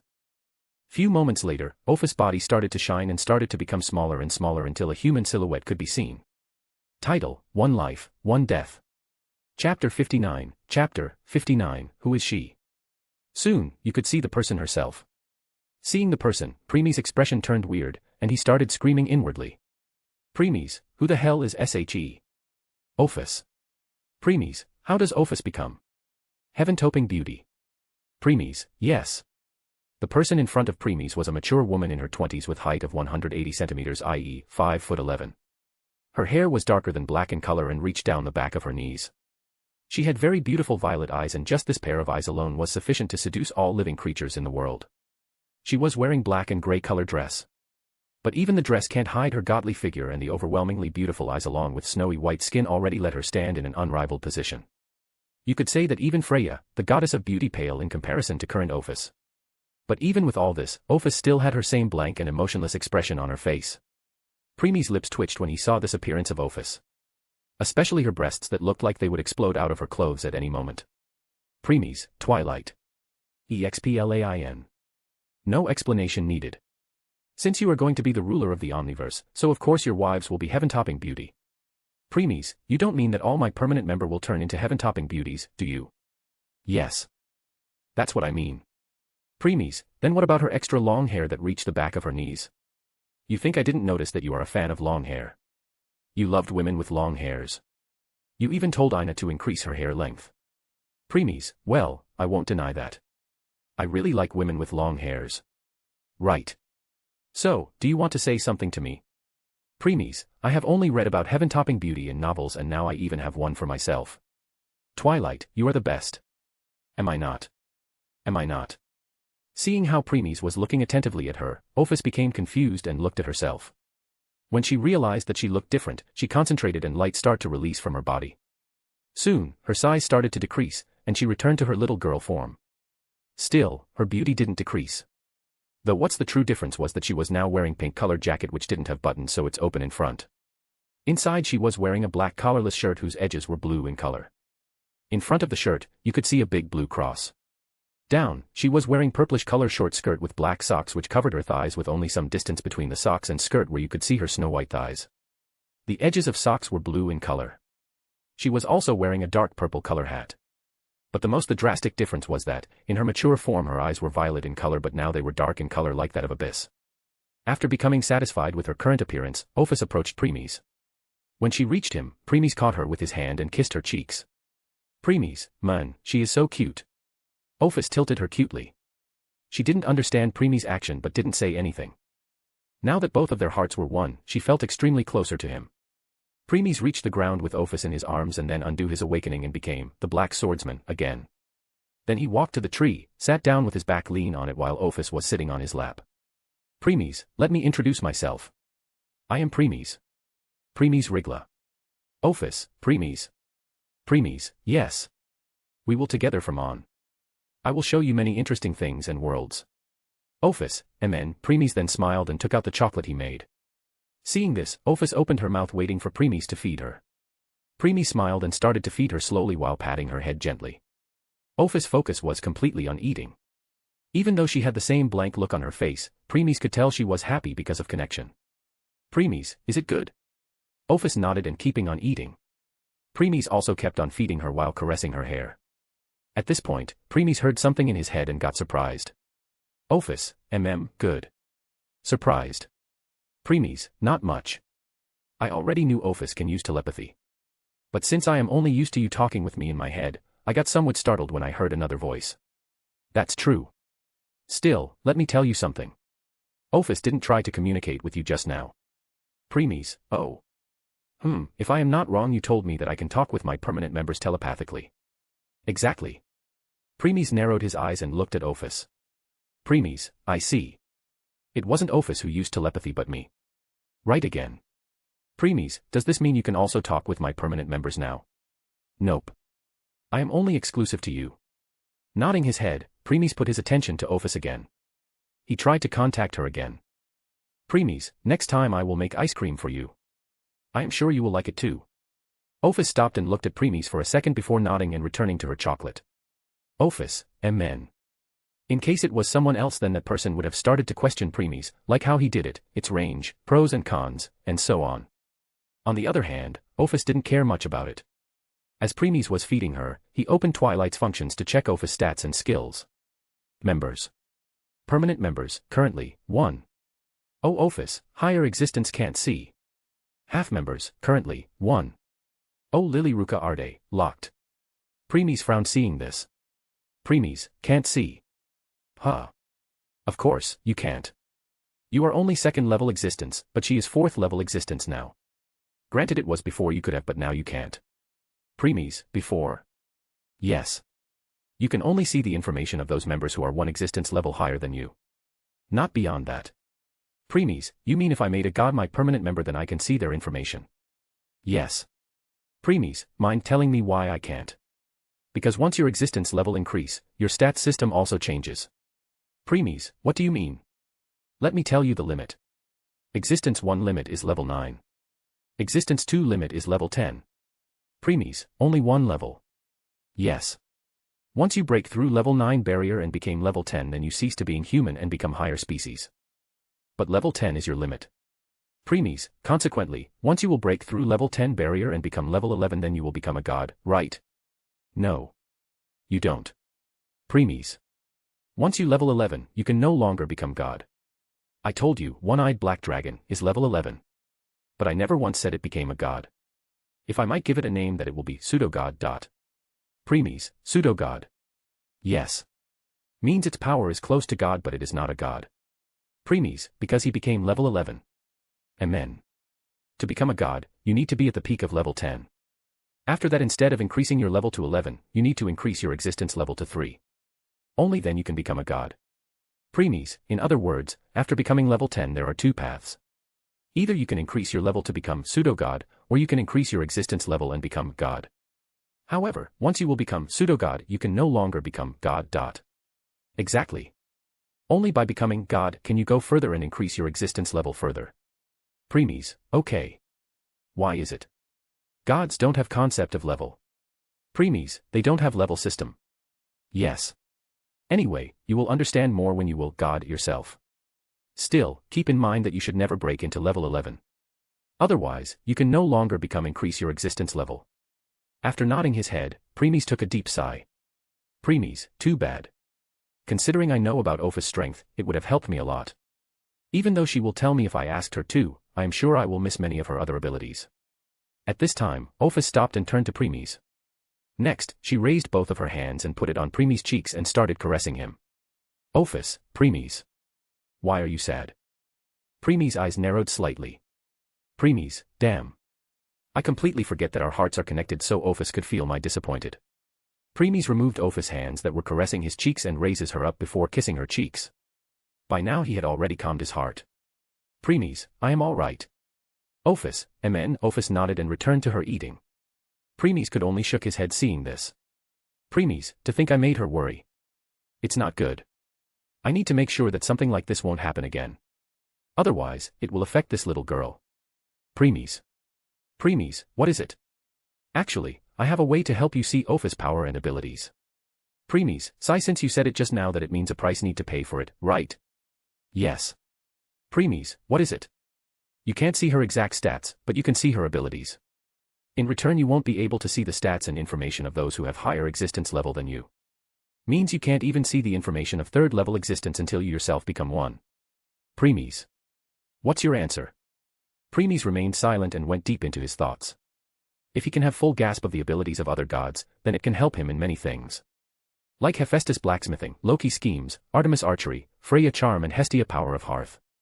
Still, he was having a feeling that it will be worth it if he accepted Twilight offer to see Opha's abilities. Soon, he came to a decision. Chapter 60, Overpowered Ophis. Preemies, I want to see Ophis information. Are you sure? Once decided, you can't change your decision in future. Preemies, yes. Okay. Done. Preemies nodded and opened Twilight's functions again. Members. Permanent members, currently, 1. Oh, Ophis, stats information can't be seen.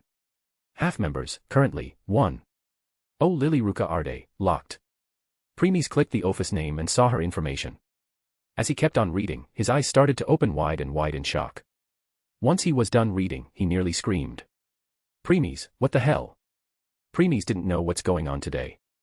He just kept of losing the control over his emotions again and again. And every time it was related to Ophis. He turned his gaze at the little girl who was sitting on his lap eating chocolate silently with weird look on his face. He was still having hard time to process the information he just saw. After some time, he calmed himself. He hugged Ophis tightly in his embrace and started to pat her head very gently and lovingly. Preemies, it was worth the sacrifice. Status. Name, Ophis. Age, ageless. Strength. Endurance. Dexterity. Agility. C. Magic. Existence level. Divine armament. Powers and abilities. Dragon god physiology. Ophidiokinesis. Void manipulation. Serpentification.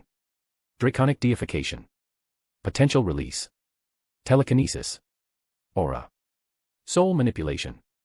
Reality warping. Intimidating factor. Power of the Ouroboros. Telepathy. Flight. Details. Dragon God Physiology. As a dragon god, Ophis possesses a level of power that makes her the strongest and most powerful of all dragonkind. Immense strength, Ophis is currently the strongest active being in current group, far exceeding the Great Red. She possesses a destructive physical might that even in her current form she is able to literally slap the Great Red who has walked her out of existence. She could hold this entire group on the tip of her index finger. Nigh invulnerability. Being in existence with the power of infinity, Ophis' durability borders on the point of near absolute invulnerability. Even the curse mark with Samuel's poison which she would have used to suppress her power and aura is completely useless now. Shapeshifting. Ophis was once a true shapeshifter, but not anymore since she is no longer genderless.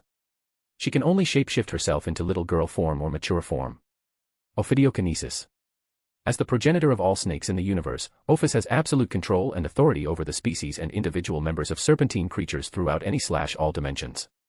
She can create or command already existing snakes to do her bidding, like helping her during specific situations or scenarios, utilizing them as spies or information gatherers or simple bait to fool her enemies. Void manipulation. As the dragon god of the void, Ophis has advanced control over that element, far surpassing the abilities of even ancient deities.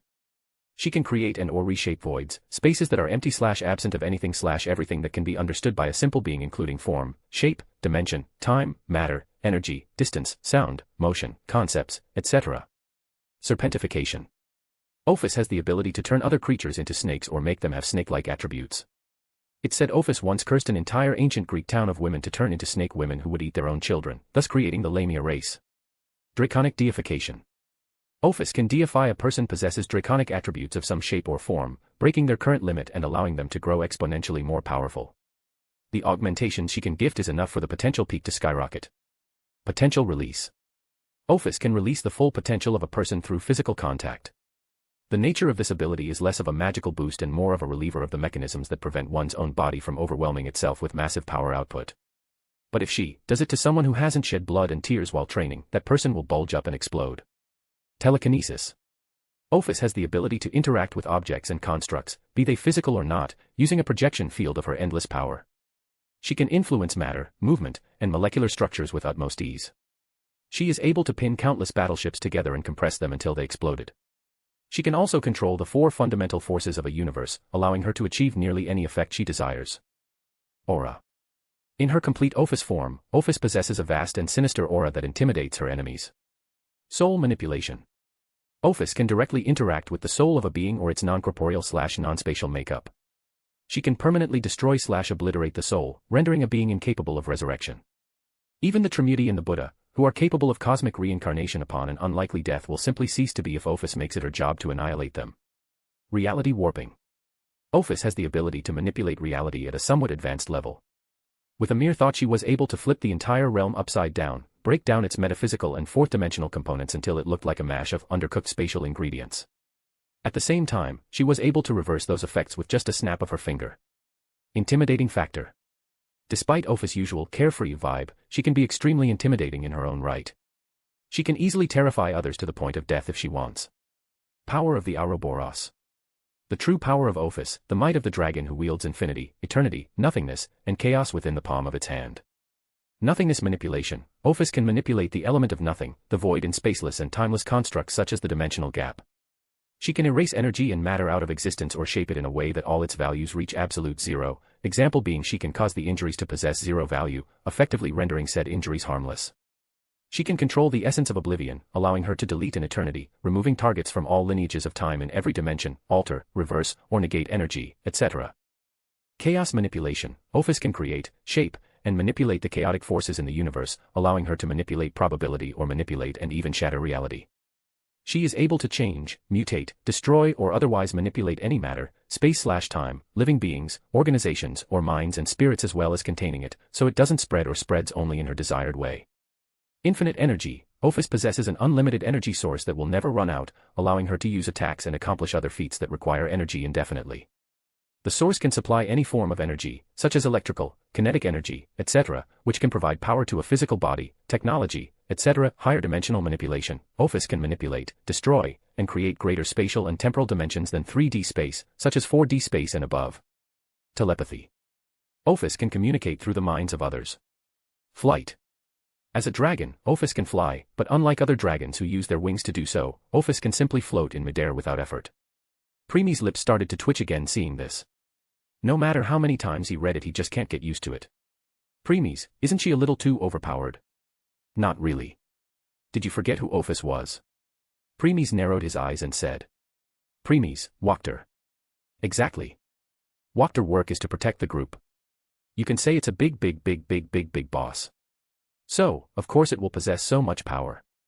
Preemies, you mean no matter which god or person I will make my permanent member. They won't possess as much power as Ophis do. Because they are not Wachter like her. Yes. Preemies, I see. Still looking at it, looks like even in my awakening I am not her match now. You are wrong. It's the other way around. Even with all this, Ophis is still not your match in your awakening form. After all, that's the power made of 12th level existence and uses origin force. Preemies, am I really that strong? Asterisk psi asterisk preemies, you are underestimating yourself and your power. Did you really think Ophis would have followed you just by listening your speech? Even though she is a little girl, she is still a dragon god. Dragons are prideful race. They will never follow those weaker than them. Even though according to plot, Ophis would have given her power to 3 leaders of the old Satan faction and Diodora Astaroth, but compared to the power she possessed it was still nothing. So, when she saw you in your awakening form, she can tell that you are a lot stronger than her.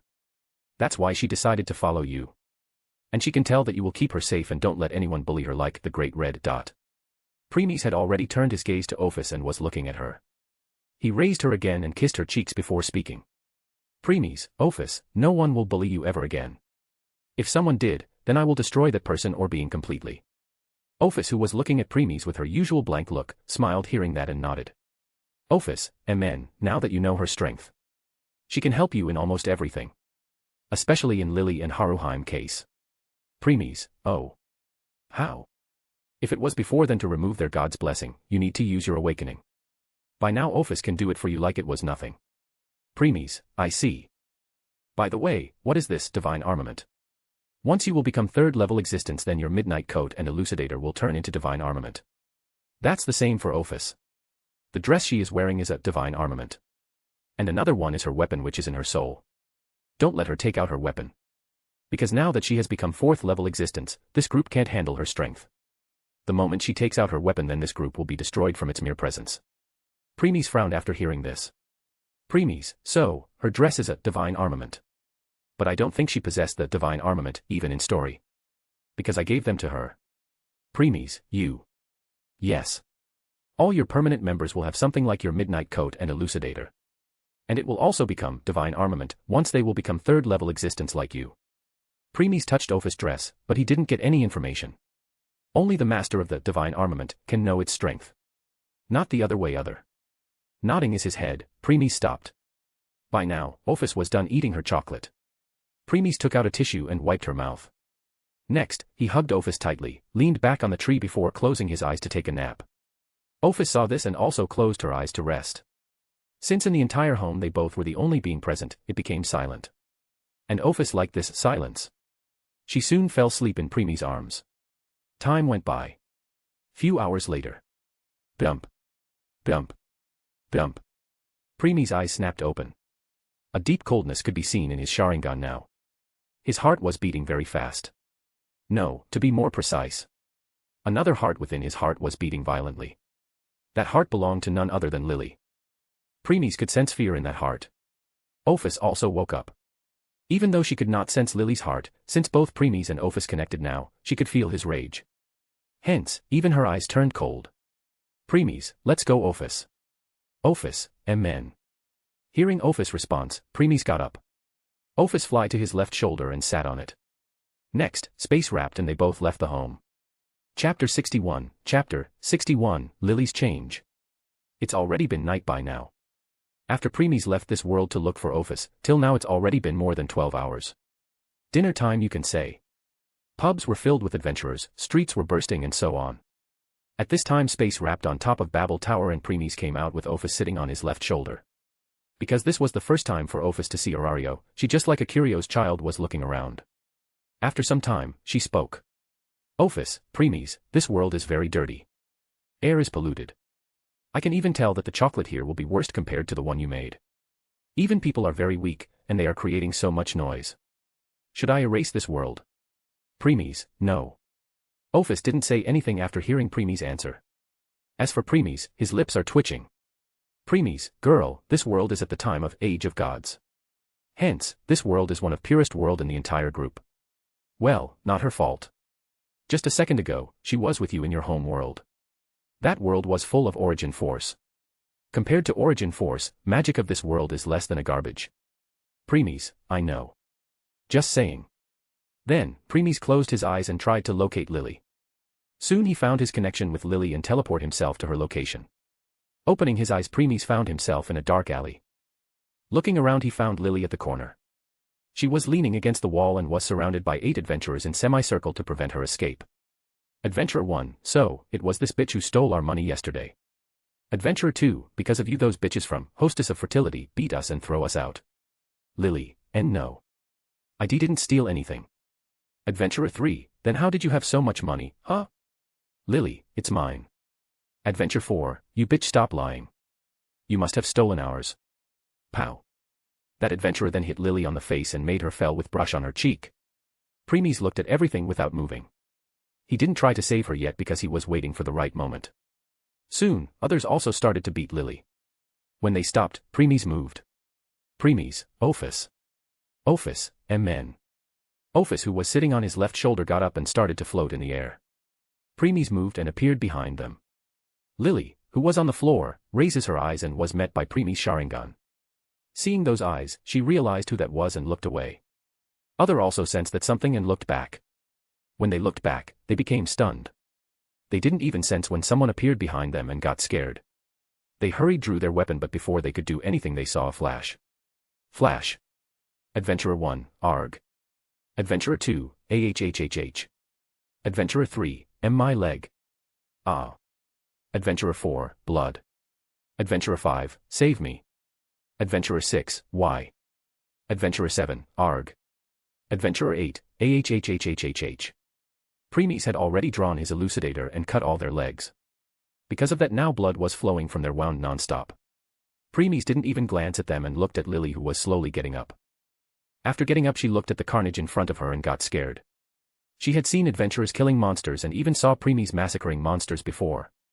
But this was first time she had seen other humans with severed limbs in front of her.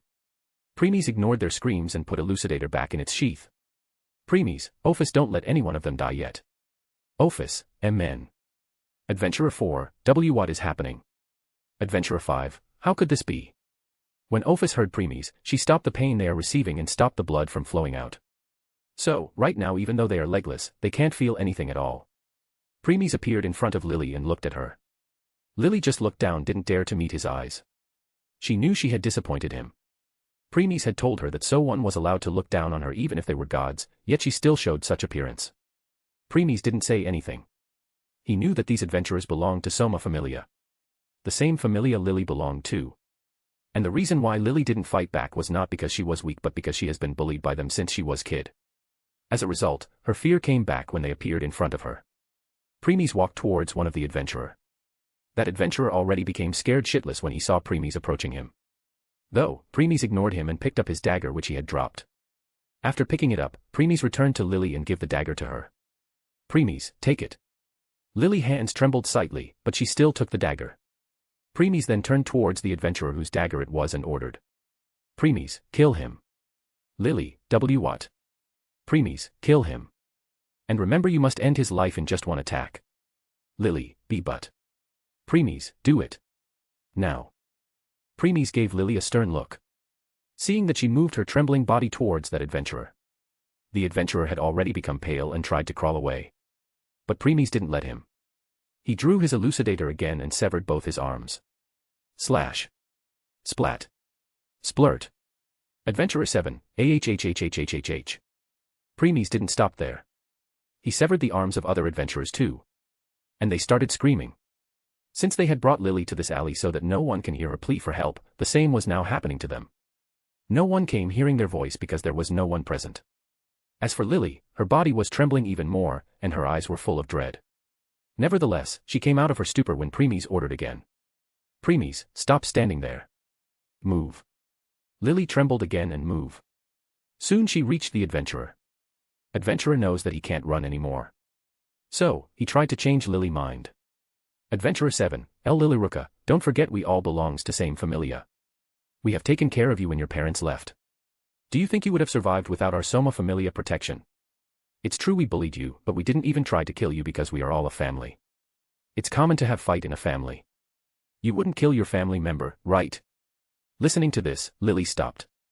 It's true all this year Soma Familia had taken care of her. How could she bring herself to kill the members of her familia? When Adventurer saw that Lily had stopped, he became happy. Just he decided to use more of these emotional attacks on Lily, but Premies interrupted. Premies, what are you talking about? Lily. Lily turned to look at Premies. Premies also looked into her eyes and continued. Premies, don't forget it was never your decision to join Soma Familia. In the first place, you were never given a choice to choose. Parents love their child whether their child was strong, weak, or even handicapped. Parents don't want their child to become the richest man in the world or stronger person in the world.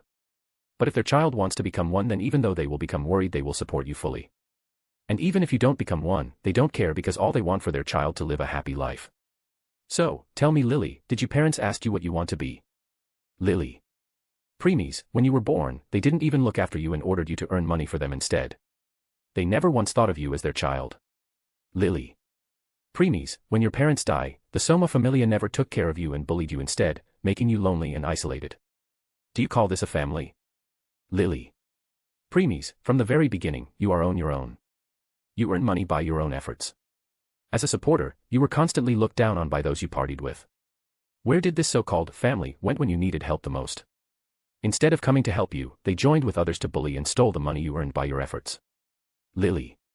Adventurer 7, shut up. Don't listen to him. Adventurer 4, yes, don't listen to him. We are the ones who take of you all this time. Adventurer 8, yes. Yes. The adventurers on the floor realized things were getting out of hand. They became happy when Lily stopped before, but now, they were becoming scared again. Hence, they started to interrupt Premies. Too bad Premies just ignored them and kept on looking into Lily's eyes and continued. Premies, because of all that bullying, you decided to run away from the Soma Familia and become a normal citizen. But they found you and inflicted misery on the old couple who took care of you and gave you the warmth, by destroying their store and stealing their money. Lily. Lily trembled violently when she heard this. That old couple take care of her and gave her the warmth that she never received in her whole life. They were very kind. But because of the Soma Familia, that very couple started to hate her. Putting all blame on her because their misery. Premies, in your parents' eyes you were just a slave whose work was to earn money for them, and same is the case of other members. How can they let free money-earning machine to go and live as a normal civilian? Lily. Adventurer 7, shut up. Shut up. But Premies continued. Premies, and don't forget the most important thing. You decided to give your everything to me, so that you can become stronger and can have whatever you wanted. Lily's eyes opened wide. Now she had sorted everything in her mind and knew what to do. She turned and walked towards the adventurer. Her hand was holding dagger very tightly. Even though her hand was still trembling, it was a lot less than before. Adventurer 7, wait, don't listen to him. He is just bullshitting. But Lily didn't stop and reached him. Then she raised the dagger. At this time, she heard Premies again. Premies, don't be controlled by your rage and hatred. You should be the one to control it. Give it the direction. Lily stopped and nodded before putting the dagger on the adventurer's neck and cut it. Splurt. Blood started to flow out of his neck. His eyes opened wide. He can't believe he will die like this and at the hand of the one whom he had always looked down on. Lily was still looking at the body which fell. She killed him with just one attack like Premies told her. Premies, next. She turned her gaze to other and started walking towards them. Seeing that Lily was approaching them, other adventurers become scared too. Lily moved towards the second adventurer and cut his neck too. Once she killed fourth adventurer, her hands stopped trembling. Soon, she killed all of them. Premies was looking at this with his same calm expression. Same was the case of Ophis, who returned to Premies and was now sitting on his left shoulder again. Clank. Lily, what did I did, GRBPH. After Lily killed the last adventurer, dagger fell from her hand, and she started vomiting. This is the first time she killed someone. According to the plot, Lily would have used her hatred for adventurers as an excuse to trick and steal from them. Even at that time, she never killed them with her own hands but left them to die at monster's hand. However, Premies changed this. Lily, GRBPH. Lily was vomiting non-stop and Premies can see tears and snot which was coming out of her eyes and nose like a stream. Because Premies could sense Lily's heart, he knew that currently Lily was very unstable. Still, he didn't try to comfort her at all. Why are you not going to her? Premies, there's no point. Why? Premies, Lily has tendency of depending on someone who comfort her. Right now, she is at her weakest. If anyone tries to comfort her now, then she will become dependent of that person. Once such dependence is made, it's very difficult to remove it. In case I will comfort her now, then the same thing will happen. Because of that, in future if she does something like this again or falls into a difficult situation, then she will come to me to comfort her. And in case someday I was not there to comfort her, then it will be a very heavy blow to her heart that will break her. So, it will be good she rises on her own feet and don't depend on others. I see. Premies, yes. Today is going to be a very difficult night for her. Since this is her first kill, she will have nightmares too. Yes. Even though it's very cruel, but if she passes this night then she will mature drastically. Premies, yes. Premies, Ophis, make sure no one hear us and come here. Ophis, okay. Ophis nodded. Time went by. After few minutes, Lily stood up. She looked at the corpses one last time and then turned to Premies. Premies looked into Lily's eyes and became happy inward. Lily's eyes no longer had that childish look. Her eyes were cold because now she was not letting her hatred for adventurers control her, instead she was in control now. Still, Premies could see a hidden warmth in those eyes. But that warmth was only directed on him and no one else. Chapter 62, Paying Debt.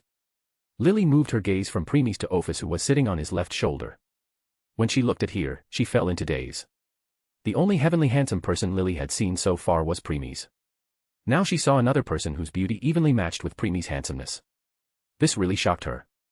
Soon her eyes met with Ophis. Those dark eyes which had a slit in them made Lily felt like she was falling in bottomless abyss. Her body started shivering and she fell on her knees. Thud. Wooble. She was looking down on the floor with trembling body which was now covered in sweat. Suddenly, she remembered that Premies' eyes which were also like Ophis. If someone saw Premies' Sharingan, then their vision started to blur, and they lose the ability to differentiate between illusion and reality. In case of Ophis, those dark eyes made them felt like they were falling and being swallowed by the bottomless abyss. Witnessing Lily's condition, Premies used his magic on her to calm her down.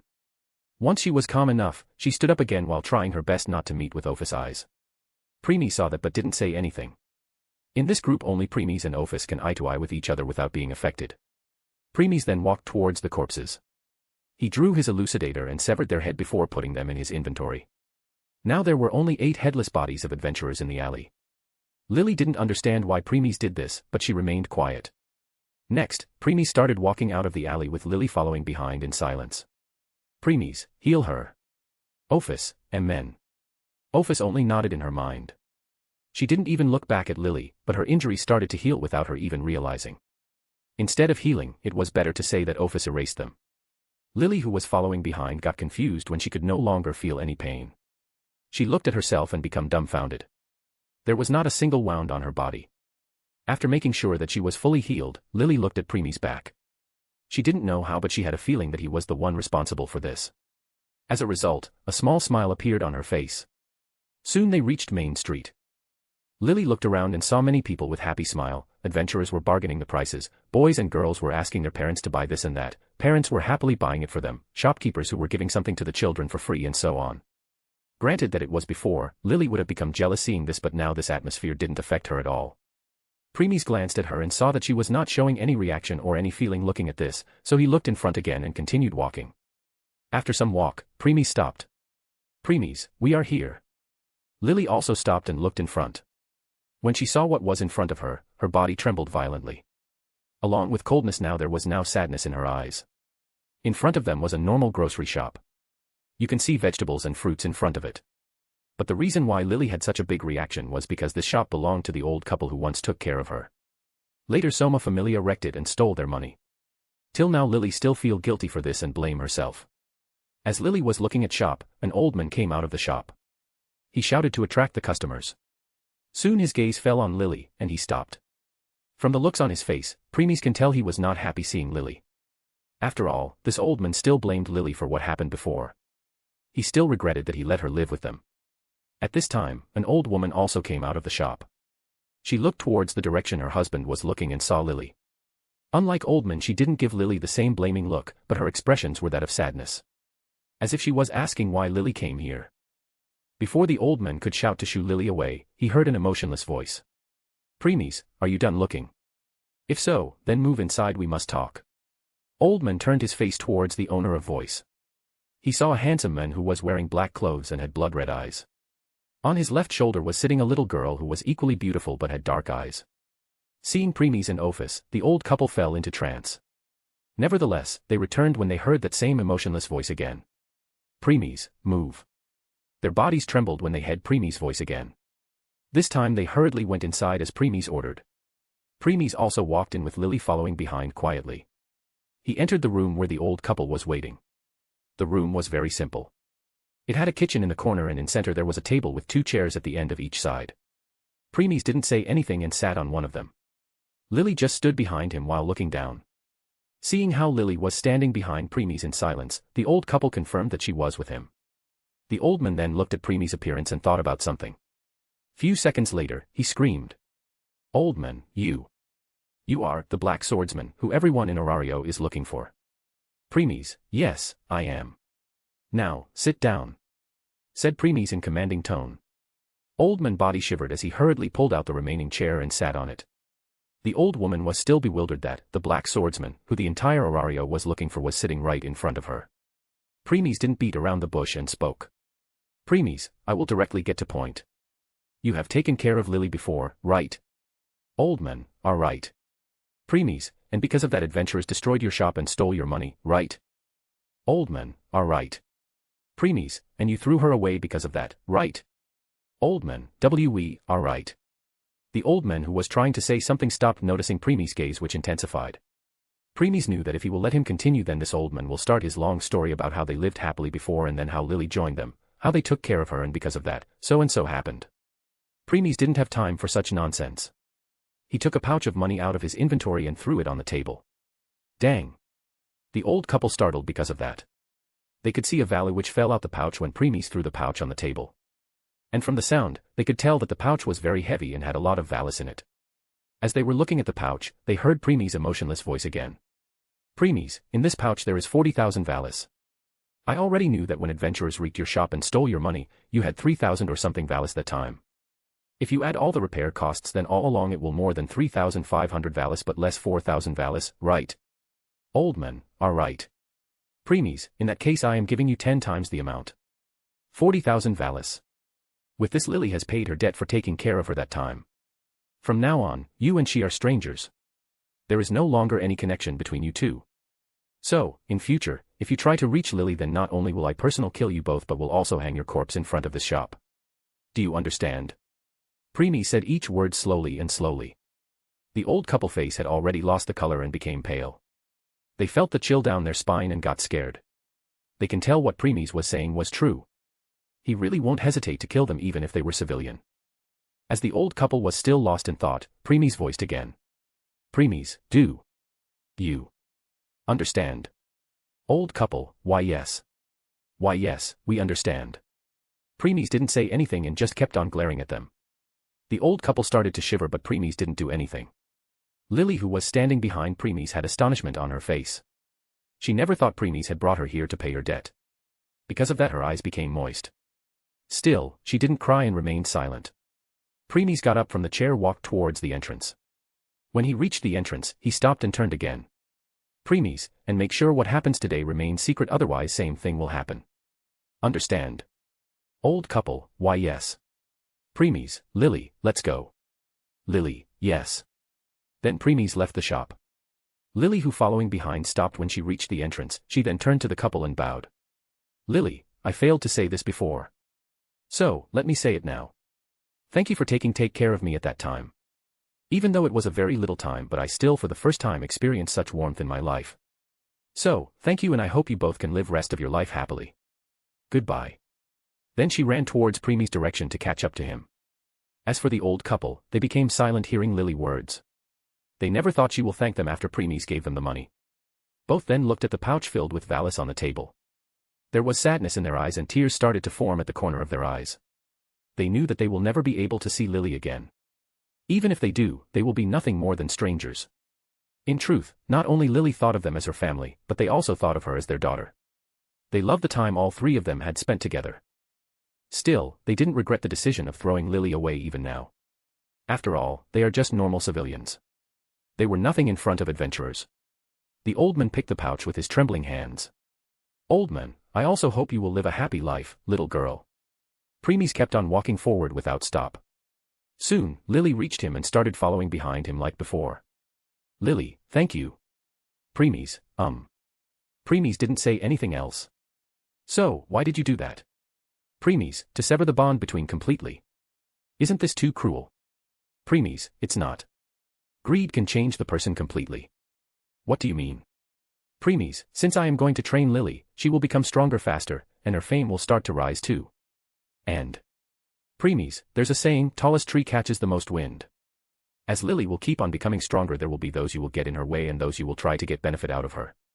Just like that old couple. Why you say that? That couple was very kind.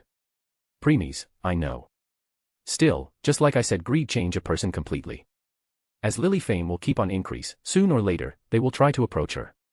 Then they will use their emotional attack like, we took care of you, when you had nothing, or, those adventurers attacked us, beat us and stole our money, and so on so forth. So, you owe us, or, you have to pay the debt. In case Lily decline, then they will try to defame her. And if she gives them the money, then they will return for more. So, it best to break their connection completely before Lily rise. In that way others won't say something like Lily abandoned them, after becoming famous. I see. But I just don't understand how your brain works. Premies, knowing Lily, I am sure she will think she did wrong them. Because of that she will keep on fulfilling their demands. That's why I paid her debt now so that it won't happen in future. Okay. Premies then glanced at Lily who was following behind him with her cold look, but since he can sense her heart, he knew that she was happy right now. Premies looked straight again and continued walking. Chapter 63, Disgusting. As they were walking, Premies saw an ice cream shop. He went to the shopkeeper, put him under his illusion to hide his face and bought 2 ice creams. One big and one normal size. He gave the normal size one to Lily and went to side of the street. Then he also started eating his. Lily who was eating her ice cream happily and was looking at him. It's because as Premies took one bite on his ice cream, he took the ice cream to Ophis' mouth who opened her mouth and took a bite. Premies bought the biggest one for both of him and Ophis. There was no way he will buy something to eat for himself but not for Ophis. So, Lily was now looking at Duo and thinking how good it will if she was in Ophis' place. As she was lost in thoughts, Premies spoke. Premies, so, how does it feel, taking life? Lily snapped out of her thoughts when she heard Premies' question. She gave it some thought before answering. Lily, disgusting. It feels very weird. I hate it. Premies, good. If you have said you loved it, then I would have killed you on the spot. Lily felt a chill down her spine hearing this. She could tell that Premies was dead seriously. He really would have killed her. She took a deep sigh of relief thinking that and concentrated on her ice cream again. Premies, once you will kill more in future such feeling of disgust and hate will be erased. That time you won't feel anything when you will take lives. Lily, Premies, one more thing, you should never go beyond that and started enjoying killing. Once you do that then you will be nothing more than a mindless person or what people call a tyrant. Do you understand? Lily, yes. At this time, Ophis was done eating her ice cream. Premies took a handkerchief and to wipe her mouth gently. Ophis had no guard against Premies, so she let him do it. Lily was looking at this with astonishment in her eyes. Once done, Premies put the handkerchief away and left the place with Lily. Soon, they reached the inn Lily was staying and entered. Lily took Premies to her room. Lily's room was simple. Just one bed and one study table. Premies, Ophis, sealed this room so that no one can see past, detect, or come inside. Ophis, Amen. Ophis nodded her and entire room got sealed. To be more exact, the room became an entirely different dimension which no one can access except Ophis. After getting the confirmation from Ophis, Premies turned his gaze at Lily who was also looking at him with slight blush on her face. Because this was the first time she had invited someone into her room. Premies, it's time to remove God's blessing. Lay down on the bed on your stomach and show me your back. Lily's face turned as red as tomato hearing Premies' words. She can't believe Premies could say something like this with a straight face. She meekly nodded and went to the corner of the room. As for Premies, he pulled out the chair which was with study table and sat on it. He didn't look at Lily as she was changing her clothes. He could hear the rustle of clothes behind him. Soon, the sound stopped, and he heard the creak of the bed that someone climbed on it. Lily, I am done. Premies stood up and moved his gaze on the bed. Seeing Lily, his lips twitched. Premies, I only told her to show me her back. Why did she have to strip completely? Lily was lying on the bed with a thin cloth covering her body. Even though it's covered, with his enhanced vision and the way cloth was showing the outline of her body, he can tell that Lily was completely naked inside. Shaking his head, Premies went to Lily and removed the cloth. Lily was already blushing like tomato, but Premies removed the cloth only to her waist and didn't go further. Noticing this, Lily became disappointed, but Premies ignored it and put his finger on Lily's back. To be more specific, on Soma Familia emblem. Lily shivered slightly. Premies then sent his magic into Lily and made her unconscious. Next, he removed his hand. Premies, I want you to erase this blessing. Also find the location of the owner of this blessing. Last thing, also mark all those who have the same blessing. Ophis, Mn. After that, Ophis fly towards Lily and pointed her finger at the blessing. Then a small dark beam of light shot out of her finger and entered the emblem. If it was just erasing the blessing, then Ophis could have done that with just a snap of her fingers. However, Premies wanted to know the location of its owner and other members. Soon, blessing was completely erased, and Lily breathing became heavy. Premies frowned noticing this. Don't worry, it is happening because she just lost her strength and returned to being a normal human again. It will take at least 5 minutes for her body to stable. Premies nodded and went back to his seat. Ophis also returned and sat on Premies' left shoulder again. Premies, did you find their location and mark them? Ophis, Mn, Premies, can you teleport me there? Ophis, Mn, Premies, good. Premies then looked outside of the window while waiting for Lily's condition to stabilize. Soon 5 minutes went by, and Lily breathing became stable. He then got up from his seat and approached Lily again. Premies, what now? Put your hand on her back, then I will start the reconstruction of her body and will implement the skills. Premies did what he was told. Soon light started to come out of his hand and covered Lily completely. Premies took some steps back seeing this. It will take an hour. Premies, 1/4 of the time Ophis took. Yes. Permanent members get an entirely new body, whereas half members' body became even more stronger. You can say that half members evolve while permanent members attain rebirth. Premies, evolve and rebirth. Huh. Does this mean that she will lose all of her strength again when she will become permanent member in future? Nope. You don't have to worry about that. Once a half member become a permanent member, then they will carry all the stats from old body to new one. Next, Premies returned to his seat and waited for Lily's body transformation to complete. Time kept on moving slowly and slowly. The room was completely silent, but Premies and Ophis don't mind because they loved this silence. Ophis was currently sitting on Premies' lap. Premies was hugging her with one hand and caressing her head and hair with other. Soon, an hour came to an end and light surrounded Lily disappeared. Premies heard her breathing and could tell that the current Lily was not unconscious but was genuinely sleeping. Suddenly, Twilight prompt. Members. Permanent members, currently, 1. Oh, Ophis, stats information can't be seen. Half members, currently, 1. Oh, Lily Ruka Arde, unlocked.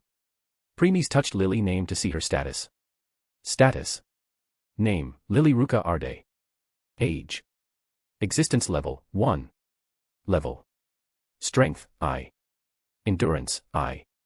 Dexterity, I. Agility, I. Magic, I. Total skills, 3, max number of skills limit reached. Reminder, can still learn one side skill. Main skills. Harmony, EX. Terra's Pugio Art, I. Magic. Terra's Successor, I. Side skills. Asterisk note, Terra means earth. Pugio means dagger. After seeing this, Premies walked to Lily. He grabbed the cloth and covered her completely, leaving only her head out. Next, he told Ophis to unseal the room and left the inn. Premies, Ophis, seal the room again. I don't want the commotion that is going to happen soon will wake her up. Ophis nodded her head and snapped her fingers. The room was sealed again. Premies then turned back and started walking towards a certain direction. Premies, today is the day no one in Orario will ever forget. Especially gods. Premies, teleport me to the location of the owner of the blessing. Ophis, Mn. Space wrapped around Premies and Ophis disappeared. The residence of Soma Familia was comprised of multiple buildings including a storehouse, breweries, and several watchtowers. Breweries was one of the places where Soma spent most of his time after he lost interest of taking care of his familia and Xanis took control, seeing them as children who easily succumb to the wine Soma. Space wrapped and Premies came out. Premies' gaze fell on a person who just completed brewing the wine. The person had long black hair with bangs that were long enough to cover his black eyes, concealing most of his expressions. He was of average height with slender limbs and almost delicate in appearance with long, unkempt hair partially hiding his face. He was wearing his work outfit which consisted of a loose-fitting robe with its sleeves and hem dirted with soil. This person was no other than the head of Soma Familia. Divine winemaker, Soma. Soma didn't realize Premi's arrival and kept on looking at the masterpiece he just made. Premies looked at it and realized that it was a divine wine. Premies, seal this place to the point that not even the laws of this world could see it. Ophis, Amen. Ophis raised herself from Premi's shoulder and sealed the entire place. Once getting the confirmation from Ophis, Premies approached Soma. Soma was still looking at his divine wine and didn't notice Premies' approach. Premies picked the wine cup before Soma could and took a sip. Soma startled that someone took his divine wine without his permission. He turned his gaze at Premies.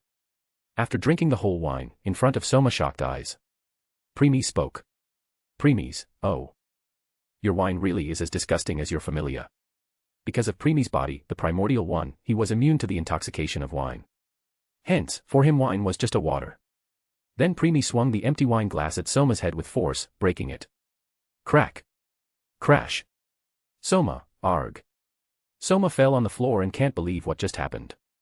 Not only this person drank his wine without his permission, but he also even said it was disgusting and hit him. Blood started to dip from his head. Soma looked up and met by a kick on his face. Bang. Soma was thrown back because of the force of the kick and hit shelf behind him. Soma, grph. Cough cough. Soma started to cough violently and blood flow out from his broken nose. Even tears started to flow from his eyes because of this. Premies, gods in this world really thought they are superior. Looks like I need to show them their place.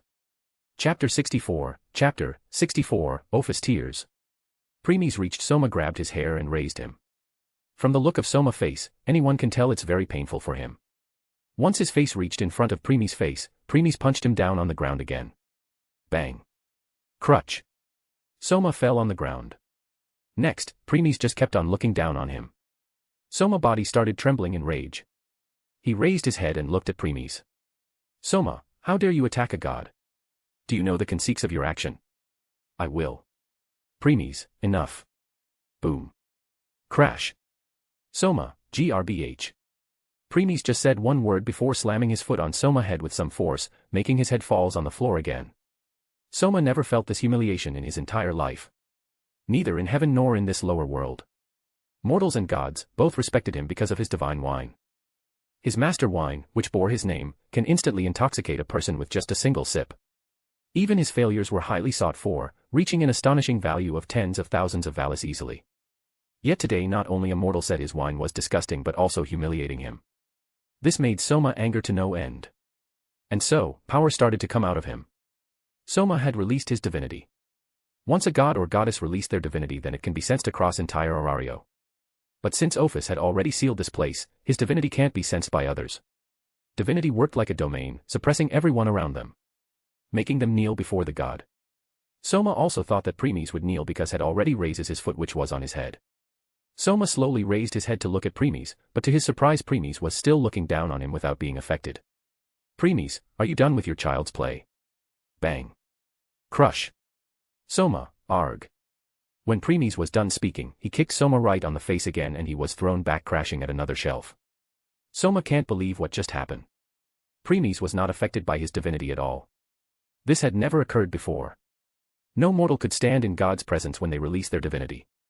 So, this shocked him to the core. Soma didn't know that Premies was someone who could see Ophis' true form without being affected at all. That form was not something anyone in this group can gaze upon. In front of that form, God's divinity wouldn't even hold a candle. Step. Step. Step. Step by step Premies walked towards Soma, who was still stunned after witness all of this. When he reached him, he drew out his elucidator. SSH. Before Soma could come out of his thought, Premies swung this elucidator and severed his arm. Soma, AAAAAAAHHHHHH. Soma's severed arm was thrown aside as he screamed on top of his lungs. Premies didn't show any change in expression witnessing this. Soma was holding his severed shoulder as blood was flowing out like stream. Premies, Lily Ruka Arde. She was a member of your familia. Her parents belonged to your familia and didn't look after her. On top of that, they ordered their newborn child to earn money for them instead.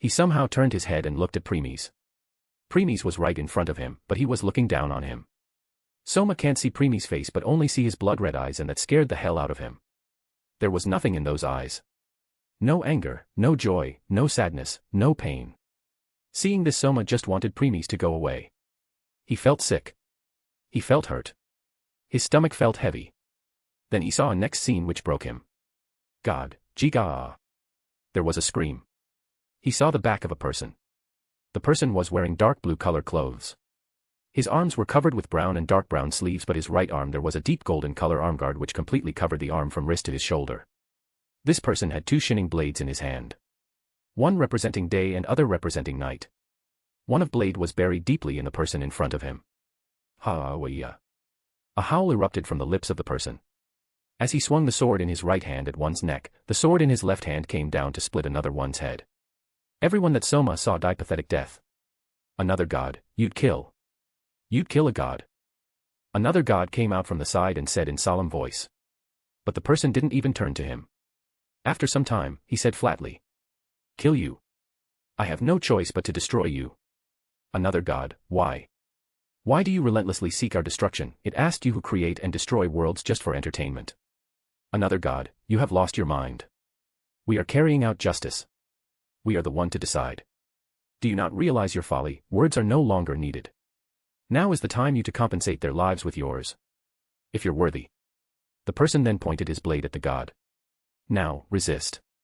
That is the duty of those who still cling to life. The god also readied his weapon. The person and the god charged at each other. Flash. Spurt. The battle was over in an instant. The god won't say anything ever again. Even this will not bring it all back.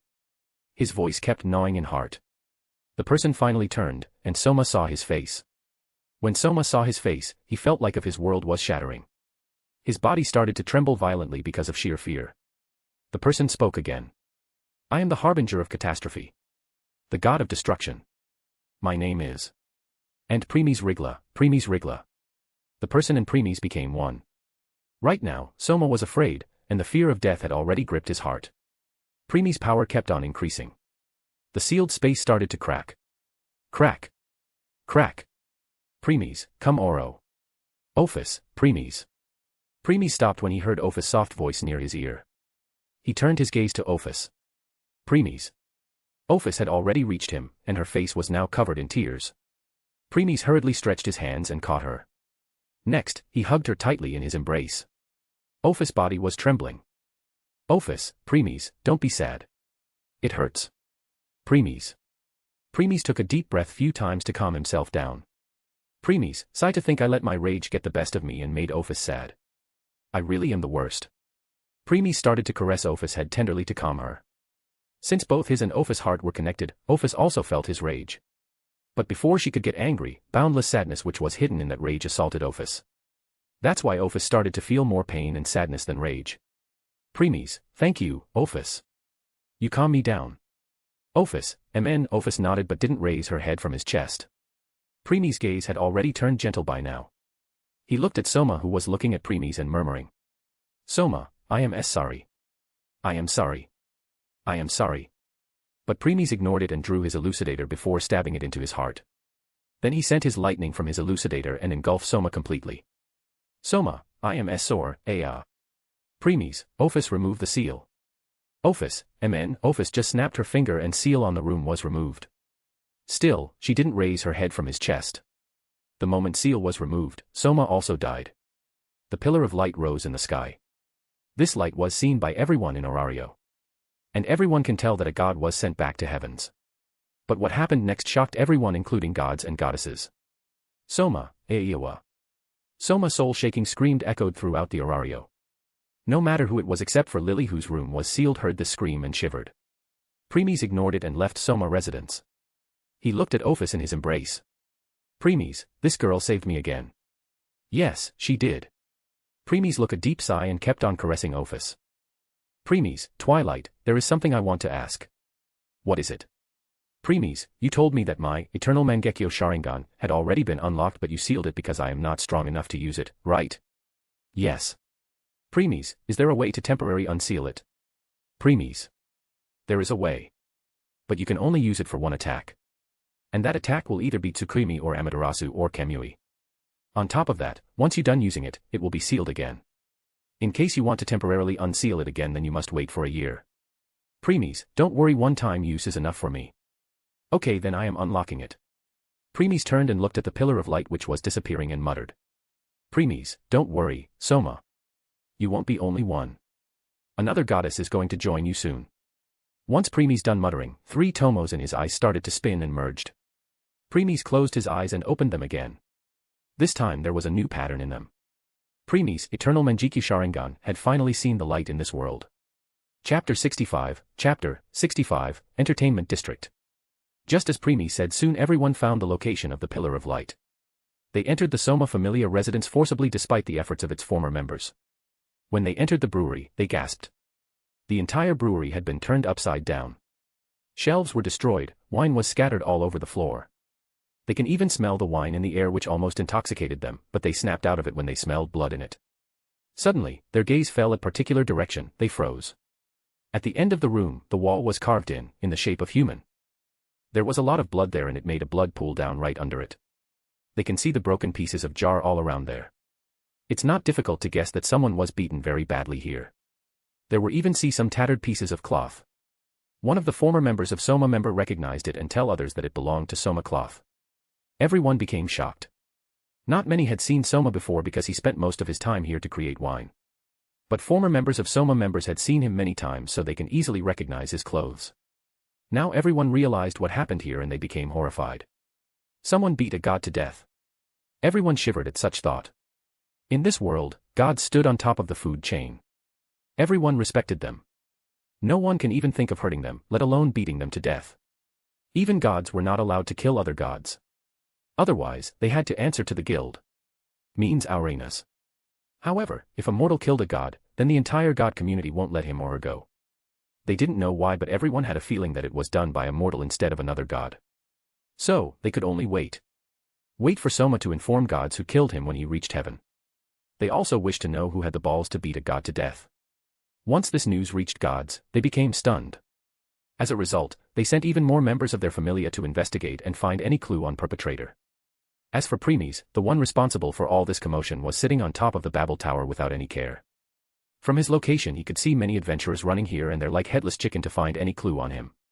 Ophis was sitting on his lap and was being fed chocolate by Premies. When he made chocolate for Ophis, he left some in his inventory for later. Premies wanted to go to Entertainment District after killing Soma, but he put it on hold and decided to calm Ophis down first. That's why he returned to this place and took out the remaining chocolate. Premies was looking at Ophis with gentle eyes while feeding her by his own hand. He showed such gentleness only when he was with Aina and Ophis. As Premies was caressing Ophis' hair and feeding her, he could feel that Ophis had calmed down a lot by now. The only thing in her mind was chocolate. Once Ophis was done eating everything, she turned to Premies and tilted her head. Seeing such cute reaction, a smile appeared on Premies' face. He knew that this little girl was asking for more, but too bad he didn't have any more at this moment. Premies picked Ophis up, kissed her cheeks before putting her on his left shoulder. Premies, that's all I have for now. Once I am done for today, I will make more for you. So, wait. Ophis, amen. After Ophis nodded, Premies stood up and left the Babel Tower. Entertainment District was in the southeast section of Orario. Many illegal businesses like black market, slave trading, illegal items and so on were all found here. Still, no one dared to go against this Entertainment District because the entire Entertainment District was under the control of one familia. Ishtar Familia. The Ishtar Familia was one of the most powerful familias in Orario and specialized in running brothels, with many different types from various cultures around the world. Most of the members were Amazonesses and 90% of all members were female.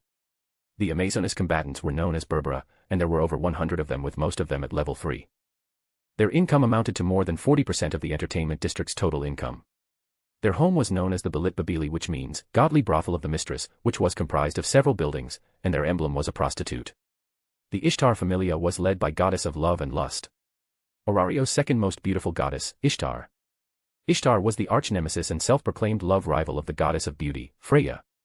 She ruled over a large portion of Orario and managed a red light district called Love District, where she controlled all brothels composed of sexual slaves she bought from many different regions of the continent. As the head of her familia, Ishtar allowed her women to kidnap and rape any men they found to be attractive without any consequences and did the same by building a harem of brainwashed young men. Using her charm ability to seduce men, Ishtar engaged in sexual activities with almost everyone and was not against raping men to get what she wanted. She despised Freya, the most beautiful goddess of Orario, and was envious of her beauty. One day when Ishtar was looking for slave, her eyes fell on a renard.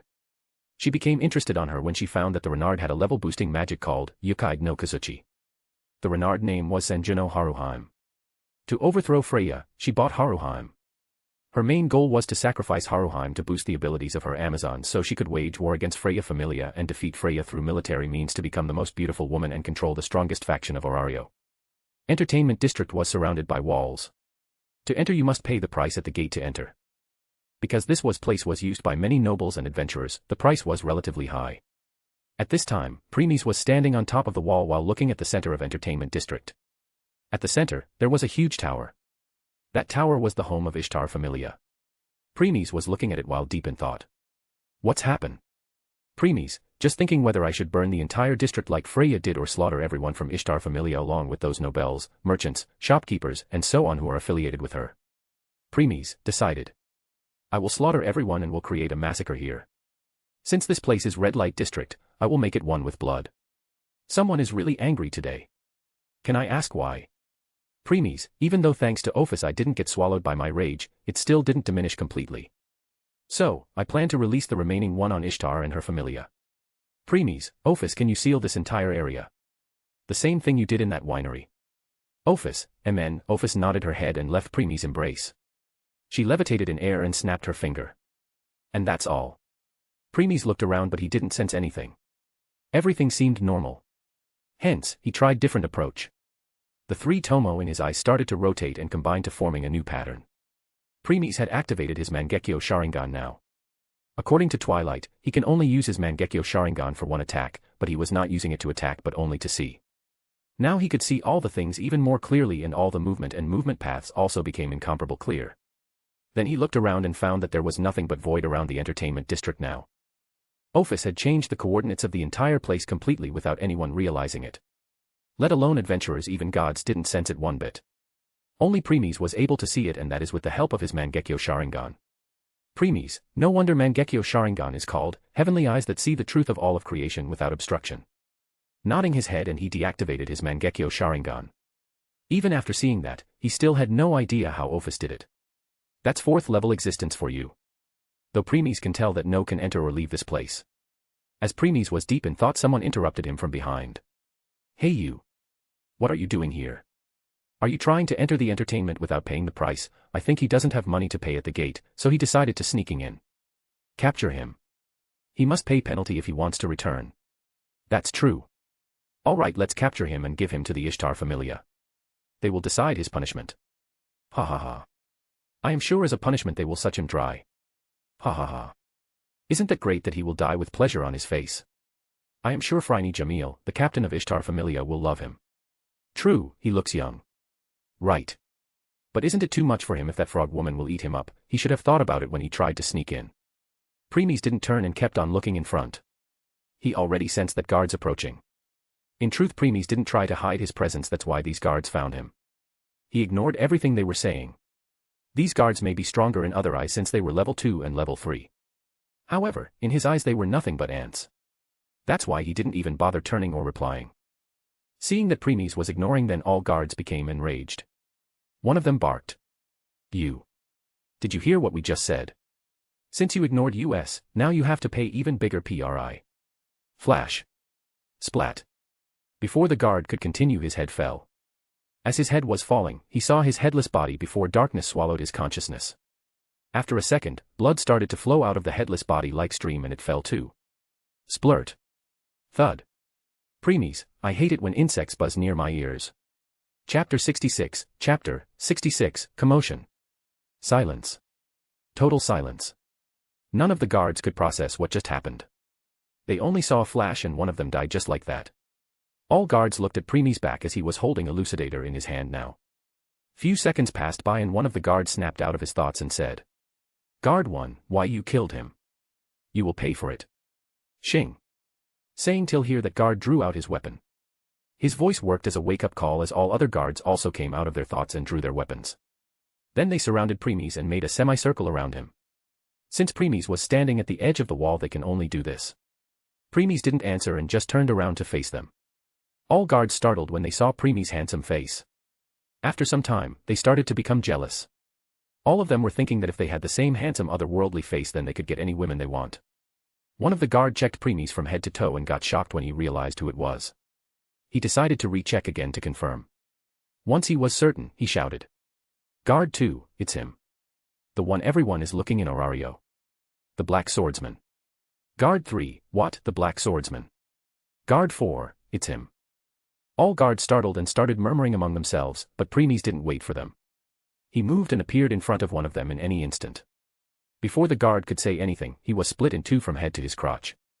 And both of this body part fell. Slash. Splat. Guard 3, you. One of the guards lunged at Premies. But before he could hit Premies, Premies moved again.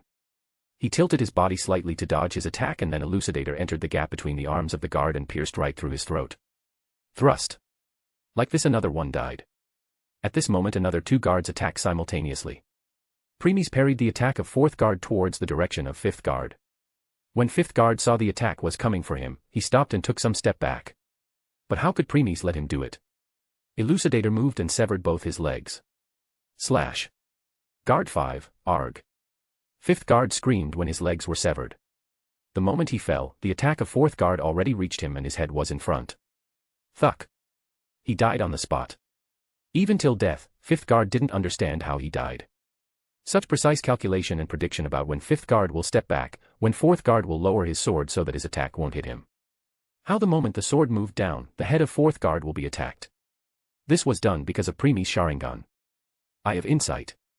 As the fourth guard was still dazed about what happened, Premies appeared behind him and his elucidator pierced through his back and came out of his chest.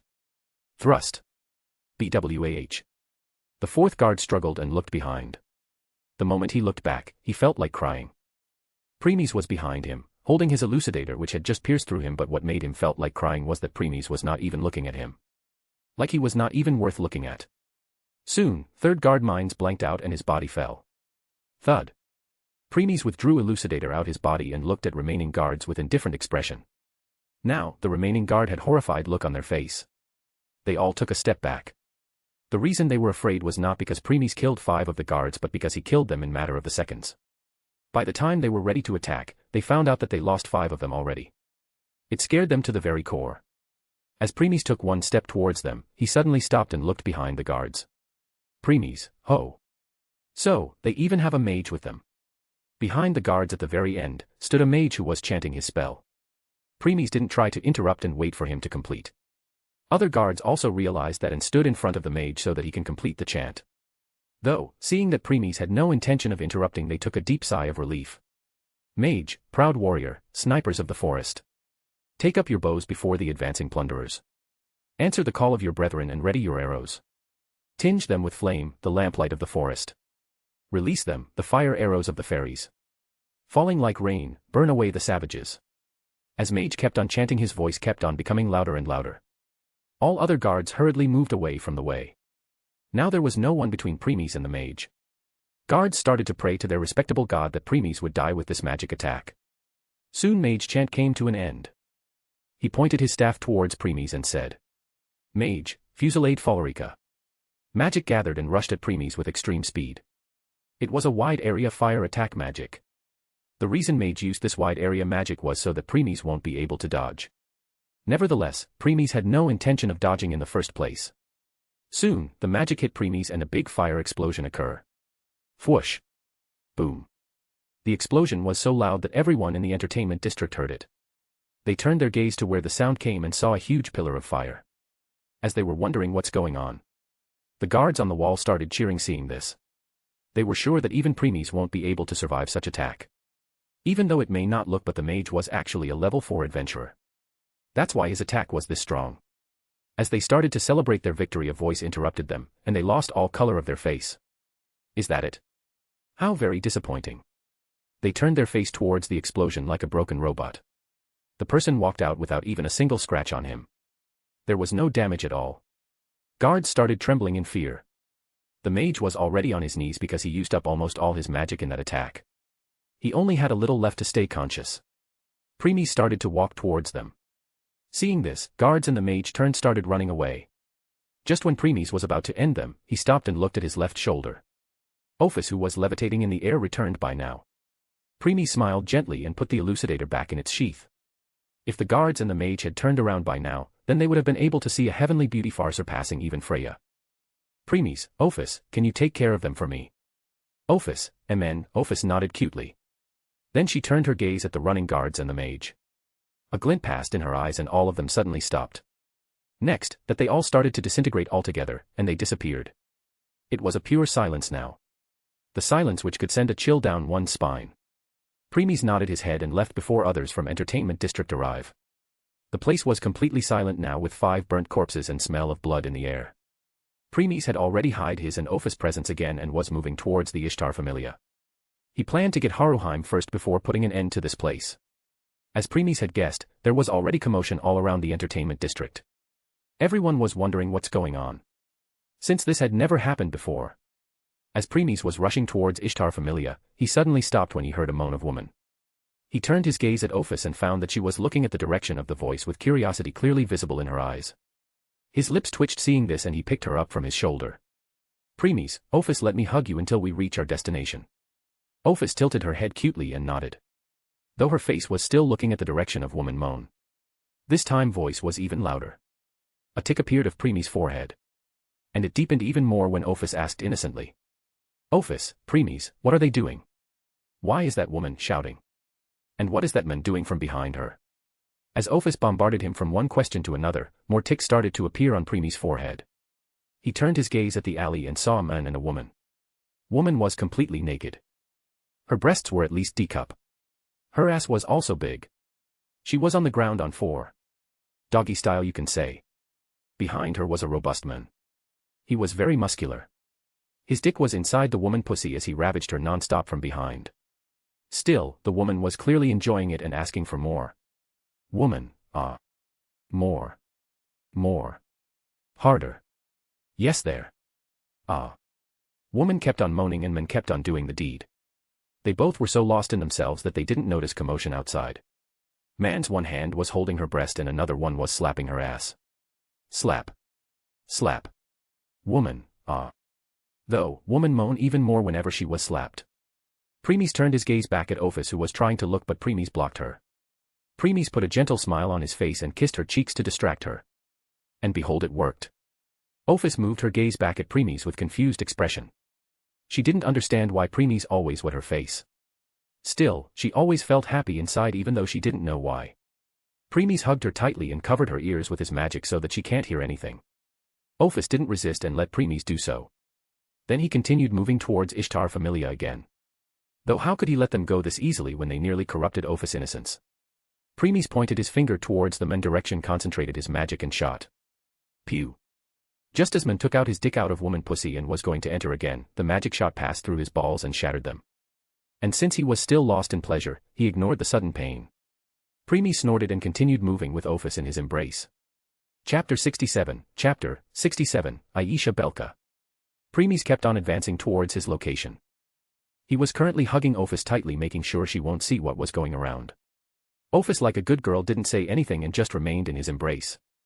He saw many people like the previous men indulging in pleasure without care of anything in the world. Since Ophis can't see or hear them, Premies ignores them. As Premies was getting closer he noticed the security was becoming more and more tight. Some Amazonesses were at the top of the houses, some on the ground looking at men, some hiding in the alleys and so on. Even if there were some people near the core of Ishtar Familia, they were still closely being monitored.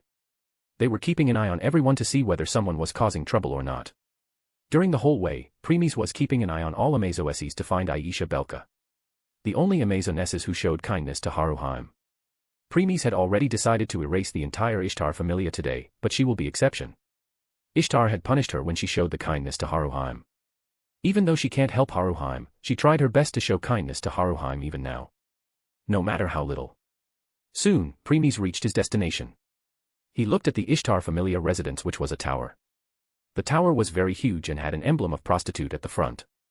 This was undoubtedly Ishtar Familia emblem. Premies only glanced at the emblem and turned his eyes to look around. As he thought, the tower was heavily guarded and the Amazonesses around here were also very alert. Must be because of the explosion that occurred on the entertainment district walls. After looking around for some time, Premies finally entered because he can't find Aisha Belka outside. Premies made his way into the tower without anyone noticing him. Once inside, he realized that the tower was relatively empty since 90% of Amazonesses had already went out to guard. This made it easier for Premies to look for Haruheim. Premies released the Ophis from his embrace and put her on his left shoulder again. Ophis just kept on looking around in curiosity. There were many rooms in this floor, but since Premies could detect the presence of someone inside the room, he didn't need to open all the room one by one. While looking around, Premies reached the main floor of the tower where Ishtar stay. He was standing on the ceiling upside down as he looked in front. In the center of room, there was a red-colored throne. On it was sitting a beautiful woman. The woman brown skin and was well endowed. She wore revealing attire like that of Amazonesses, consisting of a single red-orange piece of cloth around her neck that barely covered her breasts and a matching perio around her waist that reached down to her ankles. Also, like all Amazons, she was barefooted. For jewelry, she was wearing golden bracelets, anklets, and necklaces, along with a tiara at the top of her head, with several jewels in the center. She was none other than the head of Ishtar Familia, the goddess of love and lust. Ishtar. Behind her was standing one of her charmed servants, Tammuz Belalai. And behind them on the wall there was an emblem of their guild. Ishtar was currently sitting on her throne biting her nails while deep in thought. Premies only looked at her for a second before ignoring her and deciding to look for Haruheim. Soon he reached a floor where he found someone that can help him. A small smile appeared on his face as he looked at the person in front. Premies, found you. The person in front of Premies had tan skin, purple eyes, and long black hair that covered the right side of her face. She wore clothing reminiscent of a dancer along with earrings and various gold decorations around her chest and belly. Her clothes were revealing enough that she could be mistaken as wearing underwear. She notably walked around all the time barefoot. She was person Premies was looking for all along. The one who could lead him to Haruheim. Aisha Belka. Aisha was looking outside of window at the commotion. She had also seen that explosion at the entertainment district walls. Seeing that, she concluded that either someone attacked the entertainment district or someone tried to sneaking in. If it's later, then he should be dealt by now. But if it was the former, then this mean there was still some danger lurking around. Premies suddenly appeared behind her. He gave a glance to Ophis, who left his shoulder and started levitating again. Nodding his head, he stopped hiding his presence. Aisha, who was looking outside, suddenly felt a presence behind her and a chill went down her spine. Then she attacked without looking behind. She only saw the blood-red eyes before her kick destroyed the person head like a watermelon. Bang. Crack. The person fell like a broken puppet. Confirming that the person had died, Aisha took a deep sigh of relief. She thought that she nearly died today. Next, she decided to check the body, to check whether she can identify the person's identity. However, when she approached the body, the next scene made her to stop on the spot. Aisha. The whole body suddenly dispersed into 6 red-eyed black ravens. Kra. Kra. Kra. Kra. Kra. Kra. All 6 ravens attacked Aisha. Aisha instantly closed her eyes to hide her face with her hands. When she sensed that ravens were gone, she opened her eyes and became dumbfounded. She found herself in an entirely different place. Sky was red in color, the sun which was setting. She was standing in an empty space. She looked up and saw many ravens flying in the sky. It's not like before when there were only 6 ravens. Here there were many of them in the sky. She was becoming more and more confused at each passing second. She didn't understand what was going on. As she was thinking of the way to leave, a voice sounded all around. Premies, I want to ask you something, Aisha Belka. The sudden voices startled Aisha as tried to pinpoint the source of the voice but to no avail. Aisha, if you want to ask something you should show yourselves. She didn't receive any answer. As Aisha was wondering what to do now, the ravens in the sky suddenly merged and a person came into being. Aisha fell into daze seeing such a handsome man. She had never seen such handsome men before. However, Premies' icy voice interrupted her thoughts. Premies, I don't have time to waste on you. Aisha snapped out of her thought and slight blush appeared on her face. She never thought that she will behave like this. As she was collecting her thoughts, Premies spoke again. Premies, where is Sanjuno Haruheim? Aisha's expressions became cold hearing that name. She glared at him and spoke coldly. Aisha, who are you talking about? I don't know anyone with that name. Premies, I don't have time to waste on useless chatter. A renard who Ishtar bought from the slave market. The person who you showed kindness and in return got punished by Ishtar. Aisha's eyes opened wide in shock. She raised her guard to the limit. Aisha, what do you want from her? And who are you? Premies, you don't need to know what I want from her. And as for who I am, didn't you already guess it? Aisha. Aisha became silent.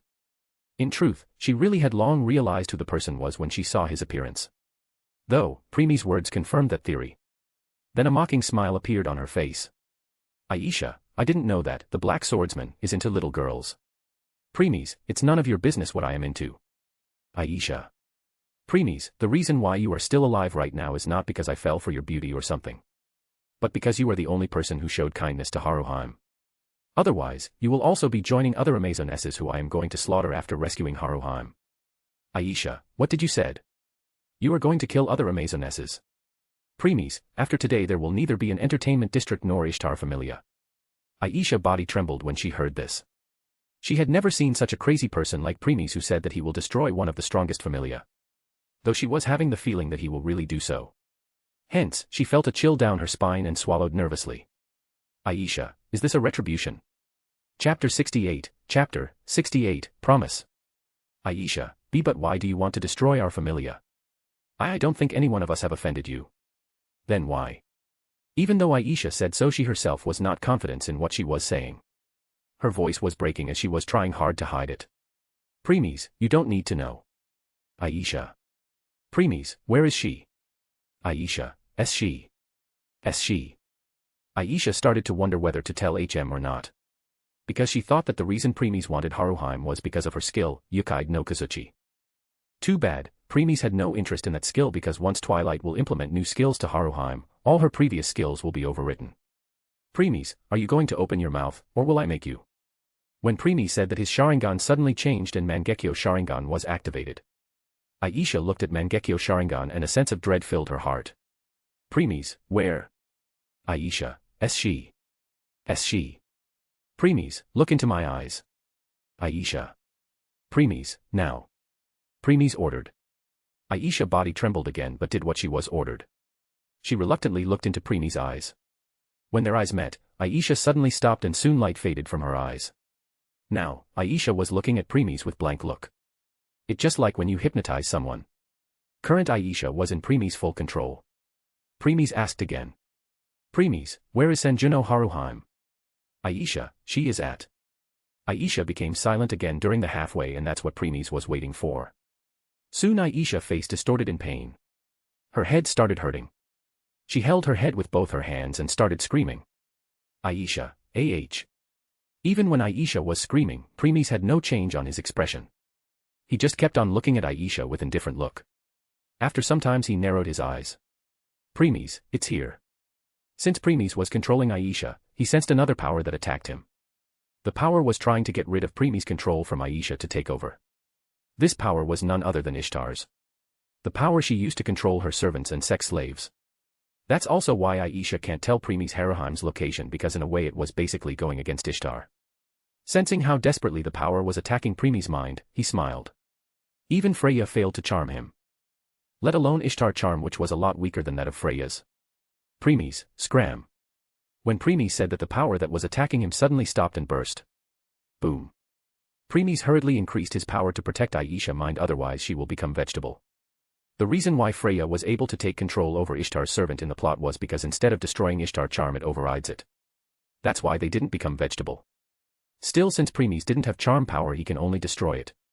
Once getting rid of Ishtar power, Preemies asked again. Preemies, where is Sanjuno Haruhime? Aisha, she is at the next floor. Last room. This time Aisha said without any problem. Preemies nodded his head. Hey, Preemies. If you can do it in the first place, then why didn't you use it in the beginning? Preemies, nothing good will come out it then. What do you mean? Preemies, in case I have done that before then I have to forceful control her mind. That time both her mind and Ishtar power would have fought against me. I would have won but the damage to Aisha's brain will be irreparable. Preemies, hence, when I showed her my strength, she understood that she was not by match. Because of that both her mind and body started to feel weak. As a result, it became easier to control her mind. Instead of three-way it became two-way war. I see. Next, Preemies turned his attention back to Aisha. Aisha was still looking at him with blank expression. Waiting for his order. Preemies snapped his finger instead. Snap. Light returned in Aisha's eyes. She held her head and looked around. only to find herself back in Ishtar Familia Tower near window. Her previous location. She became confused about what happened just now. Then suddenly a voice sounded behind her again. Premies, welcome back. A chill went down her spine. Though instead of attacking, this time Aisha hurriedly jumped away to maintain some distance. Premies followed Aisha's movement with his eyes but didn't try to stop her. After making some distance, Aisha looked back at Premies. Next, she opened her eyes widen as she remembered everything. Pointing her finger at Premies, and she asked in shaky voice. Aisha, what did you do to me? Premies, nothing. That's all Premies said. Aisha became afraid after remembering everything. From how she killed Premies, he turned into ravens, then a different world than how she saw those demonic eyes, their conversations, and how she fell under his control and told him everything. That's what scared her the most. She realized how under his control she lost control over both her mind and body. That time her only purpose in life was to obey his orders. Even Ishtar charm didn't make her feel this helpless. She hurriedly took even more distance away. Right now, she didn't even want to stay in his presence. Premies ignored her and started walking towards the way leading to next floor. Now that he knew Haruheim location, he had no intention to staying here anymore. Aisha saw this but didn't try to stop him. At this point, she heard Premies again. Premies, you are free from Ishtar control. Leave now. This place is going to become slaughterhouse soon. When Aisha heard this, her body trembled. Aisha, why you were serious that time? You think you can do this? Do you really think Ishtar will let this go if you will kill every one of her familia? Premies stopped and looked back at Aisha. Premies, when I say I slaughter every one of this familia, this means everyone including Ishtar herself. Aisha, you're crazy. Killing a god or goddess is a great offense. Do you want to make enemy of entire god community? Premies, do you really think I care about such stuff? Aisha. Premies then continued walking again. He had already wasted too much of his time here. Aisha saw this and thought of something. Aisha, wait. But Premies didn't stop and kept on walking. Aisha, wait. Please. Bang. Drip. Drip. Premies stopped when Aisha went on her knees and slammed her head on the ground hard. She slammed her head so hard that blood had started to tick down her head. Aisha, I know that I am in no position to ask, but still I have a request. I don't know what you need Haruheim for, but please don't hurt her. She is a very gentle, timid, well-mannered, and extremely kind girl. She is respectful of everyone she meets and is eager to help when given the chance. But the only thing she experienced is pain and more pain. So please, I beg of you, please don't make her experience more pain. Please. Premies remained silent before he started walking again. Aisha was still on her knees and her head on the ground. Since she can't stop Premies, begging was all she can do. Still Premies didn't say anything. Soon he reached the end, opened the door, and left for the next floor. Just as Aisha was going to give up, she heard something before the door closed. Premies, I promise. Creak. Bang. Chapter 69, Calming Down. When Aisha heard those words, tears started to fall from her eyes. But she didn't try to erase them and kept on kneeling even when Premies had long left. After some time, she said some words and stood up. Aisha, thank you. This was all she could do. She can just pray that Premies will keep his words. Then she started to think her next course of action. Since Ishtar control was gone, she can go wherever she wants. As she was lost in thought, she didn't notice a heavenly beautiful girl floating right above her. A glint passed through the girl's eyes and Aisha disappeared. The girl then followed where Premies left off too. Thud. Aisha, ouch. Aisha fell on her butt and became confused. She hurriedly got up and looked around. When she looked back, she saw the entertainment district and opened her mouth and oh. She was just inside the entertain district, to be more specific in Ishtar residence, which was in the very center of district. Aisha, just how? Aisha walked towards the entertainment district again. After walking for a few minutes, she stopped and became shocked. She realized that no matter how much she tried, but the distance between her and entertainment district was not shrinking at all. Aisha started to sprint, but the results were the same. She ran with her full strength but to no avail. She stopped and started to think of another approach. Yet, no matter how much she tried, she failed to find any solution. So, now she decided to attack and started her chant. Aisha, come, champion of the savages. Manly warrior, strong hero, greedy and unjust hero. Show your worth if you desire the girdle of the Empress. Satisfy my body, penetrate my body, kill my body, and prove your worth. My starving blade is Hippolyta. Magic started to gather around her as she kept on chanting. Soon, chanting came to an end. Aisha, hell KOs. Magic condensed together and a red shockwave slash that was like a shark fin cutting through the water was released. The attack kept on advancing, but no matter what, it failed to reach its destination. The distance was the same even for the attack. Soon the attack dispersed because all its power was used up. Aisha watched this with her eyes wide open and her jaw fell on the ground. She can't believe it. Even her strongest attack can't reach the entertainment district. She shook her head, started to circle around to find any way in, but to no avail. She saw many who were trying to enter the entertainment district, but they all were also facing same issue. Aisha, just what is going on? As Aisha went deep in her thoughts again, something clicked in her mind. Then she moved her gaze at entertainment district again. Which was so close yet so far. Because Ordverse had isolated the entire entertainment district, even though it was right in front of everyone's eyes, in reality, it was several planes away. That's why no one can reach it. Aisha, don't tell me. This is his doing. This was all she said as she felt a chill down her spine. She never thought he had the ability to isolate the entire entertainment district without anyone realizing it. Because if someone did that, this place had already been crowded by now. Aisha, looks like today is really going to be end of entertainment district. When Aisha was kicked out of the entertainment district, Premies was on his way towards Haruheim's location. Just as he was halfway there, Ordverse returned and sat on her favorite spot again, i.e., his left shoulder. Premies, looks like you kicked her out. Ordverse, amen. Premies, good. Premies smiled gently and continued walking towards his location. Premies had no such intention of kicking out Aisha before. He wanted to show Aisha how he will be going to slaughter this entire place. But he changed his mind when Aisha begged for help. Even though he promised her, he knew that it was not possible to fulfill this promise today. Because just like how he made Lily saw the massacre yesterday, he was going to make Haruheim do the same. He knew it's cruel of him, but it's important. Both her and Lily were child. So, they didn't know the real cruelty of the world. Strength reigns supreme no matter where you go. Some had physical power, some had politic power, and so on. Both were kind, which was good, but this can also lead to their downfall. If they show such kindness to their enemies, then it will come to bite them. Kindness should only be shown their loved ones and families and friends. In case they show this kindness to their enemies, then in revenge they will attack your loved ones. That time you will regret your decision for the rest of your life, and the kindness inside you will die. Premies didn't want that. He wanted both to remain kind, but only for those they care about. Since they both are still kids, they can be molded now. On the other hand, in case he tried to do this when they were fully grown, then it will leave a deep scar in their heart which will take forever to heal. If Aisha was here, then she will try to stop Premies from doing this. That time he will have to kill her. When that happens, Haruheim will start to hate him. After all, in this entire place only Aisha have shown her kindness. Once he killed her, then he will become Haruheim's target of revenge. So, Premies told Ordverse to kick Aisha out of the entertainment district to prevent things from becoming messy. As Premies was thinking his next course of action, Twilight spoke. Since you going to make Haruheim witness the massacre, will you make her kill too? Just like you make Lily kill? Premies, yes. But who? You should. That it's little easy to make Lily kill them because she hates them. But what about Haruheim? I don't think she hates anyone. I hope you are not making her kill innocents, right? Premies, don't worry, I won't let her kill innocents. I see.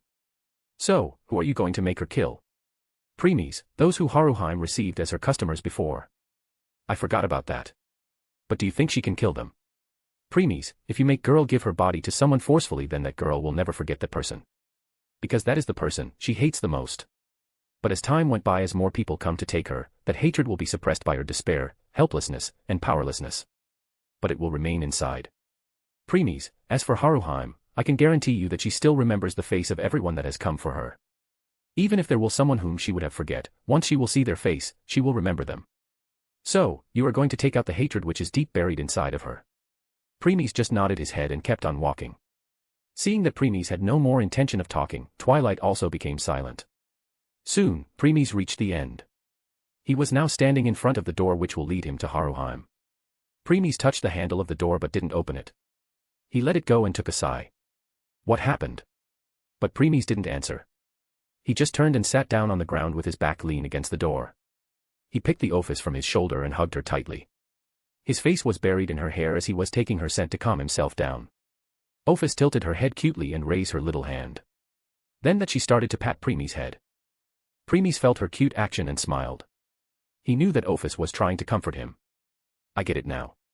Even though you made Lily witness the massacre and made her kill, even though you are going to make Haruheim go through the same, but in truth, you don't like it either.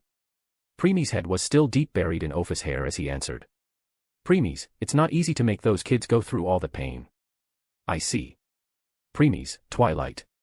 I understand that I loved Offa and Aina. Since I have spent time with them. But what about Lily and Haruheim? I only meet Lily recently and didn't even have that much of conversation. Same is the case for Haruheim, I haven't even met her yet. Then why do I started to care for them? Preemies, and I guess you know the reason, don't you? Sharingan. At first, Preemies became confused but soon realization stuck him. Hence, he smiled. Preemies, I see. Now Preemies got his answer.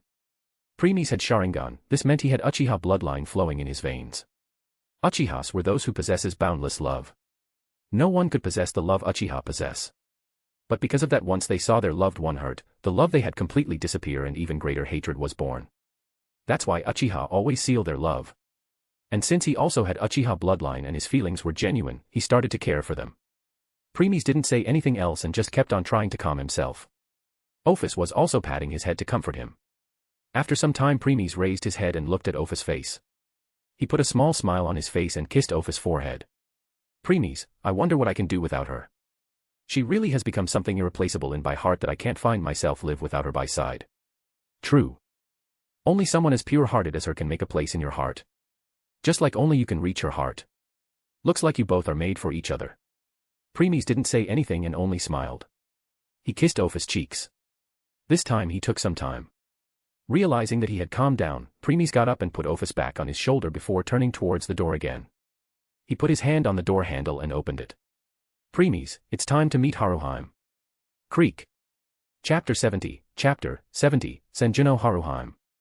*A/N, here goes 3/3 chapter of this week. Please enjoy. Inside the room is mostly empty. There is nothing or no one in the room. The room has a circular window in front so that you can see outside and wall window on right, but the window on the right is only for light to come in. There is another room attached to it, but the room is closed. Preemies knows that the room where Haruheim is, so he waits. Since he is not hiding his presence and knew that Renard ears are sharp, Haruheim would have realized someone is here. And just as he guessed, there is some movement on the other side. Soon movement calms down and the door was opened. Some came out. She can be described as a beautiful girl. She has long blonde hair, green eyes, and fox ears and a tail. She is wearing a red kimono.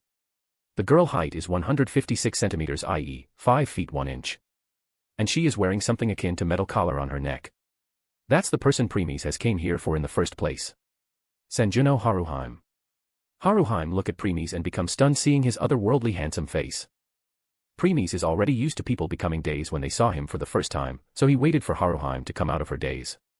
After some time, Haruheim snaps out of her daze and slight blush appear on her face because she is embarrassed about what she did. Haruheim, I am sore. Just as Haruheim is about to apologize, she looks at the little girl sitting on his left shoulder. Looking at another otherworldly beautiful girl, she become dazed again.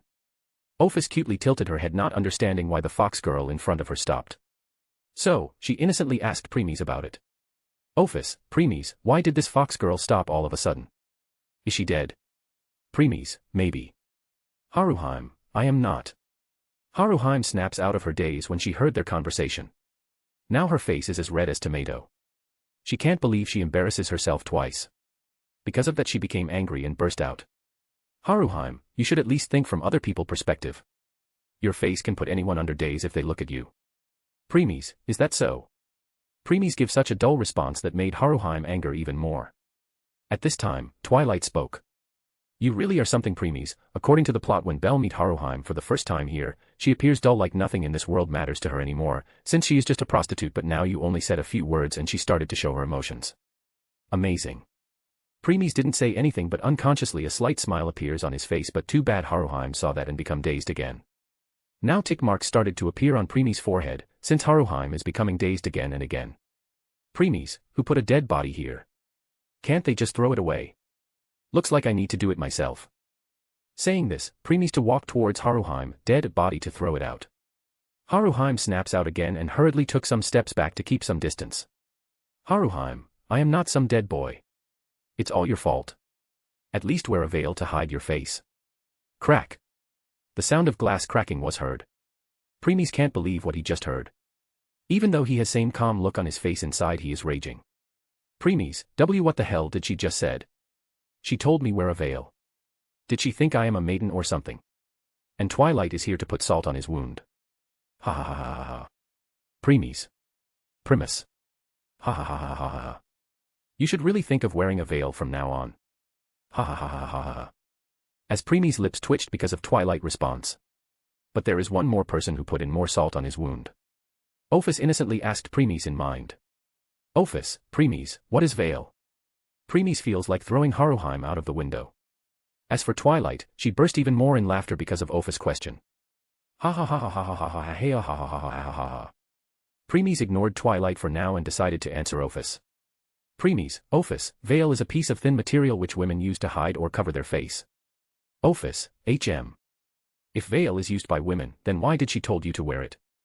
Premies, because she herself don't know that only women used it. Ophis, oh. Premies, do you want me to wear one too? Premies smiled inwardly because of her innocent response. Really, he can't find himself too angry at her. Since he is smiling inwardly, Haruheim didn't know that.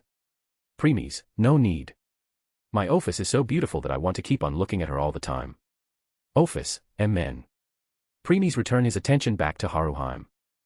Premies, did you even know what a veil is used for? Haruheim, huh? Isn't it used to hide your face? Premies, it is. But it is used by women, not men. Haruheim, ah. I am very sorry about my previous response. Haruheim bowed her head to apologize. Premies accepted her apology and spoke. Premies, at least you are more relaxed now. Haruheim, huh? As Haruheim become confused by what Premies means. He continued. Premies, when I first saw you just now, you have that lifeless look on your face. But now you are more open. Haruheim understands what Premies means and slight blush appears on her face. Even she herself never accept herself to behave like this. She still don't know why her emotion are turmoil in front of him.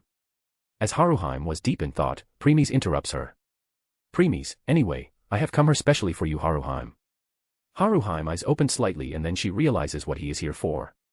But she misunderstood, thinking that Premies is here for her service. Dull look returns on her eyes again as she sits down and bow her head down. Haruheim, then I will be your companion for the night. My name is Haruheim. I am glad to meet you. Huh? What did she mean by that? Premies, she knows who I am. Oh. Well, the Black Swordsman name is already resounding the entire Orario. So, I guess she also heard of you. Premies, she don't. What do you mean? Premies, she don't know anything about the Black Swordsman. Why? Premies, it's merely been 2 days since my name is sounding the Orario. As she always spends her time here alone, she hasn't heard of me yet. Then why did she dash? Premies, foxes are very sensitive for voices. I think this answer your question. What do you Maya? I get it. When you first came to Orario you sing a song which was listened by everyone in Orario. Even she must have heard you too. So, she didn't recognize you as the Black Swordsman but the singer who sung that song. Premies turned his gaze at Haruheim, who is still bowing her head, and said. Premies, I am not here for you service. Haruheim, huh? Haruheim raises her head and look at Premies with confused look. Haruheim, if you're not a customer, then what are you doing here? Premies, I came here for you, Senjino Haruheim. To take you out of here. Haruheim eyes opened wide. Her body started to shivering. She started to remember all the storybooks she read in her time in Far East about how hero come to save a princess and so on. But soon her mood became very down and sadness started to appear on her eyes. Haruheim, you shouldn't have come here to save me. It's already too late for me. I had always thought that one day a hero will come to save me, but I know that's just a dream. I don't have right to be taken anywhere. Because I am not some princess or a saint. I am a very tainted girl. I have lost the right to be saved. Premies listened to everything Haruheim said without interrupting her. He already knew that she is virgin, but she is unaware about that. If she didn't have the skill, Yukai no Kazuchi, then he believed Ishtar would already have kicked her out by now. How can she be a prostitute when whenever she saw a man body, foam started to come out of her mouth and she collapsed? But Premies didn't tell her the truth. Currently there is hatred buried deep hidden in Haruheim's heart against those who have taken her body. Premies wanted to use this hatred to make her mature fast and make her heart strong by making her kill them by her own hands. But if she knows that she is still pure, then that hatred will disappear completely. Premies, I think you are mistaken something, Sanjino Haruheim. Haruheim. Premies, I didn't come here to save you as a hero who saves princess or something. I came to take you because I see potential as you as something who can stay by my side and fight for me. Haruheim. Premies, don't compare me to some heroes of storybooks.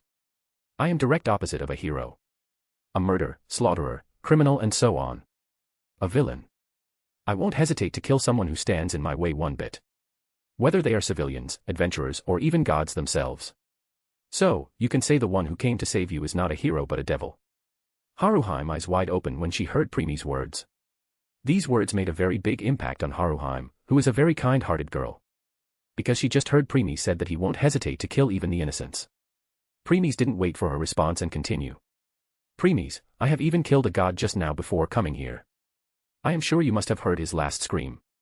Haruheim body tremble. Of course, she heard that scream. She has never heard such terrified scream before.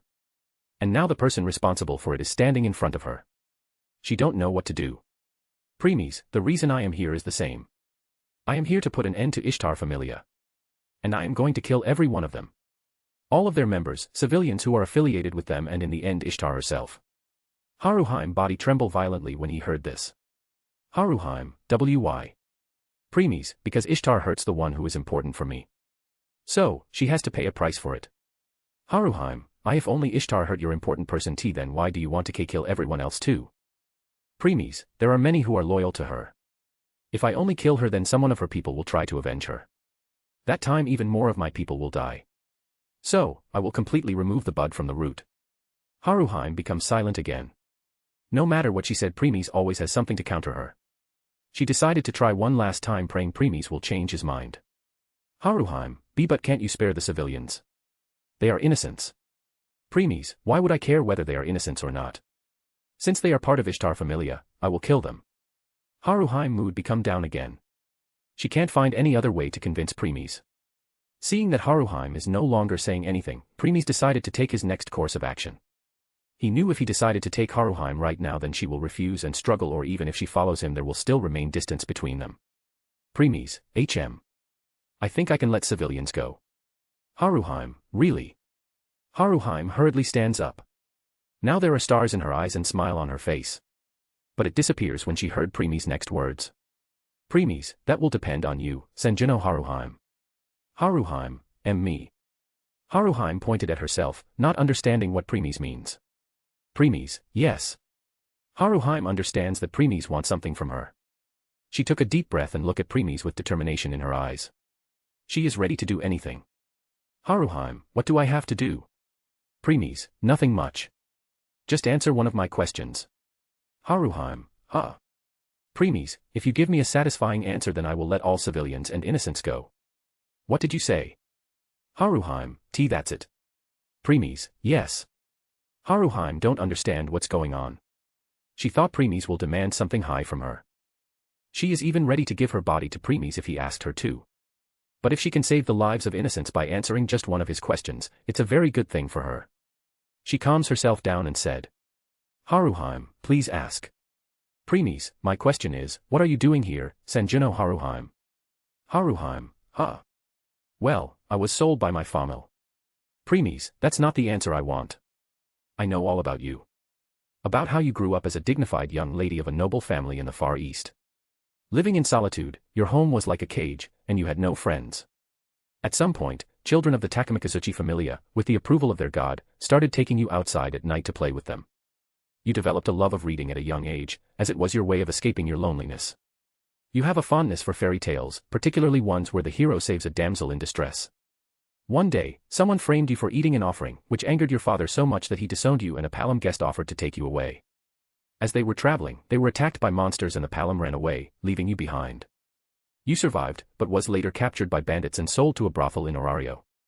While heading there, you caught the eye of Ishtar, who bought you. You became a member of the Ishtar Familia, where you are forced to work as a prostitute right now. Haruheim eyes wide opened. She has never told anyone this much about her past. Even Aisha who she has shared her past didn't know in this much detail. Yet, there is someone standing in front of her, who knew everything about her. Haruheim, how did you know the? But Premies interrupted her. Premies, that doesn't matter. Since you want to save innocents, my question is that, in your entire life you never hurt anyone. You were always kind to everyone, no matter who it was. You live an isolated life but you never complained once. So, why is someone as kind and innocent like you is doing here? Haruhime. Premies, since you never hurt anyone or even think about it, then why you have to face such a worse fate? What did you do to deserve this? Haruhime. Premies, if you will give me a satisfying answer then I won't kill civilians. Chapter 71, Chapter 71, Darkness. *A/N, here goes 1/3 chapter of this week. Please enjoy. Haruhime becomes silent. She has no answer to this question of premies. This question is something Haruhime has also asked herself before, but since she don't have answer to this, she always put it aside. But now since premies is asking this and she have to face this question. Premies, tell me. Haruhime, aye. But still no answer. She is looking down thinking about it. Because she is deep in thought, she didn't realize that premies is already standing in front of her. Premies raises his right hand and touch Haruhime's face. Before Haruhime could understand what's going on, he raises her head and make her face him. Since premies is making sure to keep the power of his Sharingan in control, Haruhime has no problem looking directly into it. Premies, answer me, Haruhime. Why? Haruhime, aye. Premies, everyone knows what kind of person you are in Far East, but they didn't trust you one bit when someone put a blame on you. Haruhime. Premies, even your own father, who was taking care of you, didn't trust you. Why? Haruhime. Premies, you are here ready to do anything so that some innocents who you have never met in once can be saved. But everyone who knows what kind of person you were there in your home. Then why did no one come to help you? Haruhime hurriedly closed her eyes because she don't want to hear any of it. She wants to avoid this question no matter what. She is just running away from it. And premies knows that. That's why his next words made Haruhime's body tremble violently as she opened her eyes. Premies, why, you didn't hate them? Haruhime's eyes wide open. Premies' words are keep on sounding in her ears non-stop. As Haruhime was lost in thought, she didn't realize that premies is slowly releasing the power of his Sharingan. Premies, but it's not that you didn't hate them. In truth, you hate them but you just don't to admit it. Haruhime. Premies, you hate all of them. You hate your father, you hate all the people there, you hate the Palom guest who you were offered to by your father, you hate him because he ran away when monsters attacked, you hate the bandits who captured you and sold you to brothel, you hate all those who took your body here because of that you lost the right to save by hero, you hate Ishtar because she brutally hurt the only friend you made here and show you kindness, Aisha.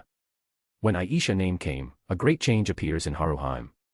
The kindness in her eyes started to disappear slowly and slowly. By now premies has already released the full power of his Sharingan and he succeeded in taking out the hatred buried deep within Haruhime. But he knew that he needs to give one last push to release all of it. So, he continued. Premies, the reason why you didn't blame anyone in all of this is because you thought one day a hero will come to save you. So, you want to remain kind because hero won't come to save you if you hate others. But what was the result? No hero came to save you. And no, you are too far gone. So, why are you still hiding your real feelings? Haruhime, aye.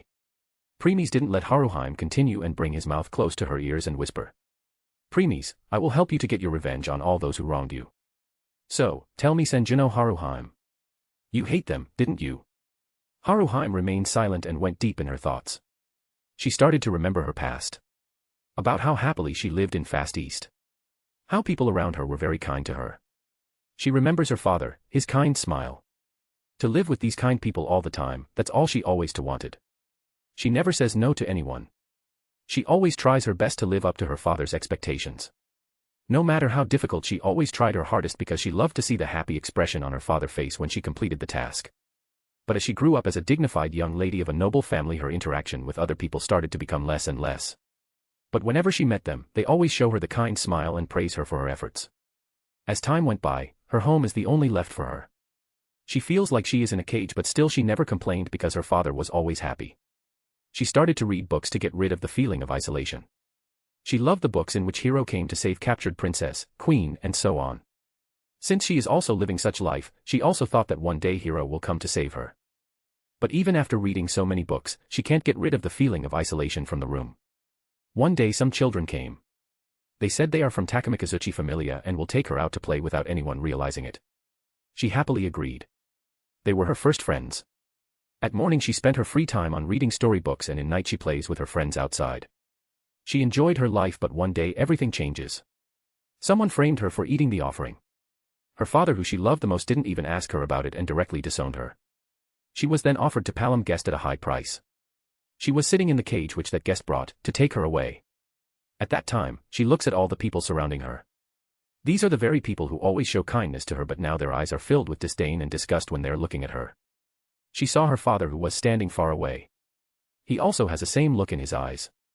Seeing everyone like this, her heart started to pain. She holds her chest tightly, trying her best to not cry. Soon things become even more worse as some children started to throw rocks at her. Some of those stones hit her. She started to get injured, but no one came forward to help her. Like she is not worth saving. But she tries her best to not cry, putting a false hope that a hero will come to save her. Soon, she was taken away by the palm guest. In the way, they got attacked by monsters. Guards protecting the carriage died one by one, and that palm find a way and ran away. She saw with her own eyes as a monster attacked her. She blanks out thinking she died. When she wakes up and find herself in unfamiliar place. She is still in cage, but this one is a lot bigger. She looks around and finds many other like her who are in cage. At distance she saw some men who are gathering around a bonfire and laughing. As she confused where she is, one of the people inside told her that they all are captured by bandits. She became sad again, but inward she was happy that her so-called hero will come to save her. This little hope is all keeping her from becoming insane. But soon even this hope is shattered when those bandits sold her to brothel. Before they can sell her, Ishtar found her and make her the member of her familia. When her first customer came, she becomes scared and tried to resist, but it's useless against the adventurer. The adventurer removed his clothes and jumped at her. Seeing this, she lost her consciousness. By the time she woke, she finds herself in the same room, but her clothes are disheveled and there was some juice on her body. She realizes that her body is no longer pure and now no hero will come to save her. She cries a lot that day. After that, more and more customers started to appear. She resisted at first, then gave up. As time went by, she no longer cares about anything. One day she met a person here. That person was the only kind person she met here. That person didn't feel disgusted even when knowing she has shared bed with many men. On the contrary, that person pitied her. The name of that person was Aisha. Since Aisha didn't feel disgusted, Haruheim told all of her past to Aisha. Aisha becomes sad knowing it and decided to help her to run away. At first, Haruheim don't want to because she had nowhere else to go. But Aisha insisted, so she agrees. As they were running, Ishtar finds them.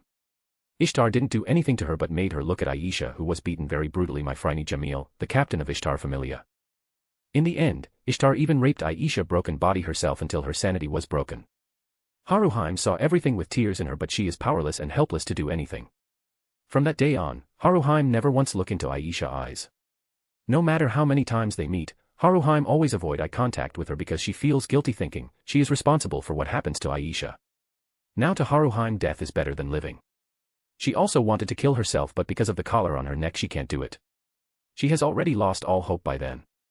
Currently, she is nothing more than a shell who always put a fake smile on her face. There is no hero for her. So, she even stops reading those storybooks. There is only one question she keeps on asking herself that time and even now. Haruheim, what did I do to deserve this? Tears started to fall from Haruheim's eyes as she remembered her past. At this time, something akin to devil whisper in her ears. Preemies, do you hate them? Haruheim turned her gaze to the person in front. She is looking directly into his glowing blood-red eyes without turning away. All the kindness in her eyes is gone now. Now preemies can see a boundless hatred in them. Haruheim, yes, I hate them. Listening to Haruheim's response, a smile appears on Preemies' face. But this is not some gentle smile or something, but the cruelest smile Preemies has ever made until today. Preemies didn't realize it himself, but the three tomo in his eyes are rotating non-stop and the intensity of his eyes are increasing and increasing. His Sharingan is becoming more and more stronger. Preemies, do you hate those people in your far home? Haruheim, I do. Preemies, do you hate your father? Haruheim, I do. Preemies, do you hate Ishtar? Haruheim, I do. A burst of power release from Haruheim. If there was someone else around Haruheim, then they have been thrown away with great force. But Preemies is not affected by this in the least. He narrowed his eyes and asked Twilight about it. Preemies, what happens, Twilight? Bloodline awakening. Preemies, bloodline. Huh. Looks like you hit a jackpot, Preemies. Preemies, is that so? Yes. It's extremely difficult to awaken the bloodline. Only those who have reached a very high level can awaken it. Even then it is very difficult because body can't handle such change. But she awakens it when she is mere level 1. It has never happened before. Premies, is her life is in danger? Not if you will make her the member. Didn't I said that you just hit a jackpot? Once she will become the member, her body will evolve and will be able to handle the power without any problem.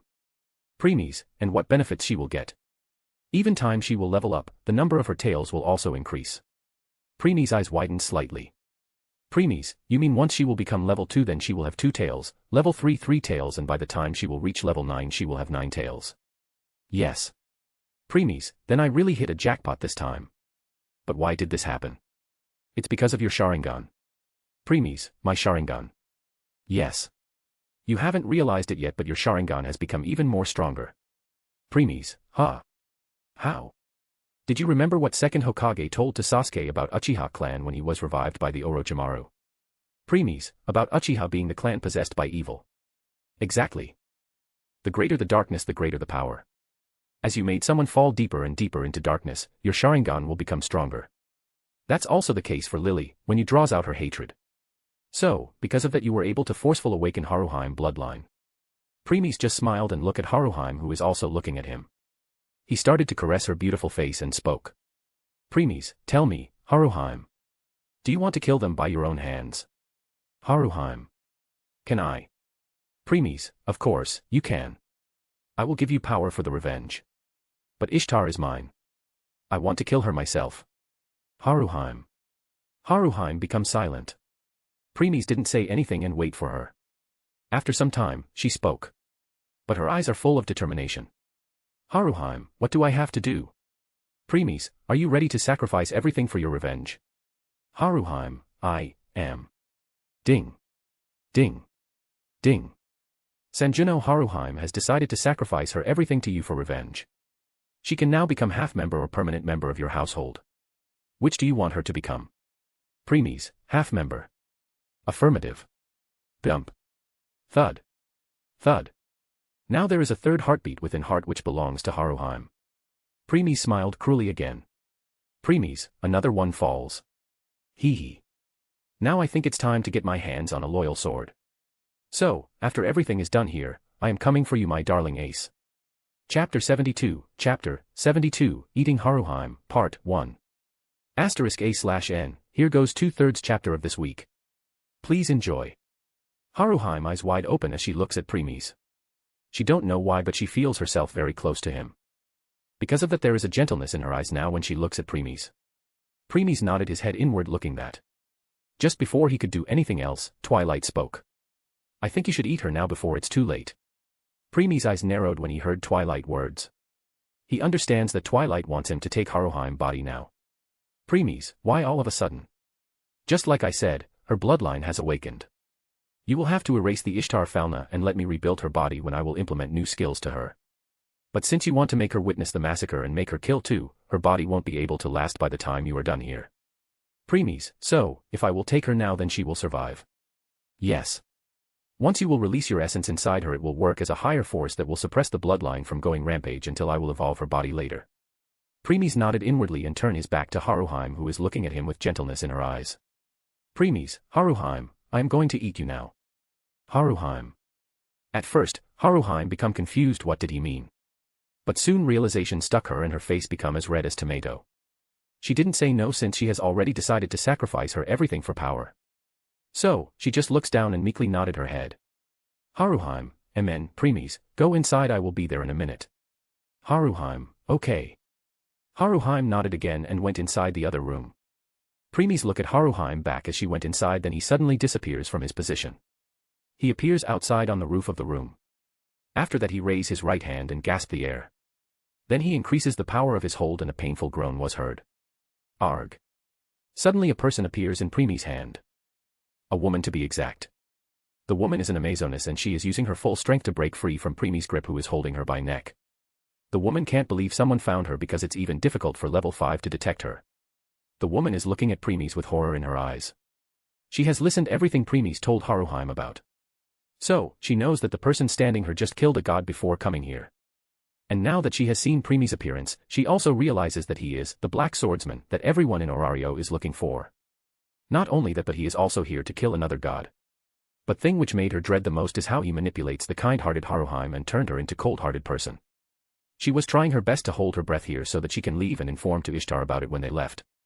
But she never thought she will be caught before that. As she was thinking her way out, she heard Preemi's voice which sent a chill down her spine. Preemies, looks like I caught a rat. Saying till here, Preemies increases the strength in his grip. The Amazoness started to struggle violently but to no avail. Soon, she started to lose consciousness because of lack of air. After some time, she fainted. Preemies let go and her unconscious body fall down. Preemies, I have some idea who you are. I will take care of you once I am done spending my time with Haruheim. After saying that, Preemies picked her again and disappear from his spot. Preemies returns to the room and throw the woman at the corner like throwing some garbage. Then he turn his gaze at Ophis. Preemies, Ophis, first make sure that this woman can't leave this room. Ophis, Amen, Preemies, second, I want to make the barrier around that room when I will go inside. And also make the time in the room flow faster than outside. Ophis, okay. How fast? Preemies, how much can you? Ophis, I won't have any problem to even change the time ratio to 1/10 million. Preemies, cough cough asterisk cough. Sorry, looks like I am having some hearing issue. Can you repeat how much? Ophis, 1/10,000. Preemies. Preemies, what the hell? Isn't she a bit too much? When Kirito and Asuna decided to remain in Underworld, that time the time ratio was 1/5 million. Means 5 minutes outside were 200 years in the Underworld. Didn't this mean 5 minutes outside will be 400 years in this care? Looks like you are still underestimating the power of Wachter. Preemies, I guess. This means only 1 to 10 seconds will went by the time I will return after eating Haruheim. Anyway, that's good. A warning. Don't use it too much. Preemies, why? Did something will happen to Ophis if she will use it too often? Nope. Nothing will happen to her. But the same can't be said for this world. Ophis is basically separating, compressing, and interfering with space and time. If you make her use it too often, then the laws of this world will collide with each other and then this world will start to deteriorate. Preemies frown after hearing it. Preemies, you also must have some way to stop it, right? Yes. Use it only once a month for few seconds, then everything will be fine. Preemies, once a month. Huh. Well, better than nothing. Preemies then turn his gaze back at Ophis and pick her up from his shoulder. Preemies, Ophis, wait for me here, okay? Once I enter the room, create a barrier around so that no one can see or hear what is going on inside. And also set the time ratio by 1 to 10, 0000000. By doing this, I will return in few seconds, okay? Ophis, Amen. Seeing her cute response, Preemies kissed her cheeks and ended by kissing her forehead. After that, he opened the door and entered it. Once he entered, he closes the door behind him. Ophis snaps her fingers and a barrier was made all around the room. *A/N, this is my first time writing AR-18. So please forgive me if I am not very good at it. Anyway, R-18 ahead. If you don't like lemon, then you can skip the remaining chapter. Preemies entered the room and look around. There is nothing in the room except a futon. Preemies turns his gaze at Haruheim, whose face is as red as tomato. She don't know why she is embarrassed in front of Preemies even after sharing bed with many men. She took a deep breath to calm herself down. Then she walks towards Preemies. Haruheim, I'll leave everything to M. Before she could touch Preemies, he stopped and said. Preemies, no. Leave everything to me. Before she could understand what Preemies mean, he grabs her hand and pulled her towards him. Haruheim yelped because of Preemies' action. Before she could say anything, he puts his lips on her. Haruheim becomes stunned because of this. This is the first time she has experienced a kiss. She wants to keep some distance, but Preemies is holding her waist. She tries for some time and then stopped. Preemies just keeps on kissing her lips. Her lips are very soft and very delicious. The only person he has ever kissed up until now only is Aina. And Haruheim taste is very different from her. Preemies used one hand to hold Haruheim's waist and put his other hand in her yukata and grabs her breast. Haruheim eyes wide open and she unconsciously opened her mouth. Preemies used this chance and hurriedly put his tongue inside her mouth. Before Haruheim could do anything, Preemies coiled his tongue with Haruheim. Haruheim, MNNNNNNN. An intense pleasure course through Haruheim as Preemies is also using one of his hands to hold her breast, squeezing it and changing its shape in his hand. As he has expected, Haruheim's breasts are really big. All of a sudden, he pinched her nipple and Haruheim felt all of the power drained from her body. She falls on Preemies' chest as he keeps on giving her French kiss. French kiss is a bit too intense for Haruheim since this is her first time kissing like this, but Preemies didn't stop. Soon, Haruheim also started respond back to his kiss. Both of their tongues are coiling with each other as they are dancing in each other's mouth. Haruheim moans many times. She has never felt such pleasure before, so she started to lose herself in it. Just when Haruheim started to have trouble breathing, preemies break the kiss. Haruheim, ha. H-A-A-A. Ha. Haruheim started to take deep breath. Preemies can see lust in her eyes and flush on her face. After Haruheim calms down, preemies pick her and take her to futon. Preemies look at Haruheim face for some time and then undress her. Soon Haruheim become full naked. Preemies look at her beautiful body. At her bountiful breasts, her smooth stomach, her legs, her feet and her small toes. Haruheim looked away when she saw how preemies is looking so intensely at her. Her face is all red by now. Preemies brought his mouth near Haruheim ears and blow on them. Haruheim shivers because of this. After that he licked her ears and sent another shiver down her spine. Haruheim body has started to become hot and her breathing has also become hurried. At this time, preemies spoke in her ears. Preemies, you are very beautiful, Haruheim. So pure, so innocent. Haruheim hurriedly shakes her head, denying that. Haruheim, no. I am not. I am already tainted. Preemies, no, you are not tainted. And I just checked. Haruheim, you are still a virgin. Haruheim. Haruheim eyes wide opened. She asked in the trembling voice. Haruheim, I am still a virgin. Preemies, yes. Saying that preemies raises his head from her ears. He brings his face in front of Haruheim so that they came to see each other face to face, eye to eye. Preemies, so, tell me Haruheim. Do you want me to stop? Since you are still pure, this means your hero can come to save you in future. Haruheim keeps on looking at preemies' face with her green eyes. Soon, a smile appears on her face. She raises both of her and hold preemies' face. Now, her eyes contain boundless love. Haruheim, no need. I think I have already found my hero. Preemies smiled and said. Preemies, I am not a hero, Haruheim. I am a villain. A devil. Haruheim smiled back. Haruheim, then I will become the wife of a devil. Preemies didn't say anything and just keep on looking at her face. Haruheim moves her head and take preemies' lips. This time she is the one who take the initiate. Preemies never thought Haruheim could become this bold, but he didn't hate it. On the contrary, he likes it. All of his women should be bold. So, preemies respond back to her kiss. Haruheim coil her arms around preemies' neck and both of them again initiate deep kiss. This time, Haruheim is the one taking all the initiate. After some time, they separate.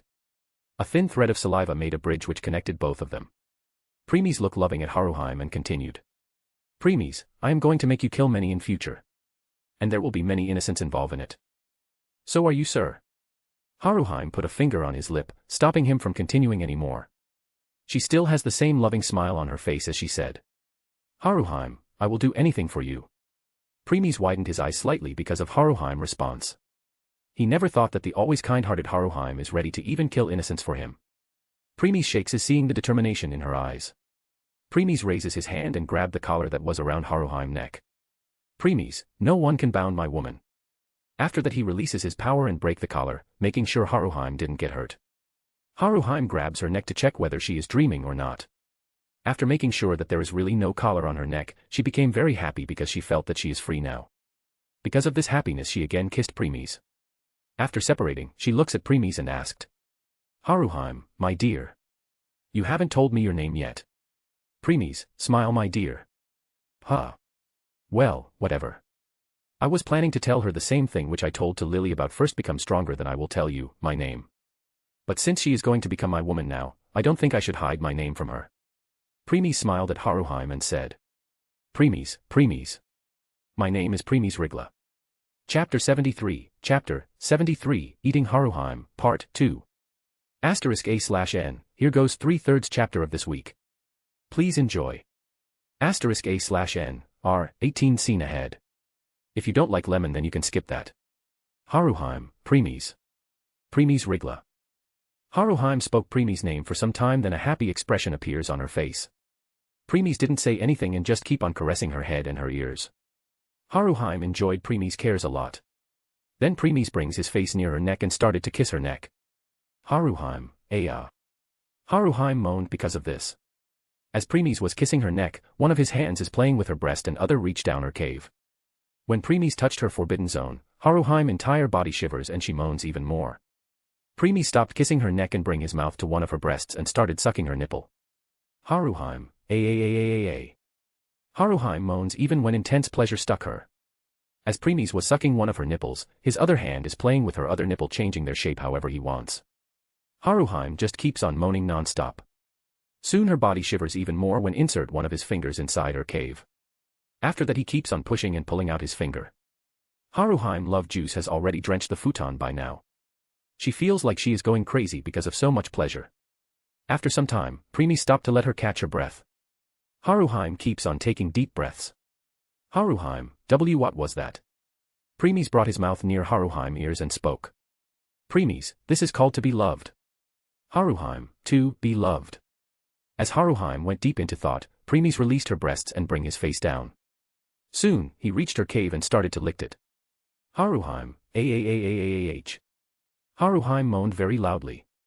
The pleasure she just received is too much that it snaps her back from her thoughts. Premies didn't stop and keeps on licking her outer cave.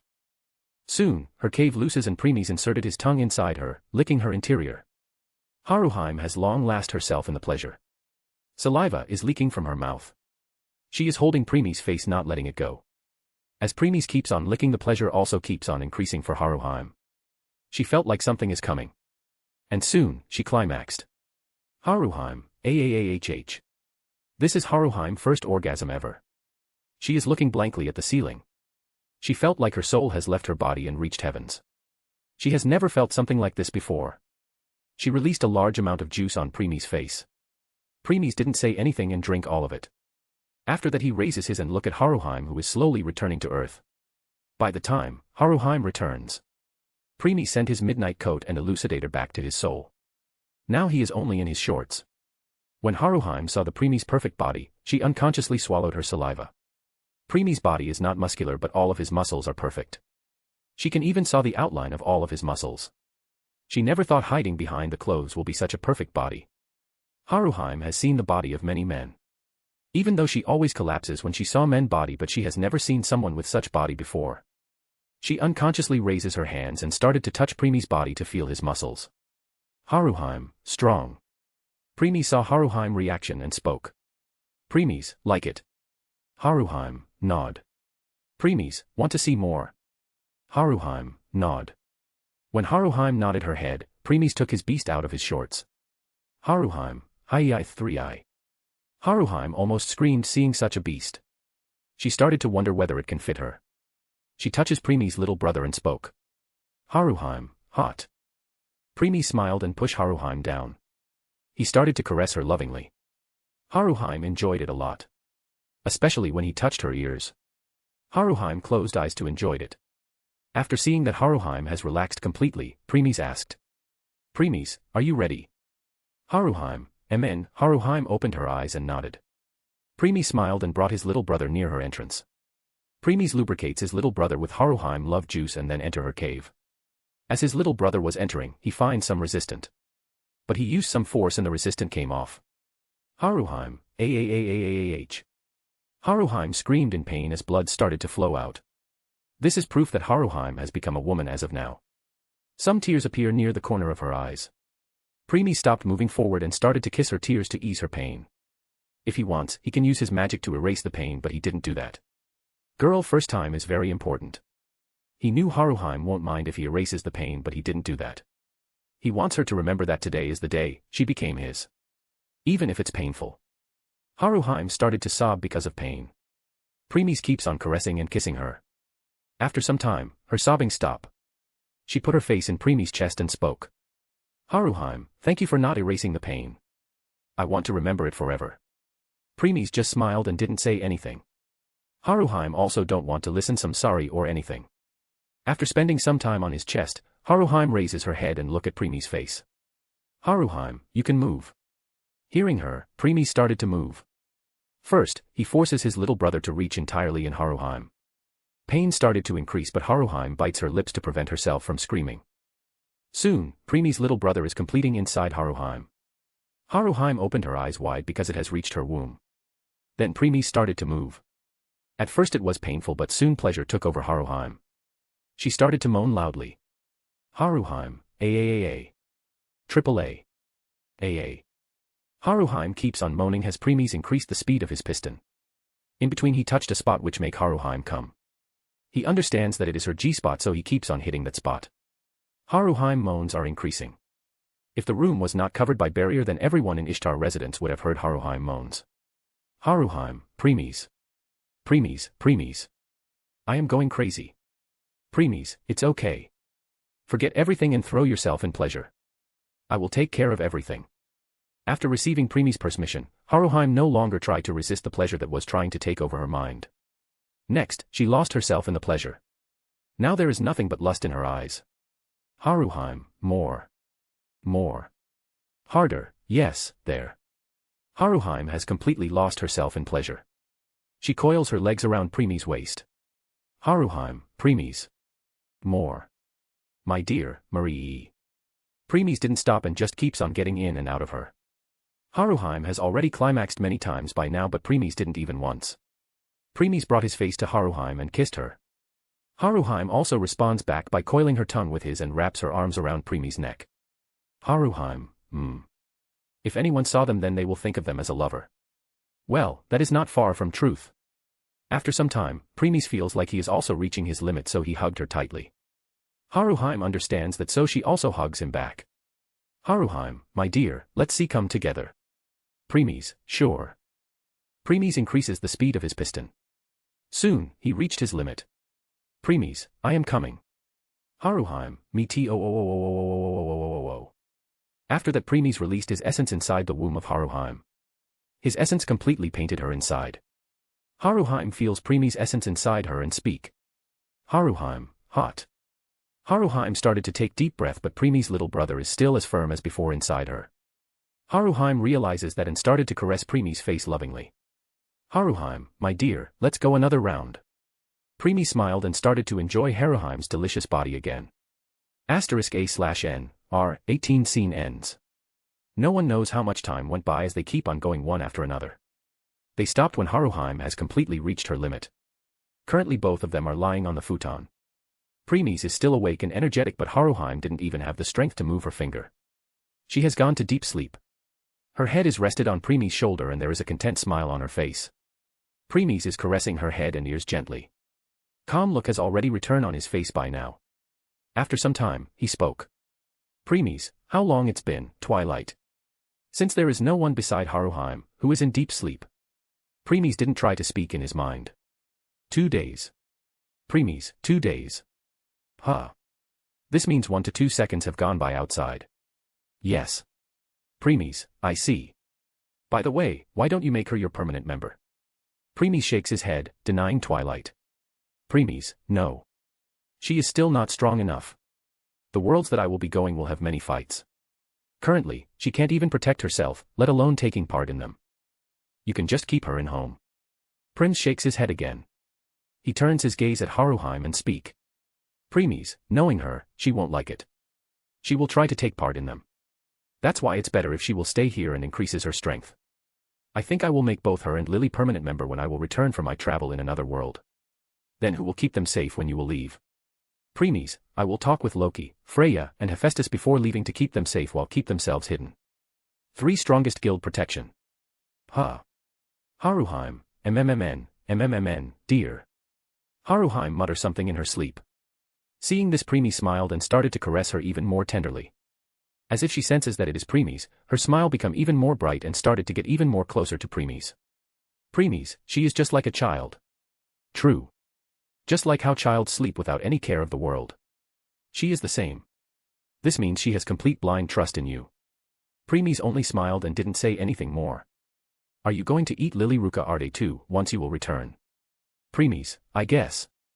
Since I am sure she will get jealous when Haruheim will tell her about her relationship with me. That's true. After that Premies look at Haruheim one last time and give her a kiss on her lips. Then he also closed his eyes to take a rest. Premies, a big fight is up ahead. Then he also falls asleep. Chapter 74, A Way to Fight a God. *A/N, Extra Chapter. Please enjoy. He doesn't know how long it's been. but he feels refreshed after waking. Premies is looking at the ceiling. He tries to move but stopped when he realizes that someone is hugging him tightly. He doesn't need to look to know who it is. He turns his gaze and is greeted by a yellow fox ears. Seeing them, he started to caress them. Haruheim is still sleeping soundlessly on his chest. Premies took a deep sigh. Premies, this is the first time that I have slept without any guard outside my home.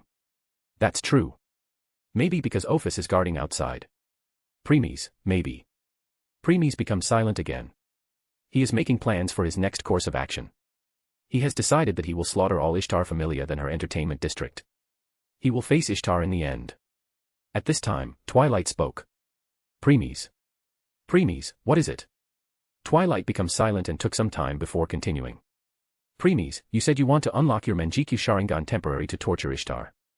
Premies, yes. It was lie, didn't. Premies. Premies becomes silent and didn't answer. Seeing this, Twilight has confirmed her suspicion. If Premies really wanted to torture Ishtar cruelly, then he could just enter his awakening, use apostasy on Ishtar and turn her from god to mortal. Then he can torture her however he wants. But he specially asks to unlock his Manjikyu Sharingan. This means he has different plans. Premies remains silent for some time and then speak. Premies, when do you realize? When you told Ophis to isolate this entire entertainment district. You could have just told her to make a barrier around like the one she created when you kill Soma. But you specifically told her to make this barrier a lot stronger to the point that the entire entertainment district become a whole different dimension. This means there must be something you don't want other gods to see, and i.e. Premies. A fight against God. Premies just closed his eyes and didn't answer. This reaction confirmed Twilight's speculation earlier. And she still doesn't want to believe it. So, Twilight asked one last time to confirm. Premies. You want to fight Ishtar when she is using her arcanum. And if I am not wrong, then the Manjikyu Sharingan is something you will use as a last resort. As your trump card. Right. Premies, yes. Premies. Are you out of your mind? This is suicide. You have experienced the power of God firsthand when they are using their arcanum. You were barely able to stand in Soma's presence when he used his arcanum. If your willpower wasn't strong, then you will be on your knees and worshipping him that time. Premies, I know. You don't know anything. Have you been overindulgent by your power? Even if with your full strength you can kill those who have reached level 13, but in front of a god you are still nothing but an ant. *A/N. Every single of Premies' overall stats in enhanced mode is 9206, i.e., level 10 along with his skills who are at Grandmaster rank. He can kill those who are 3 levels higher, means level 13. Premies, I know. But I have to. Why? Premies remained silent. After some time, he opened his eyes and looked at Haruheim, who is still sleeping soundlessly with a smile on her face. Premies caresses her head and kissed her lips tenderly. Once he separates from her, he breaks free from her hold gently and get up. He covers her in futon and re-equip his midnight black coat and elucidator. He then sat in the corner of the room with his back leaning against the wall, while looking at Haruheim. Twilight also remains silent because she knows that Premies will tell her soon. And she is right. Premies took a deep sigh and speak. This time he is talking with Twilight in his mind. Premies, did you still remember the massacre I did in floor 10? Yes. Because of that all of your stats reach SSS 1603 of level 2. Premies, you told me that if there was someone else on my place then that person would have jumped from level 1 to level 4, didn't you? Yes. Premies, that time I realizes something. The reason why it is difficult to level up later is not only because it's difficult to kill higher level monsters but also because the population of high level monsters are a lot lesser than lower level monsters. Well, that's true. Premies, so, even if I go to the last floor of dungeon, i.e., floor 70, and spend all of my time there killing monsters every day, every section, it will still take at least 20 to 30 years to reach level 10 max. Because I need 5 times more experience. Premies, so, to increase by strength faster there can be only one way, and i.e. fight and kill the god by your hands without any help. Premies, exactly. When I kill Soma, I realize that I didn't receive any increase in my stats. That's because I used the power of my awakening to suppress him before killing him. It is like how level 5 adventurer won't become strong if he will kill monsters at floor 1. Only if I kill a god with my own strength as level 2 adventurer can I get a huge boost. Well, I understand what you mean, but it's still impossible. You can barely move in the presence of God. How can you even think of killing them? They are gods. They are the ones who created this world, universe, and life. Your chances are null. Premies didn't say anything and just frown. He knew Twilight is right. In front of Soma, he can tell no matter what he would have thrown at him it will all be useless. But he also knows that only by fighting and killing gods can he become strong faster. Premies thought of something and asked. Premies, Twilight, with your estimation what level do I need to reach to kill a god? Level 6. The moment you reach level 6, you will strong enough to defeat a god. And I said defeat not kill. To kill a god, you need to reach level 7. And to kill primordial gods like Aurenas, you need to reach level 8. Premies, level 6. Huh. It's still a long way. Because I am still at level 2. Yes. So, I think you should stop thinking of doing impossible. Premies, no. I have a find a way. No matter what. Stop being stubborn, Premies. Premies didn't answer and just keeps on finding a way. If he will use his awakening to kill Ishtar then he won't get any increase in his strength. Same with the case if he will ask Ophis to kill her. If he buys a strong god-killing weapon from Twilight, it's still useless because it means he used external items. The only way is to kill Ishtar with his own strength. Means the only equipment he can use is his midnight coat and elucidator. Premies started to have headache. He now fully understands the saying that, against absolute power, all schemes are useless. As he was deep in thought, Haruheim wakes up. She put her hand around the futon but failed to find Premies. So, she gets up and rubbed her eyes. She looks like and find Premies at the corner of the room, deep in thought. Haruheim, Premies, are you alright? Premies snaps out of his thoughts when Haruheim called him. He turns his gaze at Haruheim and saw her worried face. He put a small smile on his face and called Haruheim towards him. Haruheim started to approach Premies on 4. Since Haruheim is still naked, Premies can see her beautiful body. Her big breasts who jiggle as she approached him and the cherries on top them. If Premies didn't have to think of a way to fight against gods then he swears he would have eaten Haruheim again by now. Soon, Haruheim reached him and snuggled in his chest. She feels safe in his embrace. Premies started to caress her ears. Haruheim really loved his touch just like Ophis do. Haruheim, everything will be alright, dear. Premies, I know. That's all Premies said. He knows that Haruheim wants to comfort him. He wasn't surprised that Haruheim finds out he is worried about something. Because not only Haruheim has become half-member but also when he can see boundless love and longing in her eyes when she was looking at him, he knows that Haruheim has given all of her love to him. So, it's not a big surprise she senses that something is wrong with her love. Soon, a constant breathing was heard and Premies knows that Haruheim fallen asleep again. Premies take a deep sigh and again started to think of a plan. Since the time here is moves differently than outside, he has a lot of time in his hand. Time went by and during this Haruheim has also changed her position many times to make her more comfortable in his embrace. Asterisk sigh star. Do you really want to fight against God that much? But Premies didn't answer to Twilight and keeps on thinking ways. Since Premies don't have any intention of talking, Twilight again becomes silent. After some time, she spoke. Premies, I have a way that can help you fight against God. Premies finally decided to turn his attention to Twilight. But he still didn't say anything and let her continue. And remember.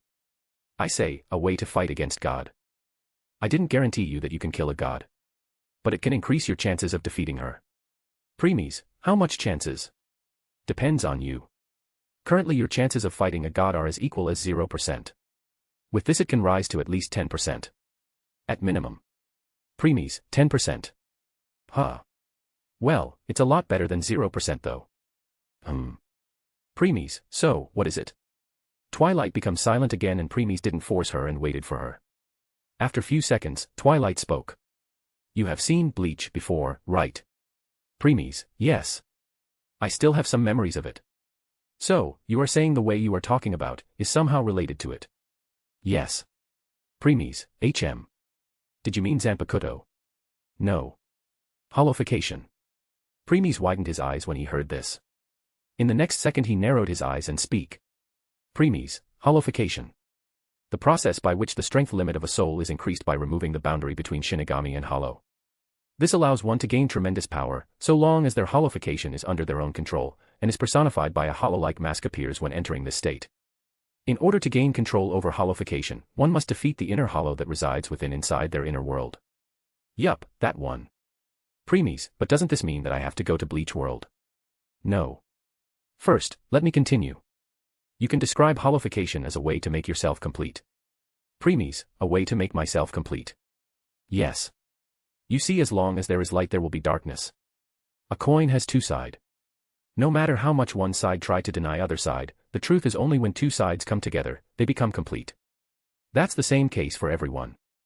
No matter who it is, everyone has a dark side of themselves hidden inside them. Preemie stays silent and keeps on listening. In Bleach, those who obtain Hollow Mask have defeated their dark side. And as a result, their dark side combined with the light side and gave them tremendous power. Even if it was for a time being, when both light and dark side come together and become one, it is what we call becoming complete. Preemies, I see.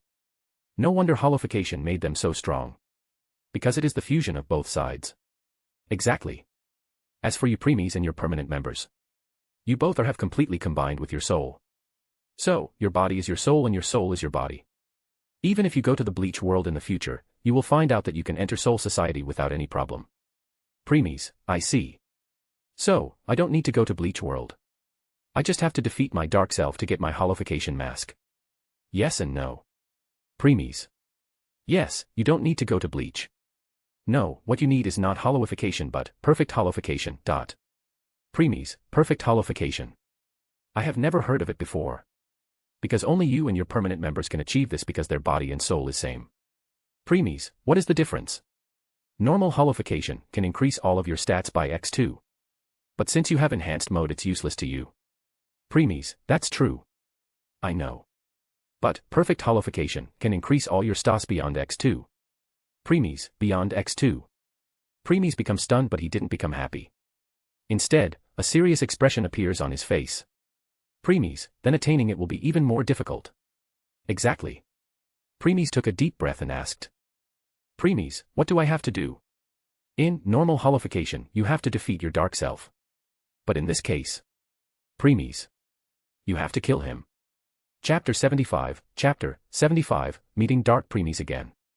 *A/N, hello, readers. Looks like some of you are getting confused about levels.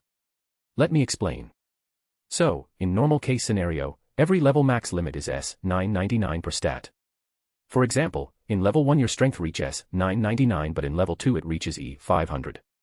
If you combine them then your overall strength at level 2 is 999, from previous level, plus 500, from this level, equals 1499. Overall max stats per level. Level 1 999, max. Level 2 1 998, max. Level 3 2 997, max. Level 4 3 996, max. Level 5 4 995, max. Level 6 5 994, max. Level 7 6 993, max. Level 8 7 992, max. Level 9 8 991, max. To become level 10, one's existence level should reach level 10 9 990, max. Skills proficiency. Basic. Master. Grandmaster. Legendary. Unparalleled. Once someone's skill proficiency reach basic, i.e., their skills grade will equal or higher than A, then they can fight those who are one level higher than them. If their skill proficiency reach master, then they can fight those 2 levels higher. And if their skill proficiency reach grandmaster, then fight those 3 levels higher and so on, so forth. Once someone reach the max level 10 then they have 2 ways ahead of them. First, become God. But to become God your existence level should be 3. Second, break through your level 10 limit and enter level 11. By doing this you will become pseudo-God. This is the rank between a mortal and a god. Once someone become a pseudo-God then that person can never become God ever again. All those above level 10 are pseudo-gods. Level 11, level 12, level 13, level 14, and so on. They all are pseudo-gods. The reason is because level word we use. Gods don't have level concept. *A/N, here goes 1/3 chapter of this week. Please enjoy. Silence. Total silence. Preemies narrowed his eyes and asked Twilight again to confirm. Preemies, kill my dark self. Yes. Once you will kill your dark self, you will becoming a single entity who can control both his light and dark side. Preemies, by killing you mean one of them will cease to exist, forever. Yes. That's why it's going to be very difficult because your dark self will also try to kill you. If he will succeed in killing you then he will become complete himself and you will cease to exist. Preemies. Preemies become silent. Twilight didn't try to interrupt his thoughts. Preemies, what if I will use my awakening to kill him? If you will use your awakening then yes, you can other self without even trying. But the holification mask you will get will be a lot weaker than those of Visored and Kurosaki Ichigo's in Bleach World. Premies, my dark self, did you mean by the one who I meet at Abyss Trail I? Yes. Premies, this means I need to enter Abyss Trail again. But if I remember correctly, you said, Abyss Trail 2 will be unlocked when I will reach level 10 max and the limit of current existence level. That's true that, Abyss Trail 2 will unlock when you will reach level 10 max and the limit of your existence level. But I never once said that you will need to enter Abyss Trail 2. Premies, then. I will unlock Abyss Trail I again. Ding. Ding. Ding. After hearing this sounds, Premies open Twilight's functions. Status, to see your stats and skills. Store, you can buy anything you want here. Inventory, give item slots. Each slot has the area of 15 cubic meter. Home, a personal world for the host. Worlds, you can travel to different world by using this function. Currently host can only go to the worlds which are in group 1, existence level 1 to 3. Countdown, 5 months 25 days are left. Members, information of all half members and permanent members. Abyss Trail I, permanently unlocked. Kill your dark self and attain perfect holification. Abyss Trail 2, locked. Premies, look at Abyss Trail I for some time and read its description. Premies, in Bleach World, when you are in process of fighting against your dark self. Your body outside started to go to rampage and kill everyone around him. Didn't it? In normal holification, yes. But you don't have to worry about it in this case. Because during this time, your body will enter deep slumber. But all the injuries that you will receive during your fight with your dark self will also start to appear on your body too, who is in deep slumber. Premies didn't say anything and just turned his gaze at Haruheim, who is sleeping in his embrace. He bent down and kissed her lips tenderly. Sensing this, Haruheim started to wake up. Haruheim opened her eyes and looked at Premies. A smile appears on her face. But before she could do or say anything, Premies directly looked into her eyes. Premies, take a deep sleep. Be a dump. Haruheim heartbeat resounds and her eyes lost all the light. Then she lost consciousness in his embrace. Premies picked Haruheim naked body and put her back on futon. After that he again returns back to the corner and sit down with his back lean against the wall.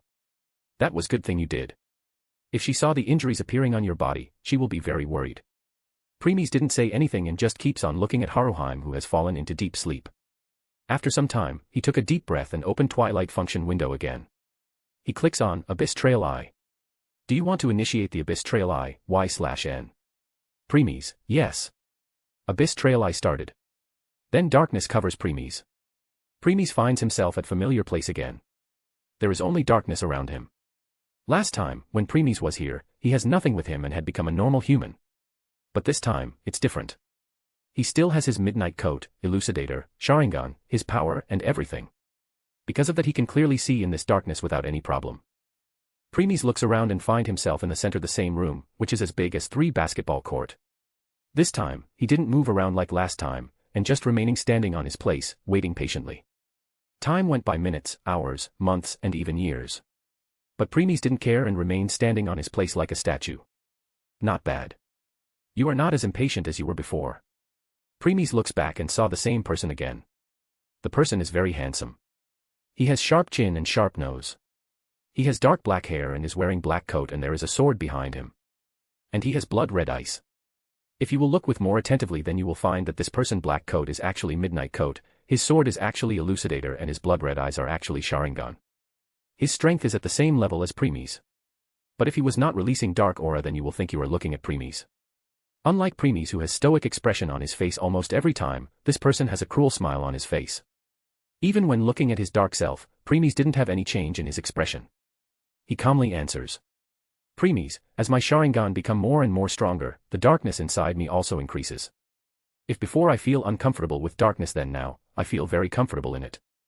Dark Premies, ha ha ha ha, no wonder Twilight let you have this trial. In normal scenario, you and your permanent member should reach level 7 before you can initiate this trail to attain perfect holification. But it let you enter it even when you are only level 2. Premies, what do you mean? Dark Premies, you see, to obtain the power of your inner darkness. You need to defeat it, suppress it, accept it or forcefully take it. But there is one thing in common in all of it. Even though you gained power of your inner darkness by using this method, you still feel uncomfortable in darkness. To get that perfect holification, you not only need to kill your dark self but also shouldn't feel uncomfortable in darkness. If you still feel uncomfortable then you won't be able to enter this trail. Premies, level 7. Huh. Dark Premies, yes. Once you will reach level 7, then even though don't feel comfortable in darkness, but you won't uncomfortable either. You will remain neutral. But your case indifferent. Preemies, Sharingan. Dark preemies, exactly. Because as Sharingan become powerful, your inner darkness also increases. You now feel very comfortable in darkness. That's why you were able to enter this trail. Preemies. Looks like didn't care, even when you knew I have come here to kill you. Dark preemies, yes. I didn't even care at all. Flash. Clang. Dark preemies, not bad. You stopped it.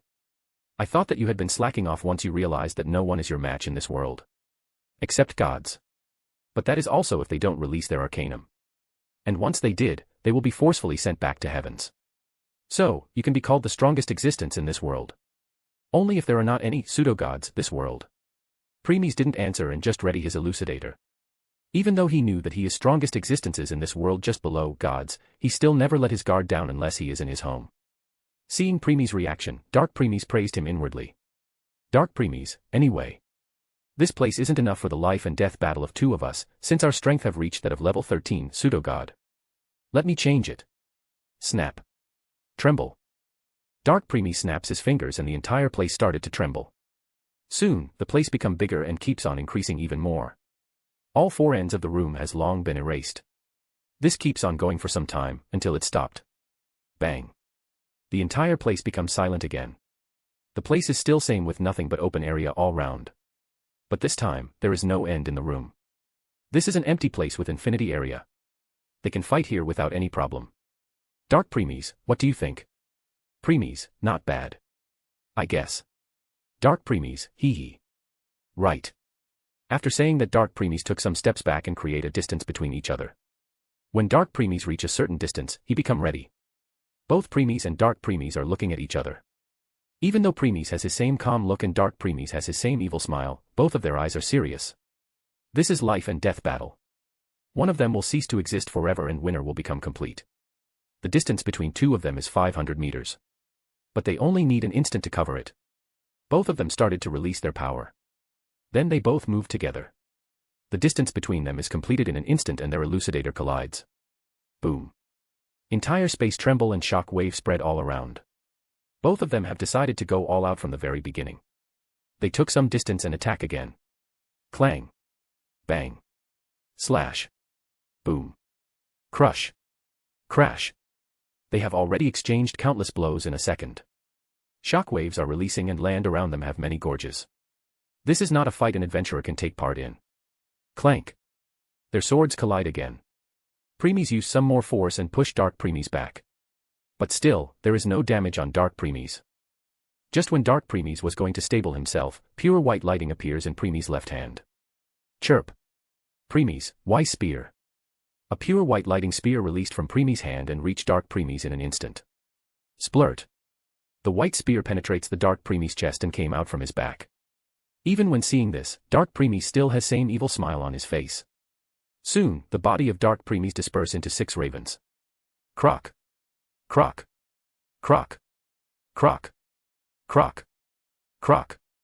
Preemies releases his Y spear and attack back without even looking. Clank. Boom. Another shockwave appears. Preemies and Dark Preemies look at each other and continue their battle. This is battle between pseudo-gods, a battle which can even destroy whole Orario if it happens there. Chapter 76, Battle of Eyes, Sharingan vs Sharingan. *A/N, here goes 2/3 chapter of this week. Please enjoy. Boom. Clank. The battle between Preemies and Dark Preemies just keeps on becoming more and more ferocious. They even started to use their lighting in their body to make themselves even faster. They have already reached several kilometers away from where their battle started. Slash. Clack. Bang. Boom. They both are looking at each other with their elucidators colliding with each other to overpower other. No one know how much time has passed, but they didn't care either. Even when they are fighting for such a long time, no one was able to injure other party yet. Suddenly, Preemies kicked at Dark Preemies' chest. Dark Preemies dodged it, swing his sword at Preemies' neck. Preemies duck and took a turn of 180° and attack with other kick. Dark Preemies also kicked. But instead of overpowering Preemies' kick, he makes the use of its force and jumped back. Preemies didn't follow and just stay at his place. After Dark Preemies get his footing back, he looks back at Preemies. There is still the same evil smile on his face. Premies and Dark Premies just keeps on looking at each other. Soon, the intensity of their Sharingan increased even more. If there was someone else, then that person would have pissed his pants by now. Because in this darkness you can't see anything at all. Except two pairs of blood red eyes that are looking at each other like they want to devour other. The reason why the intensity of their Sharingan increases is because of the darkness. They are fighting in this darkness, which is a very good tonic for Sharingan to increase its might even more. They moved again and clashed. Boom. Clank. Slash. Clack. Splurt. The first one to get injured was Premies. Even though he dodged at the last moment, the attack still injured his shoulder and blood started to flow. But Premies didn't show any change in his expression and spoke. Premies, Weiss Amnes. Chirp. A pure white lighting released from all the pores of Premies' body in every direction. Dark Premies was hit by it and took some steps back. Because of their body, the primordial one, they won't get any status effect like poison, paralysis, and so on. And because they both use pure lighting, lighting has no effect on either of them. But Premies didn't use it to damage him or paralyze him, but use its force to throw Dark Premies away. After Dark Premies was pushed away, Premies also stopped using Weiss Amnes and look at his wound. Even though it has already started to heal, since their body provides them with high regeneration ability, he is still rewinding the image in his mind about how Dark Premies injured him. Premies turned his gaze back at Dark Premies and attacked. He has to see it 1 or 2 more times with his Sharingan to understand it. Dark Premies already knows what Premies is thinking, but he didn't stop. Both of them clashed again and soon. Splurt. Premies got injured again. This time it's his chest. Premies ignored it because now he knows what is going on. Since both of them are Grandmaster, they both use feints in their attacks to confuse their opponent. But feints are completely useless against them since their Sharingan can see through it easily. But it became a completely different story if you will even add illusions in them. That's what happened. Dark Premies used feints at Premies. Premies ignored the feints and tried to deflect the real attack. Only to realize that the attack he tries to deflect was an illusion and the real one came from another direction. That's how he got injured. At first, he didn't understand and continue fighting. But this time Dark Premies turns real attack into an illusion and his feint was real attack. So, Premies got injured again. Premies look back at Dark Premies and keeps on clashing. Premies, Weiss Blade. Chirp. Pure white lighting condensed together and a blade was made which moved towards Dark Premies at an extreme speed. Dark Premies dodged it at the last moment because he saw through it with his Sharingan, Eye of Insight. Dark Premies has a smirk on his face, but in the next instant it turns into astonishment. Drip. Drip. Drip. Blood is flowing out of his shoulder and left thigh. He looks down and say that many pure white needles have penetrated his skin. Soon the illusion came off and he saw that Premies in actuality didn't use Weiss Blade but instead used Weiss Akis. Premies puts an illusion of Weiss Blade to hide his real attack that was Weiss Akis. He even used the wrong word so that Dark Premies didn't find it. Dark Premies used his own lighting and destroyed these needles. Even though lighting has no effect on either of them, it still contains penetrating effect. Premies and Dark Premies didn't move forward but magic started to condense on their elucidator. When it reaches the limit, both of them attacked at the same time. Premies, Hex Rend. Dark Premies, Hex Rend.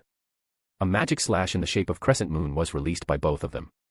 Just when both of them collides, Dark Premies' Hex Rend easily cut through Premies' Hex Rend and reached him. Hex Rend can be used in 2 ways. First is to use your magic to increase its sharpness. By doing this, it can cut through anything. Another is to use your magic to increase its power. By doing this, the moment it hits, a big explosion will happen. Premies increase the power of his Hex Rend, whereas Dark Premies increases its sharpness.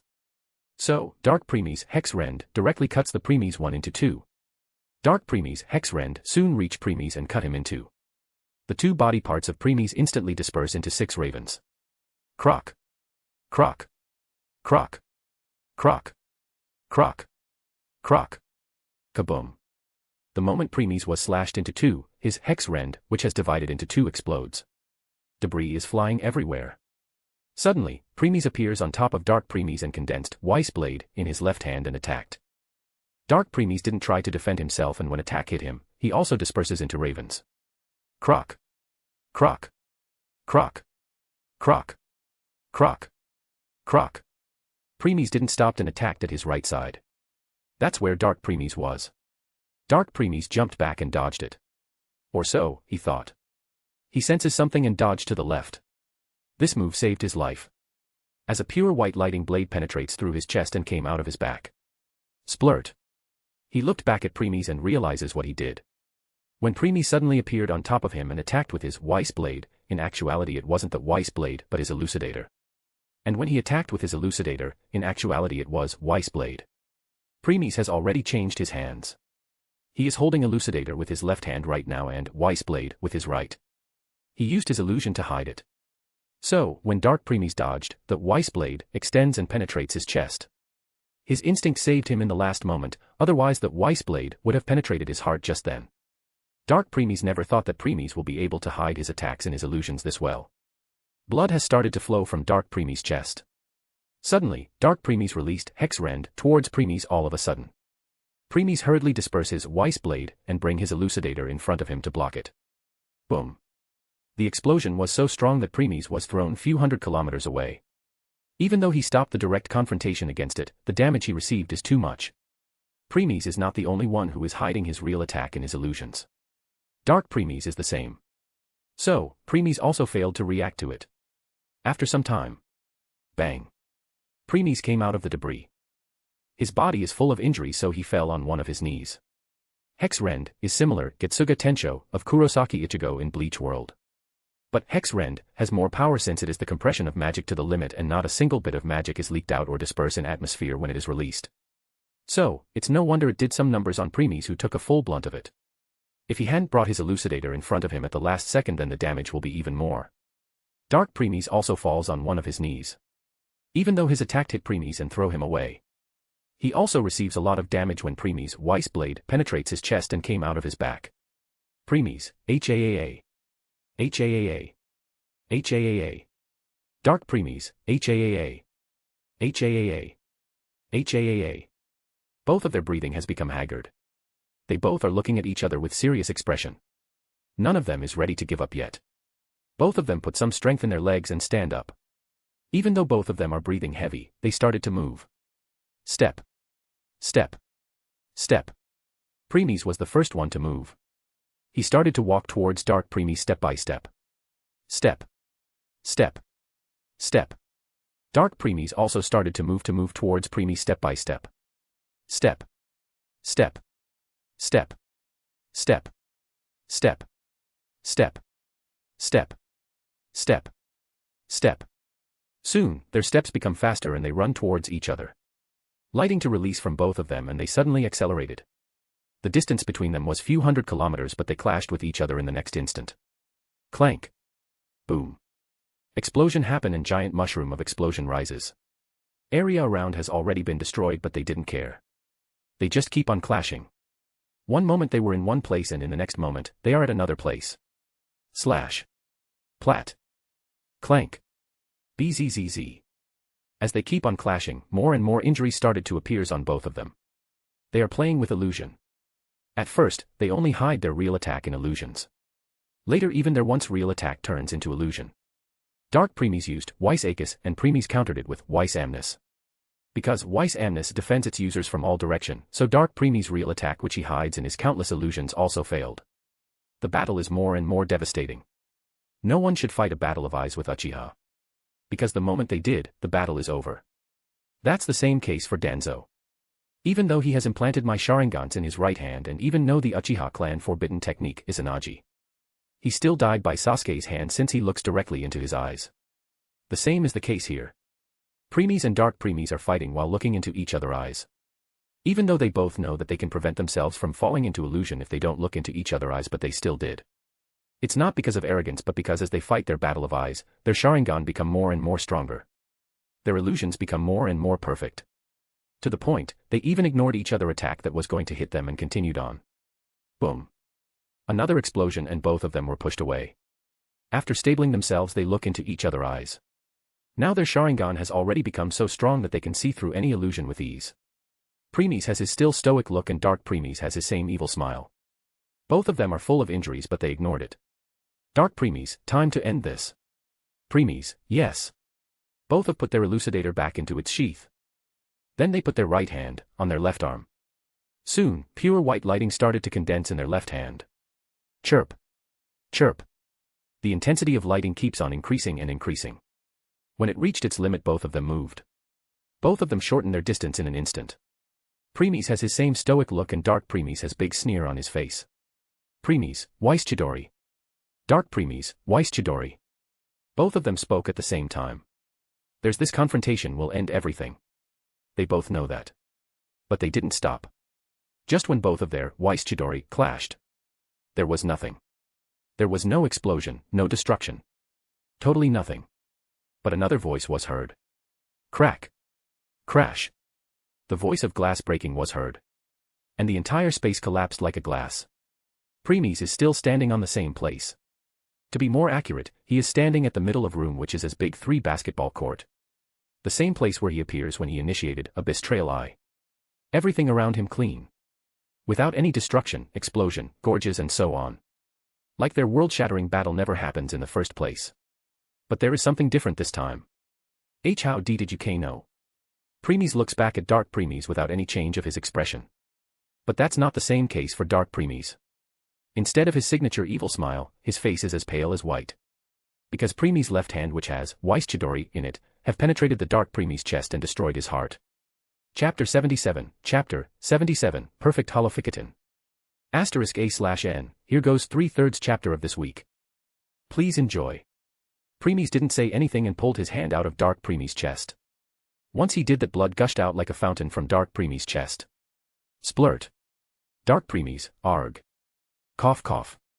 Dark Premies screamed in anguish and started coughing violently. Not only from his chest, blood is also coming out of his mouth. He looks back at Premies with ruthless expression on his face. If given chance he won't hesitate to jump at him and slaughter him. But it's still all in vain. Because right now he barely has the strength to move and he falls on his knees. Thud. Premies look at him without any expression on his face. Looking at Dark Premies' ruthless, ferocious looks, Premies can 100% say that this is what a dark self should look like. Dark Premies, how? Dark Premies asked again. This time Premies answered. Premies, from the very begging. I have some doubts at first but it was cleared when I heard your answer that time. Dark Premies, what answer? Premies, when I asked. Flashback. Premies. Looks like you didn't care, even when you knew I have come here to kill you. Dark Premies, yes. I didn't even care at all. Dark Premies opened his eyes wide and asked Premies with disbelief on his face. Dark Premies, that's all you need to know. Premies, yes. That's all I need. Dark Premies. Premies, did you forget, I am you. You are me. Well, I will deny it from now but still you and I are almost similar. So, if I am in your place and I will be told that I will cease to exist if I will lose then I won't have as nonchalant attitude like yours. I will take it very seriously and will do everything in order to win and stay alive. Dark Premies. Premies, but since you didn't care then it means only 2 things. First, you really don't care even if you die. Second, you have some way that will guarantee your win. At this point, Premies stopped and looked at Dark Premies once more and continued. Premies, since we both are almost similar that means it is a second option. Dark Premies. Premies, I then started to think of countless plans and ways to kill you. But it's still difficult because we both have same stats, skills, and experience. But the only thing which makes us different is awakening, and only I can use awakening, not you, even though you are my dark self. But it was guaranteed that I won't use it because then my perfect holification will be weaker. So, the only way for you to defeat me is Dark Premies. Premies, Manjikyu Sharingan. Premies stopped and looked into Dark Premies' eyes. And just like he said, Dark Premies' eyes have different pattern. It is the Manjikyu Sharingan. But in the next moment it returns back to normal Sharingan. Premies, you can also use Manjikyu Sharingan like me. Even though it can only be used once every year until it is permanently unlocked. Dark Premies. Premies, now why you use Tsukuyomi instead of Amaterasu and Kamui? It's because you know I will stop you or will dodge it, no matter what plan you would have made. So, your only option is Tsukuyomi. And since you are darkness yourself, it will make your illusion even stronger. Dark Premies, if you can know that then why didn't you break the illusion before? A smile appears on Premies' face when you Dark Premies ask this. Premies, since you are using Tsukuyomi to kill me then why I don't use it as a sharpening stone to make my Sharingan more powerful? Dark Premies, why you? You were using me all along. Premies, exactly. A cruel smile appears on Premies' face when he looks at Dark Premies now. Dark Premies felt a chill down his spine. Then he walks towards Dark Premies, grabbed his hair and raises his head. Dark Premies grimaced with pain. Dark Premies, arg. Premies, you were nothing more than a stepping stone to make myself stronger. Did you really think that I had forgotten what you have done to me during Abyss Trail before? Dark Premies. Premies, I still remember how you increases my pain receptors and tortured me. Did you really think I forget that? Intensity in Premies' eyes keeps on increasing even more. His Sharingan is becoming stronger. Premies raises his hand and punched him hard on the face with full power. Thud. Dark Premies, ah. Some of his teeth falls down. But Premies didn't stop and beat him for some time. Many injuries started to appear on Dark Premies, but all he can do is accept it. Because he didn't even have strength to fight back. Premies, when I was in Tsukimi world, you were trying to make me use up all of my power so that you can kill me easily later. So, when I decided to Weiss Chidori in Tsukimi world, you became very happy thinking that you have won. That's what led to your downfall. Thud. Bang. Premies raises Dark Premies' head and smack him down on the ground. Premies, I really feel disgusted looking at you. You and I are not same but complete different. Because I never lets my guard down no matter where I am and whatever time it is except when I am in home. But you. Thud. Bang. Premies again slams Dark Premies hard on the ground. Premies, when you realize that I fall into your Tsukimi, you become so excited that you started lowering your guard. And when I used Weiss Chidori in Tsukimi world, you thought I used up all of my power. So, you come near me without any guard. So, you died. Smack. Dark Premies, arg. Premies kick Dark Premies in the end and throw him away. Then he draws his elucidator and started to walk towards Dark Premies to end him. Step. Step. Step. Premies' every step sent a dread in Dark Premies' heart. He no longer has that arrogant look but fear and panic in his eyes. He tries hard to move but Premies has already broken all of his limbs. When Premies reached him, Dark Premies started to beg. Dark Premies, wait. Don't kill me. I will give you all of my power without any limitation. So, you don't have to kill me. Premies stopped and looked at Dark Premies with pity in his eyes. Premies, my dark self, dark self, dark self. You are really naive. If it was before then I would surely have accepted it. But did you really think I will accept that after what you done today when I was with Haruhime? Dark Premies, what do you mean? Premies, you think I didn't notice that you were trying to corrode me? Dark Premies. Premies, it's true that my plan is to first throw Haruhime into despair and then give her hope while bringing out her hidden hatred. But during that time, I sensed how you were trying to corrode me and trying to turn me like you. Dark Premies. Premies, if I am not wrong, you plan to corrupt me slowly until I will reach level 7. So, that by the time Twilight told me about the perfect holification, I have already become like you and that time you can completely merge with me and override me. Dark Premies. Premies, but all of your plans failed when Twilight told me about it and let me do the trail before your plan even succeed. You started to panic and think of the only way to kill me and i.e., Manjiki Sharingan. But too bad you failed. Anyway, farewell my dark self.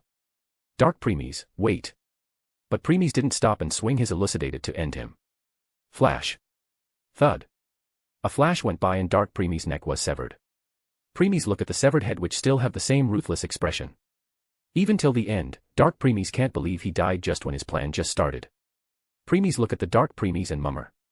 Premies, even if we haven't met today, I would definitely have asked Twilight for a way to contact you so that I can extract my revenge on you for what you have done to me before. The reason you helped me that time is not because of Trail but you knew that if I will die that time then your power will be less when you will try to absorb me instead. It was one of your plans so that I will never doubt you in future and will always think you are here to help me. How pathetic. Just when Premies snored and finished mummering, Dark Premies' severed head and headless body started to disintegrate. And then Twilight prompt. Ding. Ding. Ding. Congratulations on completing Abyss Trail I. Merging with inner darkness will start now. Beginning in 10. Beginning in 9. Beginning in 8. Beginning in 7. Beginning in 6. Beginning in 5. Beginning in 4. Beginning in 3. Beginning in 2. Beginning in 1. Merging begins. In the next moment, all the darkness around moved towards Premies and envelope him. Premies didn't resist. This darkness may make everyone discomfort but for Premies it is very comfortable because it is his darkness. Premies closed his eyes and started to enjoy the baptism. He is completely enveloped in darkness now. The darkness is so dark that no one can see inside. Premies feels like his power is increasing and increasing. His inner darkness can no longer corrode him. Because now he is both light and darkness of himself. A complete being. He now also understands the truth of holification. Holification is a way of borrowing the power of your inner darkness. This allows one to gain tremendous power, so long as their holification is under their own control, and is personified by a hollow-like mask appears when entering this state. But in the end, it is just borrowing. During that time, your light and darkness should be balanced. Once the balance is broken, holification will also broke. That's why at the beginning Kurosaki Ichigo's hollow mask sometimes automatically break. Because the balance between his light and darkness broke. But perfect holification is completely different. Instead of borrowing the power of your inner darkness, it is the fusion of both of your light and dark self. Once light and dark fuse, it gave birth to chaos. So, during perfect holification, all of your magic and skills will be converted to chaos. Boom. An explosion happens and all the darkness was absorbed by preemies. The ground has been destroyed and dust is everywhere. Soon, a voice was sounded. Groar. The voice akin to came directly out of hell. If anyone was here, then that person would have pissed his pants and his blood must have gone cold. He will think that he has met his maker and death has approached him. In the dust cloud, there are two red eyes staring. Like that of Reaper of Death. These eyes are not Sharingan but completely red with carnage in them. Soon, the dust settles down and Preemies can be seen now. Preemies is still the same in his same black swordsman form, but now his face is covered with a mask now. The mask is pure white as color. It has two dark black strips at the side. There is also a dark black cross between the two eyes right above his nose. Eyes are red in color. On his forehead there are 3 tomos. It likes 3 tomos has left his eyes and have appeared on his forehead. The mask covered his entire face from ear to neck, covering all of his skin. The only thing that it didn't cover is his black hairs. Preemies has finally obtained his perfect holification. Chapter 78, Releasing Stress. *A/N, here goes 1/3 chapter of this week. Please enjoy. Preemies opened his eyes and find himself back in the room where he was when he started Abyss Trail Eye. He looks at Haruhime, who is in deep sleep on futon. He gets up from his spot and moves towards her. Once he reached her, he touches her nape and sends some of his magic in her to wake her up from deep sleep. Then he turns around and walks back to his spot at the corner of the room. But before he could reach his spot, he falls down on one of his knees. Thud. Preemies, ha. Ha. Ha. Preemies started to take deep breath and held his chest because he is having trouble breathing. If someone will look into Preemies' eyes, then they will find out that he is very tired. And the reason he is still awake is because of his willpower. Preemies. Even though you didn't receive any physical injury, you still are mentally very tired. You should take some rest. It's great that you were able to break Tsukimi of Dark Preemies, but still the mental damage you receive is just too much. Preemies just shakes his head, trying his best to stay awake. He forces himself to reach the corner and sit down. He started to take deep breath again. Just like Twilight said, he really receives a very strong mental backlash when he destroyed the Tsukimi world. But he knows that right now he can't fall asleep. Preemies lies to Dark Preemies when he said that he can break his Tsukimi whenever he wants. In truth, he can't. The only way to break the Tsukimi is by using his own Manjiki Sharingan.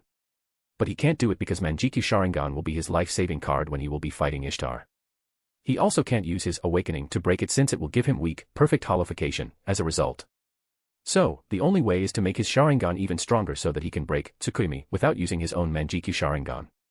It was very difficult since even though in Tsukimi world it may appears that Dark Preemies was using his Sharingan. But in truth, he was using his Manjiki Sharingan. That's why his Sharingan becomes stronger even faster. It was not a battle between Sharingan versus Sharingan but Sharingan versus Manjiki Sharingan. He won, but he also has to pay a very big price of mental backlash. Why? Why are you not resting? Preemies, because the mental backlash I received is just too much. And I have accumulated is too much fatigue. If I fall asleep now, then I won't be able to wake for the next 2 to 3 months. I see. So, what do you plan to do? Preemies, I need to release all of my fatigue and stress. So, I am waiting for Haruhime to wake up.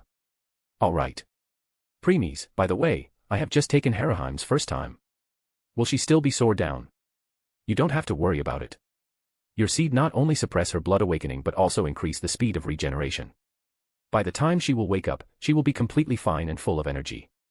Preemies, I see. After defeating your dark self, not only did you get perfect holification, but you have also become more stronger. Preemies opened his profile to see his stats. Preemies, good. With this I have almost reached the max of level 2. By the time I will complete the massacre and face Ishtar, I will be level 3 that time. Yes. Status. Name, Premies Rigla. Age, 18, more than billions of years. Level. Strength, 3000 SSS, 2923x2, Enhanced Mode. Endurance, 3000 SSS, 2923x2, Enhanced Mode. Dexterity, 3000 SSS, 2923x2, Enhanced Mode. Agility, 3000 SSS, 2923x2, Enhanced Mode. C. Magic, 3000 SSS, 2923x2, Enhanced Mode. Existence Level. Skills. Aincrad Supreme, G. The Primordial One, G. Truth Essence Steps, G. The Eye That Reflects the Heart, Sharingan, G. Sealed. Magic. Weiss Chidori, G. Hex Rend, G. Side Skills. Chef de Cuisine, G. Morchus Artist, G. Countertenor Cantor, G. Special. Perfect Holification, New. / Awakening, God of Destruction. Note, first seal unlocked, second seal locked, third seal locked. Premies look at his new stats with calm expression and then click on Perfect Holification. Perfect Holification. Description. The power of chaos born with the fusion of both light and dark self. In this form, all of your stats will be increased by x4 and all of your attacks will do true damage. During Perfect Holification, all of magic will be converted into chaos and all of your skills will change corresponding to chaos. For example, Weiss Chidori will be converted to Chaos Chidori. Hex Rend will be converted to Chaos Rend. Special Attack, Perfect Holification Exclusive, Chaotic Zero. Chaotic Zero. Description. Combine of all of your stats and release a powerful attack which will destroy everything in its vicinity.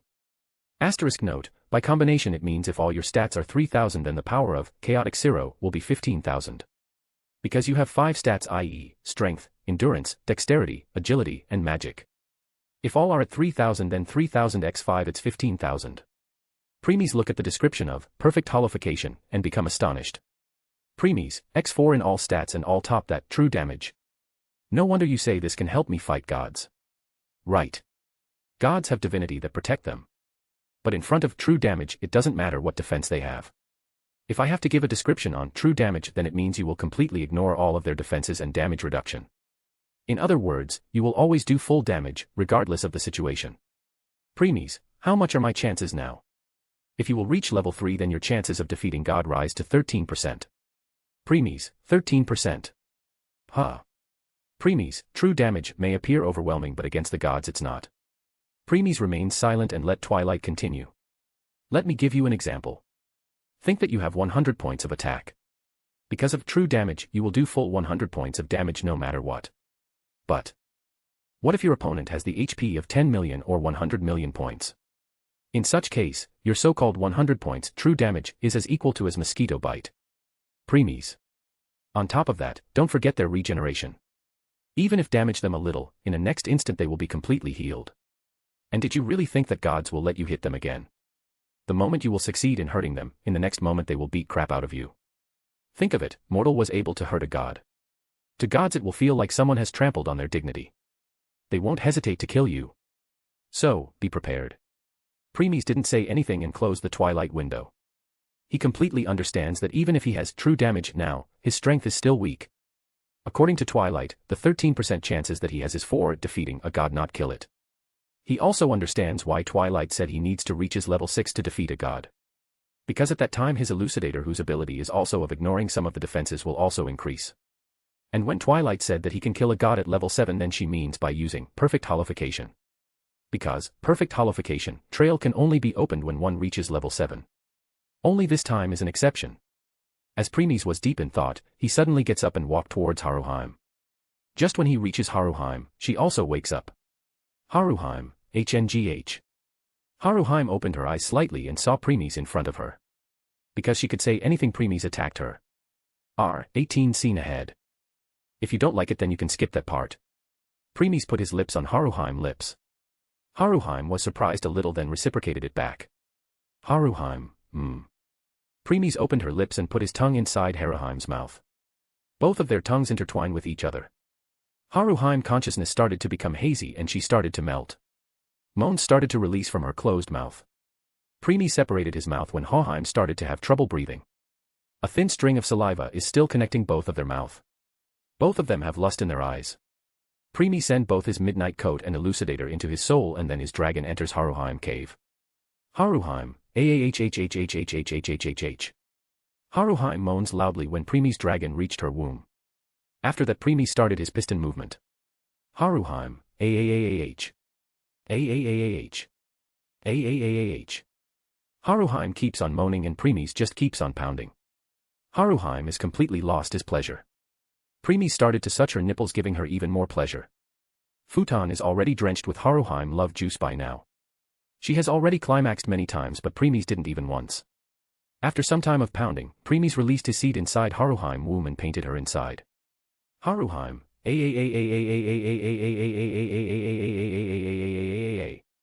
Primi stopped and took his dragon out of Haruheim cave. Even after releasing so much inside Haruheim, Primi's dragon is still standing proudly. Primi's wants to continue, but he knew that Haruheim can't take any more for now. Haruheim, who came out of her daze, look at Primi's member, which is still standing proudly. She felt sad because she knew she can't satisfy her husband alone. Even now she barely has a strength to move. But she still moves towards Primi's with whatever strength she have left. Haruheim, dear, let me help you a little more. Primi's only stares at Haruheim and let her do what she wants. She brings her face towards his dragon and grab it with her hands. Haruheim, hot. But then she extended her tongue and started to lick it like a lollipop. Haruheim, lick lick lick slurf. Slurf. Haruheim keeps on licking for some time. Even though she didn't become prostitute, she has still received the training of it. So, she knows that this is one of the ways to make her husband release. After some time, seeing that Primi's has still not released anything, Haruheim opened her mouth wide and swallow it. Primi's dragon is very big and didn't completely enter Haruheim's mouth. But she still tries. She then started to move her head up and down. Even though this is her first time, she still gets used to it and started to enjoy it. She doesn't know why, but pleasure is building inside her again when she is giving Primi's blowjob. Soon, her mouth started to become numb. Primi's also feels like he is going to come. So, he grabs Haruheim's head and pushes entire dragon in her throat. Haruheim, HMP. Primi's, I am going to release. Haruheim becomes stunned at first because of Primi's action, but continues sucking when she heard Primi's next words. Haruheim, slurp. Slurp. Slurp. Primi's, here goessssssssssss. Primi's release his seed inside Haruheim's mouth. Haruheim becomes stunned because of the quantity, but still tried her hard to swallow everything. Haruheim, gulp gulp gulp. Haruheim keeps on swallowing and Primi's keeps on releasing. After he was done releasing, he still keeps on holding Haruheim's head until she swallows everything. When Haruheim was done, Primi's took his member out of her mouth. Haruheim, cough cough. Haruheim coughs for sometimes. Some of Primi's seed came out from the corner of her mouth, but Haruheim also licked it. Haruheim, it's bitter but I don't hate it. Haruheim then looks at Primi's dragon again, which is still standing. Before she could do anything else, Primi's hugged. Primi's, take rest. We can continue later. A gentle and loving smile appears on Haruheim's face and then she falls asleep in his embrace. This session is not enough for Primi's to release all of his stress, but he still didn't mind. Because they have all the time they need. Primi's then also closed his eyes and take some rest. Time went by. Whenever Haruheim will wake up after rest, they will have session until Haruheim will become dead tired, fall asleep again. They have countless sessions and slowly Primi's released all of his stress. 18 scene ends. Primi's wakes up and look at the ceiling. After countless sessions with Haruheim, he has released everything and is refreshed again. He turns his gaze towards Haruheim, who is sleeping on his chest, and started to caress her head and ears lovingly. Primi's, I think it will be better if you will find more women. Haruheim alone can't handle you. If this keeps on going, she will die. Primi's, I know. After everything is done here, then I will go and eat Lily. But I think even Lily and Haruheim together won't be able to satisfy you. My suggestion is that you will find goddesses. Primi's, I guess. But that's for later. Right now, I still have a lot to do. I know. Haruheim, HNGH. Hearing Haruheim's voice, Primi's turn his gaze at Haruheim, who wakes up. Haruheim opened her eyes and look at Primi's face. Seeing his face, a lovingly smile appears on her face. These days together with Primi's is very blissful for her. She wanted it to last forever. But she knows that it's impossible. Primi's bent down and kissed her lips lovingly. Primi's, good morning. Haruheim, good morning, dear. Premies, alright, get up. We have already spent a lot of time here. It's time to leave. Haruhime pout when she heard Premies' words. Then a pleading look appears on her eyes. Haruhime, dear, can we go one more round? Premies flicked her head. He can't believe it. They already have countless session here but she doesn't have enough. Haruhime, ouch. Premies, later. Premies then breaks free from Haruhime hold and get up. After that he started to clean himself. Haruhime look at Premies' perfect body again and unconsciously gulped. Premies of course heard it but choose to ignore it. Premies, this woman. She still wants to go for more. I can't believe it. Yeah, even I never thought that. Premies just shakes his head and continued cleaning himself. After done, he re-equips his midnight coat and elucidator. Haruhime saw that a disappointed look appears on her face. Premies saw that look. Premies, this pervert. Is sex the only thing in her mind? Premies, how long are you going to stare at me like this? Dress up already. Haruhime pout again. Then she thought of something and stars appears on her eyes. She looks at Premies with pitiful eyes and said. Haruhime, dear, I am still tired after our previous session. Can you clean me and dress me up? A vein appears on Premies' forehead. If Twilight didn't tell him that his semen can also increase the regeneration then he would have believed her lie. So, Premies directly hit her head. Thud. Haruhime, ouch. Premies, get dressed up already, you pervert fox. Chapter 79, Chapter 79, Empress. *A/N, here goes 2/3 chapter of this week. Please enjoy. Haruhime, sob how can hit your beautiful wife like this? Haruhime started fake sobbing to get Premies' pity while dressing up. Premies has always ignored her self-pitying remark. He has something else in mind right now. Premies, is she always like this or did she change? No, she is always like this. Did you forget how she behaved in front of that Xeno name when which Belle saved in plot? Premies, I guess. After his short talk with Twilight, Premies gets up walk towards Haruhime who has just completed dressing herself. Once he approached her, he puts his hand on her head and started to caress her head and ears. Haruhime narrowed her eyes in happiness and her tail is wagging right and left. Haruhime, hee. After caressing for some times, Premies kissed her lips for few seconds then separate. Even though it was just a light kiss, it was enough for Haruhime to come out of her self-depression. Premies then turned his gaze at the futon which still has mark of blood on it and put it into his inventory. He knows every girl don't want to forget her first time and same is the case of Haruhime. When Haruhime saw that Premies has put the futon away, she became incredibly happy and kissed him herself. She was also thinking of asking Premies whether she can take futon with her. After patting her head some more, Premies walked towards the door which connect to another room. Premies, let's go. Haruhime, yes. Ophis is looking at the door of room in which Premies went few seconds ago. Only few seconds have passed by but she is already missing Premies. That's also the same case for Premies.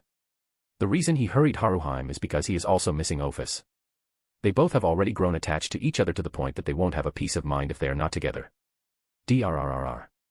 Door was opened and Premies come out along with Haruhime who is following behind. Ophis ignored Haruhime and fly towards Premies who caught her. Premies kissed Ophis' cheeks and then put her on his left shoulder. Haruhime looked at the little girl whose beauty still put her in daze and asked. Haruhime, dear, who is this little girl? Premies, little girl. Haruhime, yes, she is so cute. Haruhime then jumped towards Ophis.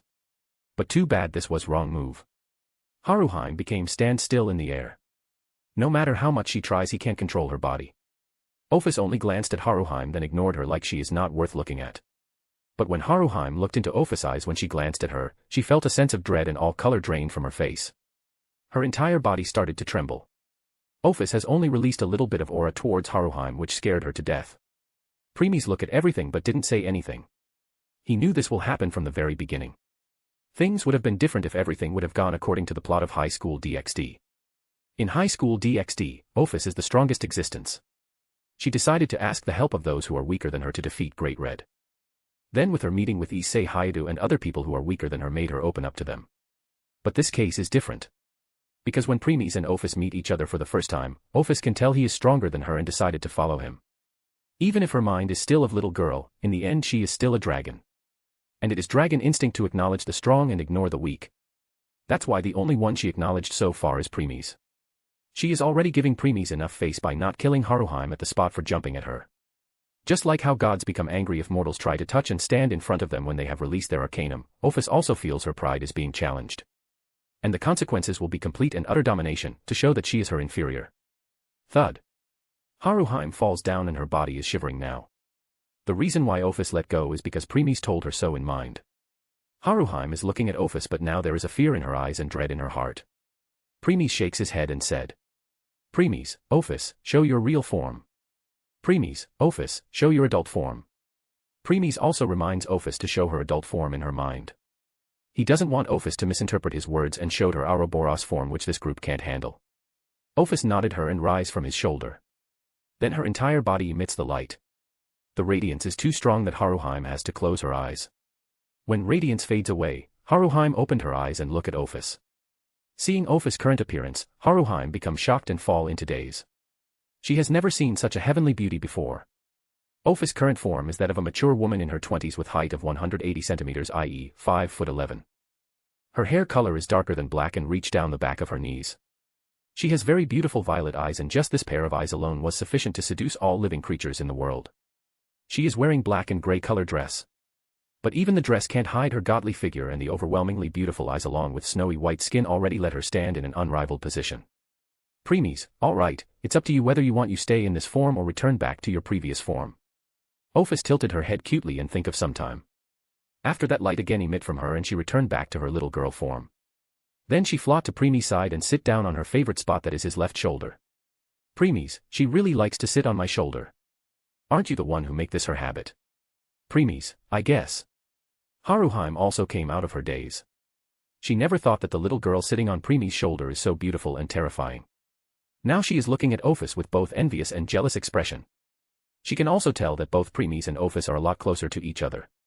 But the thing which made her even more envious was that when Ophis was in her adult form and she was standing beside Premies, that time they both looked like a couple made by heavens. Ophis a heavenly beauty and Premies a heavenly handsome. She signed in disbelief. Haruheim, I understand she is not a little girl. My mistake, I am sorry. Haruheim then bowed towards Ophis to apologize, but Ophis still ignores her presence. Haruheim is thinking that Ophis became angry before because she called her a little girl. But she didn't know that in truth, Ophis become angry because someone has challenged her pride. Premies didn't try to correct Haruheim. He can already guess what her reaction will be if she will know that the so-called little girl is in actuality a level 4 existence who shouldn't exist in this group. The dragon god of infinity. Someone who can erase not only gods but also this entire group like it was nothing. Haruheim, dear, what relation you have with her? Premies, my relation with her. Huh. Haruheim, yes. Premies turn his gaze at Ophis. Ophis also looks back at Premies and tilted her head cutely. She doesn't know what Premies is thinking. Premies started to remember his time with her. How she saved him again and again when he started to get lost. How he always has a peace of mind when she is with him, and then a gentle smile appears on his face. Seeing that smile, Haruheim falls into daze again. But his next words not only bring her back but also shocked her to the core. Premies, she is my empress. Haruheim looked at Ophis as disbelief. Even though Premies said that Ophis is his empress, Haruheim also understands other meaning behind it. Premies is clearly stating that even if Haruheim has become his wife, the position of Ophis is still higher than hers in his heart. Haruheim becomes sad but didn't say anything. In this world it is common thing for nobles or kings to have many wives and concubines. But she still feels envious of Ophis. Premies turn his gaze away from Ophis and look at the Amazoness which he has captured at the roof and had thrown at the corner. Suddenly the body of that Amazoness was raised in the air and then it approaches Premies.